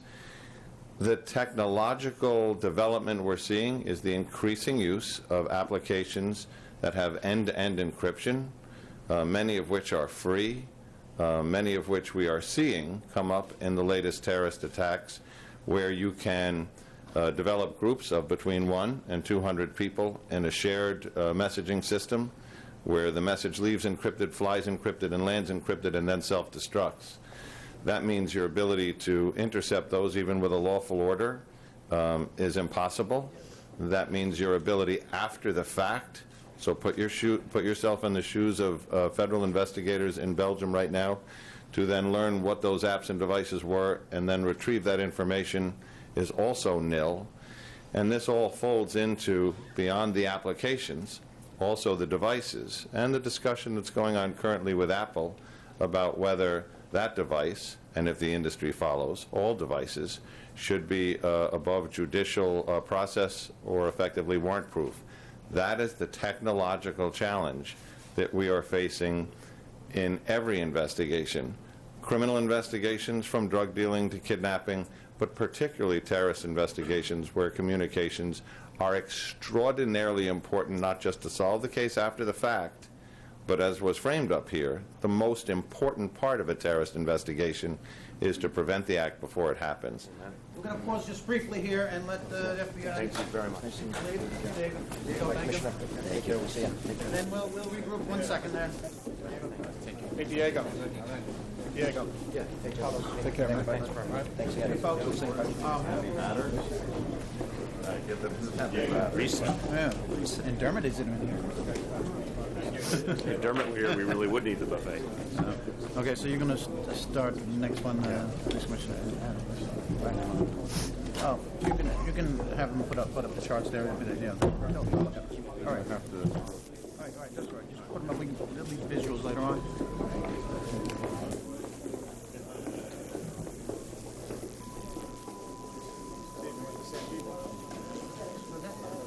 Probably won't need Tommy.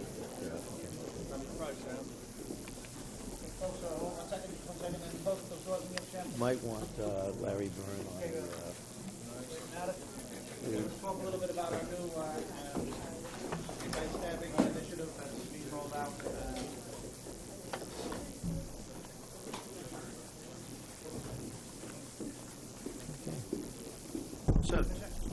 Okay.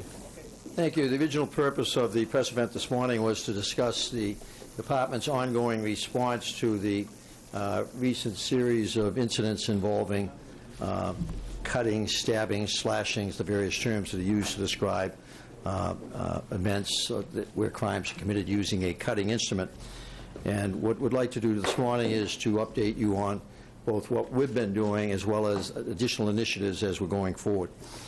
Since the beginning of 2016, there's been a noted increase in felonious assaults involving cutting instruments, recorded as stabbings and slashings. Based on current statistics, the year-to-date increase in these crimes is approximately 22% as of this morning. We've had 916 incidents. 492 of those are inside premises, 422 outside, with the majority being inside. 277, roughly one-third, are domestic related.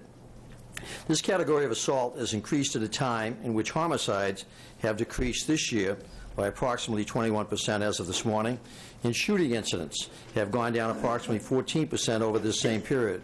You're well aware in the media that your primary focus in years past has been on the homicide and shooting events in the city, but those events are now at historic lows, and right now it's trending continued decline. Prior to 1994, my last time as Commissioner, most assaults, including those involving firearms, were classified under the general crime category of felonious assaults, the FBI 7 categories uniform crime reports.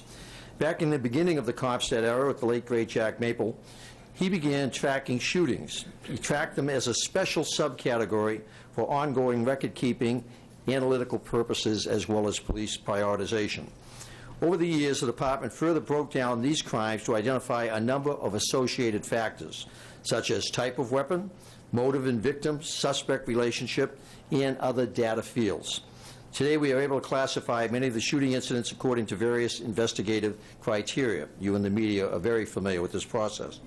Due to the nature of gun violence, including both murders and non-fatal shootings, we are often successful in identifying motives such as gang or narcotics related, which assists detectives in the investigations of these crimes, including establishing of patterns, and in many cases developing connections to other criminal activity. Clearly, there are cases where shooting incidents are isolated in nature. Furthermore, through forensic examination of ballistic evidence, which has increased dramatically the capabilities, as well as by tracing the origin of the firearms, we have been successful in further developing cases for prosecution and prevention of that crime. Until recently, stabbing and slashing incidents have not been tracked with the same level of classification as shootings. To a greater extent, these crimes have also been tracked under the more general category of felonious assault. Based on a broad historical analysis, it has generally been found that unlike shooting incidents, stabbings and slashings are more often the result of personal adverse encounters with strangers, disputes, street fights, or, as I've indicated, domestic incidents. Due to the recent increased focus on stabbing and slashing incidents, as they have gone up while other serious violent crime has been going down, the NYPD began to take a more analytical CompStat look at these crimes in an effort to determine and identify any factors that may assist in determining patterns and to develop possible strategies for dealing with them. We are revising some of our reporting procedures in an effort to more clearly capture certain details, including the defining of the types of weapons involved. In reviewing these crimes, our investigators look at a number of factors, including the who, when, and where of the individual incidents. In the case of shooting incidents, it's been determined that a number of these assaults can be traced to gang or narcotics activity. As I previously noted, it has been established that a significant amount of gun violence is committed by a core group of individuals, specifically known as crews or gangs. By targeting these individuals and their organizations through focused deterrence and precision enforcement, we have begun to clearly see success in reducing the amount of gun violence in the city. We continue to do this by focusing on the who aspect of the problem.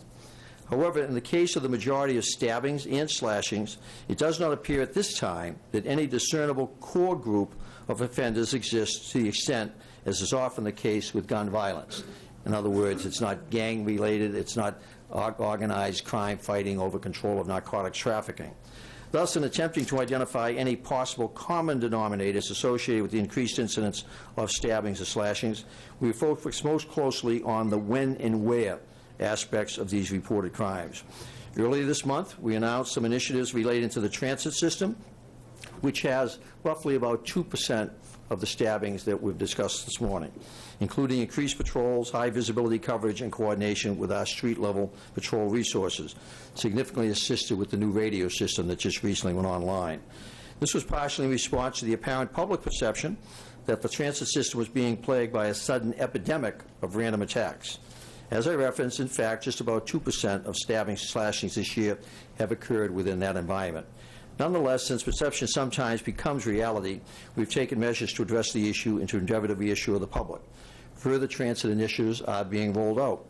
Likewise, last week, we announced with the mayor an initiative together with the Department of Homeless Services through which the NYPD will assist in the security safety assessments of homeless shelters throughout the city to provide specialized training to DHS officers and security personnel. Again, since recent assaults associated with the self population have been highlighted, we established initiatives to address this issue. We estimate about 2 to 3% of the stabbings occur in those homeless shelter environments, including the domestic incidents, because the homeless population, as we clearly understand, a significant part of it are families. Now we are announcing this morning what amounts to a third phase of our approach to the current issues of stabbing, slashing in New York City, based on a preliminary review of where and when these incidents have been occurring and possible trends have been identified. The Mayor is going to make several remarks, and then Chief O'Neill is going to outline the third phase of the initiative we've been engaged in to reduce the stabbings and slashings in the city. Mr. Mayor.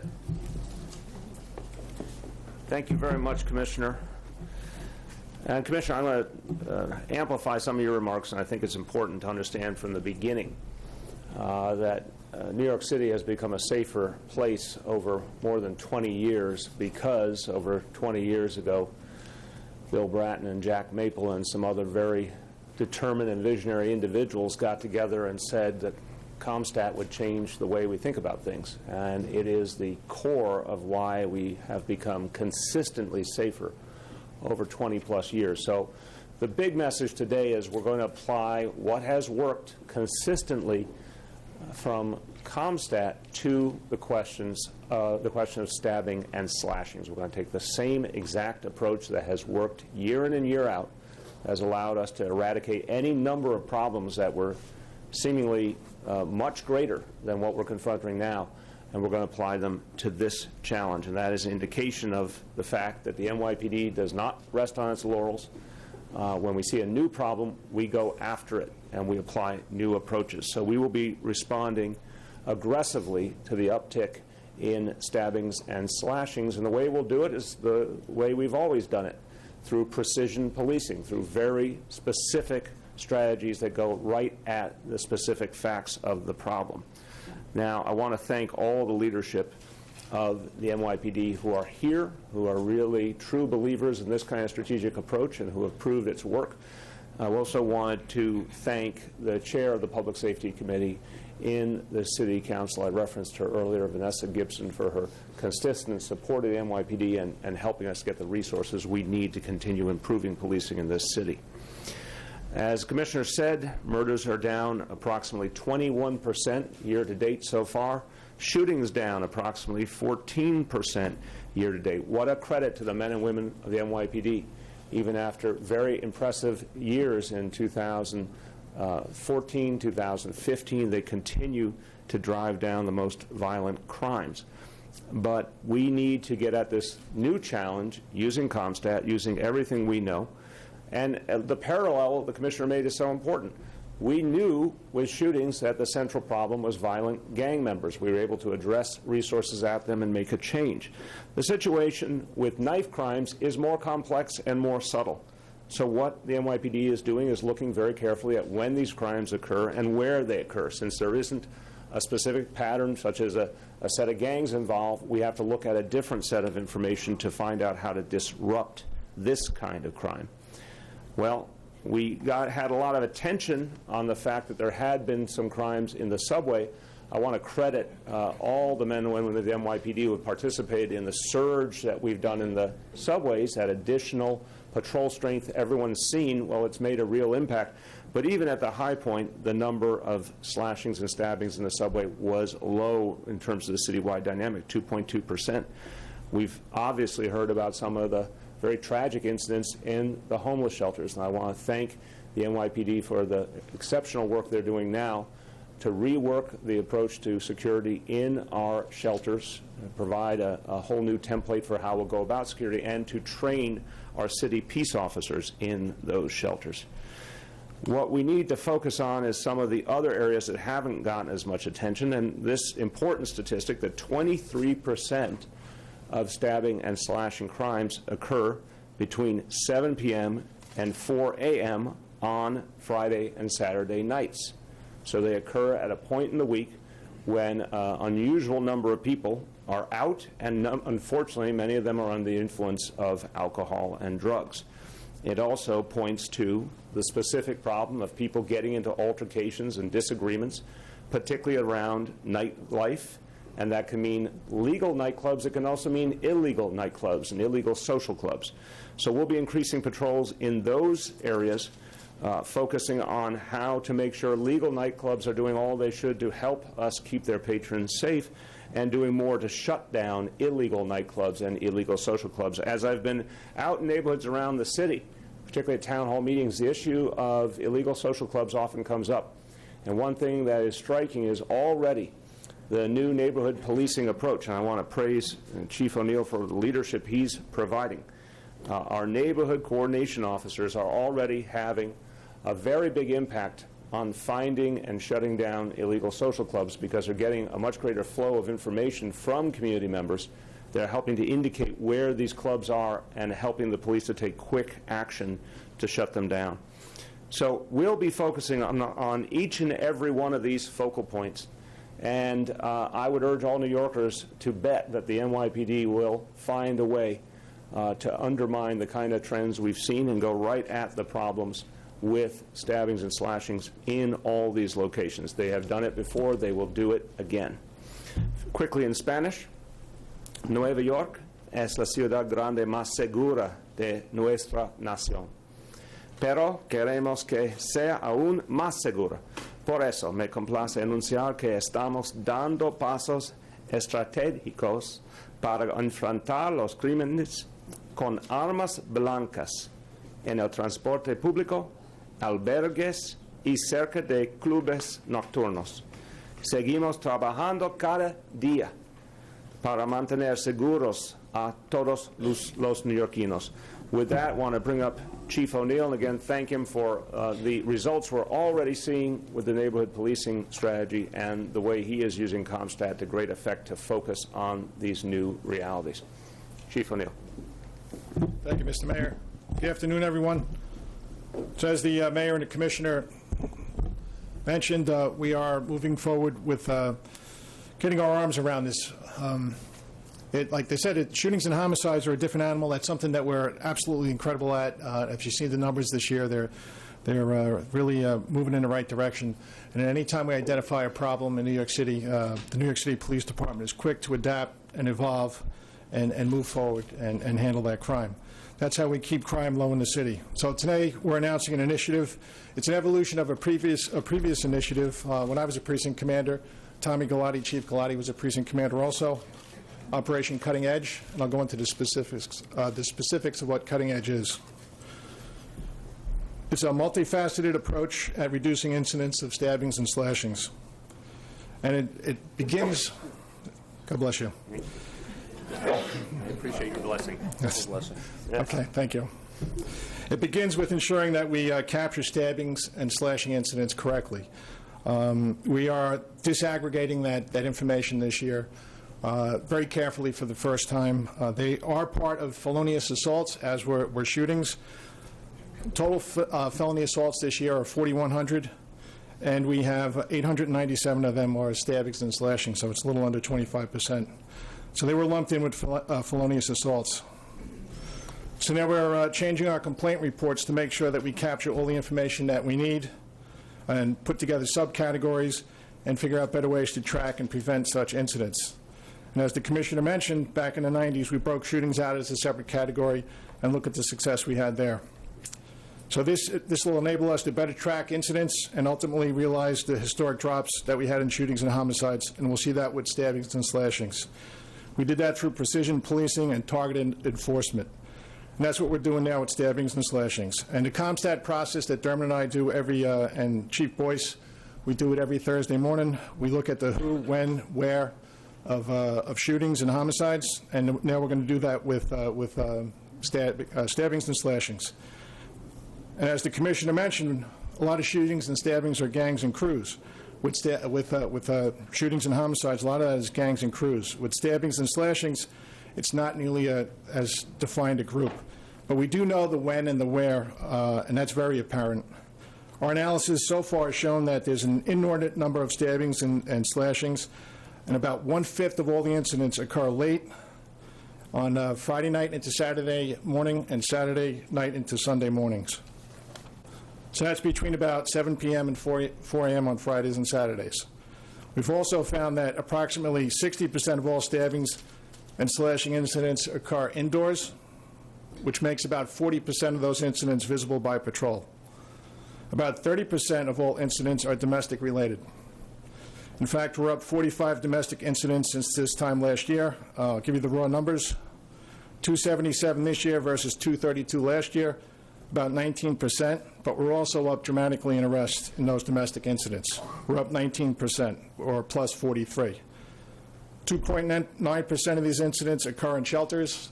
The mayor and the police commissioner spoke about what we're doing with shelters. We're sending an assessment team over there, and we'll be retraining DHS police officers. And about 2% of all those incidents occur in transit. And then, as we explained over at Livingston Street the other day, what we're doing about transit. So we're constantly addressing the reality of where crime occurs as well as the perception, and because it's paramount that everybody in the city feels safe and actually are safe. Compiling these numbers and doing this type of analysis is a constant fluid exercise. About half of all stabbings and slashing incidents so far this year have resulted in arrest. And as I mentioned, the DV arrest rate is much higher. And we have incredible investigations by our Detective Bureau and constant follow-ups by our 5 district attorneys' offices that will continue on the remainder of those cases where there's not an arrest yet. Our analysis has also found that a great deal of stabbing and slashing incidents occur in and around locations where alcohol is consumed, as the mayor mentioned. So what does that mean? Clubs, bars, legal and illegal, licensed and unlicensed after-hours locations. These are all places of concerns for us. As a matter of fact, our FYOs, John Miller's people, are working to identify the most problematic clubs in the city in coordination with our Patrol Service Bureau. So what are we doing about it? Again, it's a multi-pronged approach. Beginning with our Patrol Services Bureau, officers are conducting more directed patrols at nightlife spots. It's important to have that uniform presence, specifically at the places where we identify the most problematic. And our enforcement efforts will also be increasing. So that'd be traffic stops, DWI checkpoints by highway. Also, we're going to be utilizing the strategic response group in this effort. We're also increasing our focus not only on illegal clubs, but on violations that may be occurring at legal establishments too. To that end, Bobby Boyce's vice and gang units will be taking more action, along with our legal bureau and our civil enforcement unit, and we'll work increasingly to identify persistent violators and shut them down when necessary. And that's not to say there are so many clubs and bars and restaurants in the city, and as part of the nightlife in New York City, we're looking to find out the problematic locations. We're not looking to go after everybody. We're looking to identify the areas where there are consistent problems. We'll also be conducting march operations. That's a multi-agency response to community hotspots with our partners, such as SLA and DOH. We'll also be looking at how and why stores sell certain kinds of cutting tools. This is an important part of cutting edge. We'll be reminding the public that our police officers about we'll be reminding the public and our police officers about the legal definitions already on the books regarding knives and box cutters and other potential weapons. Namely, what is legal and illegal to possess. And if you have questions after I'm done, Larry Byrne will answer those questions. And where and when you're allowed to use, display, or carry certain items on your person. And as you know, when it comes to incidents inside homeless shelters, last week we announced plans to create an assessment team that will analyze security at shelters and provide training to all officers and supervisors that work for the Department of Homeless Services. We're also asking the public to take an active role in preventing stabbings and slashing incidents. And that's the mayor talked about neighborhood policing and our NCOs. And it is a shared responsibility. So as our NCOs are out there and conducting working groups and visiting locations, if you do know any locations where there are illegal social clubs operating or any problematic bars or locations, you have to stay in touch with our NCOs and make sure we move to solve the problem. We're also asking the nearly 800 volunteers who joined our community partner program to assist by keeping their eyes and ears open. Those who live and work in our neighborhoods are invaluable resources to the police and to this program. We're here to protect you, and we need an open dialogue with you. And while we need the public to remain as vigilant and aware as they are, together we can help identify the problem, develop good intelligence about this crime, and solve the problem and move forward and keep the city safe. Thank you. Take some questions on this topic if you have any, please. Yes. What percentage of these attacks are women? So, Bobby, I think I got this number correct. I think it's 23 out of the 897 incidents. So do a percentage. 23 out of 800 what? 897. As of this morning. A very small percentage. You could do the math. Marcia? Mr. Mayor, the last time you and I spoke about slashing and stabbing, you told me we needed to agree to disagree about the need for additional actions, and you said that the 2,000 new cops that were coming on would be the answer to the problem. So I have two questions. Number one, what made you change your mind that something new was needed? And secondly, since you campaigned and in the beginning of your term you were against hiring new cops, why are you now turning to additional police as your salvation? Well, you're compositing a group of conversations, and I don't think you did it accurately, to be clear. What I said is I have faith in the NYPD to solve the problem. And I believe that the questions you were asking did not recognize the fact that the NYPD had consistently solved problem after problem that we have confronted, and they're going to solve this problem too. The fact that they have consistently driven down crime, that murders are down, that shootings are down to historic levels, that they immediately acted in terms of the subways, and it's had a real effect. My point is I have faith in ComStat as a system. I have faith in the NYPD leadership, and they've shown time and again that they can address any challenge. Second, I believe that the additional 2,000 officers will only add to our ability to address these problems, and they will be here this year. So as we're addressing problems in the here and now, more help is on the way to secure that progress. And on top of that, the neighborhood policing strategy is deepening. So I have a lot of faith in what's being done at the NYPD. Why did you change your mind about the need for additional strategies? Again, I said to you that the NYPD was doing the things that would make an impact. Now, one thing that has happened in just the last few weeks is we've seen some different numbers than we saw even a month ago, and it provided more of an insight into where there were areas we could get at. And I think what's being laid out today, if you look at these facts, again, I would never blame the media for the attention, for example, they put on the subways, but it turns out that's 2% of the problem. The challenge that Chief O'Neill has identified so clearly is around the nightclubs, the social clubs, both legal and illegal, and that particular Friday night and Saturday night time frame. So more and more attention will be put there. I'm convinced the NYPD is constantly looking for ways to get at problems more effectively, and I'm going to make sure they have the resources they need to do so. Final one, and then we'll go over here. Mr. Mayor, I do have another question. The fact of the matter is that you and I have discussed this repeatedly, and your feeling was that there wasn't a need to do it. There wasn't a need to change it. And I'm wondering, and I think that your sense was that the media was making more of it than it was, and that it was a perception problem as opposed to an actual problem. So my question is, what made you change your mind? Again, Marcia, respectfully, I'm not going to allow anyone to put words in my mouth. I didn't change my mind. I believe the NYPD was on the right track before. I believe they're on the right track now. Commissioner Bratton, you're a big proponent, or at least very interested in predictive policing. Are these measures being implemented today, as Chief O'Neill indicated, targeting the clubs, certain hours, legal clubs, illegal clubs? Is this a form of using NYPD to some form of predictive policing? Well, it's definitely a form of predictive policing, precision policing. The predictive component of it is we can predict with certainty during those hours in those locations that there's a likelihood that we will have this type of crime.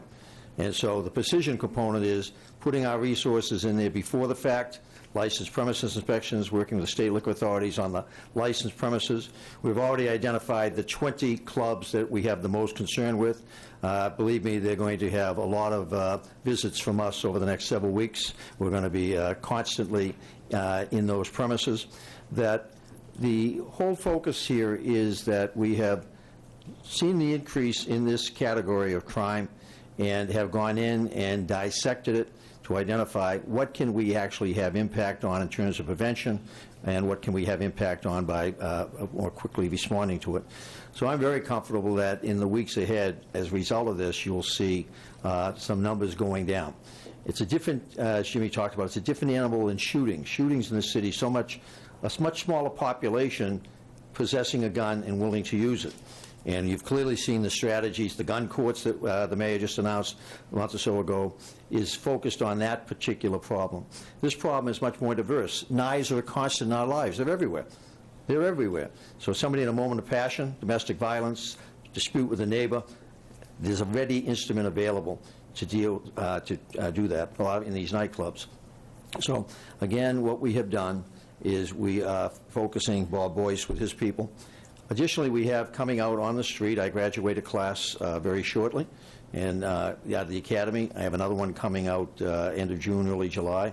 So it's almost like 1,700 additional officers that will be coming out into the street that we invested in a year ago with the budget. It took us a while to train them. So in addition to the strategies we've just developed, we will also have more resources to focus on those strategies. Rich? I don't know whether it's possible to answer this or not, but are most of the instruments with which these slashings and stabbing done legal to carry or illegal, and is it possible to know that? That's a great question. That's part of what Bob Boyce's assignment is going to be. As we are now looking at this problem of stabbings, slashings, cuttings, we're going to be developing a new database. And so that's one of the elements we will look at. Is the weapon legal, kitchen knife, illegal, gravity knife, so that we have an ability to dig deeper and deeper and deeper, and where do we need to focus our attention. Kind of eliminate knives from society, impossible. But the box cutters, for example, that are so frequently used and so frequently carried, that is something we can have an impact on by going to the places in New York City that sell them and taking them off the shelf and putting them behind the counter so that you have to effectively show you over 21 in New York City to buy one. You may recall when I took over Transit Police, well, you would, you were around back in those days, that in 1990, when Maple and I began the initiative, Fare Evasion Initiative, the idea was 250,000 people a day not paying the fare. 1 out of every 7 we stopped coming through was wanted on a warrant, but 1 out of every 21 was carrying a weapon, ranging from an Uzi on down to the very heavy amount of people carrying box cutters. So the effort going against box cutters can pay great dividends by reducing the availability of that device. So many of the slashings we're dealing with are somebody with a box cutter running up and doing the quick slash. And so, again, we are going to learn a lot more about this problem. It's like a doctor. We've got a patient that has gotten ill with it. We are now going to quickly identify what are all the different prescriptions we can use to help that patient get better. Do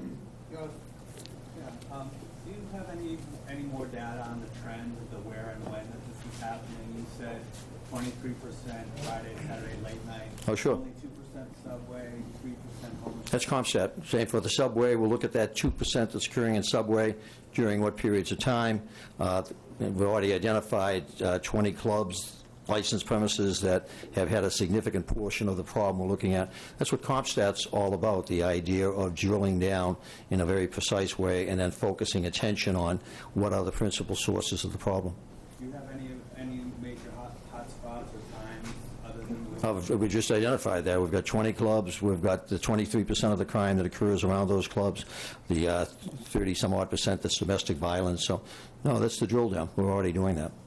Just to add to that, as I mentioned, 40% of them are visible by patrol, but that other 60% doesn't mean we can't do anything about it. A lot of that's domestic violence, and we're going to be using our NCOs and sector cops to make additional visits in adding on to what our domestic violence officers do already.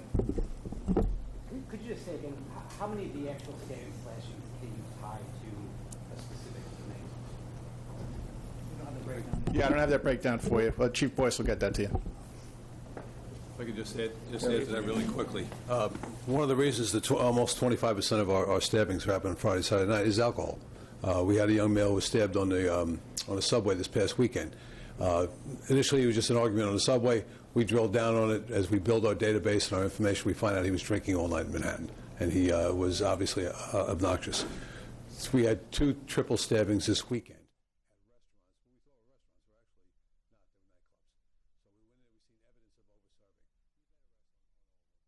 Hello everyone, Samia Khan here. I wanted to give you guys a quick update on the Belgium terror attacks that took place in Brussels this morning. You're looking at a live feed of a memorial that has been built.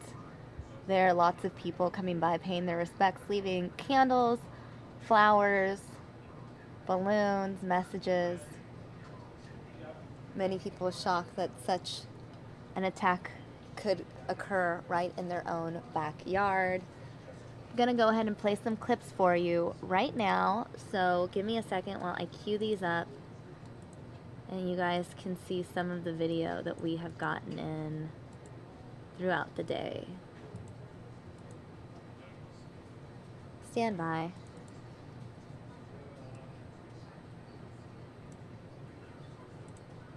Now we know of at least 3 Americans wounded in the attacks. They were Mormon missionaries inside the Brussels airport. And the fear is the attacks may not yet be over. With that, the terror alert level in Belgium is now at its maximum level. A chaotic scene in Brussels after a pair of suicide bombers unleashed a deadly attack shortly before 8 a.m. local time. Authorities asking people now to shelter in place as the country raised its terror alert level to the highest possible. Speaking from Cuba this morning, we can and we will defeat those who threaten the safety and security of people all around the world. After the blasts, officials canceled all flights in and out of Brussels. Arriving planes and trains were diverted away from the city. Vous indiquez que dans ce moment de tragédie, we realize we face a tragic moment. At this dark moment for our country, now more than ever, I would like to appeal to all to be calm and show solidarity. The attacks come just 4 days after the main suspect in the November Paris attacks was arrested in Brussels. After his arrest, Salah Abdeslam told authorities new attacks were already in the works, although he offered no specifics. However, in the immediate aftermath of the bombings, airport security was also tightened in Paris, London, and around Europe. This is a strategic strike not just against Brussels, but against, the Western world. Because you have two capitals. You have Washington, and then you have Brussels. While officials say there is no credible threat right now of an attack inside the United States, across the country on metro systems, at airports and other transit hubs, there is already increased security on what are considered soft targets. In Washington, Leland Vittert, Fox News.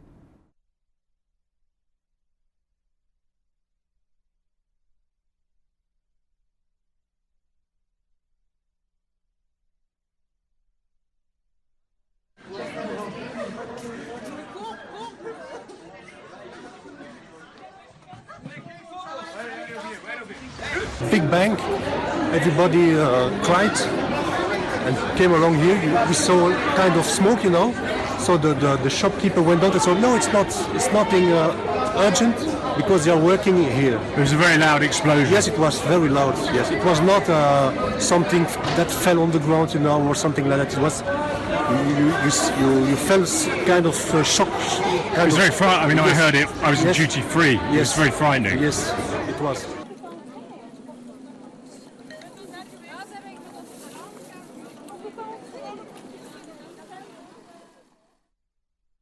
Again, this is video from earlier today. If you want a live look at some video, you're looking at it on the screen, guys. This is my portion of Fox News Now. You guys will be joined momentarily by Kinsey Schofield. She'll be joining you to give you more updates on Brussels as well as the election. She'll be doing extensive election coverage tonight. It is the Arizona presidential preference election today, what many people call the Arizona primary. So she'll have updates regarding that tonight, and she'll be joining you in just a few minutes. It's been fun, guys. Thanks for tuning in.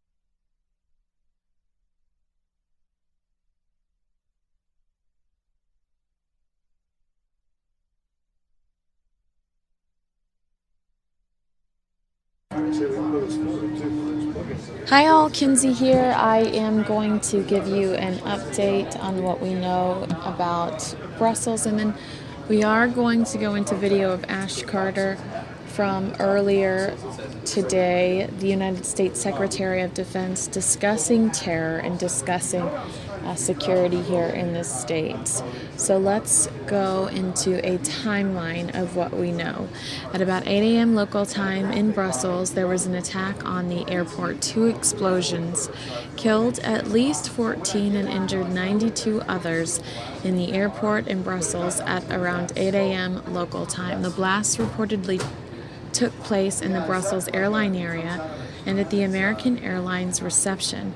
This actually is according to the Express UK, but let's get an update because in our editorial meeting, I heard that it was not the American Airlines. So let's see. I wanted a breakdown and a timeline. That is why I found, that's how I found express.co.uk, but let me rely on Fox News National for just a moment. According to Fox News National, authorities warn a suspect could still be on the loose after explosion struck during rush hour at an airport and a busy metro station. ISIS claimed responsibility for the coordinated attacks which killed at least 30 people and wounded about 230 more. Belgian police released a notice that includes a photograph of a suspect wanted for terrorism and asked the public who recognizes this man. Federal prosecutor Frederick Van Leeuw said the man is one of 3 shown in surveillance images. Here, actually, let me see. Can I blow up this picture for you? I think let me show you this photo if I can. Oh, it's very small. We probably have it larger somewhere else, but I'll just put it in the corner. Let's see here.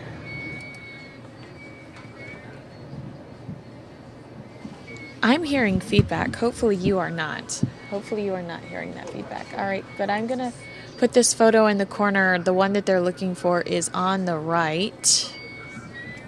And I do keep hearing feedback, so let me figure this out. All right, so the suspect they're looking for, right here. 2 of them probably carried out the suicide attacks. He said, while the third, the one in the light clothing, glasses, and a hat, is actively being searched for.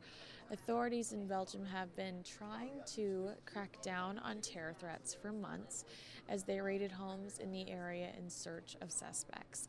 Tuesday's violence came just days after investigators closed in on Europe's most wanted man, Paris attack suspect Salah Abdullah, who was hiding out in a Brussels suburb. A Belgian government representative told us that 20 people died in the metro station and 130 were wounded, plus 10 more were killed and 100 wounded at Brussels International Airport. The blast sent wounded people fleeing into the streets, spurred evacuations of nuclear plants and transit hubs, and led to raids in some areas as authorities searched for suspects and evidence. The working assumption is that the attackers came from the network behind November's massacres in Paris, which left 130 dead. Belgium security sources said, while cautioning it is very early in the latest investigation, ISIS also claimed responsibility for those attacks. After Tuesday's attacks, Belgium state broadcaster RTBF reported that Belgium authorities carried out midday raids in a search for people linked to the attacks. Several witnesses told us they'd seen police special forces combing through the northeast Brussels neighborhood of Schaerbeek, cordoning off a train station there. Investigators found a nail bomb, chemical products, and an ISIS flag during a house search in the neighborhood, Belgium's federal prosecutor said in a statement. I'm going to remove the picture of the suspects. let's see. I thought that John Hook had made an interesting comment on Facebook earlier today, and I want to show you that briefly. And it's kind of the same tone we've heard throughout Trump's campaign. Trump hates that these terrorists are often referred to as masterminds. He doesn't like that. He says, you know, we are giving them too much credit, you know, when in reality they're just terrorists.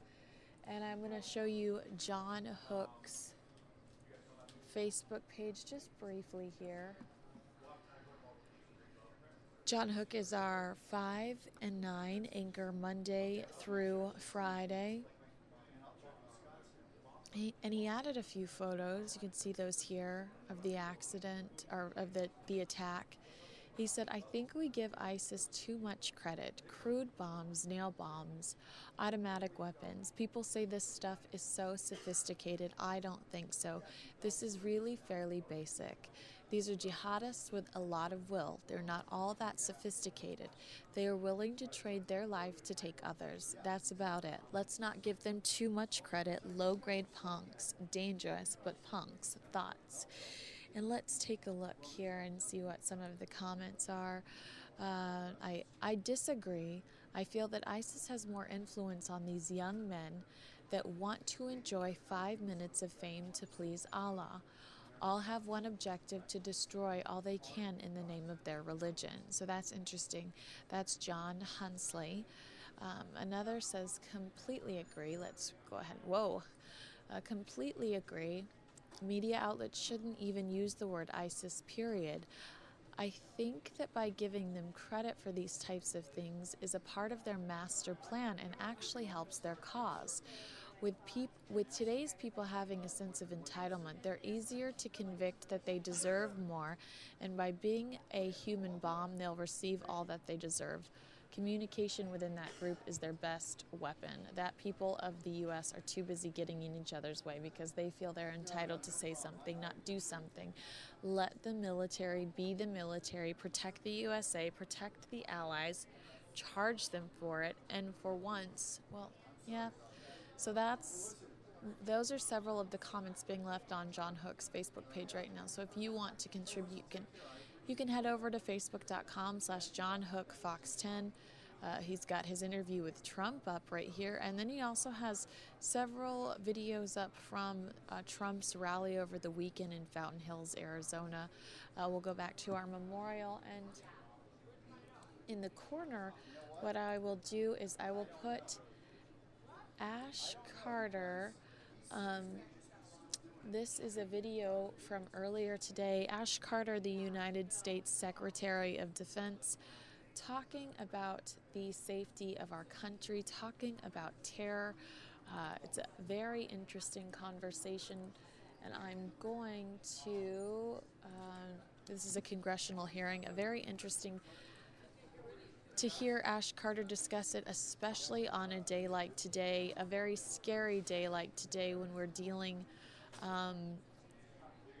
with the kind of terror that we are seeing in Brussels. But I'm going to take you to Ash Carter now in the corner discussing terror in general, but interesting that we're dealing with Brussels on the same day.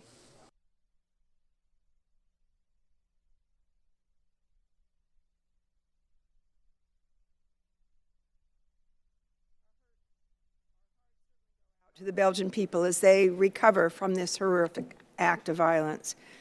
Secretary Carter, you have emphasized that the President's budget request centers on 5 key challenges: deterring aggressive behavior on the part of a resurgent Russia and a rising China, containing the dangerous, unpredictable North Korean regime, neutralizing Iran's malign influence, and defeating Isil and other manifestations of violent extremism. Unfortunately, in the midst of these challenges, we are searching for budget workarounds instead of fixing the underlying problem. The Department of Defense needs fiscal certainty to reliably perform critical missions and to maintain lasting superiority. Secretary Carter, you have asserted that the fiscal year 2017 shortfall risk can be mitigated but the DoD needs a comprehensive, long-term budgetary solution. We must remember the devastating harms inflicted by sequestration and the Budget Control Act caps. Years of budgetary standoffs leading to numerous threatened government shutdowns, one actual government shutdown, and congressional over-reliance on continuing resolutions have combined to produce debilitating fiscal uncertainty. Although it is unclear whether the House will pass a budget resolution this year, the resolution passed last week by the House Budget Committee raises more questions than it answers. The committee-passed resolution is nominally BBA compliant, but it would offer a net increase of roughly $18 billion to the defense-based budget. It would do so by assuming that $23 billion of overseas contingency operations, what we call OCO funding, would be used for base budget purposes, but it would not increase the BBA top line of $74 million for OCO funding. My first question is, which OCO beneficiary would end up paying the bill in this shuffle?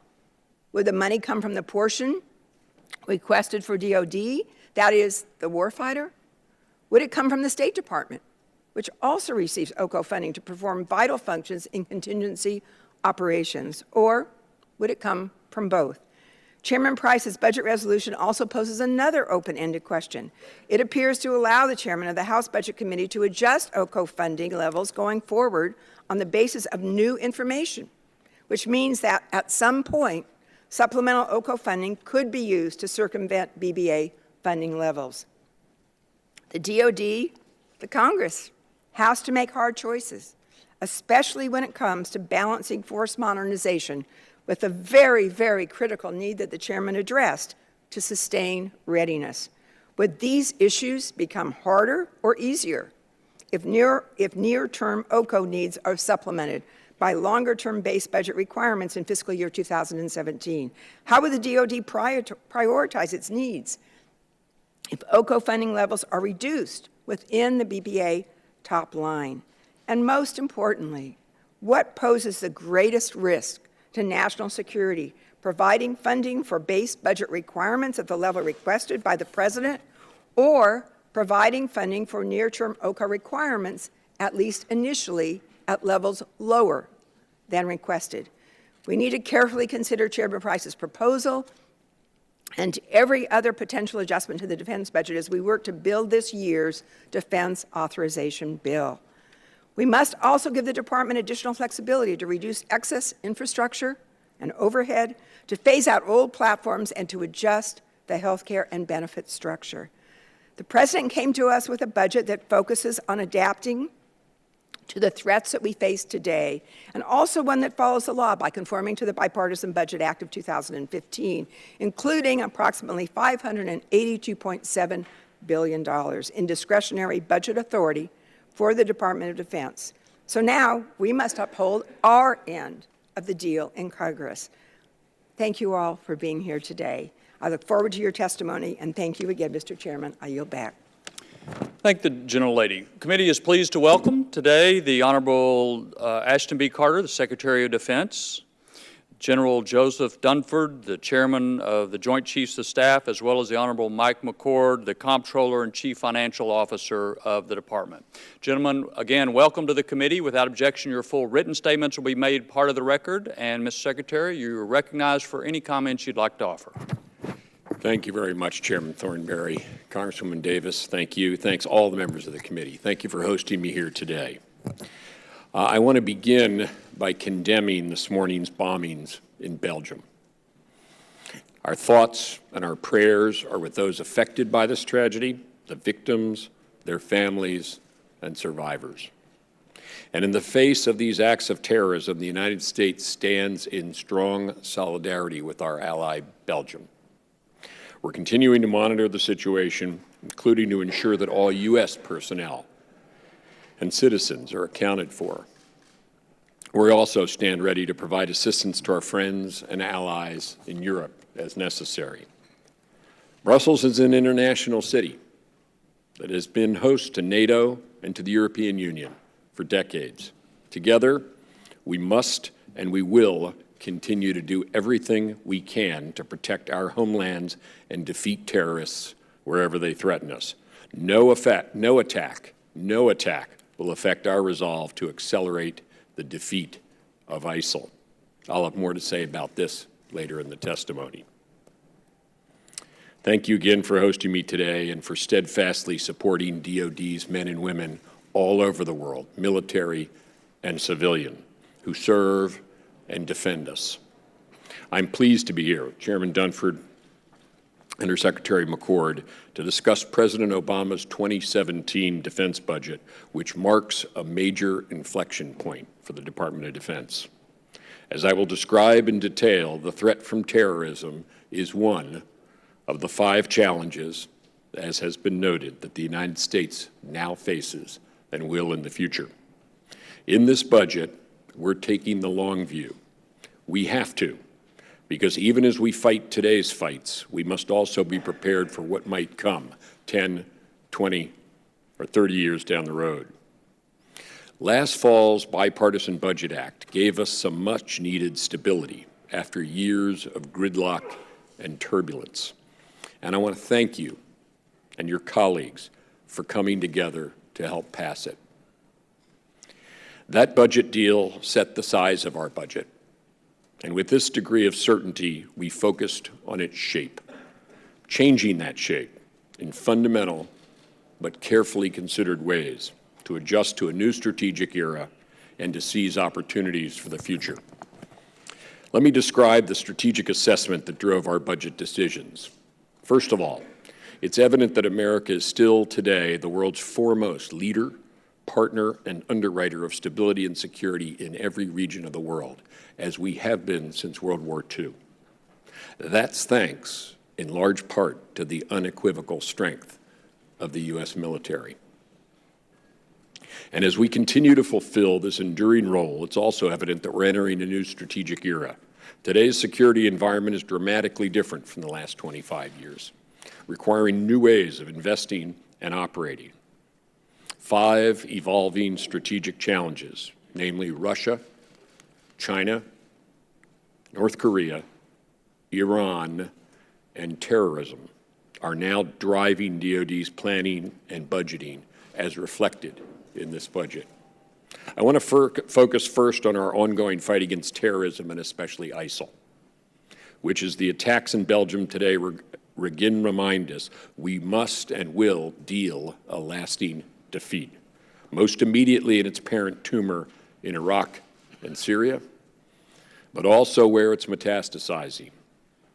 And all the while, we're continuing to help protect our own homeland.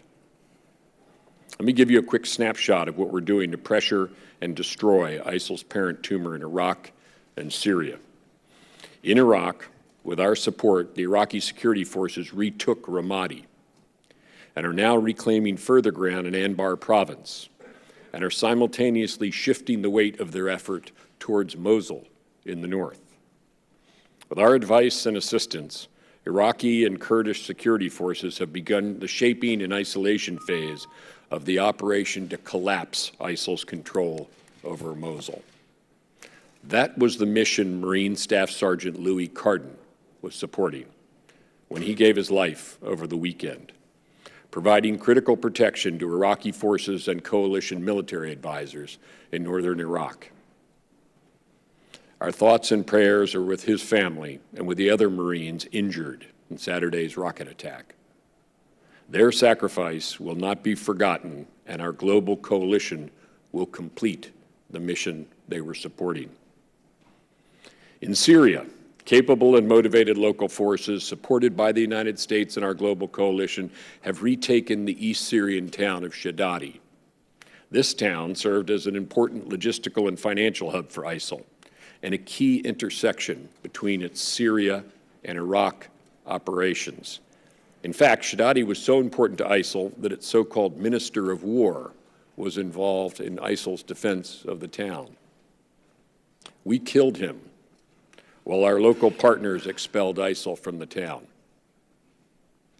In doing so, the coalition campaign severed the last major northern artery between Raqqa and Mosul, and therefore between ISIL in Syria and ISIL in Iraq.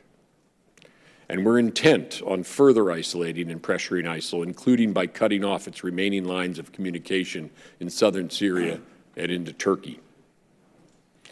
In addition to local forces we're working with, 90% of our military coalition partners, from Europe, the Gulf, Asia, 26 countries in all, including, by the way, our ally Belgium, have committed to increase their contributions to help accelerate the defeat of ISIL. We've increased strikes on ISIL-held cash depots, oil revenues, and sites associated with its ambitions to develop and use chemical weapons. And we're addressing ISIL's metastases as well, having conducted targeted strikes against ISIL in Libya and Afghanistan. As we're accelerating our overall counter-ISIL campaign, we're backing it up with increased funding for 2017, as the chairman already noted, requesting 50% more than last year. Now, before I continue, I want to say a few words about Russia's role in this. Russia said it was coming into Syria to fight ISIL, but that's not what it did. Instead, their military has only prolonged the civil war, propped up Assad, and as of now, we haven't seen whether Russia has retained leverage over Assad to facilitate a diplomatic way forward, which is what the Syrian people need.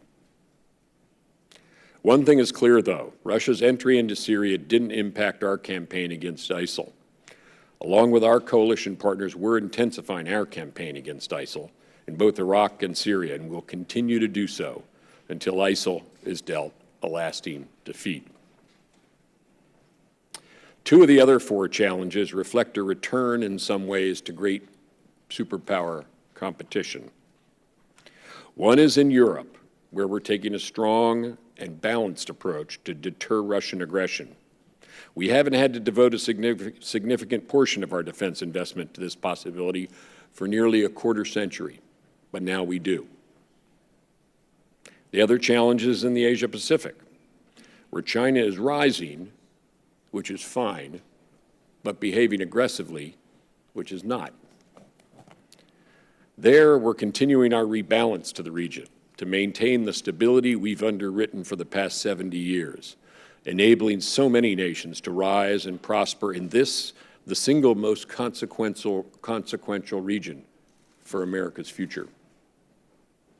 Meanwhile, two other long-standing challenges pose threats in specific regions.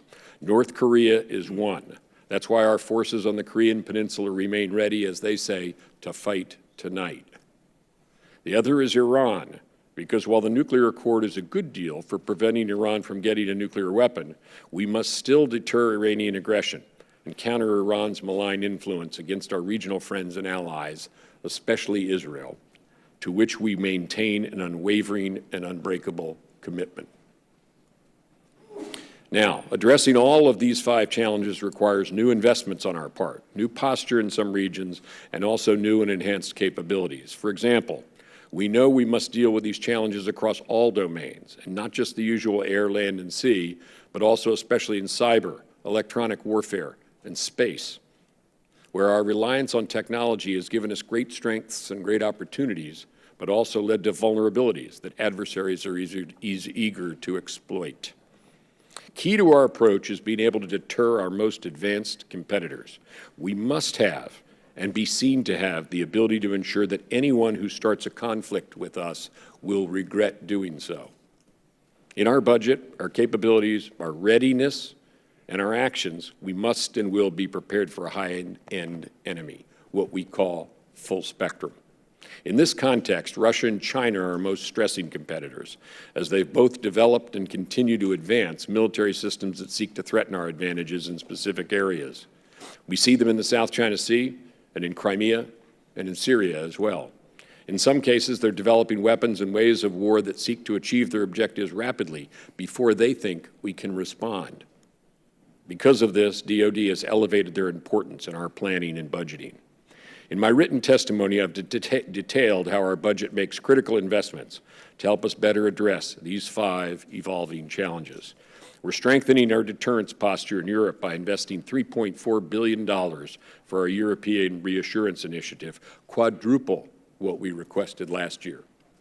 We're prioritizing training and readiness for our ground forces, a very important matter emphasized very appropriately by the chairman, and reinvigorating the readiness and modernization of our fighter aircraft fleet.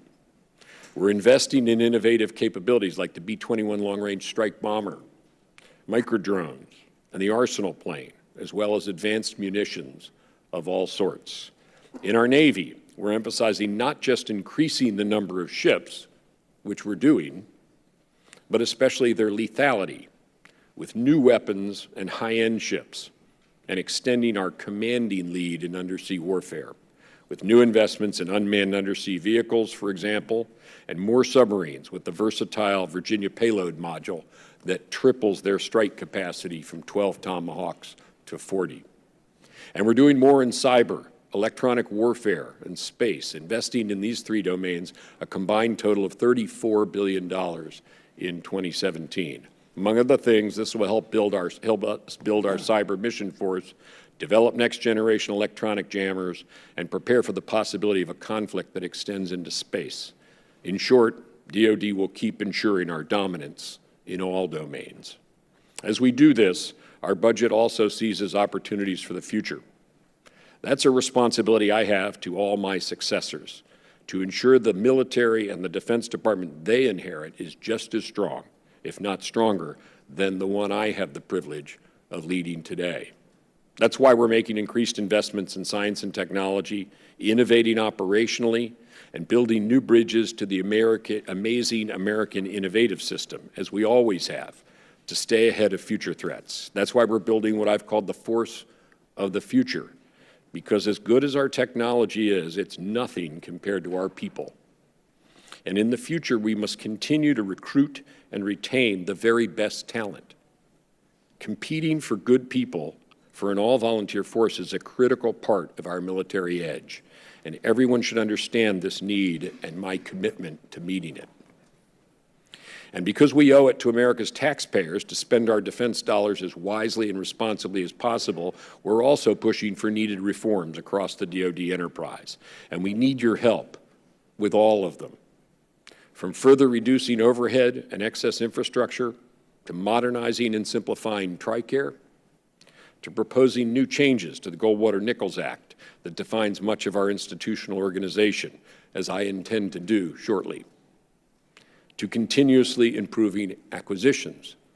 And on that subject, I want to commend this committee, and especially its leaders, for your continued dedication and strong partnership with DoD on acquisition reform. We've already taken important strides here, such as last year's reforms to reduce redundant reporting requirements and documentation. And as you're looking to do more, so are we. Chairman Thornberry, I know you laid out new proposals on this last week. Some of what you're proposing would save us critical time in staying ahead of emerging threats. That's very important, and we appreciate that. It's extremely helpful. And I know this is just a draft, and I appreciate that you put it out there for discussion.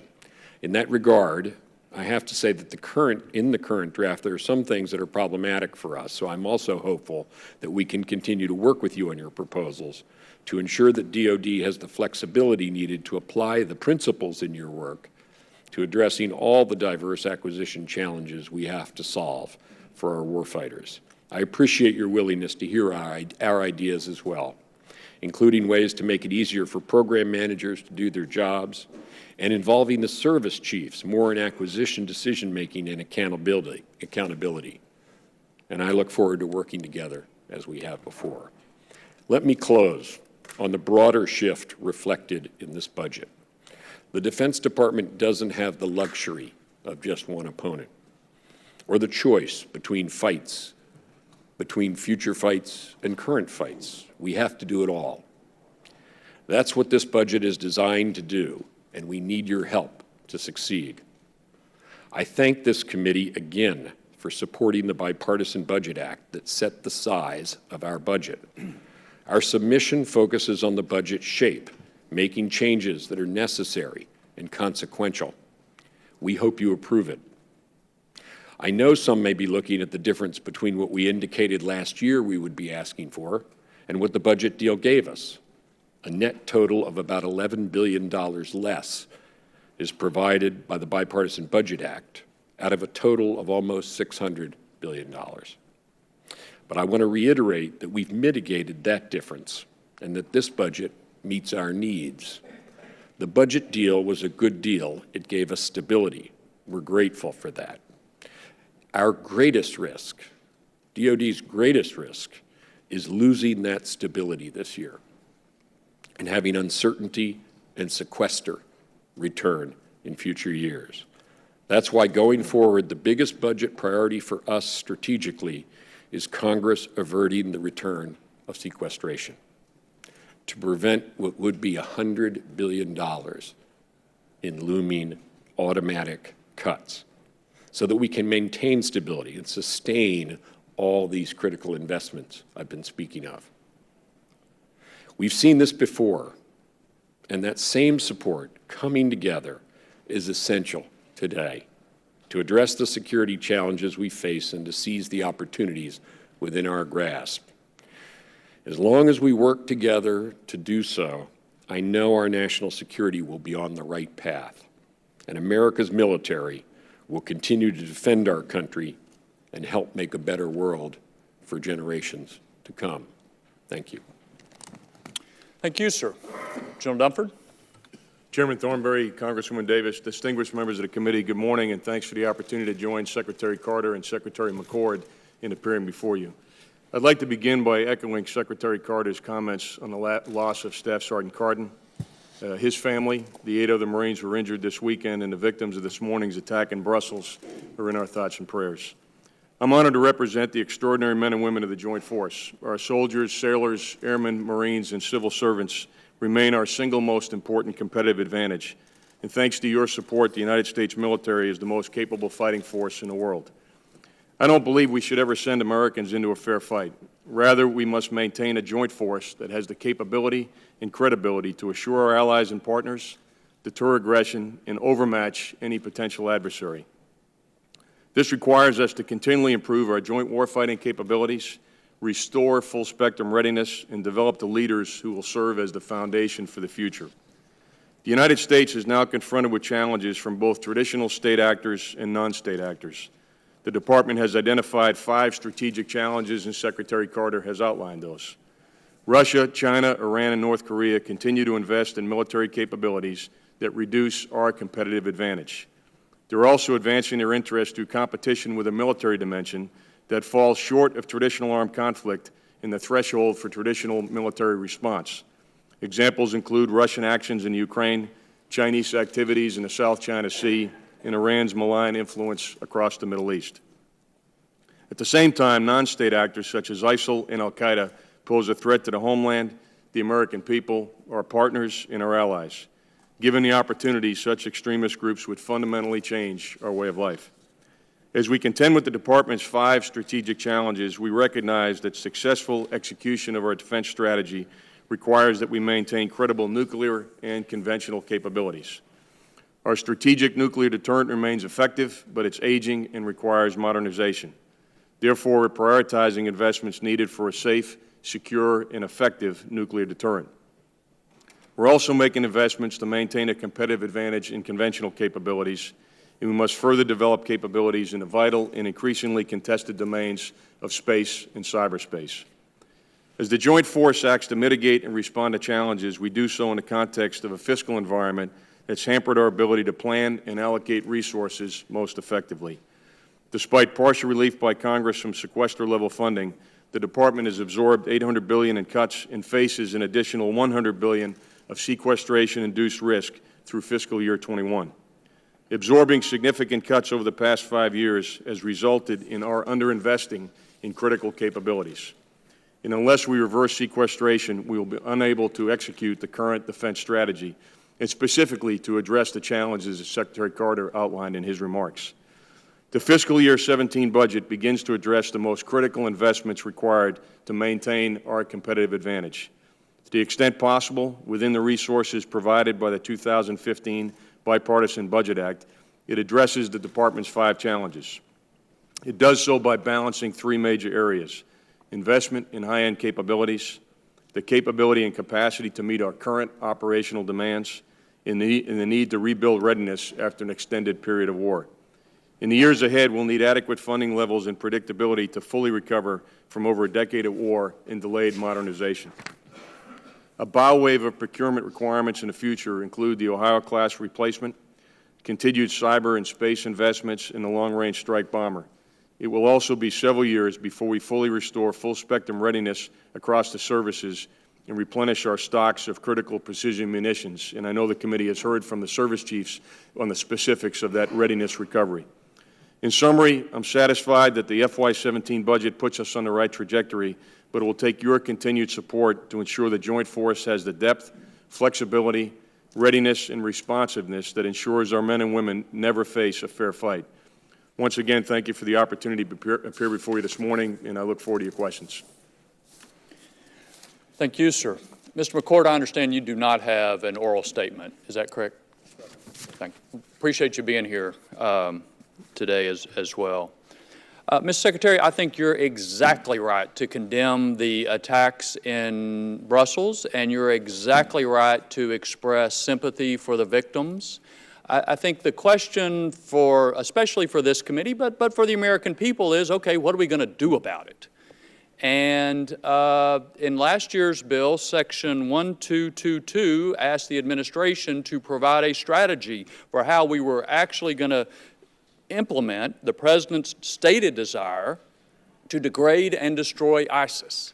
And as I mentioned, it's been radio silent. We have heard not a word from anybody. Now, to be fair, it's not just a matter for the Department of Defense. It's not just the military who will defeat ISIS, and the requirement in law was not just directed to the Department of Defense. But do you have any idea when we might see a strategy on how to beat ISIS? Well, thank you, Chairman. And you're right. The Brussels attacks reinforce our need to accelerate the defeat of ISIL. We have a strategy for doing so. I'll describe it in a moment. The strategy document, the strategy report you're asking for, its delivery is imminent. It's a DOD plus others document, and we'll get that to you. But the strategy in brief is this, and then I'll connect it to the Brussels attacks. I was describing the campaign in Iraq and Syria, which we're accelerating, and Chairman and member, we're looking for more opportunities to do so. We've found opportunities. I expect us to find more opportunities in the future. We want to accelerate the defeat of ISIL in Iraq and Syria. Why? Because that's what I call the parent tumor of the cancer. That's where it started. And if we can expel ISIL from Raqqa and Mosul, that'll show that there's no such thing as an Islamic State based upon this ideology. So that's necessary, but it's not sufficient. We also need to destroy ISIL in the places to which it is metastasized around the world. And to get to the Brussels attack, that reminds us, and the report will also, by the way, that important as the military effort is, essential as it is, and committed as we are to that in the Department of Defense, the chairman and I and everybody else, it is necessary, but it's not sufficient. We need the intelligence, we need the Homeland Security, we need the law enforcement, and so do our partners, because of the kind of thing you saw in Brussels this morning. So we have the strategy. We'll produce the strategy, the report based on that. We need your help. And in that connection, finally, if I just may add a note, Chairman, appeal. We have before this committee and 3 other committees a reprogramming request that is relevant to our ability to carry out the campaign in both Iraq and Syria. And as you know, according to the rules, if we're going to do a reprogramming, we have to ask the permission of this committee and 3 other committees. We've done so. So far, we've gotten different answers from everybody, which is fair enough. But if you can help us, we need to get across the finish line quickly. We've got to be agile in the defeat of ISIL. And that means we need to be agile in this matter of reprogramming as well. Appreciate your help in that regard. Let me ask the chairman if he wants to add anything about the overall strategy. Well, Mr. Secretary, on the reprogramming, I think all of us would feel better about a reprogramming if we knew what direction we were going, which is why in last year's bill, the request was, okay, tell us how you're going to do this. And then, as you want to move money around and a variety of other things, I'm sure there'll be lots of support. But until there's some sort of coherent direction on how we're going to beat these guys, then I think it's harder to have that confidence. Let me just ask you one other thing, because I know other members will want to continue to explore that topic. You were exactly right, as was Chairman Dunford, in expressing sympathy for the loss of the Marine over the weekend. I'm getting an increasing number of questions about the troop cap levels, which exist in both Iraq and Afghanistan. Because as I understand it, there are some people who are subject to the troop caps, and then there are some people who rotate in for a short amount of time that are not subject to the troop caps. And the argument is that if you're rotating people in every 30 days or whatever it is to keep below the troop caps, then the people who are rotating in are not going to have time to get acclimated to the environment and may be at increased risk. The other argument I've heard is that when you have these artificial troop caps, you don't bring in the force protection that you would in other situations where you're not subject to those troop caps. So I guess my question to you is, do you believe there is reason to be concerned that these artificial troop caps in Iraq and in Afghanistan lead to increased risk for our service members? Thanks, Chairman. First of all, with respect to the troop cap numbers, there's been no change in that regard, and you're right. There are people who are temporarily assigned, and this has been true for here and in Afghanistan for some time. They, under the caps, are counted differently, as you well know, and I can't go into it in detail here, where each and every unit is, but we do provide that to the committee, and so you can have that not in this setting. But to get to the substance of what you said about everybody, I'm going to get the chairman to comment on this too, everybody that is in Iraq is properly trained for the mission. That included the Marines there. And to force protection, that was in fact their mission. What they were doing was helping to protect the staging area near Makhmur, where we are and our coalition partners are helping the Iraqi security forces, some of the brigades that will constitute the envelopment force of Mosul. So that's part of the preparation for operations against Mosul, and they were precisely what they were doing was protecting that position. That was a necessary task. We're very sorry about the loss of this member in accomplishing that necessary task, but it was necessary because we needed to position them there, and these Iraqi security forces, who in the end will be the force that both takes and holds Mosul, they need to be trained and they need to be positioned near Makhmur. That's what was going on there. Let me ask the chairman if he wants to add anything.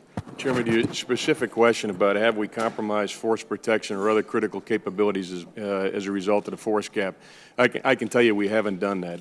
And I've routinely engaged Lieutenant General McFarland and the commanders on the ground and asked them, is there something else you need? In fact, I'll see General McFarland again this afternoon and have the same conversation with him. To date, we haven't had any request that we've gone to the President with, and this is now over the last several months for capabilities that has been denied. We're in the process right now of bringing forward recommendations for increased capability as a result of operations in Mosul, Raqqa, and elsewhere so we can maintain the momentum and accelerate the campaign. But at this time, Chairman, I don't have concerns that we've not put forces on the ground that have impacted either our force protection, CASEVAC capability, or any of those things. We build a force from the bottom up with those in mind. Well, I appreciate that, General. To me, it makes no sense to put artificial troop caps in any place. The question is, what does it take to do the mission? And I know this, just as I trust you to continue to follow this question, it's something that the committee wants to continue to follow as well. Last question, General, you heard some of my comments earlier about the readiness issues. Let me just offer a handful of other quotes on the record. General Neller said, "Our aviation units are currently unable to meet our training and mission requirements, primarily due to ready basic aircraft shortfalls." General Milley and General Allen have testified less than 1/3 of Army forces are at acceptable levels of readiness. The readiness of the United States Army is not at a level that is appropriate for what the American people would expect to defend them. Last week, Secretary James, less than half our combat forces are ready for a high-end fight, and she later said the Air Force is the smallest, oldest, and least ready force across the full spectrum of operations in our history. Do you agree that we have a significant readiness problem across the services especially for the wide variety of contingencies that we've got to face? Chairman, I do, and I think those are accurate reflections of the force as a whole. From my perspective, there's really three issues. There's the resources necessary to address the readiness issue, there's time, and then there's operational tempo. And the readiness challenges that we're experiencing right now are really a result of several years of unstable fiscal environment as well as extraordinarily high operational tempo. And it's going to take us some years to get out of the trough that we're in right now. What I'm satisfied with in this year's budget, FY17, is that we have met the requirements from a fiscal perspective that the services have identified for readiness. In other words, we can't buy our way out of the problem in FY17 with more money because of the aspect of time and operational tempo. I think the service chiefs probably also identified to you, Chairman, and the committee that in the case of the Army, the Navy, and the Marine Corps, it'll be sometime around FY20 before they address their current readiness challenges, and the Air Force is projecting horizon as late as fiscal year 28 before they come out of the challenge. And part of that is, again, operational tempo and resources and time, and some of it is what you saw in your recent visit down at the 2nd Marine Aircraft Wing, where depot-level maintenance has been backlogged. What you saw in the Marine Corps, I think, reflects in some part what you'll see in all the services, perhaps not to the same degree as Marine Aviation, but that same dynamic exists in each one of the services and reflects in the comments that you heard before the committee. Well, I'll just say I think it's important for us and for y'all to continue to not only watch this issue, but really understand down deeper what's happening. You know, statistics are one thing, but you talk to these folks eyeball to eyeball, and the sense of frustration and concern is very evident. Thank you for your answers. I yield to Ms. Davis. Thank you, Mr. Chairman. Again, thank you both for your extraordinary service to our country. I wanted to go back for a second to the questions that I raised in the opening statement, because I think we grapple with that here, and I know that we're going to be talking about OCO funding down the line, overseas contingency, and the Bipartisan Budget Act as well. You stated, as you just did, I mean, equipment is one thing, but well-trained personnel and leadership are quite another, and the latter do take time. And so we need to work this as best we can. In the statement I offered, you know, what you have said quite, I think, clearly, that modernization and readiness over force structure is where your trade-offs are going in the budget process. And I'm wondering, would the department's trade-off choices become harder or easier if OCO needs are supplemented by base budget requirements within a bipartisan budget compliant top line? I mean, is that helpful? What poses the greatest risk, really, to our national security, providing funding for base budget requirements at the level requested by the President, or providing funding for near-term OCO requirements, at least initially, at levels lower than requested? Well, one of the things that I was just going to say, Mr. Secretary, that I know you've said so well here is that, you know, under the best of all possible worlds, we would be funding the base budget at the level that we need, including OCO for very specific overseas contingencies. But that's not exactly where we are right now. And we have to be certain that other budget requirements, whether it's in Homeland Security, whether it's in wherever that may be, are also working well within our budget as we move forward. So, well, you're right. Generally speaking, the base and the OCO budgets are have different managerial purposes. The base budget is for things that are enduring, meeting enduring requirements, and OCO is for the variable costs associated with urgent, ongoing operations. That's still largely true, but it's not completely true. And to get to your question, one of the ways that we were able to mitigate the difference between what we last year planned to in our 17 budget and what the bipartisan budget agreement provided us was to use some OCO, about $5 billion net. And that is one of the things that brought down that risk associated with that difference. But it's only one way that we did that. We also benefited, by the way, from fuel costs, different inflation indices than we expected. And what we did with the remaining, to get to your point, what do we do to accommodate the Bipartisan Budget Act, that $11 billion change? We took it out of some procurement accounts, some aircraft, and some smaller programs. We took it out of MILCON. Let me tell you what we didn't do to accommodate that difference between the BBA and what we planned on last year. We didn't take it out of military compensation, any of our service members' compensation. We didn't take it out of Readiness, out of the Readiness recovery plans that the chairman has referred to.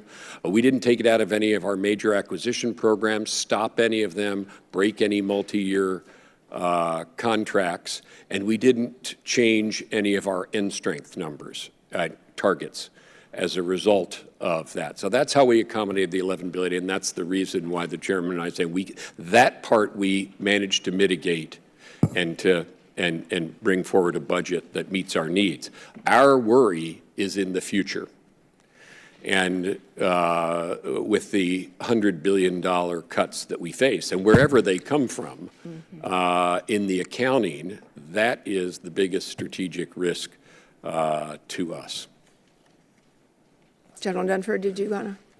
Congresswoman, the thing I'd probably add is you talked about modernization over force structure, and frankly, this year as we focused on capability enhancements, it was really as a result of 3 or 4 years of not addressing those and realizing that we were losing our competitive advantage against the peer competitors that I mentioned, the Russias, the Chinas, and even in the case of North Korea and Iran. And we knew, were we not to make those capability investments this year, if you look out 3 to 4 or 5 years, we would not be where we needed to be. So from my perspective, it isn't so much force structure over modernization. It's trying to get within the top line that we have the right balance between force structure and capability in today's force with sufficient investment in tomorrow's force to make sure that the force that we have today and that I'm proudly able to say is the best in the world is the best in the world in 2021 and 2022. And that's why I think the Secretary directed us this year to make a slight course and speed correction in terms of how we're investing our funds to get better balance between today's fight and tomorrow's fight. Mm-hmm. Yeah, and I think Mr. McCord as well. I think what's maybe understandable in terms of the defense budget isn't necessarily understandable to folks that are looking at their budgets in other departments, and that's partly where the rub comes. I think that's correct, Ms. Davis. And just one point on your earlier question, to get a marginal maybe increase in OCO this year without knowing if we can count on it in the future is pretty suboptimal for us in terms of being able to plan and use that money as effectively as we might. If we knew that the requirement would be taken care of permanently, that's much better for us. Thank you, Mr. Chairman. Thank you. Mr. Jones. Mr. Chairman, thank you. Mr. Secretary, I'm going to take you in a different direction, totally different subject. I want to personally thank you and especially thank Secretary Robert Work. I have spent 13 years of my life trying to clear the names of 2 Marine pilots who crashed a V-22 Osprey in Marana, Arizona on April the 8th of the year 2000. It's your Secretary Carter. I want to thank Secretary Work publicly because he did something that I could not get the Marine Corps to do, and that is to look openly and evaluate the information that we had put together, working with experts. Many of those were Marine pilots themselves. There were aeronautical engineers who came to the aid of saying that at the time, if you remember, that Secretary of Defense Cheney wanted to scrap the V-22 program. There was a lot of pressure. There was a lot of push by the Marine Corps to make sure that the V-22 was their plane for the future. When I reached out and found Secretary of Work, he spent the time to meet with me and spent several hours, days, researching all the information that we had put together. A team of experts helped me to put it together. And then he came back with his evaluation that the record needed to be corrected, that it was unfair to Colonel John Brow, pilot, and Major Brooks Gruber, co-pilot, whose wife brought this to my attention in the year 2002. And I want to say today that you have brought peace, Secretary of Work and you have brought peace to the families of John Brow and Brooks Gruber. And I believe sincerely that John Brow and Brooks Gruber are now resting in their graves, and they're resting peacefully because of what you and Secretary of Work have done. This has gotten national attention, and I've talked to Trish Brow, I've talked to Connie Gruber. They're hearing from Marines who are now retired. They're hearing from friends from years past who said, hallelujah, that now the truth is known, and those two pilots will not take the blame for what was unfair at the time of the accident. So I want to thank you publicly and thanks Deputy Secretary Robert Work, because the truth is now known that they were not responsible for that accident. It was a combination of many, many factors. So I will give you a chance to respond, and then I will yield back the balance of my time. Thank you so much. I appreciate you saying that. I'm glad that the families are able to be at peace now, and I will pass that on to Secretary of Work, my excellent Deputy Secretary. I'm pleased to hear you say that about him, but I'm not surprised. Thank you, sir, and I yield back the balance of my time. Mr. Larson. Thank you, Mr. Chairman. Mr. Secretary, I think you have an obligation, certainly a right to respond to something that former Deputy Director CIA said yesterday in response to a question. He said that ISIL is winning, and he said based on two assessments. One, although there's less caliphate territory, they seem to be spreading their influence beyond the caliphate territory. And then, of course, in direct reference to the attacks in Brussels. So I wanted to get your assessment about whether you think ISIL's winning, and if not, your assessment of the former Deputy Director of CIA's comments. I'm not familiar with those comments. And as far as the campaign is concerned, I'm confident that we will defeat ISIL. And that we have the momentum of the campaign in Iraq and Syria. I gave you some of the details about that, and we're prepared to give you much more. We're doing more. We're actually looking to do yet more than that. And I'm confident that that will result in the defeat of ISIL in Iraq and Syria. And as I said, that's necessary. It's not sufficient, as the attacks in Belgium suggest. And let me ask if the Chairman wants to add anything to that. But ISIL will be defeated. We have a strategy to do that. I'm sorry the report hasn't gotten to you, but will shortly. And I'm confident that strategy will succeed. Congressman, first, I'm not complacent about the threat of ISIL, and I recognize the spread of ISIL, particularly over the last 15, 18 months, transregionally or globally. With regard to Syria and Iraq, in October, I appeared before the committee, and at that time, I think it was fair to say that ISIL had the momentum. Since that time, they not only have less territory, they have less resources, they have less freedom of movement. We've reduced the number of foreign fighters they're actually able to flow back and forth, and frankly, I think their narrative is less effective than it was some months ago. But this is a long fight, and I'm confident in telling you that we have the momentum today. I'm also confident in the end state that Secretary Carter identified, but this morning was another reminder that there's a long fight ahead, and it will require not only the military effort to deny sanctuary to the enemy in Syria and Iraq, to limit their freedom of movement, to build the capacity of regional partners, which is what we're doing, but it'll require much greater cooperation amongst intelligence organizations from nations. There's over 100 nations that have foreign fighters in Syria and Iraq, with over 30,000 foreign fighters. So the cooperation of all those countries in the intelligence organizations, law enforcement officials, as well as the military coalition that we put together in Iraq, in Syria, and conducting operations elsewhere is all going to be critical, and it is going to take some time before we get there. But I am confident, at least today, that we have the momentum in Iraq and Syria, and we're increasingly taking actions outside of Iraq and Syria to make sure that we also keep pressure. As we've tried to keep pressure on Iraq, on the enemy simultaneously across both of those countries, it's going to be necessary that we do the same thing transregionally. I'm going to move to the budget, and you talked about taking the long view. Unfortunately for you, you don't get to be here for the implementation of the long view to help us deal with the actual long view.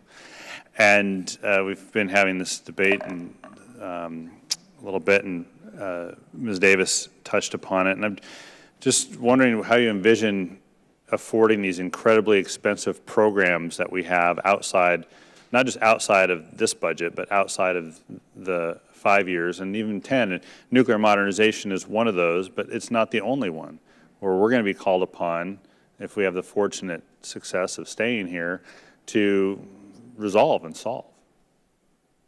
Well, we can afford all of those. We wouldn't have started them if we didn't think we could complete them. However, we are assuming when we do so that we will continue to have budget stability. If there's instability or sequester, as I said, and I think the chairman just said, we're going to have to fundamentally reassess our ability to meet our needs, not only in the long run, but in the short run. And you're right, it'll be future Congresses and future administrations who carry that burden. I hope that they continue to give us budget stability as we've had now for 2 years. That's what the country needs. That's what our department needs. That's what, by the way, what every department trying to administer programs needs. And but if we snap back to the sequester cuts, we're going to have to reconsider all of these programs. We need them, and therefore we need the stability. Chairman? That's fine. Thank you, Mr. Chairman. I'll yield back. Mr. Forbes. Thank you, Mr. Chairman, and thank all of you gentlemen for being here. General Dunford, it's always an honor to have the top uniform officer in the United States before us, and so I'm going to direct my questions to you since I only have 5 minutes. And I'd like to first ask you a question we've been asking all of our officers before us. Did you submit your written remarks to anyone for approval or review other than someone under your direct command before you had to come before us?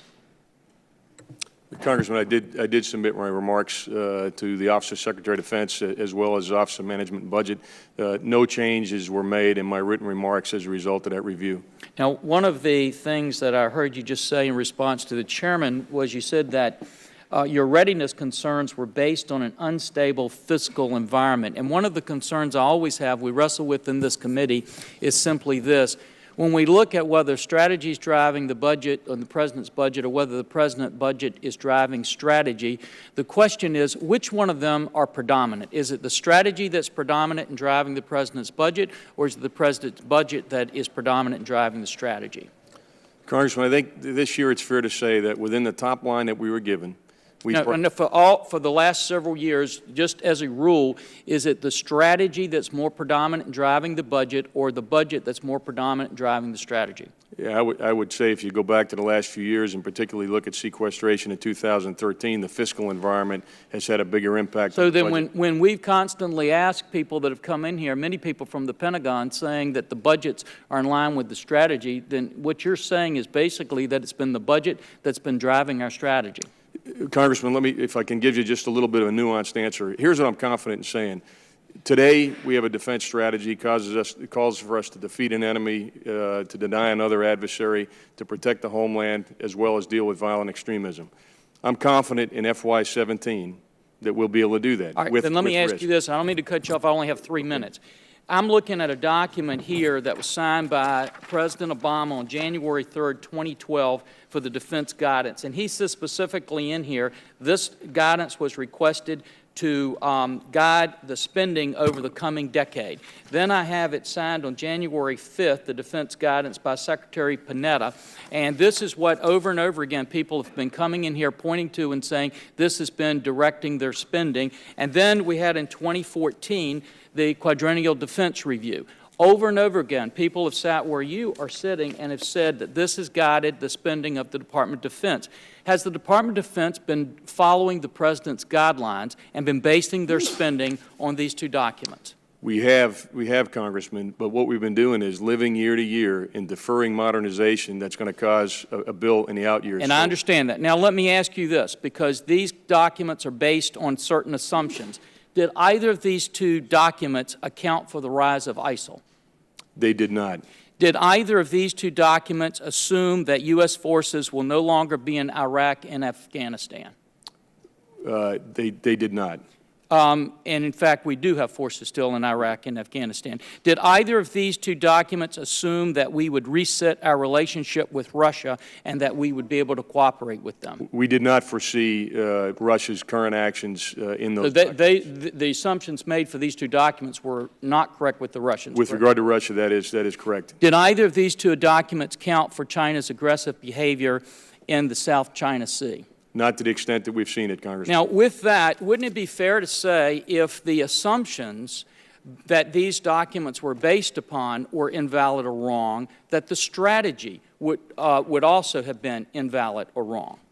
The strategy, it needs to be refined, and we're in the process of doing that. That's correct. And then, and also, General Odierno, when I asked him that question right after these were put into place, he said, we struggle to even meet one major contingency operation. It depends on assumptions, and I believe some of the assumptions that were made are not good assumptions. They're unrealistic and very positive assumptions. Yet these are the two documents that helped guide the President's budget in 2014, 2015, 2016, and 2017. So wouldn't it be fair, General, for us to say that instead of just the unstable physical environment, that a big part of the reason we're in the current situation we're in is because the President's strategies were based on faulty assumptions?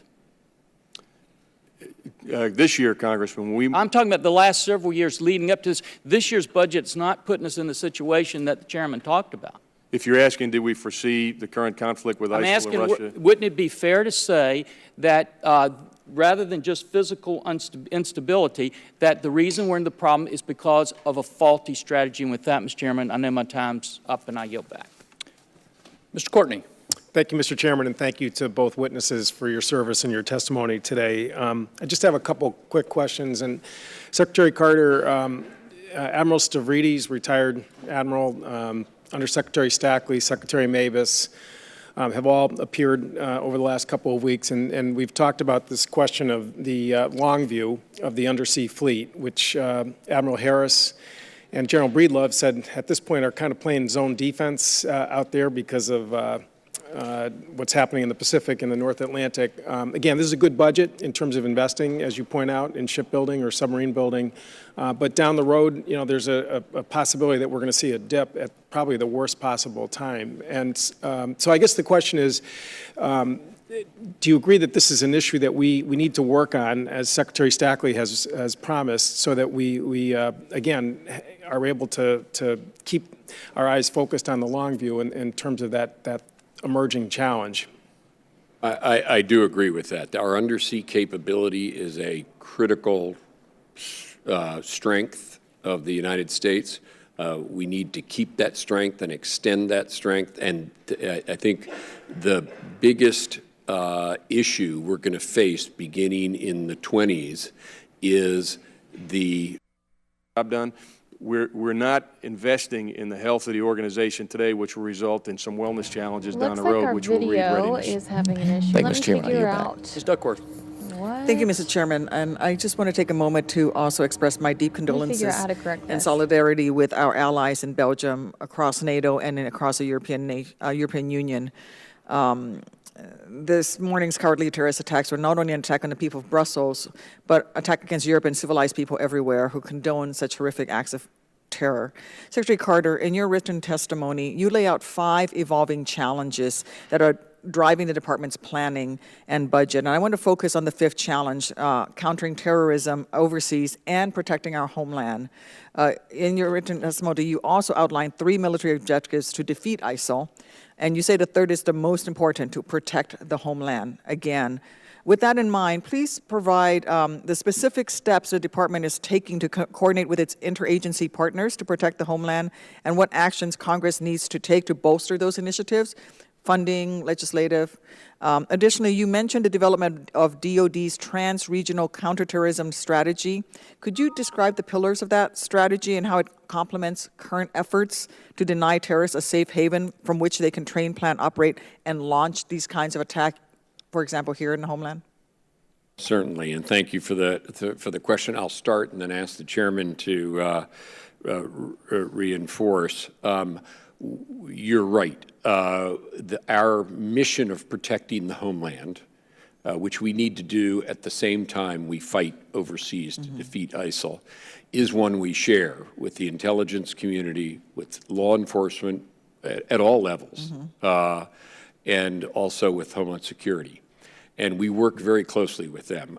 Through NORTHCOM, we have a command that actually has precisely that mission, which is to protect the homeland by working with other interagency partners. We do that. We have plans to reinforce them if they request it in an incident.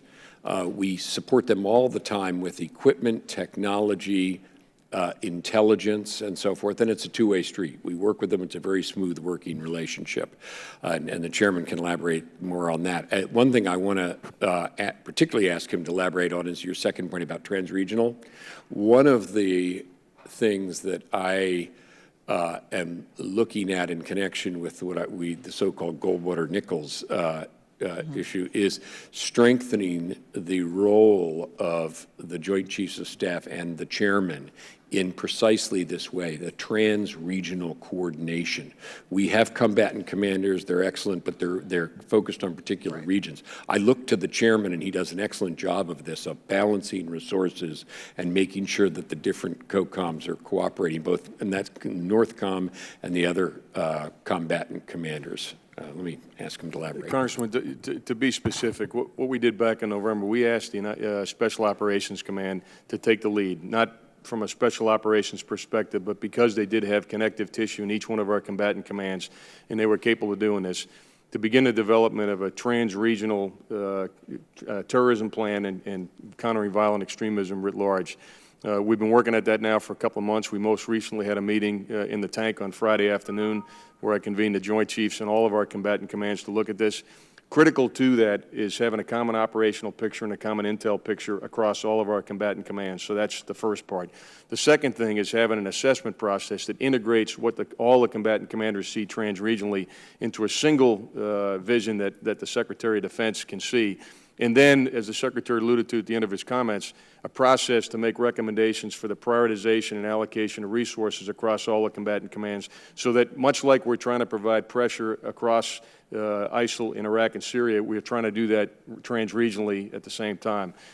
So we are very focused on that. You asked a specific question about, what are we doing to improve our interagency, and I would add to that interagency and international cooperation, which is very critical. Within the interagency, we meet routinely now, and the Secretary and Secretary Kerry lead the effort. We meet routinely to do deep dives on issues like resourcing or foreign fighters or intelligence sharing. And with regard to our partners, we have a very promising initiative in Jordan right now where we have, I think we're up to 15 nations that participate in an information and intelligence exchange to help us just on the problem of foreign fighters. And so those kind of collaborative processes are really necessary. And to be honest with you, there's a lot of walls for us to break down in order for us to be effective. And that's what we're in the process of doing. And our trans-regional plan is designed not only to integrate our capabilities across the combatant commands, but also with our coalition partners. And this plan will be born with a coalition perspective in mind. Thank you. I'm very interested in the Jordan initiative, and perhaps I'll have my staff follow up with your office if that's possible. Thank you. I yield back, Mr. Chairman. Mr. Gibson. Well, thanks, Mr. Chairman. I appreciate the panelists The attack this morning reminds us we're still at war with an evil, determined enemy that must be defeated. And, earlier in the testimony today, we had discussion about restoring deterrence as well, peace through strength. And I'm interested in hearing first from General Dunford. The RAND Corporation has published a study limiting regret, building the Army we will need. And here we're talking about the ERI initiative. And RAND concludes that we're going to need 3 armored brigade combat teams and associated forces to restore credible deterrence. I'm interested to know whether or not you agree with that assessment, and if you don't, then what you think is necessary to restore that credible deterrence. And then for both the Secretary and for the Chief, I have a bill, a bipartisan bill, over 40 co-sponsors now, the Posture Act, which stops the drawdown for the Army and the Marine Corps. That's the total Army, the National Guard, the Army Reserve, and the active duty Marine Corps and the Marine Corps Reserve. Assuming that would come with the necessary resources for operations so that we don't hollow out the force and the complement of modernization that goes with it. I'm interested in your assessment on how that would impact the risk that we currently have, given the fact that earlier in your testimony today, Mr. Secretary, you talked about where we are today was based on a series of assumptions which have changed. So how would this Posture Act, if enacted with the necessary resources so we don't hollow out the force, how do you assess that would impact the risk, and how might these additional land forces be arrayed to deal with things such as the ERI? I'll start then for the chairman on the 2 issues. First, with the Armored Brigade combat teams, the chairman can elaborate, but and I don't want to go into our operational plans here, but we are developing our operational plans for the defense of NATO territory against both ordinary attack and what I called earlier hybrid warfare.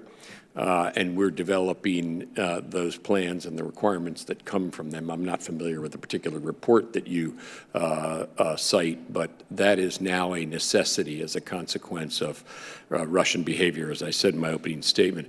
With respect to Army and Marine Corps end strength, the chairman can speak to that also, and I'm sure the chiefs have as well. But I'll just, both in the Army and the Marine Corps, their emphasis to me in the preparation of this budget has been on readiness.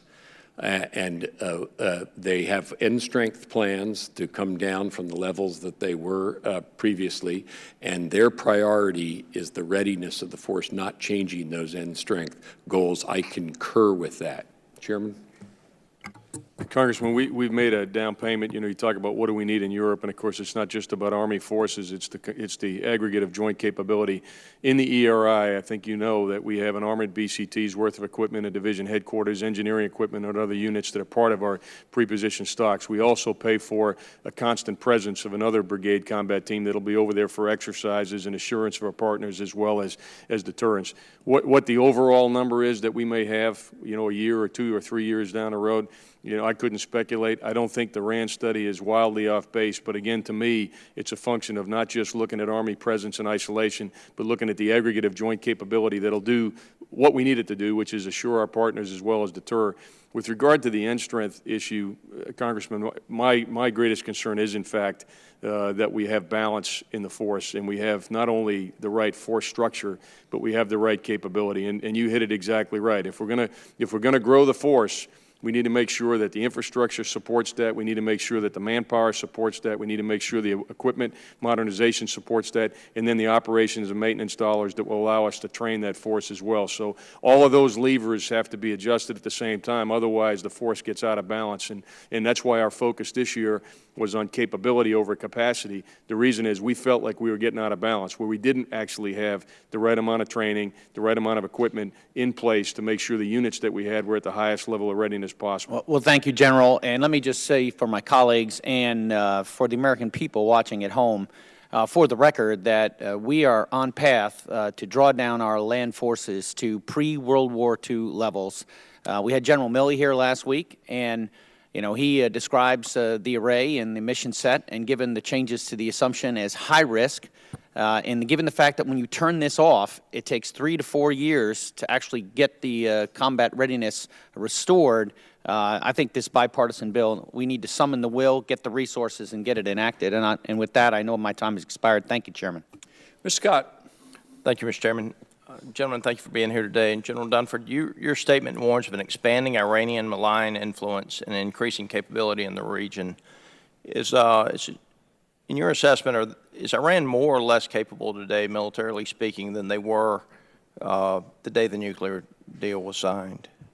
Congressman, I believe that Iran was spreading malign influence, was capable of doing that before the agreement, and I think they're capable of doing it after the agreement. I haven't seen any measurable increase in their capabilities. But again, I am under no illusion about what Iran's intent is, what their capabilities are, or what their current level of activity is across the Middle East. Have you seen any change in their behavior?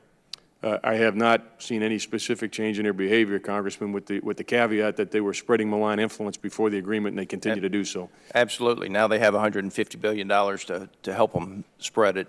And if there has been no change in the behavior, then certainly my concern is that the world's not more safe, but less safe with them having that money. Just a couple of quotes from the President, if I may. Today, after 2 years of negotiations, the United States, together with our international partners, has achieved something that decades of animosity is not: a comprehensive long-term deal with Iran that will prevent it from obtaining a nuclear weapon. The deal offers an opportunity to move in a new direction, a different path, one of tolerance and peaceful resolution of conflict. Another quote, September 10th of 15, this is a victory for democracy, for American national security, and the safety and security of the world. And then the budget that was presented, and I agree with the budget statement. Iran's malign activities in pursuit of missile technology continue to pose a threat to our interests and allies in the region. To combat those threats, the budget continues efforts to hold Iran accountable for its destabilizing behavior by advancing preparations, posture, regional partnerships, and planning to preserve the President's options for any contingency. So one statement, September, a budget statement 5 months later. Secretary Hagel, what is the Defense Department doing to mitigate what is a clearly growing risk from the Iranian ballistic missile program? Thank you for that. And you're right. The nuclear deal with Iran was about their nuclear weapons program. And it, if implemented, and we'll know whether it's implemented or not, will keep them from having a nuclear weapon. That doesn't stop them from having other capabilities and exhibiting other behavior that concerns us. One of those is ballistic missiles. That's why we are strengthening our ballistic missile defenses in the region, in Europe, to defend our friends and allies there, our own forces there that are deployed there. That's why we have Aegis afloat. That's why we have Aegis ashore. That's why our other partners procure those same missile defenses from us. And that's why we help Israel with its defense against short-range rockets, both the Iron Dome system and the David Sling system. They're also, by the way, developing the Arrow system against longer-range missiles. We help them with that, too. So we're doing a great deal to in the missile defense area in that region. Chairman, if I can quote James Clapper, the Director of National Intelligence, what he said to SASC on February 9th, Iran probably views the Joint Comprehensive Plan of Action as a means to remove sanctions while preserving nuclear capabilities. General Austin, March 8th, 2016, we've not seen any indication that they, meaning the Iranians, intend to pursue a different path. Now, I think he is talking about with regard to their malign activities, not specifically with nuclear, with regard to General Austin's statement there. But just a few things that they've done since then, aside from what they did to our sailors. They've continued to test ballistic missiles. October 11, 2015, they tested a new generation of surface-to-surface missiles. The UN stated this test violated UN Security Council Resolution 1929. On November 21, 2015, they launched another medium-range missile. On March 8th of this year, Iran launched several missiles from multiple sites around the country. The Iranian general who commands the program stated, "The Revolutionary Guard Corps does not give in to threats."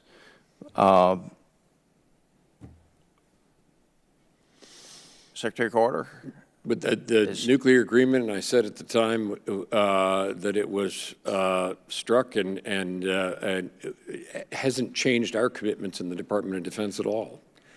We remain postured and committed to defending our friends and allies, our own interests in the region, and countering Iran's malign influence in all of these areas. It's good if it's implemented, which it is being so far, at eliminating the nuclear danger, but for everything else, we remain full speed ahead and on course for what we were doing last year, the year before, and those programs are just building. Let's see if the chairman wants to add anything, but we have a major commitment there. My time has expired, but I just don't understand why we wouldn't have included other threats in any type of deal that gave them $150 billion. Gentleman's time's expired. Dr. Winstrup. Thank you, Mr. Chairman. I'd like to, if we could for a second, talk about our current rules of engagement and our theaters of operation. You know, I have service members that are leaving the military, and they're coming to me saying that this is dangerous. We are not able to engage in a way that will allow us to defeat our enemy. And I understand the need to try and keep down civilian casualties. I get that completely. But I have a concern that we're protecting our enemies more than we are those that we're sacrificing to try and save. And that's the real concern. You know, throughout our history, we have people that have given their lives so that others can live. And, you know, with what we see taking place, my concern is that every time we let an enemy go, because of our very restrictive rules of engagement, hundreds, if not thousands, of more innocents are killed. They become fatalities because of genocide. Are we really winning? And so I'd like you to address our rules of engagement that I'm hearing so many complaints about from our service members. We assess and reassess them all the time, including on a strike-by-strike basis. So your question is very apt, very appropriate, and we try to balance those things. And we do it every day, and we do it in a very practical way. Mr. Secretary, when was the last time we changed them? We modify them all the time. Let me ask the chairman to explain. Sure. Congressman, if I could, I'd like to distinguish between rules of engagement and collateral damage. You know, those have been conflated a bit in some of the discussion. I've heard the same thing you have. And I want to make it clear on the rules of engagement, those are enduring. And anytime one of our young soldiers, sailors, airmen, and Marines is in harm's way, and there's a hostile intent, and you can positively identify an enemy, they can engage. That hasn't changed. There's no restriction on their ability to do what must be done to protect themselves. With regard to collateral damage, we make an assessment virtually on every time we engage. And right now, we start with a baseline of 0 civilians. But I'm here to tell you, if we have a target that justifies an expanded view of collateral damage in a particular case, we'll make that adjustment. So to your question, when was the last time we changed?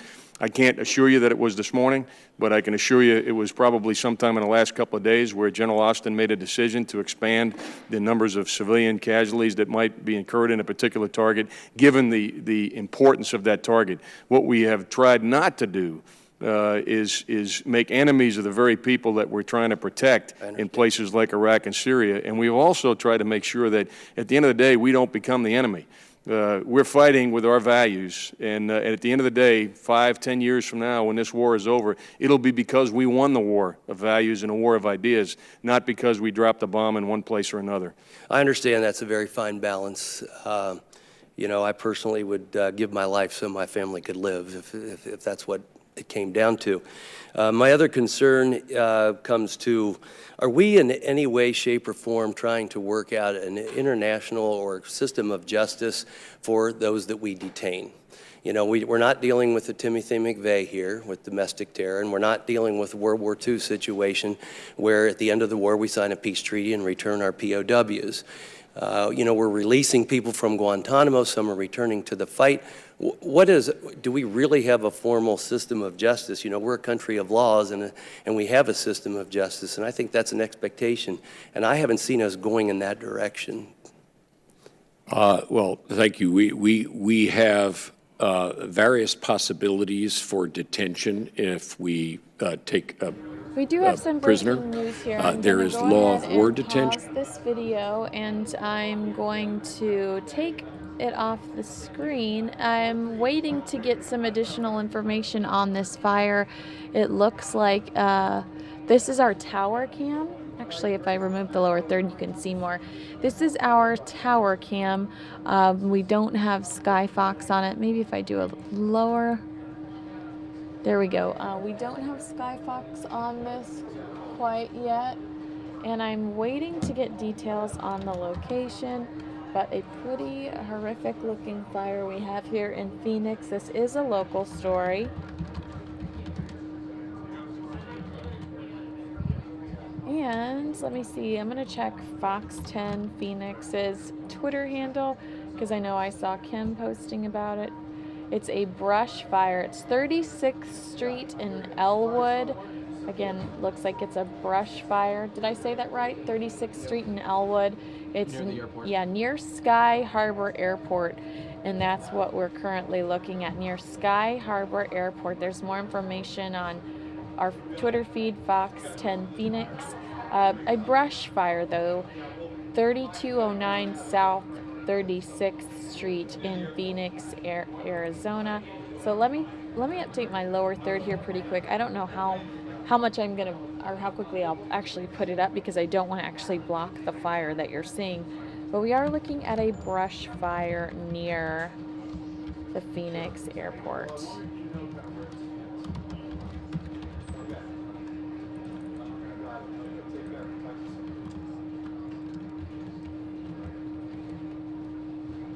And this is live. Again, this is live. And this is tower cam. I'm surprised we don't have. Are you hearing the buzzing? Let me lower the volume here. I'm surprised we don't have our helicopter up yet for some additional visuals. We are looking at this through tower cam. So I do have our Twitter feed up. There are some additional photos. Phoenix Traffic Alert has the ADOT cam view. Let me show you that here in our Matrox feed. Just quickly, I'm going to shift to this ADOT camera. You can see how dark that smoke is.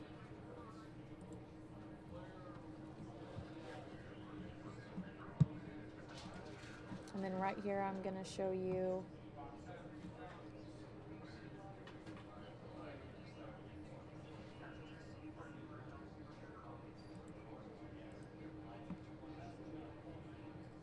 I want to put my lower third up, but I don't want to block the actual fire.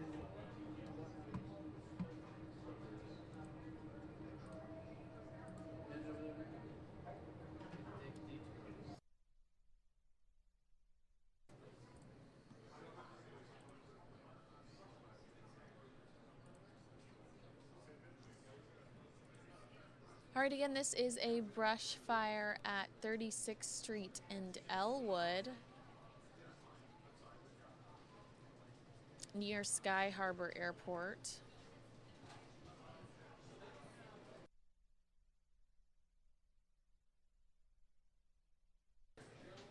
The location of this venue is Arizona Pacific Recycling.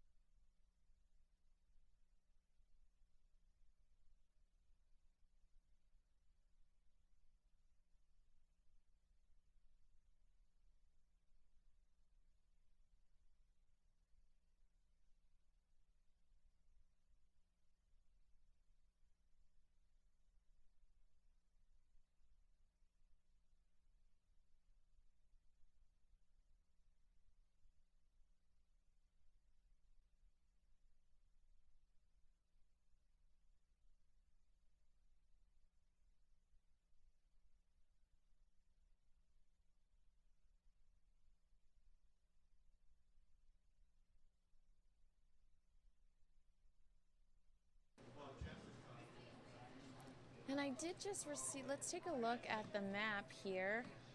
Arizona Pacific Pulp and Paper Inc. Why is that coming up? I see Arizona Pacific Pulp and Paper also coming up. Recycling Center, yeah, coming up. Let's take a look at the venue. If you take a look at their website, you can see kind of a better. This is what it looks like on the ground, it appears.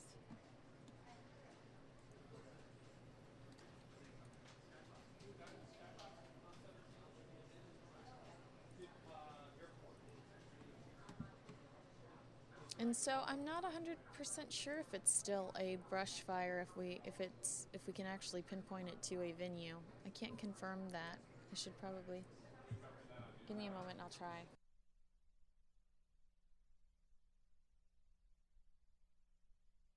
Skyfox is launching. I'm going to remove this lower third temporarily so you can have a better view of the fire. And then when Skyfox launches, I'll have additional visuals to bring you. Here is a better visual of the part of town it is in, close to the airport.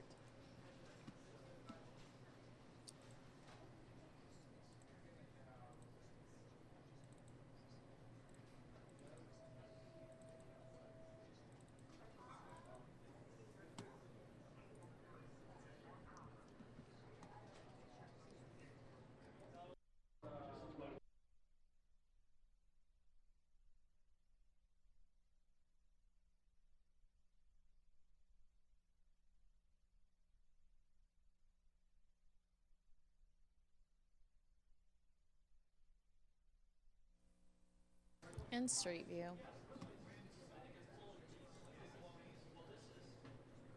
These are thanks to Google.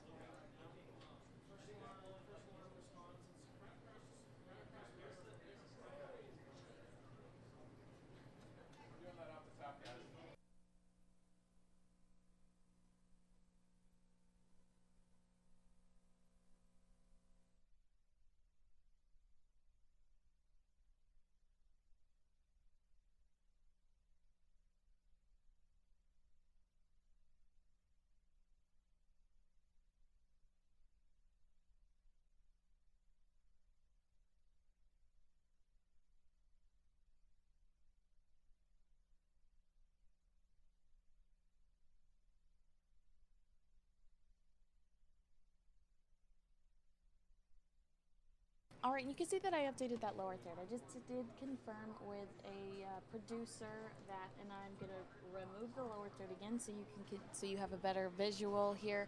I did confirm with a producer that it is not a brush fire, which we were initially reporting. It is a fire. We are assuming that it's paper. If you go back to these images we were looking at earlier, this is Google Earth. Take me back to Street View, please. Let's see if we can get there. I'm going to give you a live look at 3209 South 36th Street in Phoenix while I get some images for you of the venue.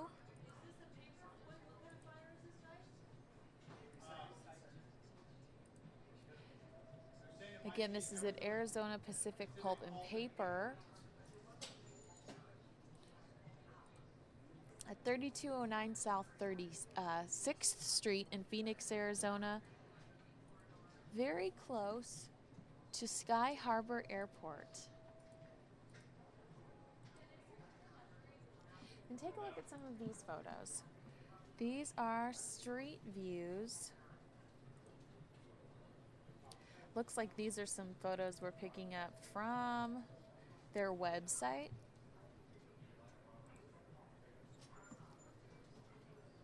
Here it is right here, Miami. You can see East Miami Avenue, South 36th Street. But there is a look at the facility. Oh.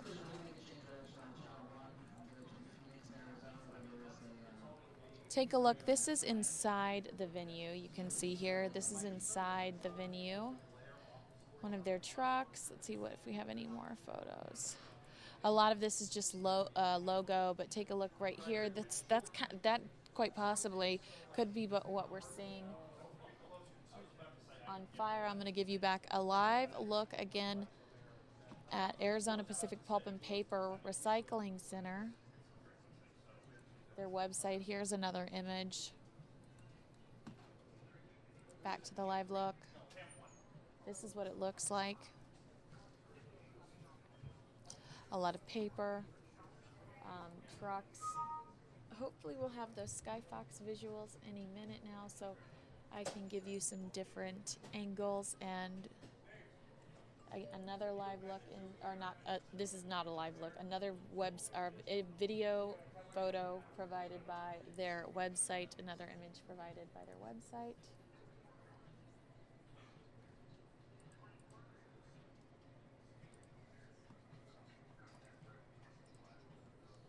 Oh, look at this. So this is what it looks like in there.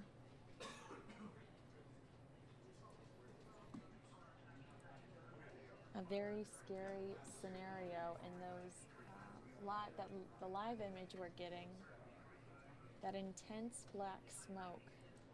Take a look at it.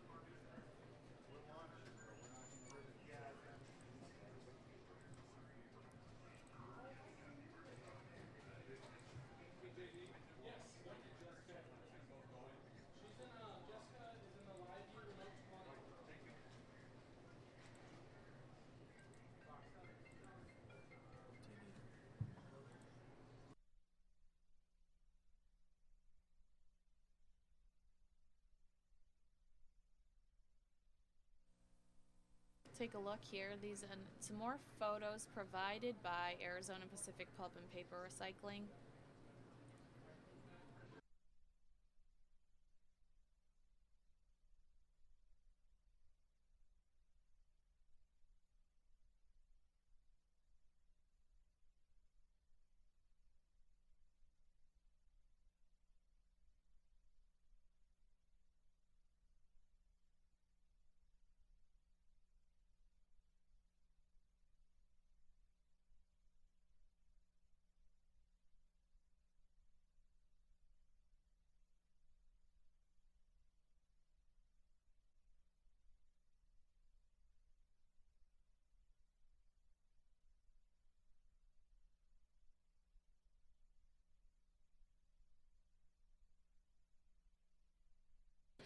And if you're just joining us, this is at 36th Street in Elwood in Phoenix, Arizona, near Sky Harbor Airport. We're assuming that it's paper that is perhaps on fire. It was initially reported as perhaps a brush fire, but then we found the venue, Arizona Pacific Pulp and Paper.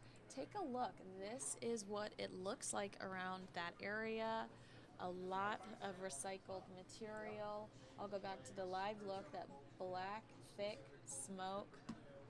Let me find some more. Here's another picture. This is kind of the outside of the venue for you. We'll go back to the live look. A lot of, just look, this quite possibly could be what's on fire right now. We are waiting for Skyfox to get closer to the venue. Take a look. Here's another photo provided by Arizona Pacific Pulp and Paper.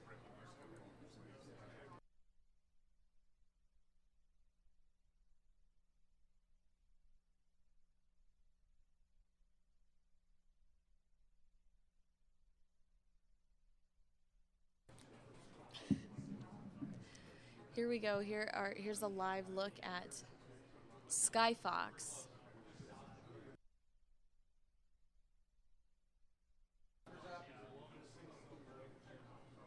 A live look via Skyfox of this fire. We have two shots we can give you, but this is honestly the most riveting. This is via Skyfox again.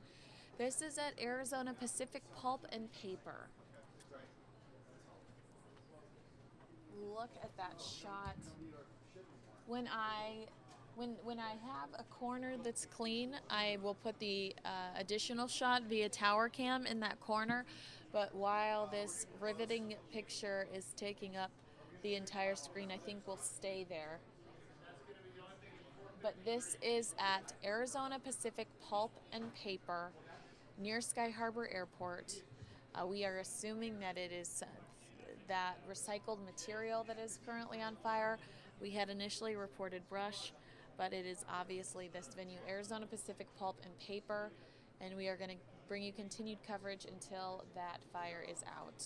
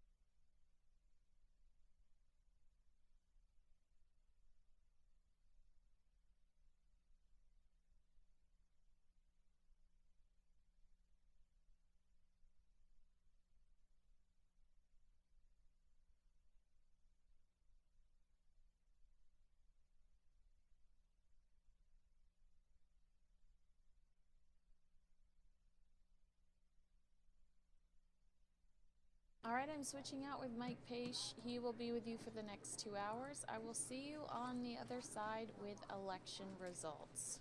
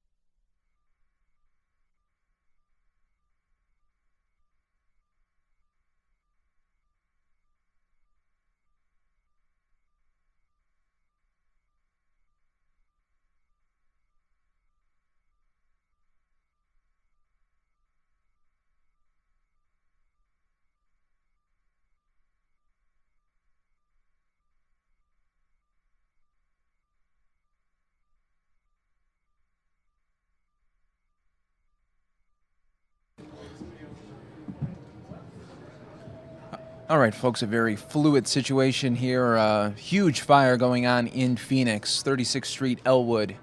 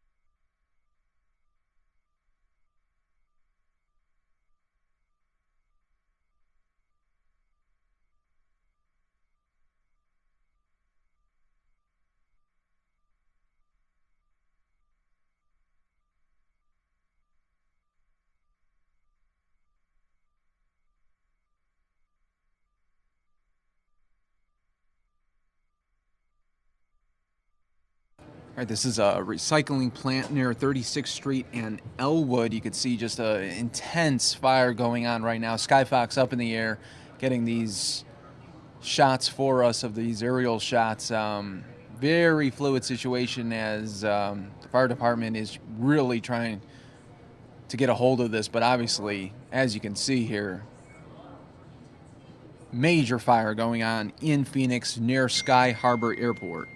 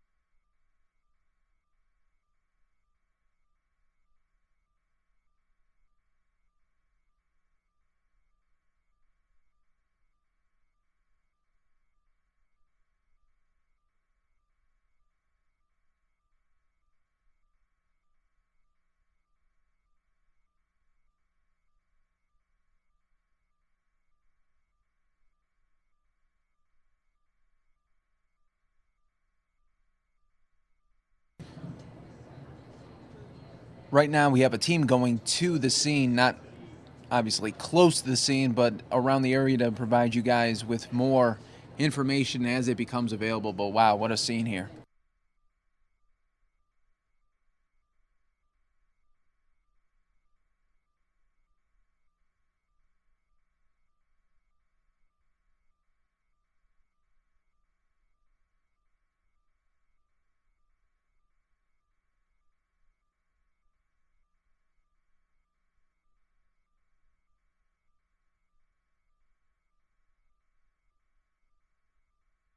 Best, but it's not going to be very effective. We looked at that map and it showed winds about 28, 29 miles an hour, and we've seen this fire move a bit. It has caused some of the vehicles on that property to go up in flames as well.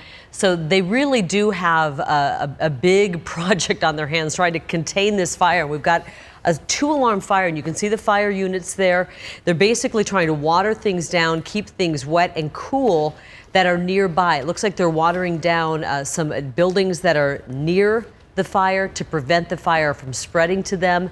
Because this is, on a day like today with the winds whipping the way they are, this could spread so quickly, and before you know it, it can hop from business to business. There have been secondary fires, little spot fires to the east of this as the embers have blown over that have touched off some smaller fires on that adjacent property. But you could see it's burning just red hot right now, and the smoke can be seen for 20 miles in any direction. And really look at those, big fire. and look at those massive bales of recycled paper product, and they're bound tightly. They're like logs, those logs you throw in your fireplace to get the fire going. And there are massive bales there, and they're all, the ones that haven't burned are going to be burning rather quickly. But look at how it's already spread down, and you can see that large swath of the block there has already seen the fire kind of roll through. Take a look at Sky Harbor up above in the upper, kind of the middle left-hand portion of your screen. Planes are taking off and landing. No problem there because, again, this is south of the runway, south of the riverbed. And when you get these, and we've had these recycling fires, they're incredibly stubborn to try to put them out. So, again, the firefighters doing a good job on it, but there's not a lot they can do. Pour as much water on it as they can, and to some degree, you got to let it burn itself out. So this is burning at 36th Street and University, and the winds, Dave, it looks like they're pushing off to, this plume of smoke is going off to the east? Yeah, the winds are out of the west, pushing to the east at 28 miles an hour. The general winds without the gusts are at 17 to 20 miles an hour. So just the normal winds are tough enough. But as you can see, we have these gusts at 28 miles an hour. And they're so kind of throughout incredibly the dry. city. The humidity levels Very are dry. so low right now. So all of that black smoke is just heading off to the east, and that's where the plume is kind of headed as well. Well, we've got continuing coverage on this. We're going to go one more time to the tower cam. Continuing coverage, we should remind you, on Fox 10 News Now. But that's from the tower cam atop South Mountain, so that gives you a little bit of perspective. And people who may see this plume and have seen it, wondering what it is a paper recycling plant, recyclable materials going up. You can also head to fox10phoenix.com. We're covering this on Fox News Now, and we will continue to cover it from here and there throughout the afternoon. Yeah, we'll break in and give you updates throughout the newscast as well. The big story, of course, it is illegal. All right, that was our Fox 10 News at 5 team providing coverage live on the air. They were able to see there. Welcome, everybody, to Fox 10 News Now, part of fox10phoenix.com. We are in extended coverage mode right now of this recycling plant in Phoenix near Sky Harbor. Breaking news within the last 20 minutes. You can see a very, very full fire here as Sky Fox up in the air showing incredible images right now of this very intense fire near Sky Harbor. You are watching extended coverage right now on the Fox 10 News Now stream, part of fox10phoenix.com.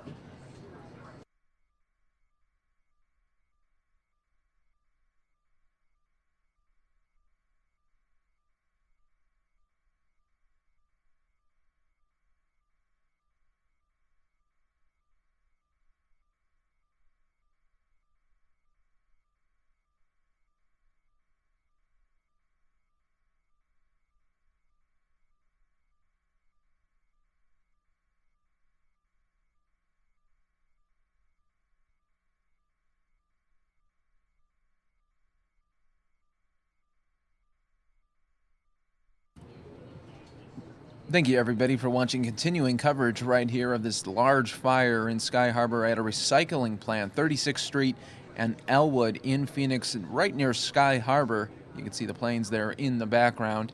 Wow, what a scene here that we are seeing here on a Tuesday evening.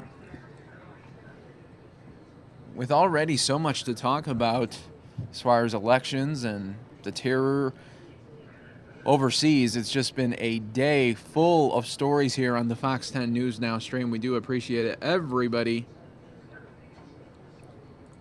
being part of this extended coverage. You were watching Fox 10 News at 5 p.m.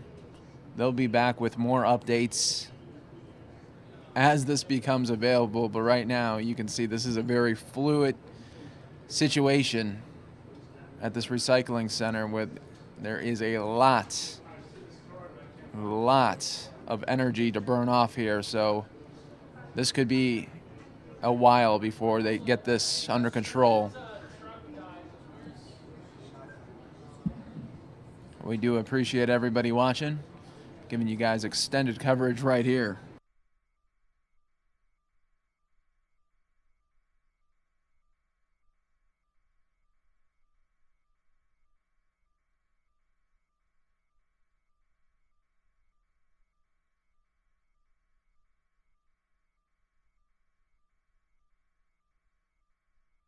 You know, these are images that you don't usually get to see for fires, because by the time the majority of fires that we see, usually we get on scene when the flames are out pretty much and you just see the smoke. Well, now we have a situation where you are seeing the flames.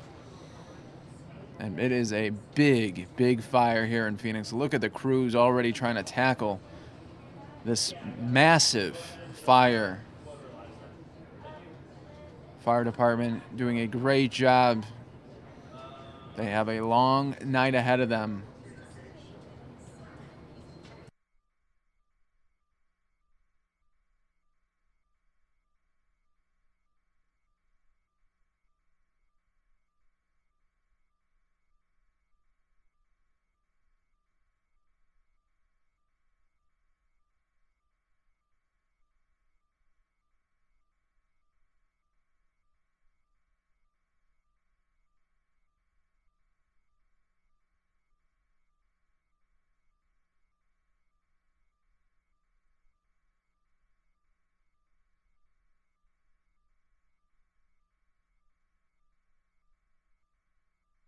And look at, as Sky Fox is able to pan out here, it's just a massive scene here that we are seeing in downtown, right near Sky Harbor, 36th Street and Elwood. Large commercial recycling plant.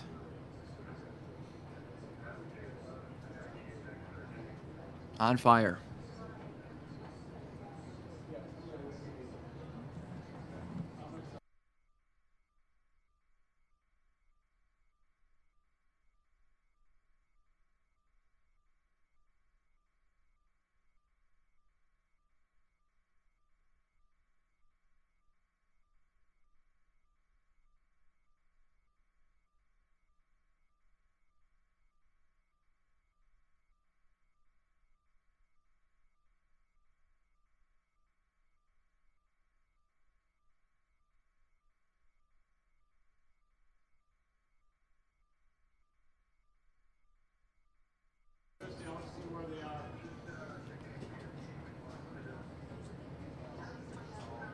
Welcome everybody to the Fox 10 News Now stream. We are in a breaking news situation mode here.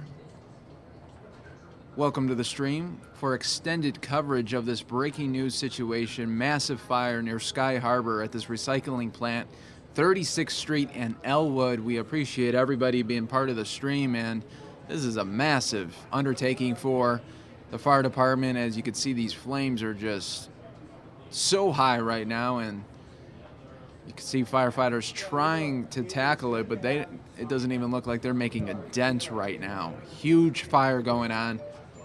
Our thoughts are with all those firefighters battling this major fire. We hope everybody around the area is safe, as no doubt this smoke is very intense as well.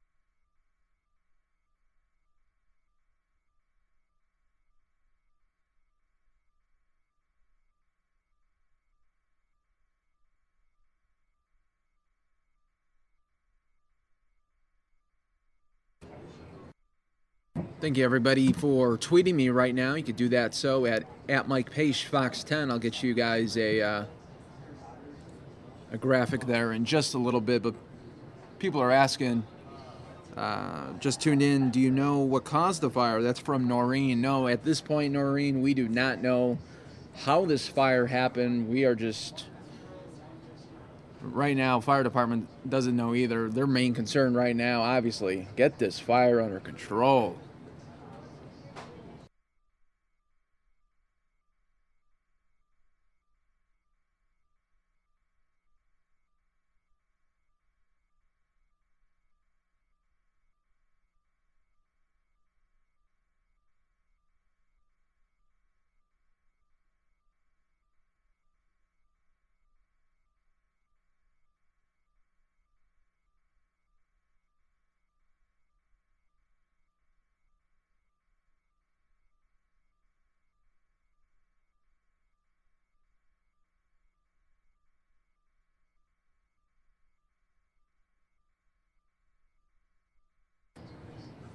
And right now, you can chat with me on Twitter at Mike Page Fox 10. Let me know what your thoughts when you're looking at this huge fire going on in Phoenix at a recycling plant.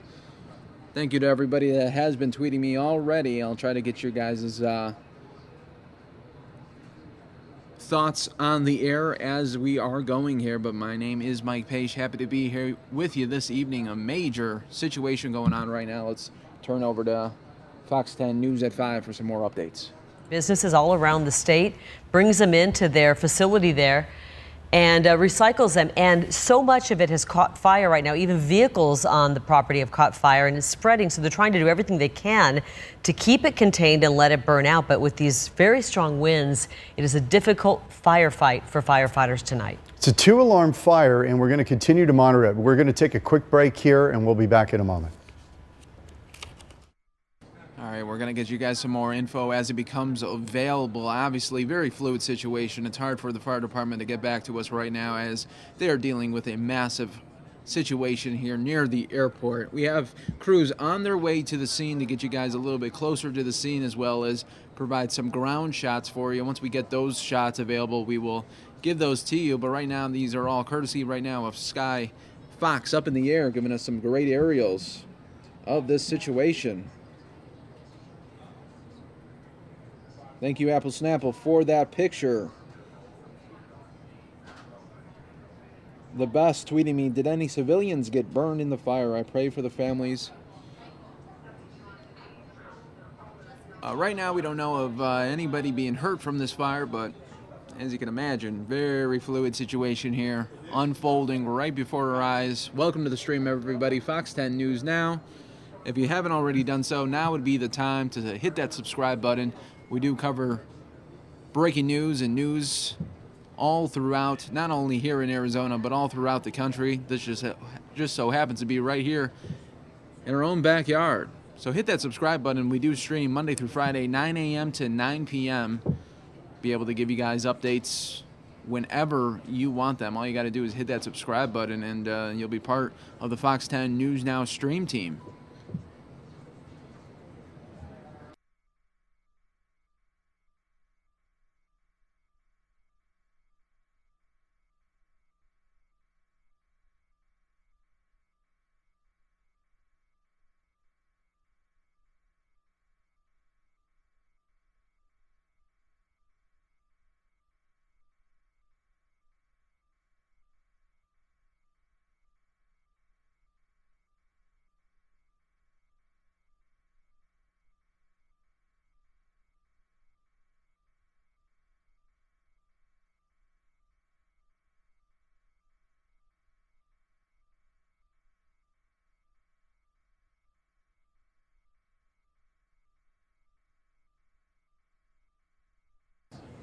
Incredible scene here that we are witnessing right here on the Fox 10 News Now stream, 36th Street and Elwood. Let's turn back to Fox 10 News at 5 for some additional updates. And these materials, so tough for firefighters to try to get a handle on this because this stuff burns.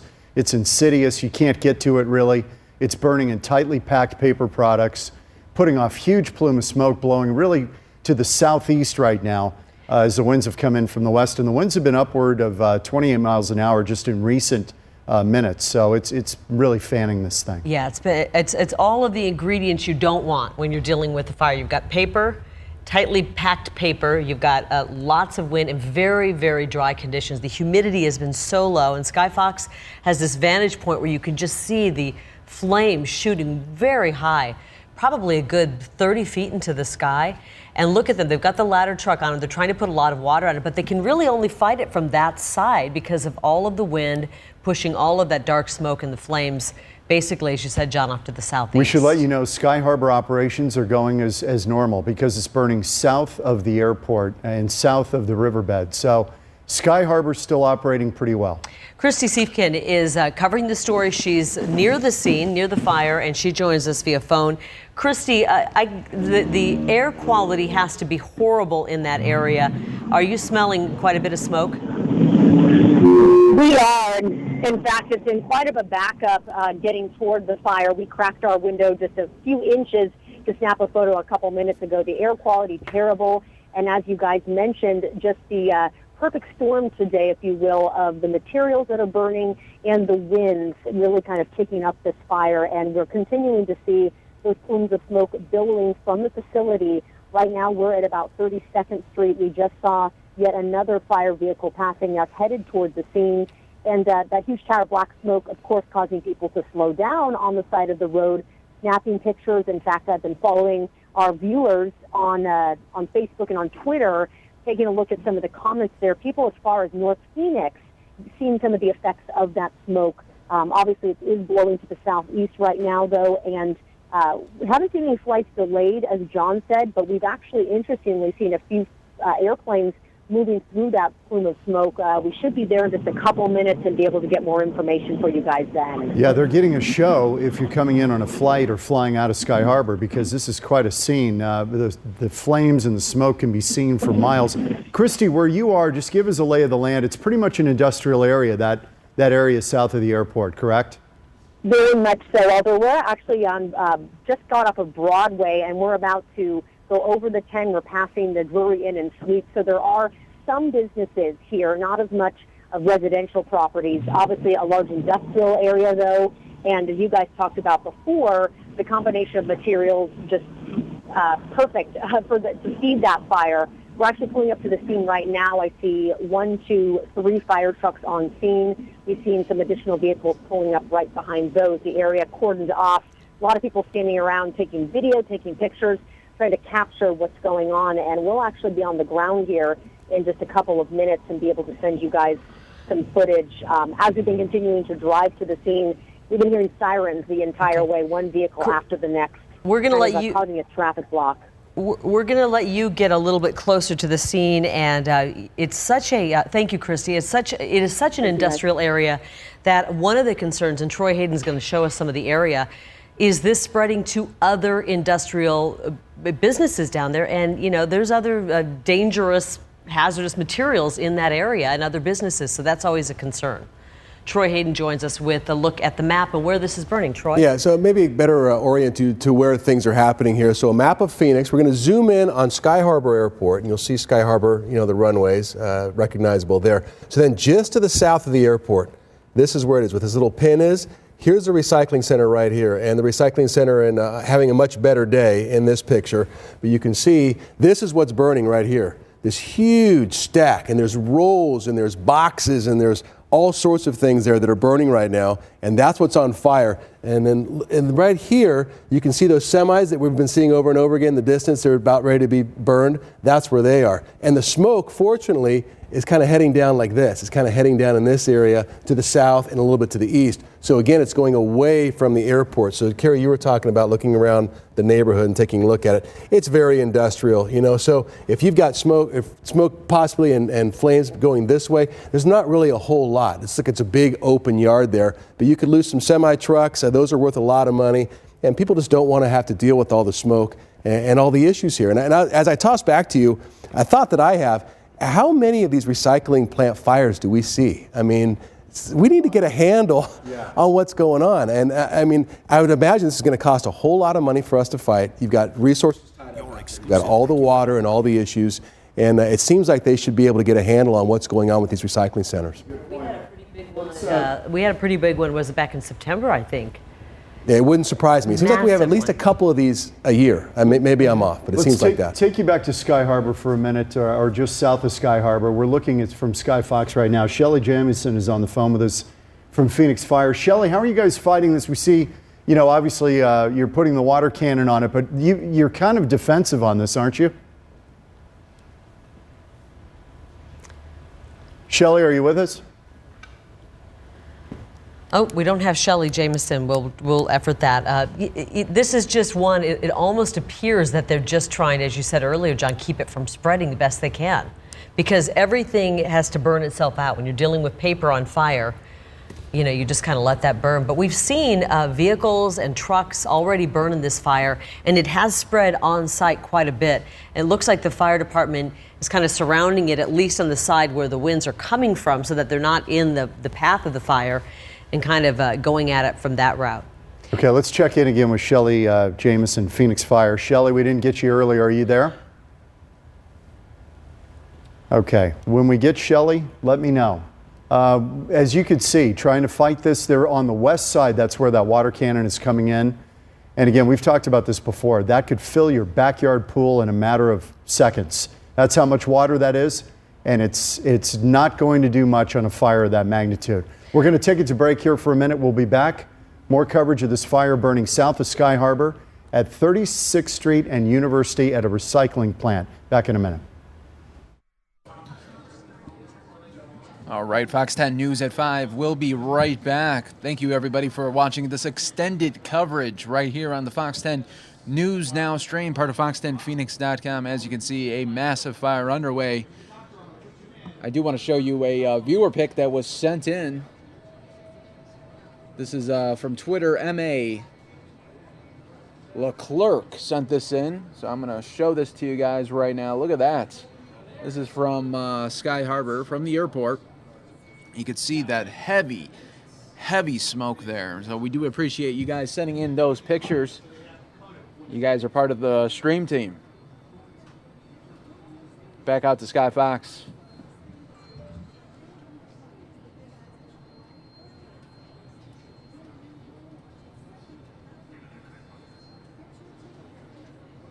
One of our employees, Robert Barrett, he stopped and pulled over on University just because of the intense smoke that he is seeing. He says he's waiting a bit, and the freeway right now is absolutely crawling, as you could imagine, with this heavy smoke presence and very fluid situation with the fire here. And it's rush hour too, so that you add that in, it's going to put a delay in for a lot of things right now, especially on the highway. So our thoughts are with everybody that's around this fire right now, especially right now, the firefighters that are battling just this huge blaze. Get you back out to Fox 10 News at 5. Businesses around the valley in the state and recycling and putting them into big bales, and that is what caught fire on this what has been a very warm week, a very extremely dry week, and as you can see, a very windy day. So we've got all of the ingredients for an incredibly strong fire, and that's what we have before us. All right, let's give it a third try. Shelley Jamieson, Phoenix Fire. Shelley, are you there? Let's see if 3 times Yes. is a charm. Can All right, you hear me? good to hear your voice. How are you fighting this? We see one water cannon that's prominent. You're shooting it from the ladder truck, but what can you do with this? You seem to have to go defensive on this. There's not much you can do, frankly. Spoken like a true firefighter. That's exactly what we've done here is we've gone defensive. And that means we're on the outside of the fire projecting where it's going to go, putting water supplies in places that make sense so that we can cut it off before it spreads any further. We have a 2-alarm response on this fire, which means there's plenty of engines, and those engines supply the water to the ladders. And that's what you're looking at right now. That ladder can flow about 2,000 gallons per minute. Some of our engines on the ground are using a deck gun. You see it from the top of the unit, and that can flow foam. So we have Class A foam, which helps blanket the fire and hold the heat down. So we're giving it everything we've got. Shelley, we have seen so many, and Troy just alluded to this, we've seen so many of these types of fires at recycling centers. I think we had a big one, was it back in September, that was so similar to this. It was a really hot day. Are these just a fire hazard? A lot of fuel. And so typically if something gets going, it gets going quickly. Today we had the wind added to it, so that was also a factor. Shelley, as you fight this thing, and you really can't fight it at this point, but you're looking at structure protection, how many, we can't tell because of the plume, how many secondary structures may be also in harm's way. Is everything else protected aside from that particular plant that we're watching right now? So I'm looking at the very same pictures you are, John, and just knowing how the Phoenix Fire Department operates, what we do is we bring in our agency partners. One of the key partners is the Phoenix Police Department. So what we aren't seeing in the black plume of smoke on the other side, I would predict from experience our Phoenix police officers closing off streets so that no cars can enter the area. We can get our units in there to fight fire, and emptying businesses. So knocking on doors and asking individuals either to lock up, close up their windows and doors, go home, leave the area, and protect what they have. Yeah, because embers are going to move on a day like this. The winds, as Dave just showed us, 28 miles an hour just a few minutes ago. Embers and radiant heat. So with a fire like this, you don't even have to have an ember. It can just be the radiant heat that causes something to quickly pop and catch fire. How far away could a secondary fire go with the wind combo, and as hot as this thing is burning? Could you see something even a block away that could be triggered in something like this? You know, difficult to predict how far it could spread. I will tell you that we try to do that when we fight it. We look ahead. The wind, again, is a challenge. So my sense is that there are units in that black smoke, and those firefighters are geared up in everything that we wear, the turnouts, the SCBA, the face piece, so that they can protect their respiratory tract from this hot air and black smoke. But what they're doing is they're putting water in place, predicting where it might go, maybe even moving things to ensure that it can't catch fire. We should also point out, Shelley, and you know this, that all of these types of industrial outfits, they have those markings, those designations on the side of the building that tell firefighters when they pull up what's inside that building and if something is toxic or dangerous. Is everything pretty much okay in this case? Yep, John, you are absolutely correct. Those placards tell us exactly what hazardous materials are being stored inside. I'm looking at this fire, and my sense is that any placard on the side of that building is long since burned up. Yeah, so right. because we are defensive, we're in a unique position and a safe one to step outside of it. We're not pulling hose lines interior. We're looking out for things that might indicate that something's dangerous. There had been reports earlier of explosions. If that is accurate, and I can't confirm it, at a recycling place, perhaps it was a propane tank or a spent acetylene tank. It's difficult to know exactly what this facility has on site, but we will dispatch fire investigators when this is over to go over the fire, see what happened, and we also have a very robust fire prevention unit that goes out to ensure that this company is following all of the regulations and rules that the city puts in place to ensure the public is safe. Before we let you go, Shelley, any idea what sparked this fire? Has the owner or one of the employees been able to give you any information on that? I have no information on what may have started the fire, but I'm sure we'll find out within the next 24 to 48 hours, get a good idea. Shelley, thank you. Great to talk to you. We haven't done this together, and nice job today. We really appreciate your time. My pleasure. Anytime. Take care, guys. Thank you. We're going to take a quick break, and we'll be back with more of the fire and more of Election Day here in Arizona. All right, that was Phoenix Fire Chief Shelley Jameson saying we're giving it everything we've got. Once again, that was Phoenix Fire Chief Shelley Jameson on the phone there with our very own Fox 10 News at 5 team. Thank you, everybody, for watching extended coverage right here on the Fox 10 News Now stream, part of fox10phoenix.com. We are in breaking news mode, obviously, with this huge fire near Sky Harbor. Thank you, everybody, for watching here.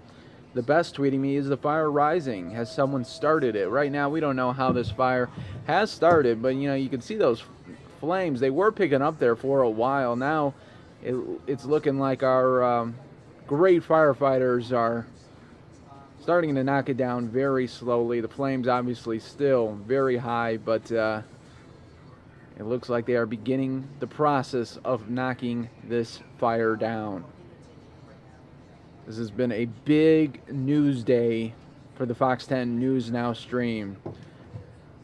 I mean, we all day pretty much been covering the Brussels attacks. Then we've also been covering, the elections here in Arizona.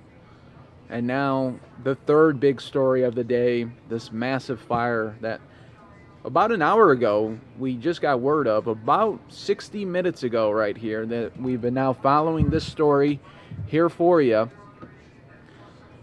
Obviously, more updates will come in, and that's why you gotta stick with us right here on Fox 10 News Now, part of fox10phoenix.com, as we're getting these great aerial shots by our very own Sky Fox up in the air, providing some great coverage for us. We do have teams getting close to the ground, but not too close. You know what I mean? Very busy day here on the Fox 10 News Now stream. Robert asking us, our very own Robert, saying, is the fire affecting Sky Harbor at all from your knowledge? Any delays? Right now, we haven't heard of any delays, thankfully, at Sky Harbor. I think if the wind was blowing in the other direction, we would have a major, major problem, but I think the wind has helped this situation immensely.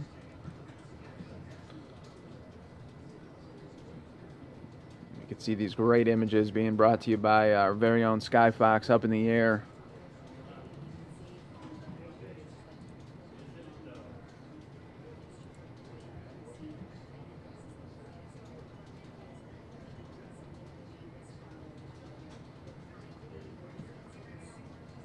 Tim O'Hare says, getting ash in our backyard in South Scottsdale from the fire. Can smell it as well. Thank you, Tim, for your tweet and letting us know.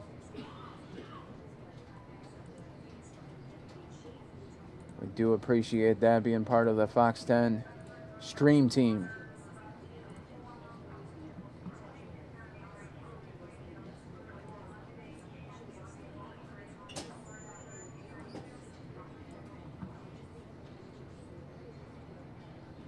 Here's another viewer pick right now. This is the view from the north side of the Salt River Wash. Take a look at that. Thank you, Daniel Martin, for that tweet and being part of the stream team. Back out to Sky Fox right now. As you can see, just a massive fire going on right now. And folks, we also do at this moment have a rollover update for you at the westbound 202 near Priest. Only the HOV and left lane are open right now. That's a rollover at westbound 202 near Priest. Right now, you're watching Fox 10 News Now, part of fox10phoenix.com. 3-alarm fire burning at a recycling center in Phoenix. Right now, no injuries, thankfully, reported. The combustible materials burn themselves out. Shelley Jameson, Phoenix Fire, just told us that they've gone defensive on it. You stand back, you protect structures, anything in its path, but basically you've got to let it burn itself out. Those paper products are so stubborn, so nasty, you just can't put enough water on them to put them out. It's kind of like one of those mulch fires. You have to let it burn itself out. We understand it's gone to a third alarm. That just means they're putting more resources on it, and you'll need that as you try to mop this thing up. We're going to take a quick break, and we will have more on this fire and more on the historic turnout today during our primary elections in this state. It's coming up.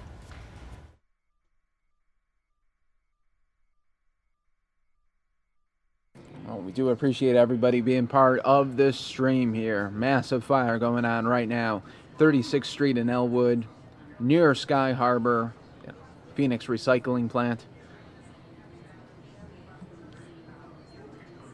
I'll show you once again a viewer pic sent in to us by Daniel Martin via Twitter, viewed from the north side of the Salt River Wash. Thank you so much for that tweet. I also am getting some tweets in from people. Neil maybe saying careless cigarette, Mike, as to taking a guess on how this all started. Another tweet, this fire is a big guy. I hope putting out the fire is part of the plan. There it is. Thanks for these tweets, everybody. Keep them coming.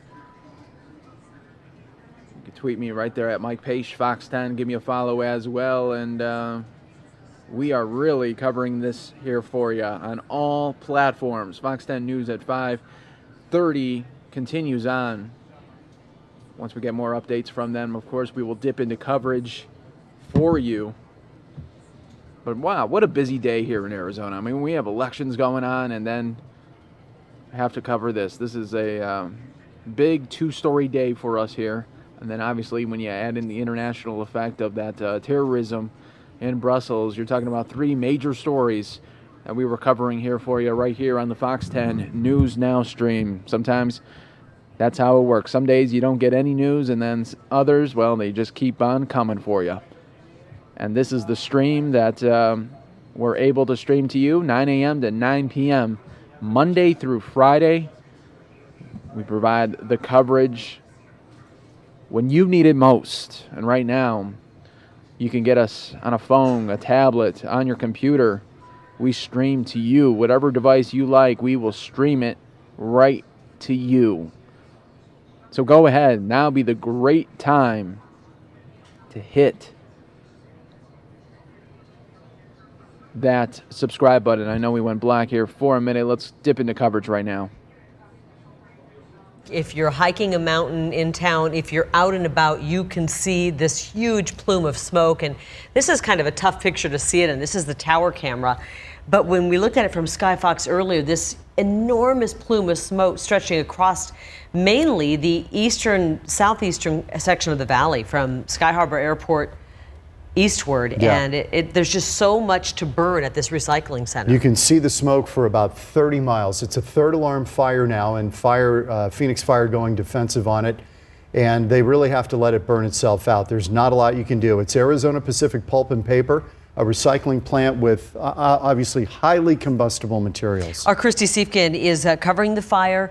She's been kind of moving around the neighborhood, and that can't be easy because Phoenix Fire was telling us that they have police on the scene trying to make sure people are out of harm's way. It looks like you're in, I guess, a safe spot. We are. We're just off of the main street, and I've seen several people just in the past few minutes trying to make their way down here to get a glimpse of what's going on, and they've been turned away. In fact, those vehicles are being rerouted. Not the best time to try to come and look at this fire, A, for safety, and B, just tons of rush hour traffic. You'll see those plumes of smoke, guys, that we took a look at on Skyfox a little bit earlier. They are just not ceasing. I walked down the street a little bit to take a look at what's going on, and we do see a ladder in the air with a couple of firefighters on top trying to put out that fire, and you'll see the efforts going on here. 11 different fire vehicles. We have Phoenix Fire out here, Tempe Fire, and there's actually a special ops unit out here from Glendale Fire, so an effort across the community to come and put this fire out. Now, as Carrie mentioned, this fire burning for almost an hour now, and that dark black color that we're seeing here, that's been consistent obviously since the fire started.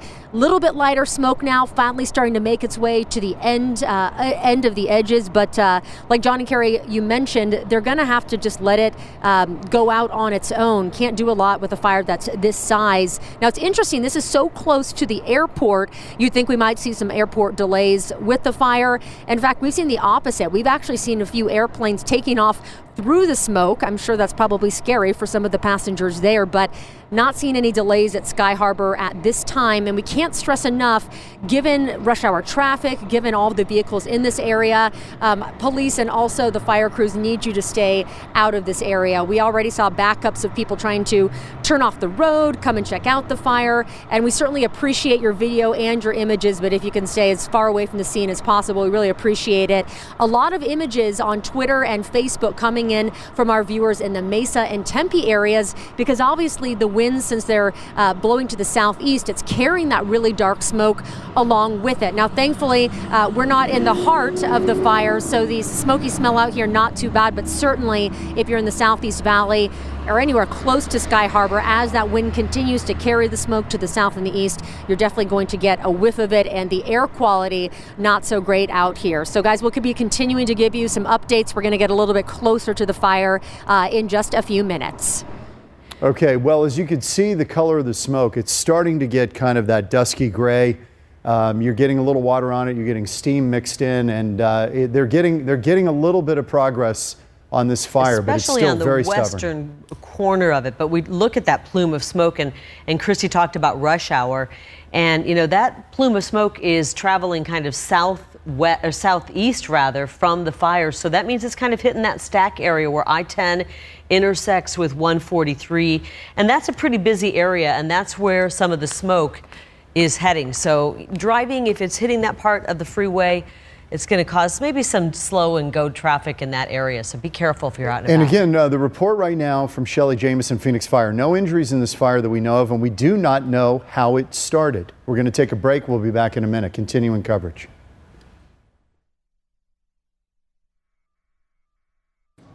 All right, we do continue on with our coverage, extended coverage right here on the Fox 10 News Now stream. As you can now see, just moments ago, our very own Christy Siefken on the ground there near the fire. So we do have crews getting now to the scene. Obviously, Sky Fox up in the air here for you. We've been covering this now for the last about 70 minutes here as we've been continuing to break this coverage down here for you. You can see now they're beginning to really knock down this fire. Crews are really getting a hold of it. The flames are not as high as they were when Sky Fox first got on scene here. So that is a very, very good sign. Folks, if you're just joining us, welcome. And if you're a first-time viewer to the stream, well, welcome. We do stream Monday through Friday, 9 a.m. to 9 p.m., and we do cover breaking news from not only just Arizona, but all over the country. This just so happens to be right in our own backyard. So we are covering this for you. A major fire happening near Sky Harbor at a recycling plant.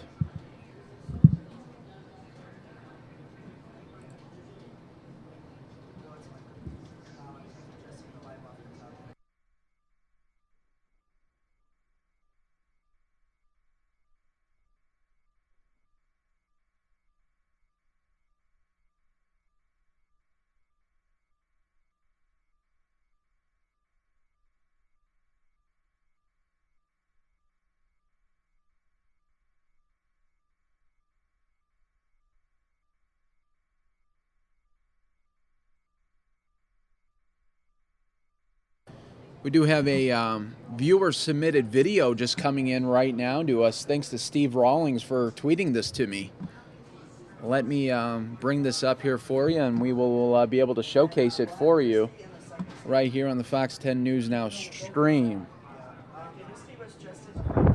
So this is video from Steve Rawlings. Thank you so much.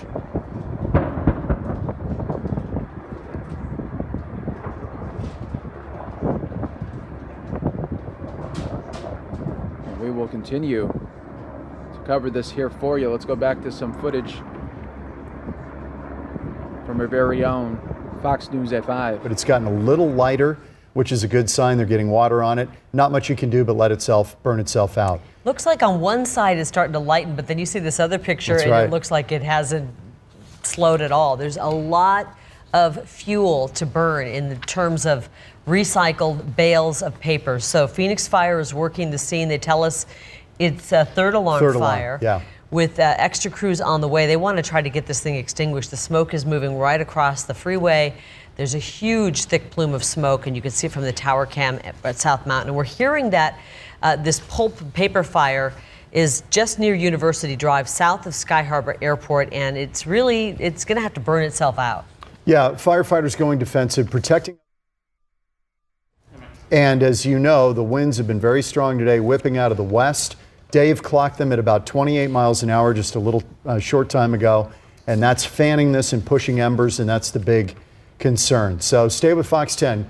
We will bring you continuing information on this, but there is other news going on today. We had massive turnout for the primaries in this state, and lines that were, some people said 2 hours long, wrapping around city blocks. There were fewer places open to vote today and a bigger turnout. About half the polling places that we had from 4 years ago on the primary, And it's a big day. Delegates at stake for the Democrats and Republicans as we decide who the nominee will be from each party. Mark Martinez joins us live now with the latest on this. Mark, big election day in Arizona. In this election really counts in the primary. Yeah, the big story right now are the lines. All right. Once Fox News at 5 does come back with some more coverage here, we will once again dip into their coverage. What I can tell you, Fox News at 6 has a big show planned for you regarding this fire. We will have multiple live shots available to us from reporters on the scene, from Christy Siefkin and our own Jessica Flores as well. So get prepared for a big Fox 10 showing at 6 for the very latest coverage here regarding this huge recycling plant fire near Sky Harbor Airport, 36th Street and Elwood. We appreciate everybody being part of the Fox 10 News Now stream, as well as people that have been tweeting me at Mike Page Fox 10 and letting me know and what they are seeing, as well as providing videos as well.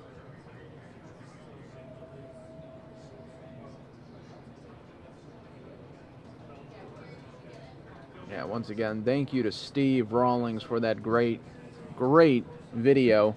Let's show it one more time. Steve Rawlings did tweet this out.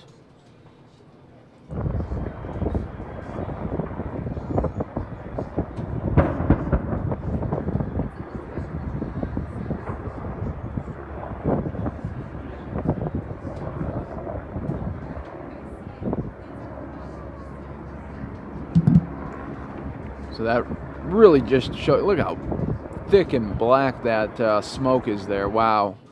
Really gives you a clear understanding of what is happening there and how those firefighters are dealing with that situation there. Look at, you can see that smoke just pile right through those firefighters who are just really battling it right here for you. Wow. That you could barely even, I don't even know how they can see right now. Wow. Amazing Skyfox aerials provided to us right now. We're hoping that all firefighters remain safe during this fire as they work so great to put this out.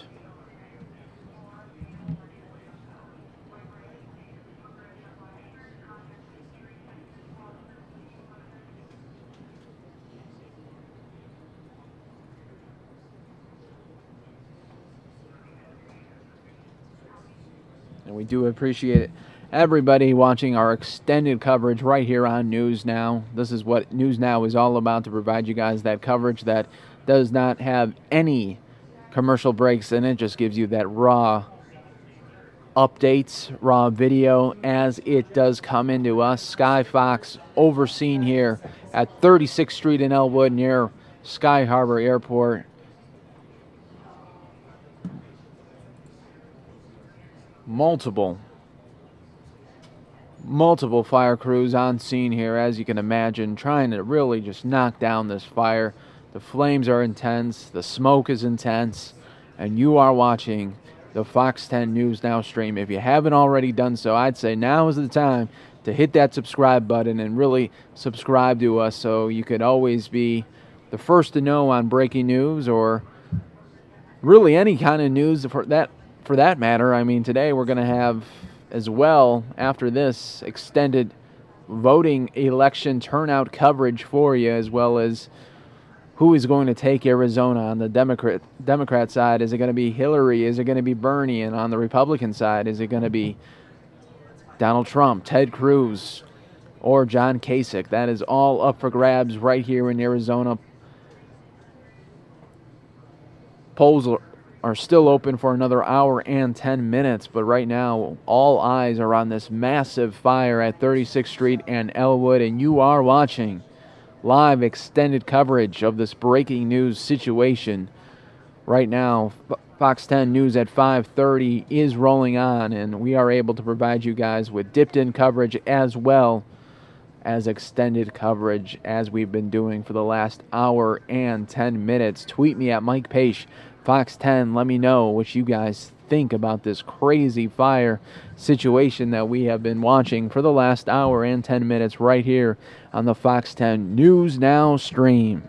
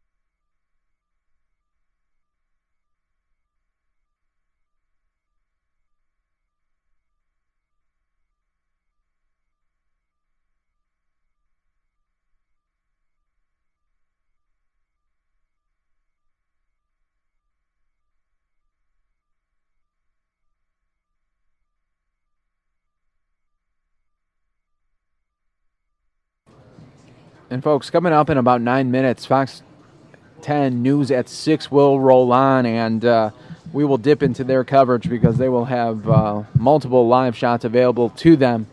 Jessica Flores on the scene, Christy Siefikin on the scene to provide you guys with some additional details as we get a zoomed-in look at this. Wow, look at that fire there continue to burn on at this recycling plant, 36th Street and Elwood.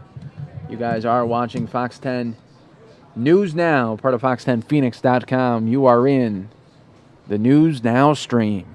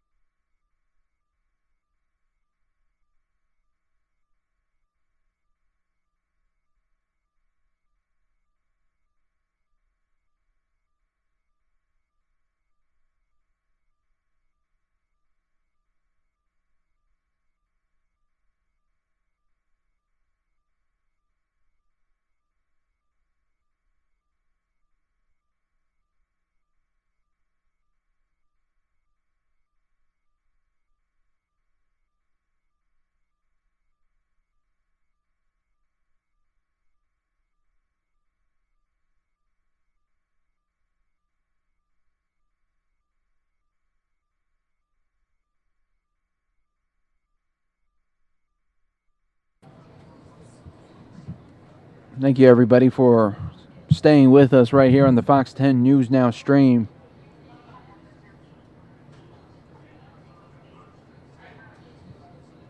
I do appreciate everybody that is tweeting me. Let me know what you guys are thinking as you are watching this right now. Tweet me at Mike Page Fox 10. We're just about an hour away from polls closing here in Arizona. Final hour is underway. It's been a big day here on the News Now stream. This morning we've been doing extensive coverage all morning and afternoon long on the Brussels terror attack. Then we've been talking about those Arizona elections going on right now, and then, of course, right now we do have a massive fire situation. So 3 big stories that we covered here right now on the Fox 10 News Now stream today. It's just been an incredible day for news stories, and if you haven't been part of this stream ever, you are getting a good dose today of what we provide you guys with. When the news happens, we bring it to you. We just don't bring it to you on your tablet or your smartphone, but even on your desktop as well. Look at this, no commercials whatsoever. We bring it to you raw. We bring it to you in real time. That is what we can provide for you, as we are just watching incredible images of that thick black smoke just still go into the Arizona sky here as, wow. Huge fire near Sky Harbor Airport. There's a recycling plant that has just, for the last hour, been up in flames. Anything can happen at this point. That's why we ask you and encourage you to stay with the stream.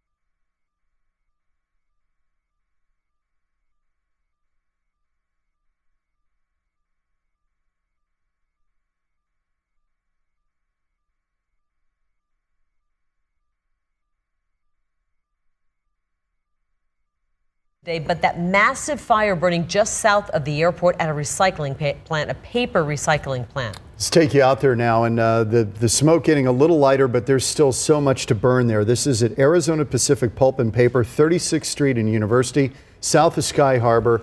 And the smoke you're seeing moving to the east and the south, but it has been, I mean, this thing has been burning now for more than an hour, and the plume of smoke can be seen for 30 miles. It's been a bad combination. You've got the paper in those bundles, they're recycling, tons of it.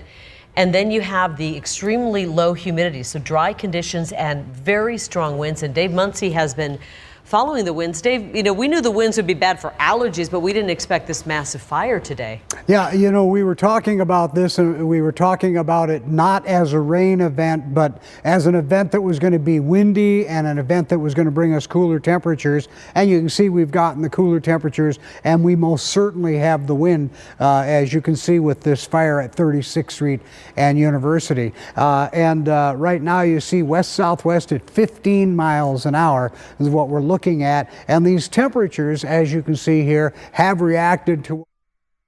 Okay, folks, coming up in just about a couple minutes here, Fox News at 6 will begin, and we'll have multiple reporters there on the scene to provide you guys the latest details. Christy Siefican already there, Jessica Flores there. We'll be providing you guys, of course, with this aerial coverage as well. But look at it. It's still this real, totally engulfed thick black smoke that we're also seeing here. So wow, what a situation that just has unfolded within the last 90 minutes here.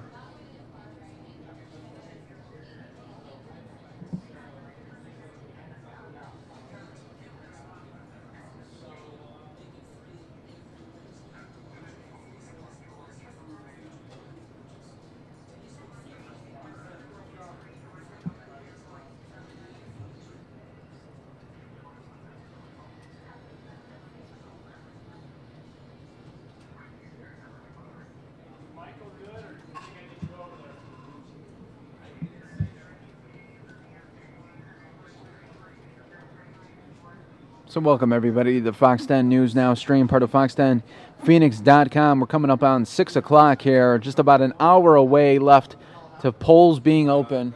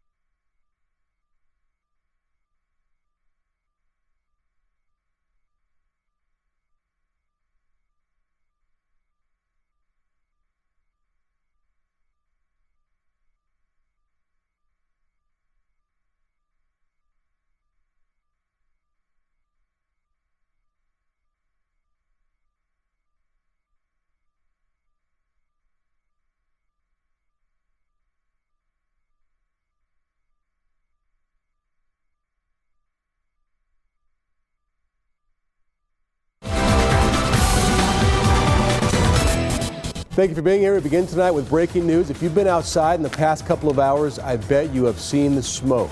It's a news alert near Sky Harbor Airport. Firefighters, as you can see, battling a huge fire at a recycling plant. And believe it or not, as you look at these pictures from Skyfox, this fire is 2 hours old. Skyfox over the scene, 36th Street and University. The Arizona Pacific Pulp and Paper Company is what's burning. So now a live look for you, and you can see the flames have died down a little bit, but stacks and stacks of cardboard and other materials. Imagine the biggest Presto log or a Duraflame log that you could make, and that's what's burning here. I counted earlier no fewer than 5 different water streams going in, so tens of thousands of gallons of water being poured on this probably minute by minute, and the smoke is getting a bit lighter, but that is still a big fire. A number of trucks have burned, we understand. Sky Harbor Airport, fortunately, says no delays. This is just south of the airport, but the smoke is moving to the south. So I'll show you how it looked a short time ago from our tower cam above South Mountain there, and I told you earlier, if you were anywhere in the valley, chances are you saw this thick smoke, and it was thick, black, and high. Jessica Flores joins us live now with more. She's at the scene, and what are you seeing, Jess?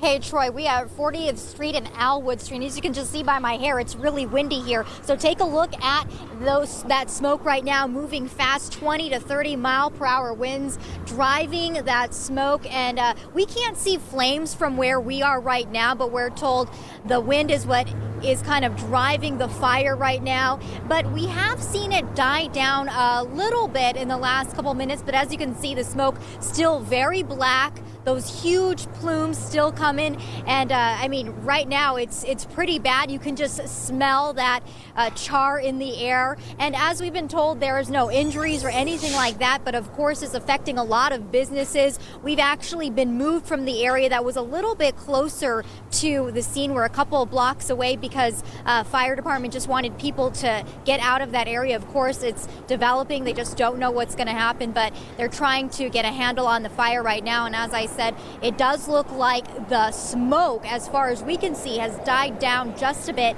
and we are about southeast of the airport. We have seen some planes land, so it doesn't look like it's affecting any of the planes or the Sky Harbor Airport at this hour, but of course just causing a lot of problems down here in this industrial area. Again, just take a look at the smoke. Big plumes of smoke, and we're hearing a fire truck right now coming down the street, so it looks like they're getting more and more crews out here trying to get a handle at this fire. Been burning now for about 2 hours, guys. So live look back out here, fire truck heading to the scene, trying to get a handle on this fire. Back to you guys. All right, Jessica, thank you. Yeah, reinforcements going in. That is a tough firefight, even though it's not a really hot day, 77 degrees right now still, when you're in full turnouts and you're that close to a fire this size. And again, here you can kind of see to the left part of your screen, I see 2 streams coming in with firefighters. Those are handheld hoses. So there's a firefighter in the front with the nozzle, and just behind will be a second firefighter holding that hose. And that's the kind of pressure they get coming out of those hoses. It's a 2-man crew there. And then the big water cannon coming out of the one truck near the bottom of your screen now, and then some other big water cannons. But again, just a big fire burning here. Wind's a big factor as well. Jessica was talking about it. Her hair is blowing. And basically that wind is forcing oxygen into the fire and making it burn even hotter. Dave Muncie joining us now with more on the winds. Dave? Well, you can see these winds are coming kind of out of the northwest. They're swirling around a little bit, and then they're pulling that smoke to the east and then a little bit north as it rolls through there. But the winds have died down. They're down about 6 miles an hour from our last report. They were at 21 miles an hour, so dying down a little bit. You can see a lot of wind around the entire state. So it's a very, very windy day as a cold front is passing through. We go now to the gusts, and the gusts. All right, everybody, that was Fox 10 News at 6, just jumping off right there, obviously in a breaking news situation mode here. You are watching Fox 10 News Now, part of fox10phoenix.com. We are in an extended coverage mode here for you guys. Welcome to the stream. If you're a first-time watcher of this stream, I do want to personally welcome you, and then also let you know that you could hit that subscribe button there, and you'll be able to get breaking news not only from here, right here in Arizona, but when other news does break from not only this country but around the world, you'll be able to get that right there on your YouTube stream. as you mentioned, also fanning that fire. Right, and you have to think that, the wind gusts we had earlier at least maybe contributed to the fire getting out of control as quickly as it did. And then one last thing I will say about this, or a couple of things. It seems like we have these recycling fires quite often. I would say probably twice a year on average since I've been in the Valley for 20 years. And it seems like maybe there should be some sort of look at exactly the fire suppression tactics. Fortunately, we've never had anybody that I remember severely hurt or killed in one of these fires. And hopefully it doesn't take that to where we can kind of figure out what it's going to take to keep these recycling centers from going up in flames like this. One last thing, I had a viewer contact me and say that she was picking up her husband, or her husband was picking somebody up at the airport, and about a dozen flights she believed had been delayed, but that was about 45 minutes ago. So nothing official from Sky Harbor, but that's just a report that I had from one of our viewers. Okay, so as we look at one last live look here, and we'll update this story as we continue this newscast. All right, let's turn to another big story of the day. Things not exactly going smoothly. All right, everybody, we will continue to dip in to Fox 10 News at 6 in just a little bit here, but I do want to show you some shots that viewers are sending in to us. This is from Sky Harbor, Deshaun Miller. Thank you so much for this picture. We do appreciate it. And this is from Gary. Awesome shot there, Gary. Thank you. Once again, Gary's shot here. And video from Gary. So thank you for letting us be able to tell the story as you guys are seeing it. Once again, that video, Gary providing some great video to us. Let's get back out to our very own Sky Fox up in the air. Now, as you can tell, just by looking at this right now, firefighter crews are able to slowly knock this down. But it's going to be a while. It's a massive fire here in Phoenix, right near Sky Harbor. Thankfully, the wind is going in that direction and not the other way towards the airport, or we would have some massive delays here. So that is one good thing that has come out of this. And if you're keeping count right now, this is our third breaking news story of the day. So that's what you could sometimes expect from Fox 10 News Now. We can't tell you when the stories will break, but when they do break, we'll show them to you. That's kind of our what we try to give you guys. We can't predict when the story is going to break, but when they do, we'll show it to you. So that's just an added feature there that we are able to offer you guys on this stream. Just about 50 minutes left for polling locations.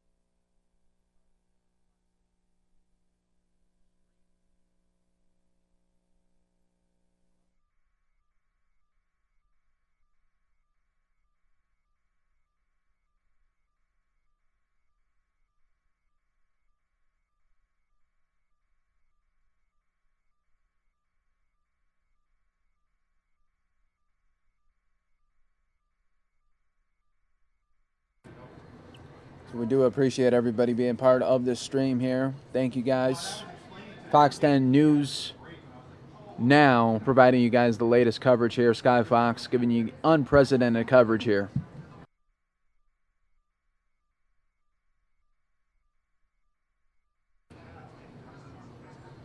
And we do appreciate you guys all watching and tweeting here. Your perspective, what you're seeing around the neighborhood here. This has been going on for close to 2 hours now, so we do appreciate you guys sticking with us. A little bit later, we're going to have full results from the Arizona elections coming up. Polls do close at 7 o'clock Arizona time. Let's get you back out to Fox 10 News at 6. Into this fire burning, and we still see big orange flames out there right now. Let's take a look at an ADOT camera if we can.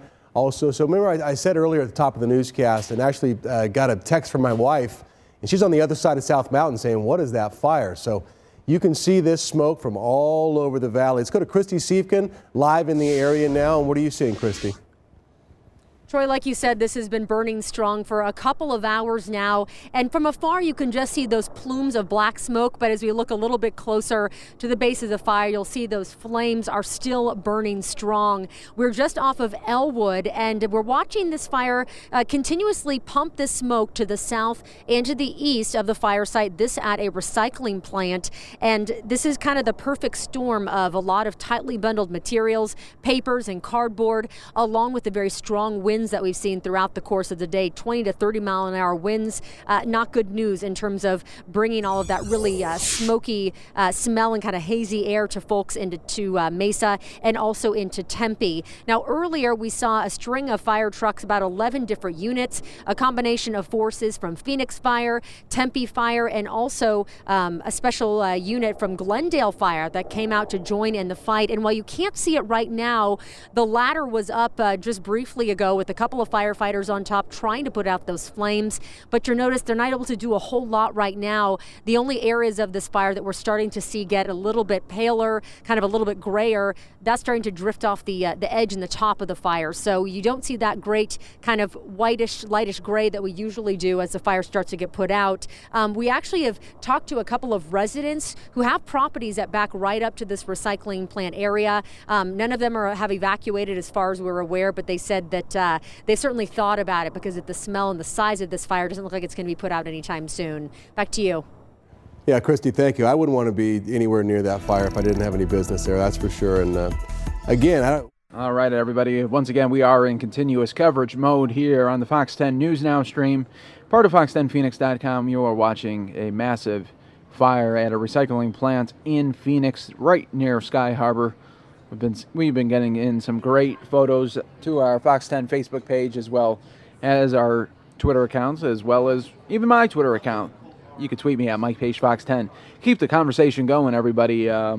We do have a full show for you guys in just a little bit, about 45 minutes from now. Polls will close in Arizona, and we'll try to get you guys the latest results as they do become available. Starting at 6:30, we will have a ticker on the bottom of your screen here where we will have the latest updates, and when Arizona is called for a candidate, we will give you that information. We are expecting a candidate to be called around 8:10.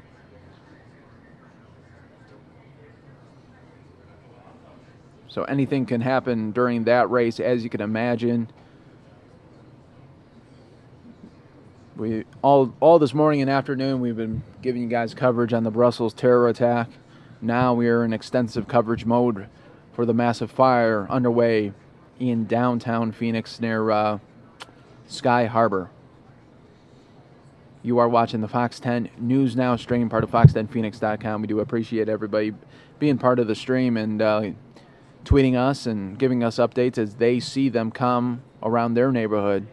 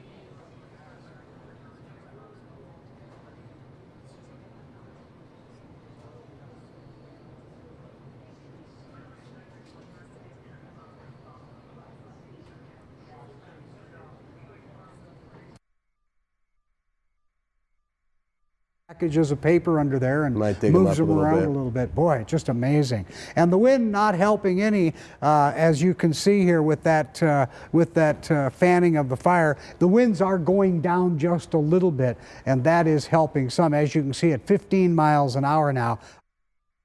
So thank you everybody for continuing to watch here. We do have a full show for you this evening as polls will close in Arizona at 7 o'clock, about 40 minutes from now. But right now we have all teams focused pretty much on this massive fire at 36th Street near University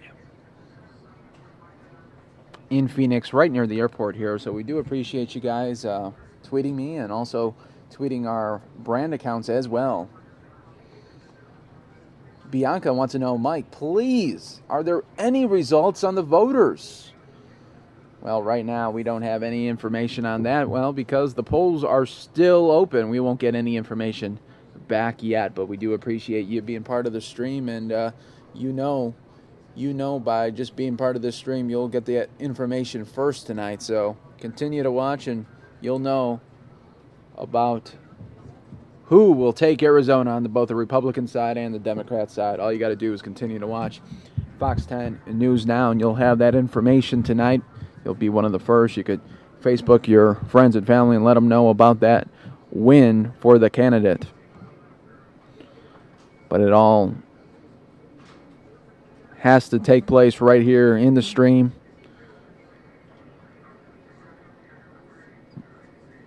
Less than 40 minutes away from those polls closing. But right now, all eyes are on this still massive fire at 36th Street in Elwood near University.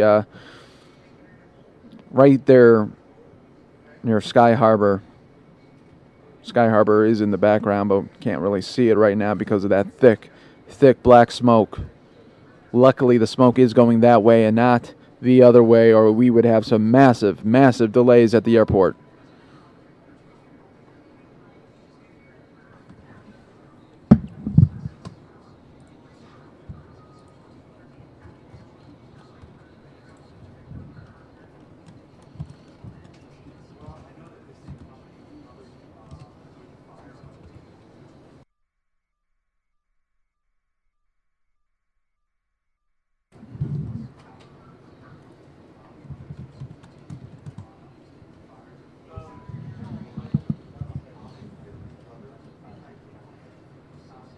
So welcome everybody to the Fox 10 News Now stream. If you're just joining us, we've been covering this for getting close to 2 hours now for you, being part of this stream.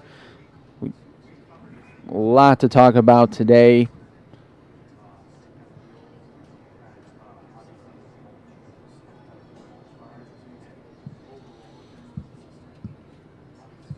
Hope everyone is having a good evening here. It's coming up on 6:30 Arizona time. 9:30 on the East Coast coming up. And 8:30 Central Time.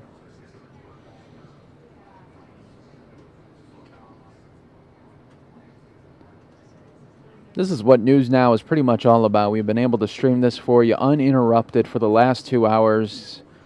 While the news does go on different stories and commercial breaks, we are able to stream to you uninterrupted as the news does break. That's one of the great benefits of News Now and why we do this, to provide you coverage when you really need it and are demanding it. And right now you guys are demanding it, and we do appreciate you guys watching.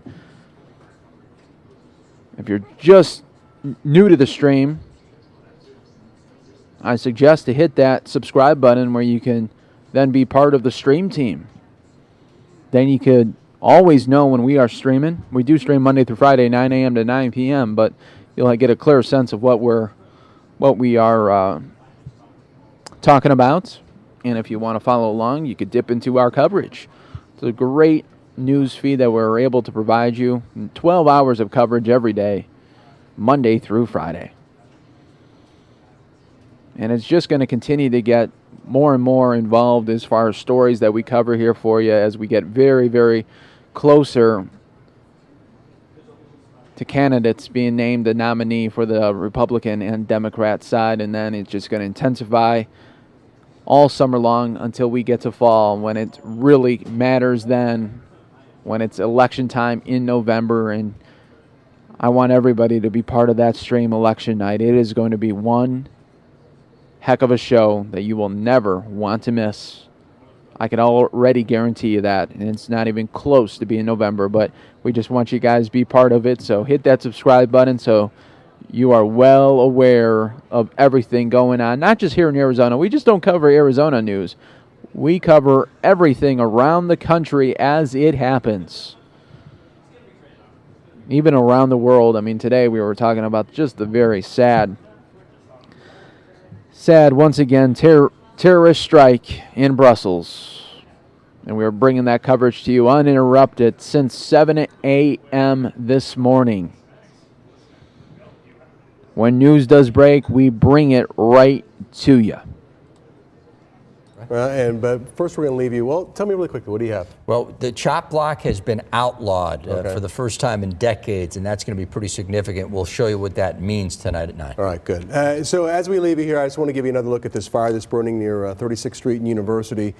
And this is kind of interesting because now they have the big water cannon up. So they got that big ladder truck, and it looks like 2 different streams are coming off of that. So imagine, if you will, you're at a campsite, and you have to put out your campfire. What do they tell you to do? They tell you to douse it, and then stir it, and then douse it again. So they're in the dousing stage. I would imagine in probably about maybe 3 hours, when we come back on at 9 o'clock, they might be in the stirring stage. They might be getting some sort of a loader in there, a front-end loader to get in there and stir that around. But there's really not much you can do, because think about it. It's just like pressed paper in here, and it's a recycling center just to the south of the airport. The fortunate thing is the smoke is moving to the east and a little bit to the south, so it's not disrupting air travel at Sky Harbor. I heard about a few delayed flights. We couldn't tie them directly to this fire. But again, Phoenix Fire is on top of it, and yet another recycling center is burning there in the Phoenix area. So we'll stay on top of this for you. Also coming up tonight on Fox 10 News at 9 and 10 o'clock, we have the latest on our election. We've had some issues there, long lines. How about that? Wow, yeah, we're running out of ballots, Democrat ballots. insane. So there's a lot going on tonight. So we'll have it all wrapped up for you coming up on Fox 10 News at 9 and 10. And you can also go to our website, fox10phoenix.com, and continue to watch these pictures live. So we'll see you later tonight. Thank you very much, Troy. Of course, we are providing live coverage to you right now, uninterrupted. For the last 2 hours, we've been doing this here for you on the Fox 10 News Now stream. To appreciate everybody watching, and all of our new viewers, welcome. You are watching Fox 10 News Now, part of fox10phoenix.com. If you're just joining us and you're getting done with the Fox 10 News at 6, and you still want more coverage, you came to the right place. We are providing that coverage here for you, uninterrupted, with no commercials. Hi, everybody. My name is Mike Page. Welcome to the stream. You can tweet me at Mike Page Fox 10 and let me know if you have any questions or details that you'd like to talk about.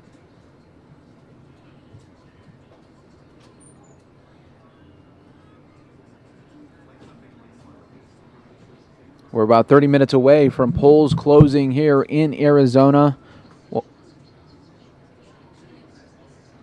We will have a full show for you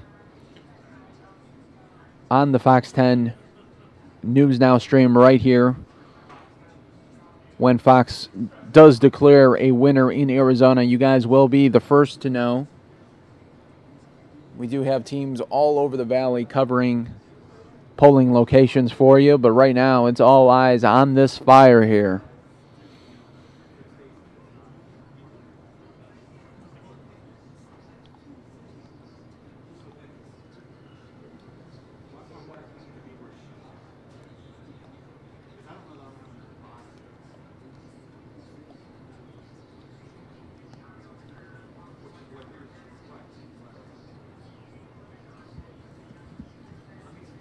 Thank you, everybody, to my new followers here, part of the Fox 10 News Now stream team. You guys are now part of the stream team, so welcome.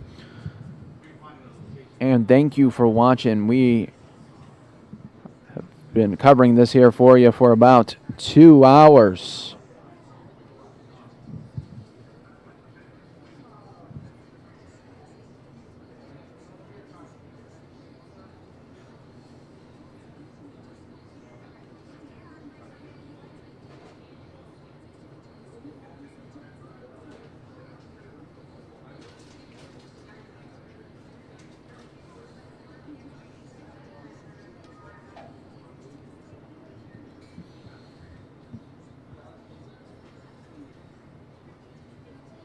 Look at this, as fire crews are just really trying to knock this down. They've been at it for the last 2 hours. Our thoughts are with them. Hopefully they do stay safe during this battle here. What a night it has been already.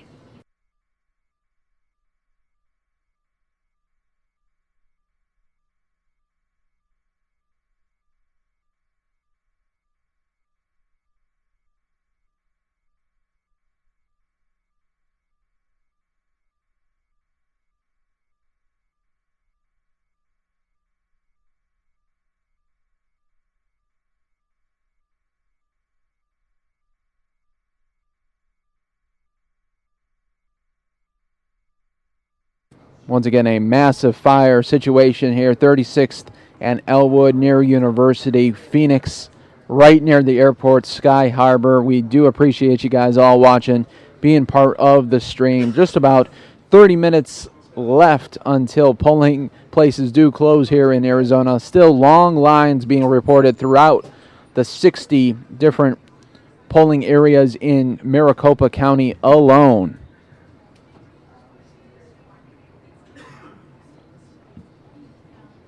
Right now, anything can happen during this very fluid situation with breaking news here. So we're going to keep our cameras trained on to this fire. Skyfox up in the air, able to provide the coverage.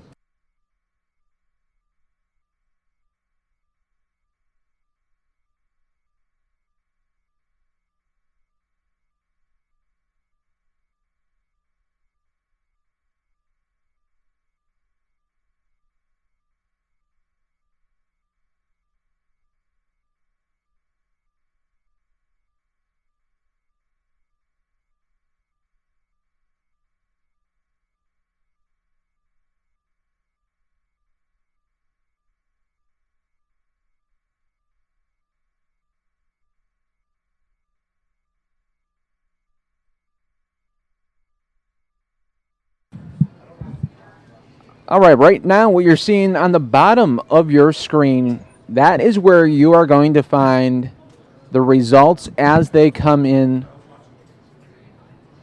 for the Arizona election. Now, we won't know. Now, obviously, they're all zero right now because, well, the polling spots are still open. But this is where you are going to see the results come in live, and we'll be able to report on them live for you. It's a great graphic that we have going for you, and right now they're showing all zeros, but pretty soon they will give you live updates. So this is the stream that you want to keep on all evening long for the latest updates regarding election here in Arizona. One of 2 states going for the Republicans, 3 states going for Democrats today, Idaho, Utah, and Arizona on the Democrat side. Republicans have Arizona and Utah in play. So you are going to see those live results come in starting after 8 o'clock.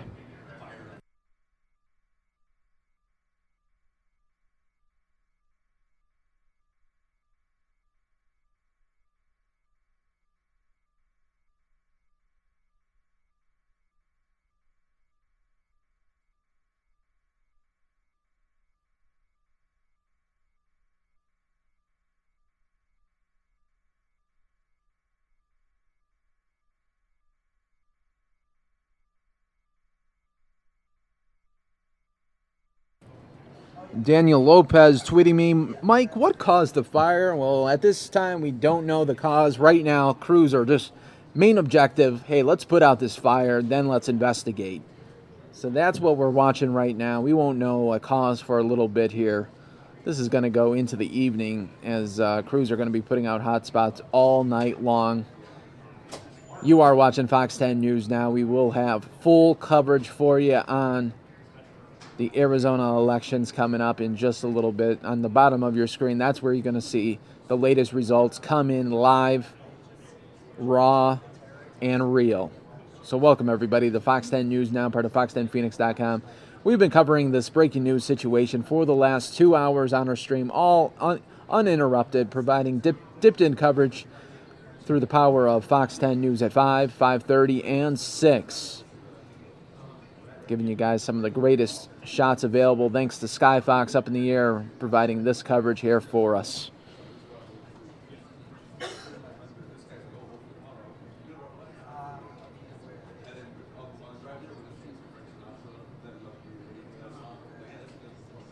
Alejandro tweeting me, Mike, just tuning in. Has the fire let up at all or still going strong? Great coverage. Thank you so much, and thanks for watching and being part of the stream team. Right now, you could see that I've noticed that it has let up within the last 20 minutes, but obviously still a scene here, still massive fire. You know, it's very, very not common to see so many flames when we report on fires. Usually when we do report on fires, we get to the scene and there's only smoke still and the fire's been put out. But this has been a scene that's been going on for the last 2 hours. You've been watching it all unfold here on the Fox 10 News Now stream. So welcome everybody to being part of the stream team. We do have a lot of people waiting for these poll results to come in. That's what you see on the bottom of your screen. That's going to give you live, updated, real-time statistics as they come in. Tweet me at Mike Page Fox 10. I'll be with you guys for the next 20 minutes.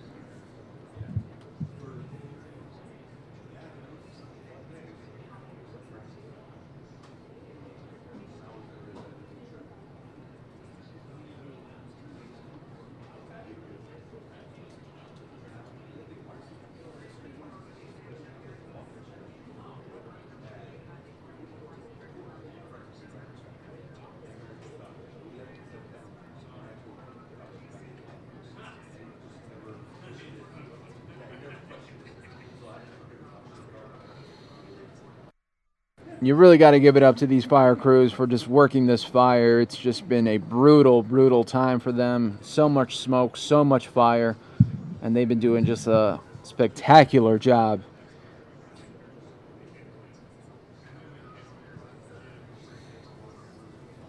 It's going to be a very busy night here on the Fox 10 News Now stream, so we thank everybody for being with us and watching this extended coverage as Skyfox up in the air, giving us these great aerials, great perspective of this fire. Our team, we do have multiple reporters on the ground getting video and stories ready for Fox 10 News at 9. You're definitely going to want to watch that tonight. Then Fox 10 News at 10. We're going to have a lot of coverage on this, as well as full results on the Arizona election. So we've got you guys all covered this evening.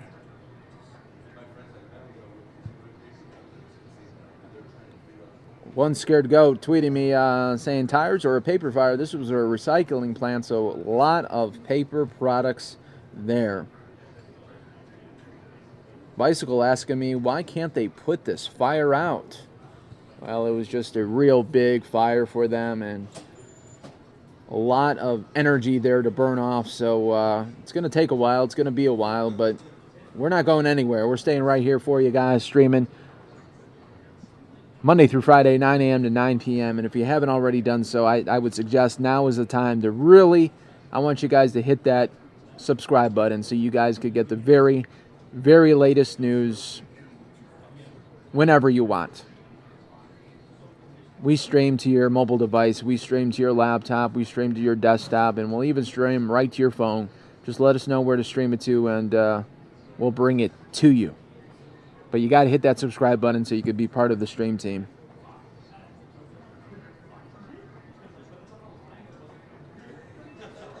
RKB tweeting me, praying they're all safe. Hashtag Phoenix Fire. We do appreciate you being part of the stream team. Thank you so much for tweeting me at Mike Page Fox 10. You guys are watching continuous coverage of this massive fire, 36th Street and Elwood near University in Phoenix, right by the Phoenix Sky Harbor Airport. It's been a busy day for stories here in Arizona with the voting going on, as well as covering this massive fire. Welcome everybody to the stream.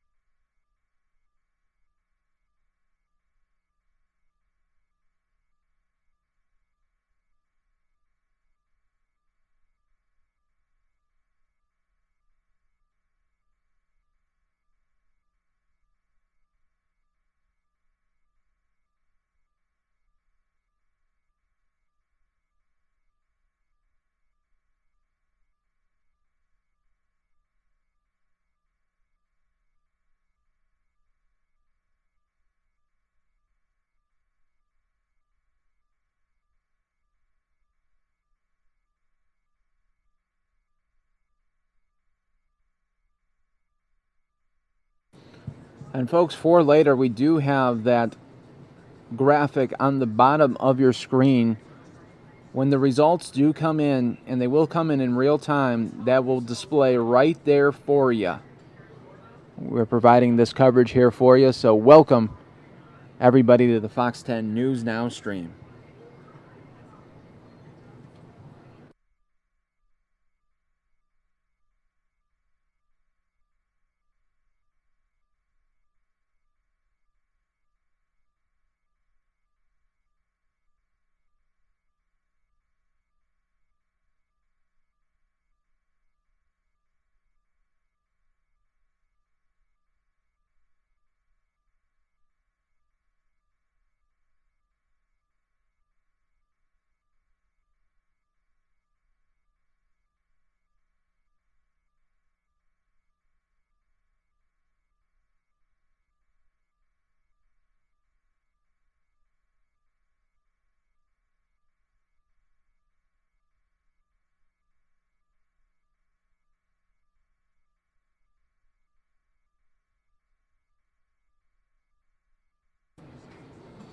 Still just a massive fire going on right now. We do appreciate you guys all been watching since this has been happening. We've been starting to showcase this to you at 4:40 this afternoon here, and it's been rolling on into the evening here.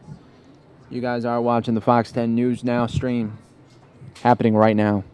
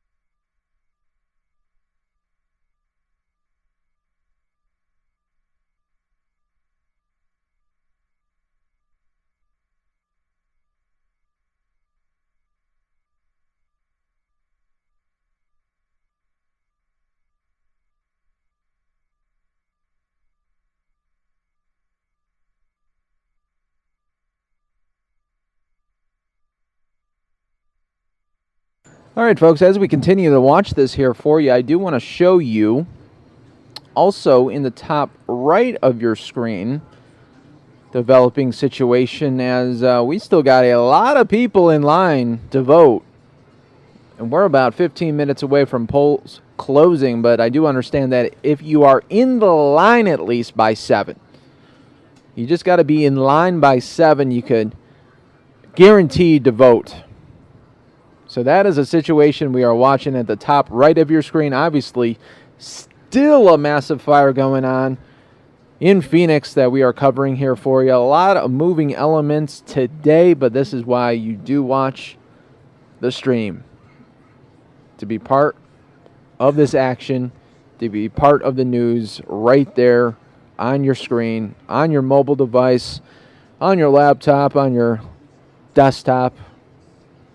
Wherever you want to watch that stream, we provide it here for you. But look at in the top right of your screen, we do have people still waiting in line at polling places in Maricopa County.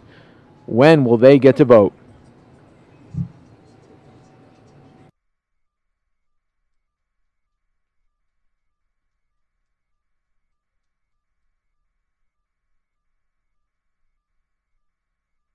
And there you go, Bianca. Bianca wanted to see some lines of the polling places. There you go.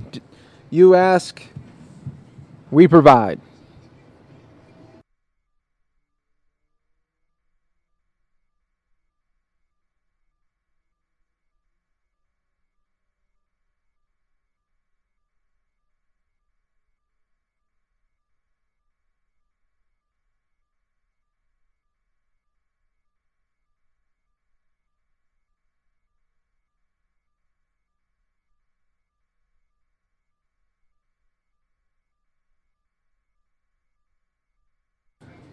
And thanks for Paco for also providing some great photos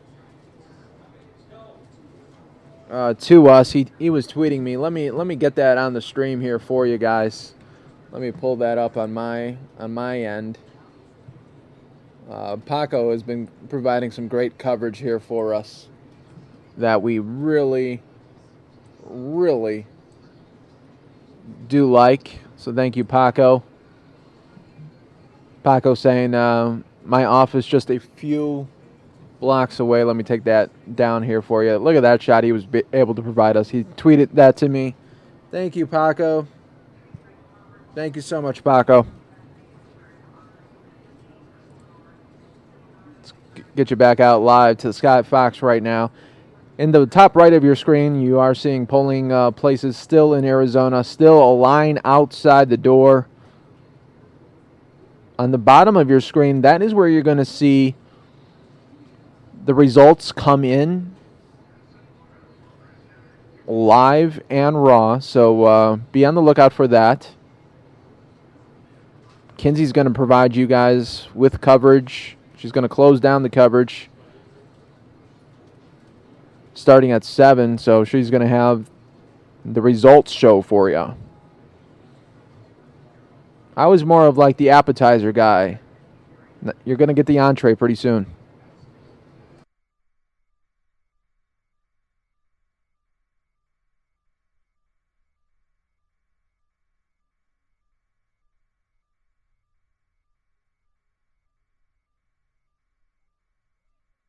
Bicycle Vibe tweeting me, that's a massive line along with a massive fire.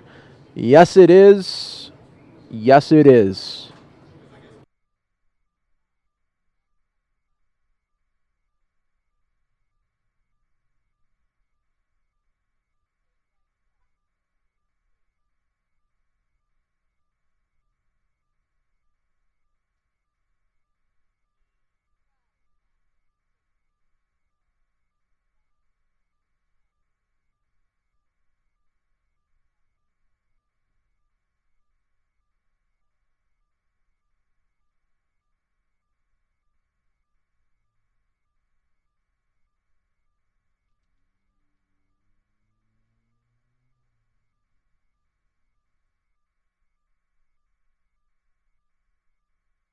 And look at that scene as the sun begins to set on Arizona and the flames really picking up the light now. Wow, what a scene there.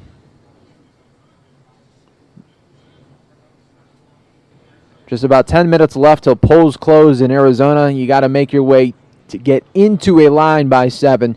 If you're in line by 7, you are able to vote. Wow, we got a great picture coming in on Twitter here, being sent in by a viewer of Fox 10. This is Kelly Ward, AZ, and this is a polling situation here. Let me get that ready for you guys.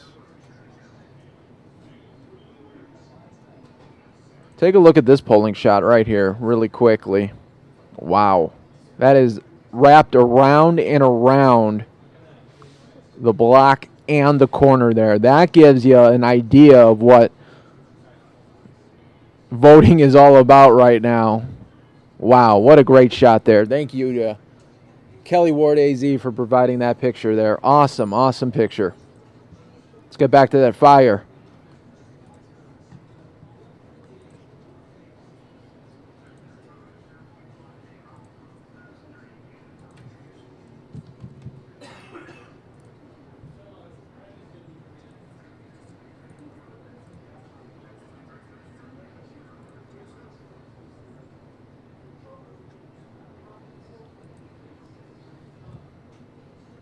That photo was a huge line at 42nd Street, poll for the presidential preference there in Arizona. Wow, what a shot there. 42nd Street shot.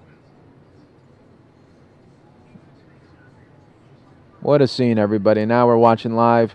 Still aerials of this huge fire. 36th Street in Elwood. We do appreciate everybody being part of the stream. We are just moments away from polls closing in Arizona. 9 minutes away. Welcome, everybody. You're going to get the complete results tonight. Welcome.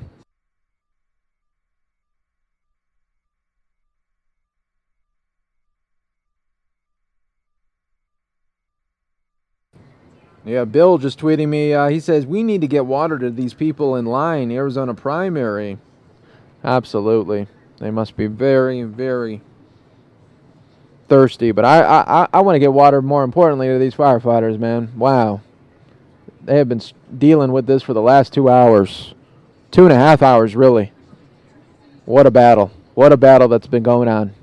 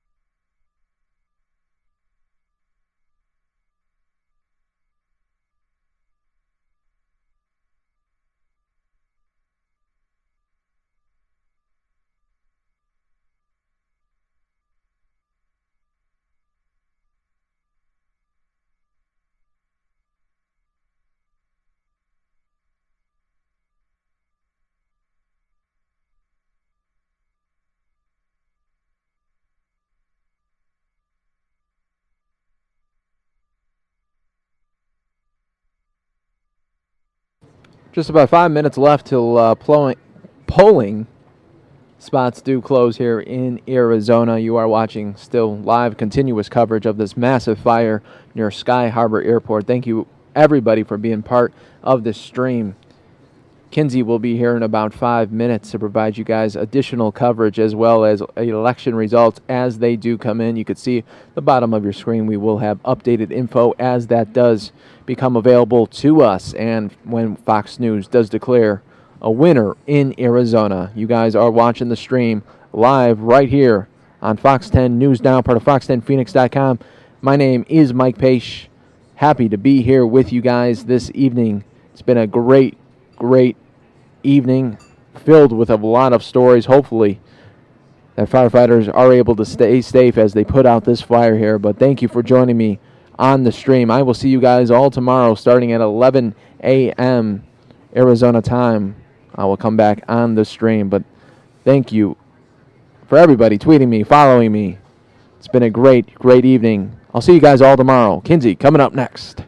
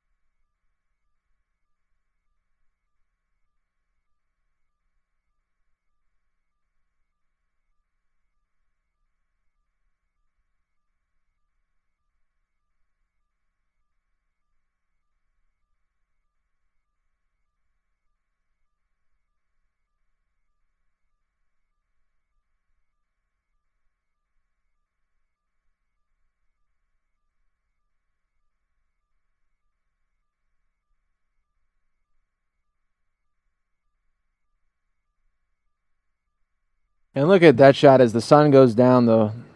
You really get to see that intense flame now. Thank you, everybody. Have a great evening.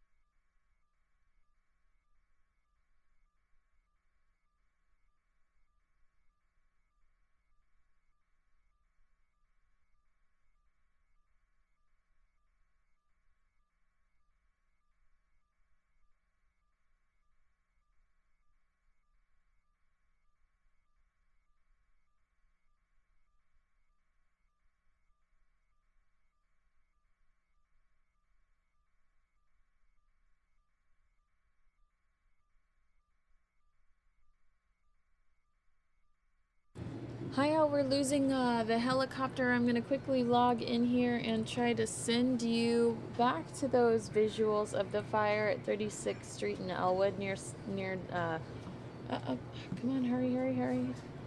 I'm getting my system up and running, hopefully. Oh, here we go. All right, I'm going to take you here.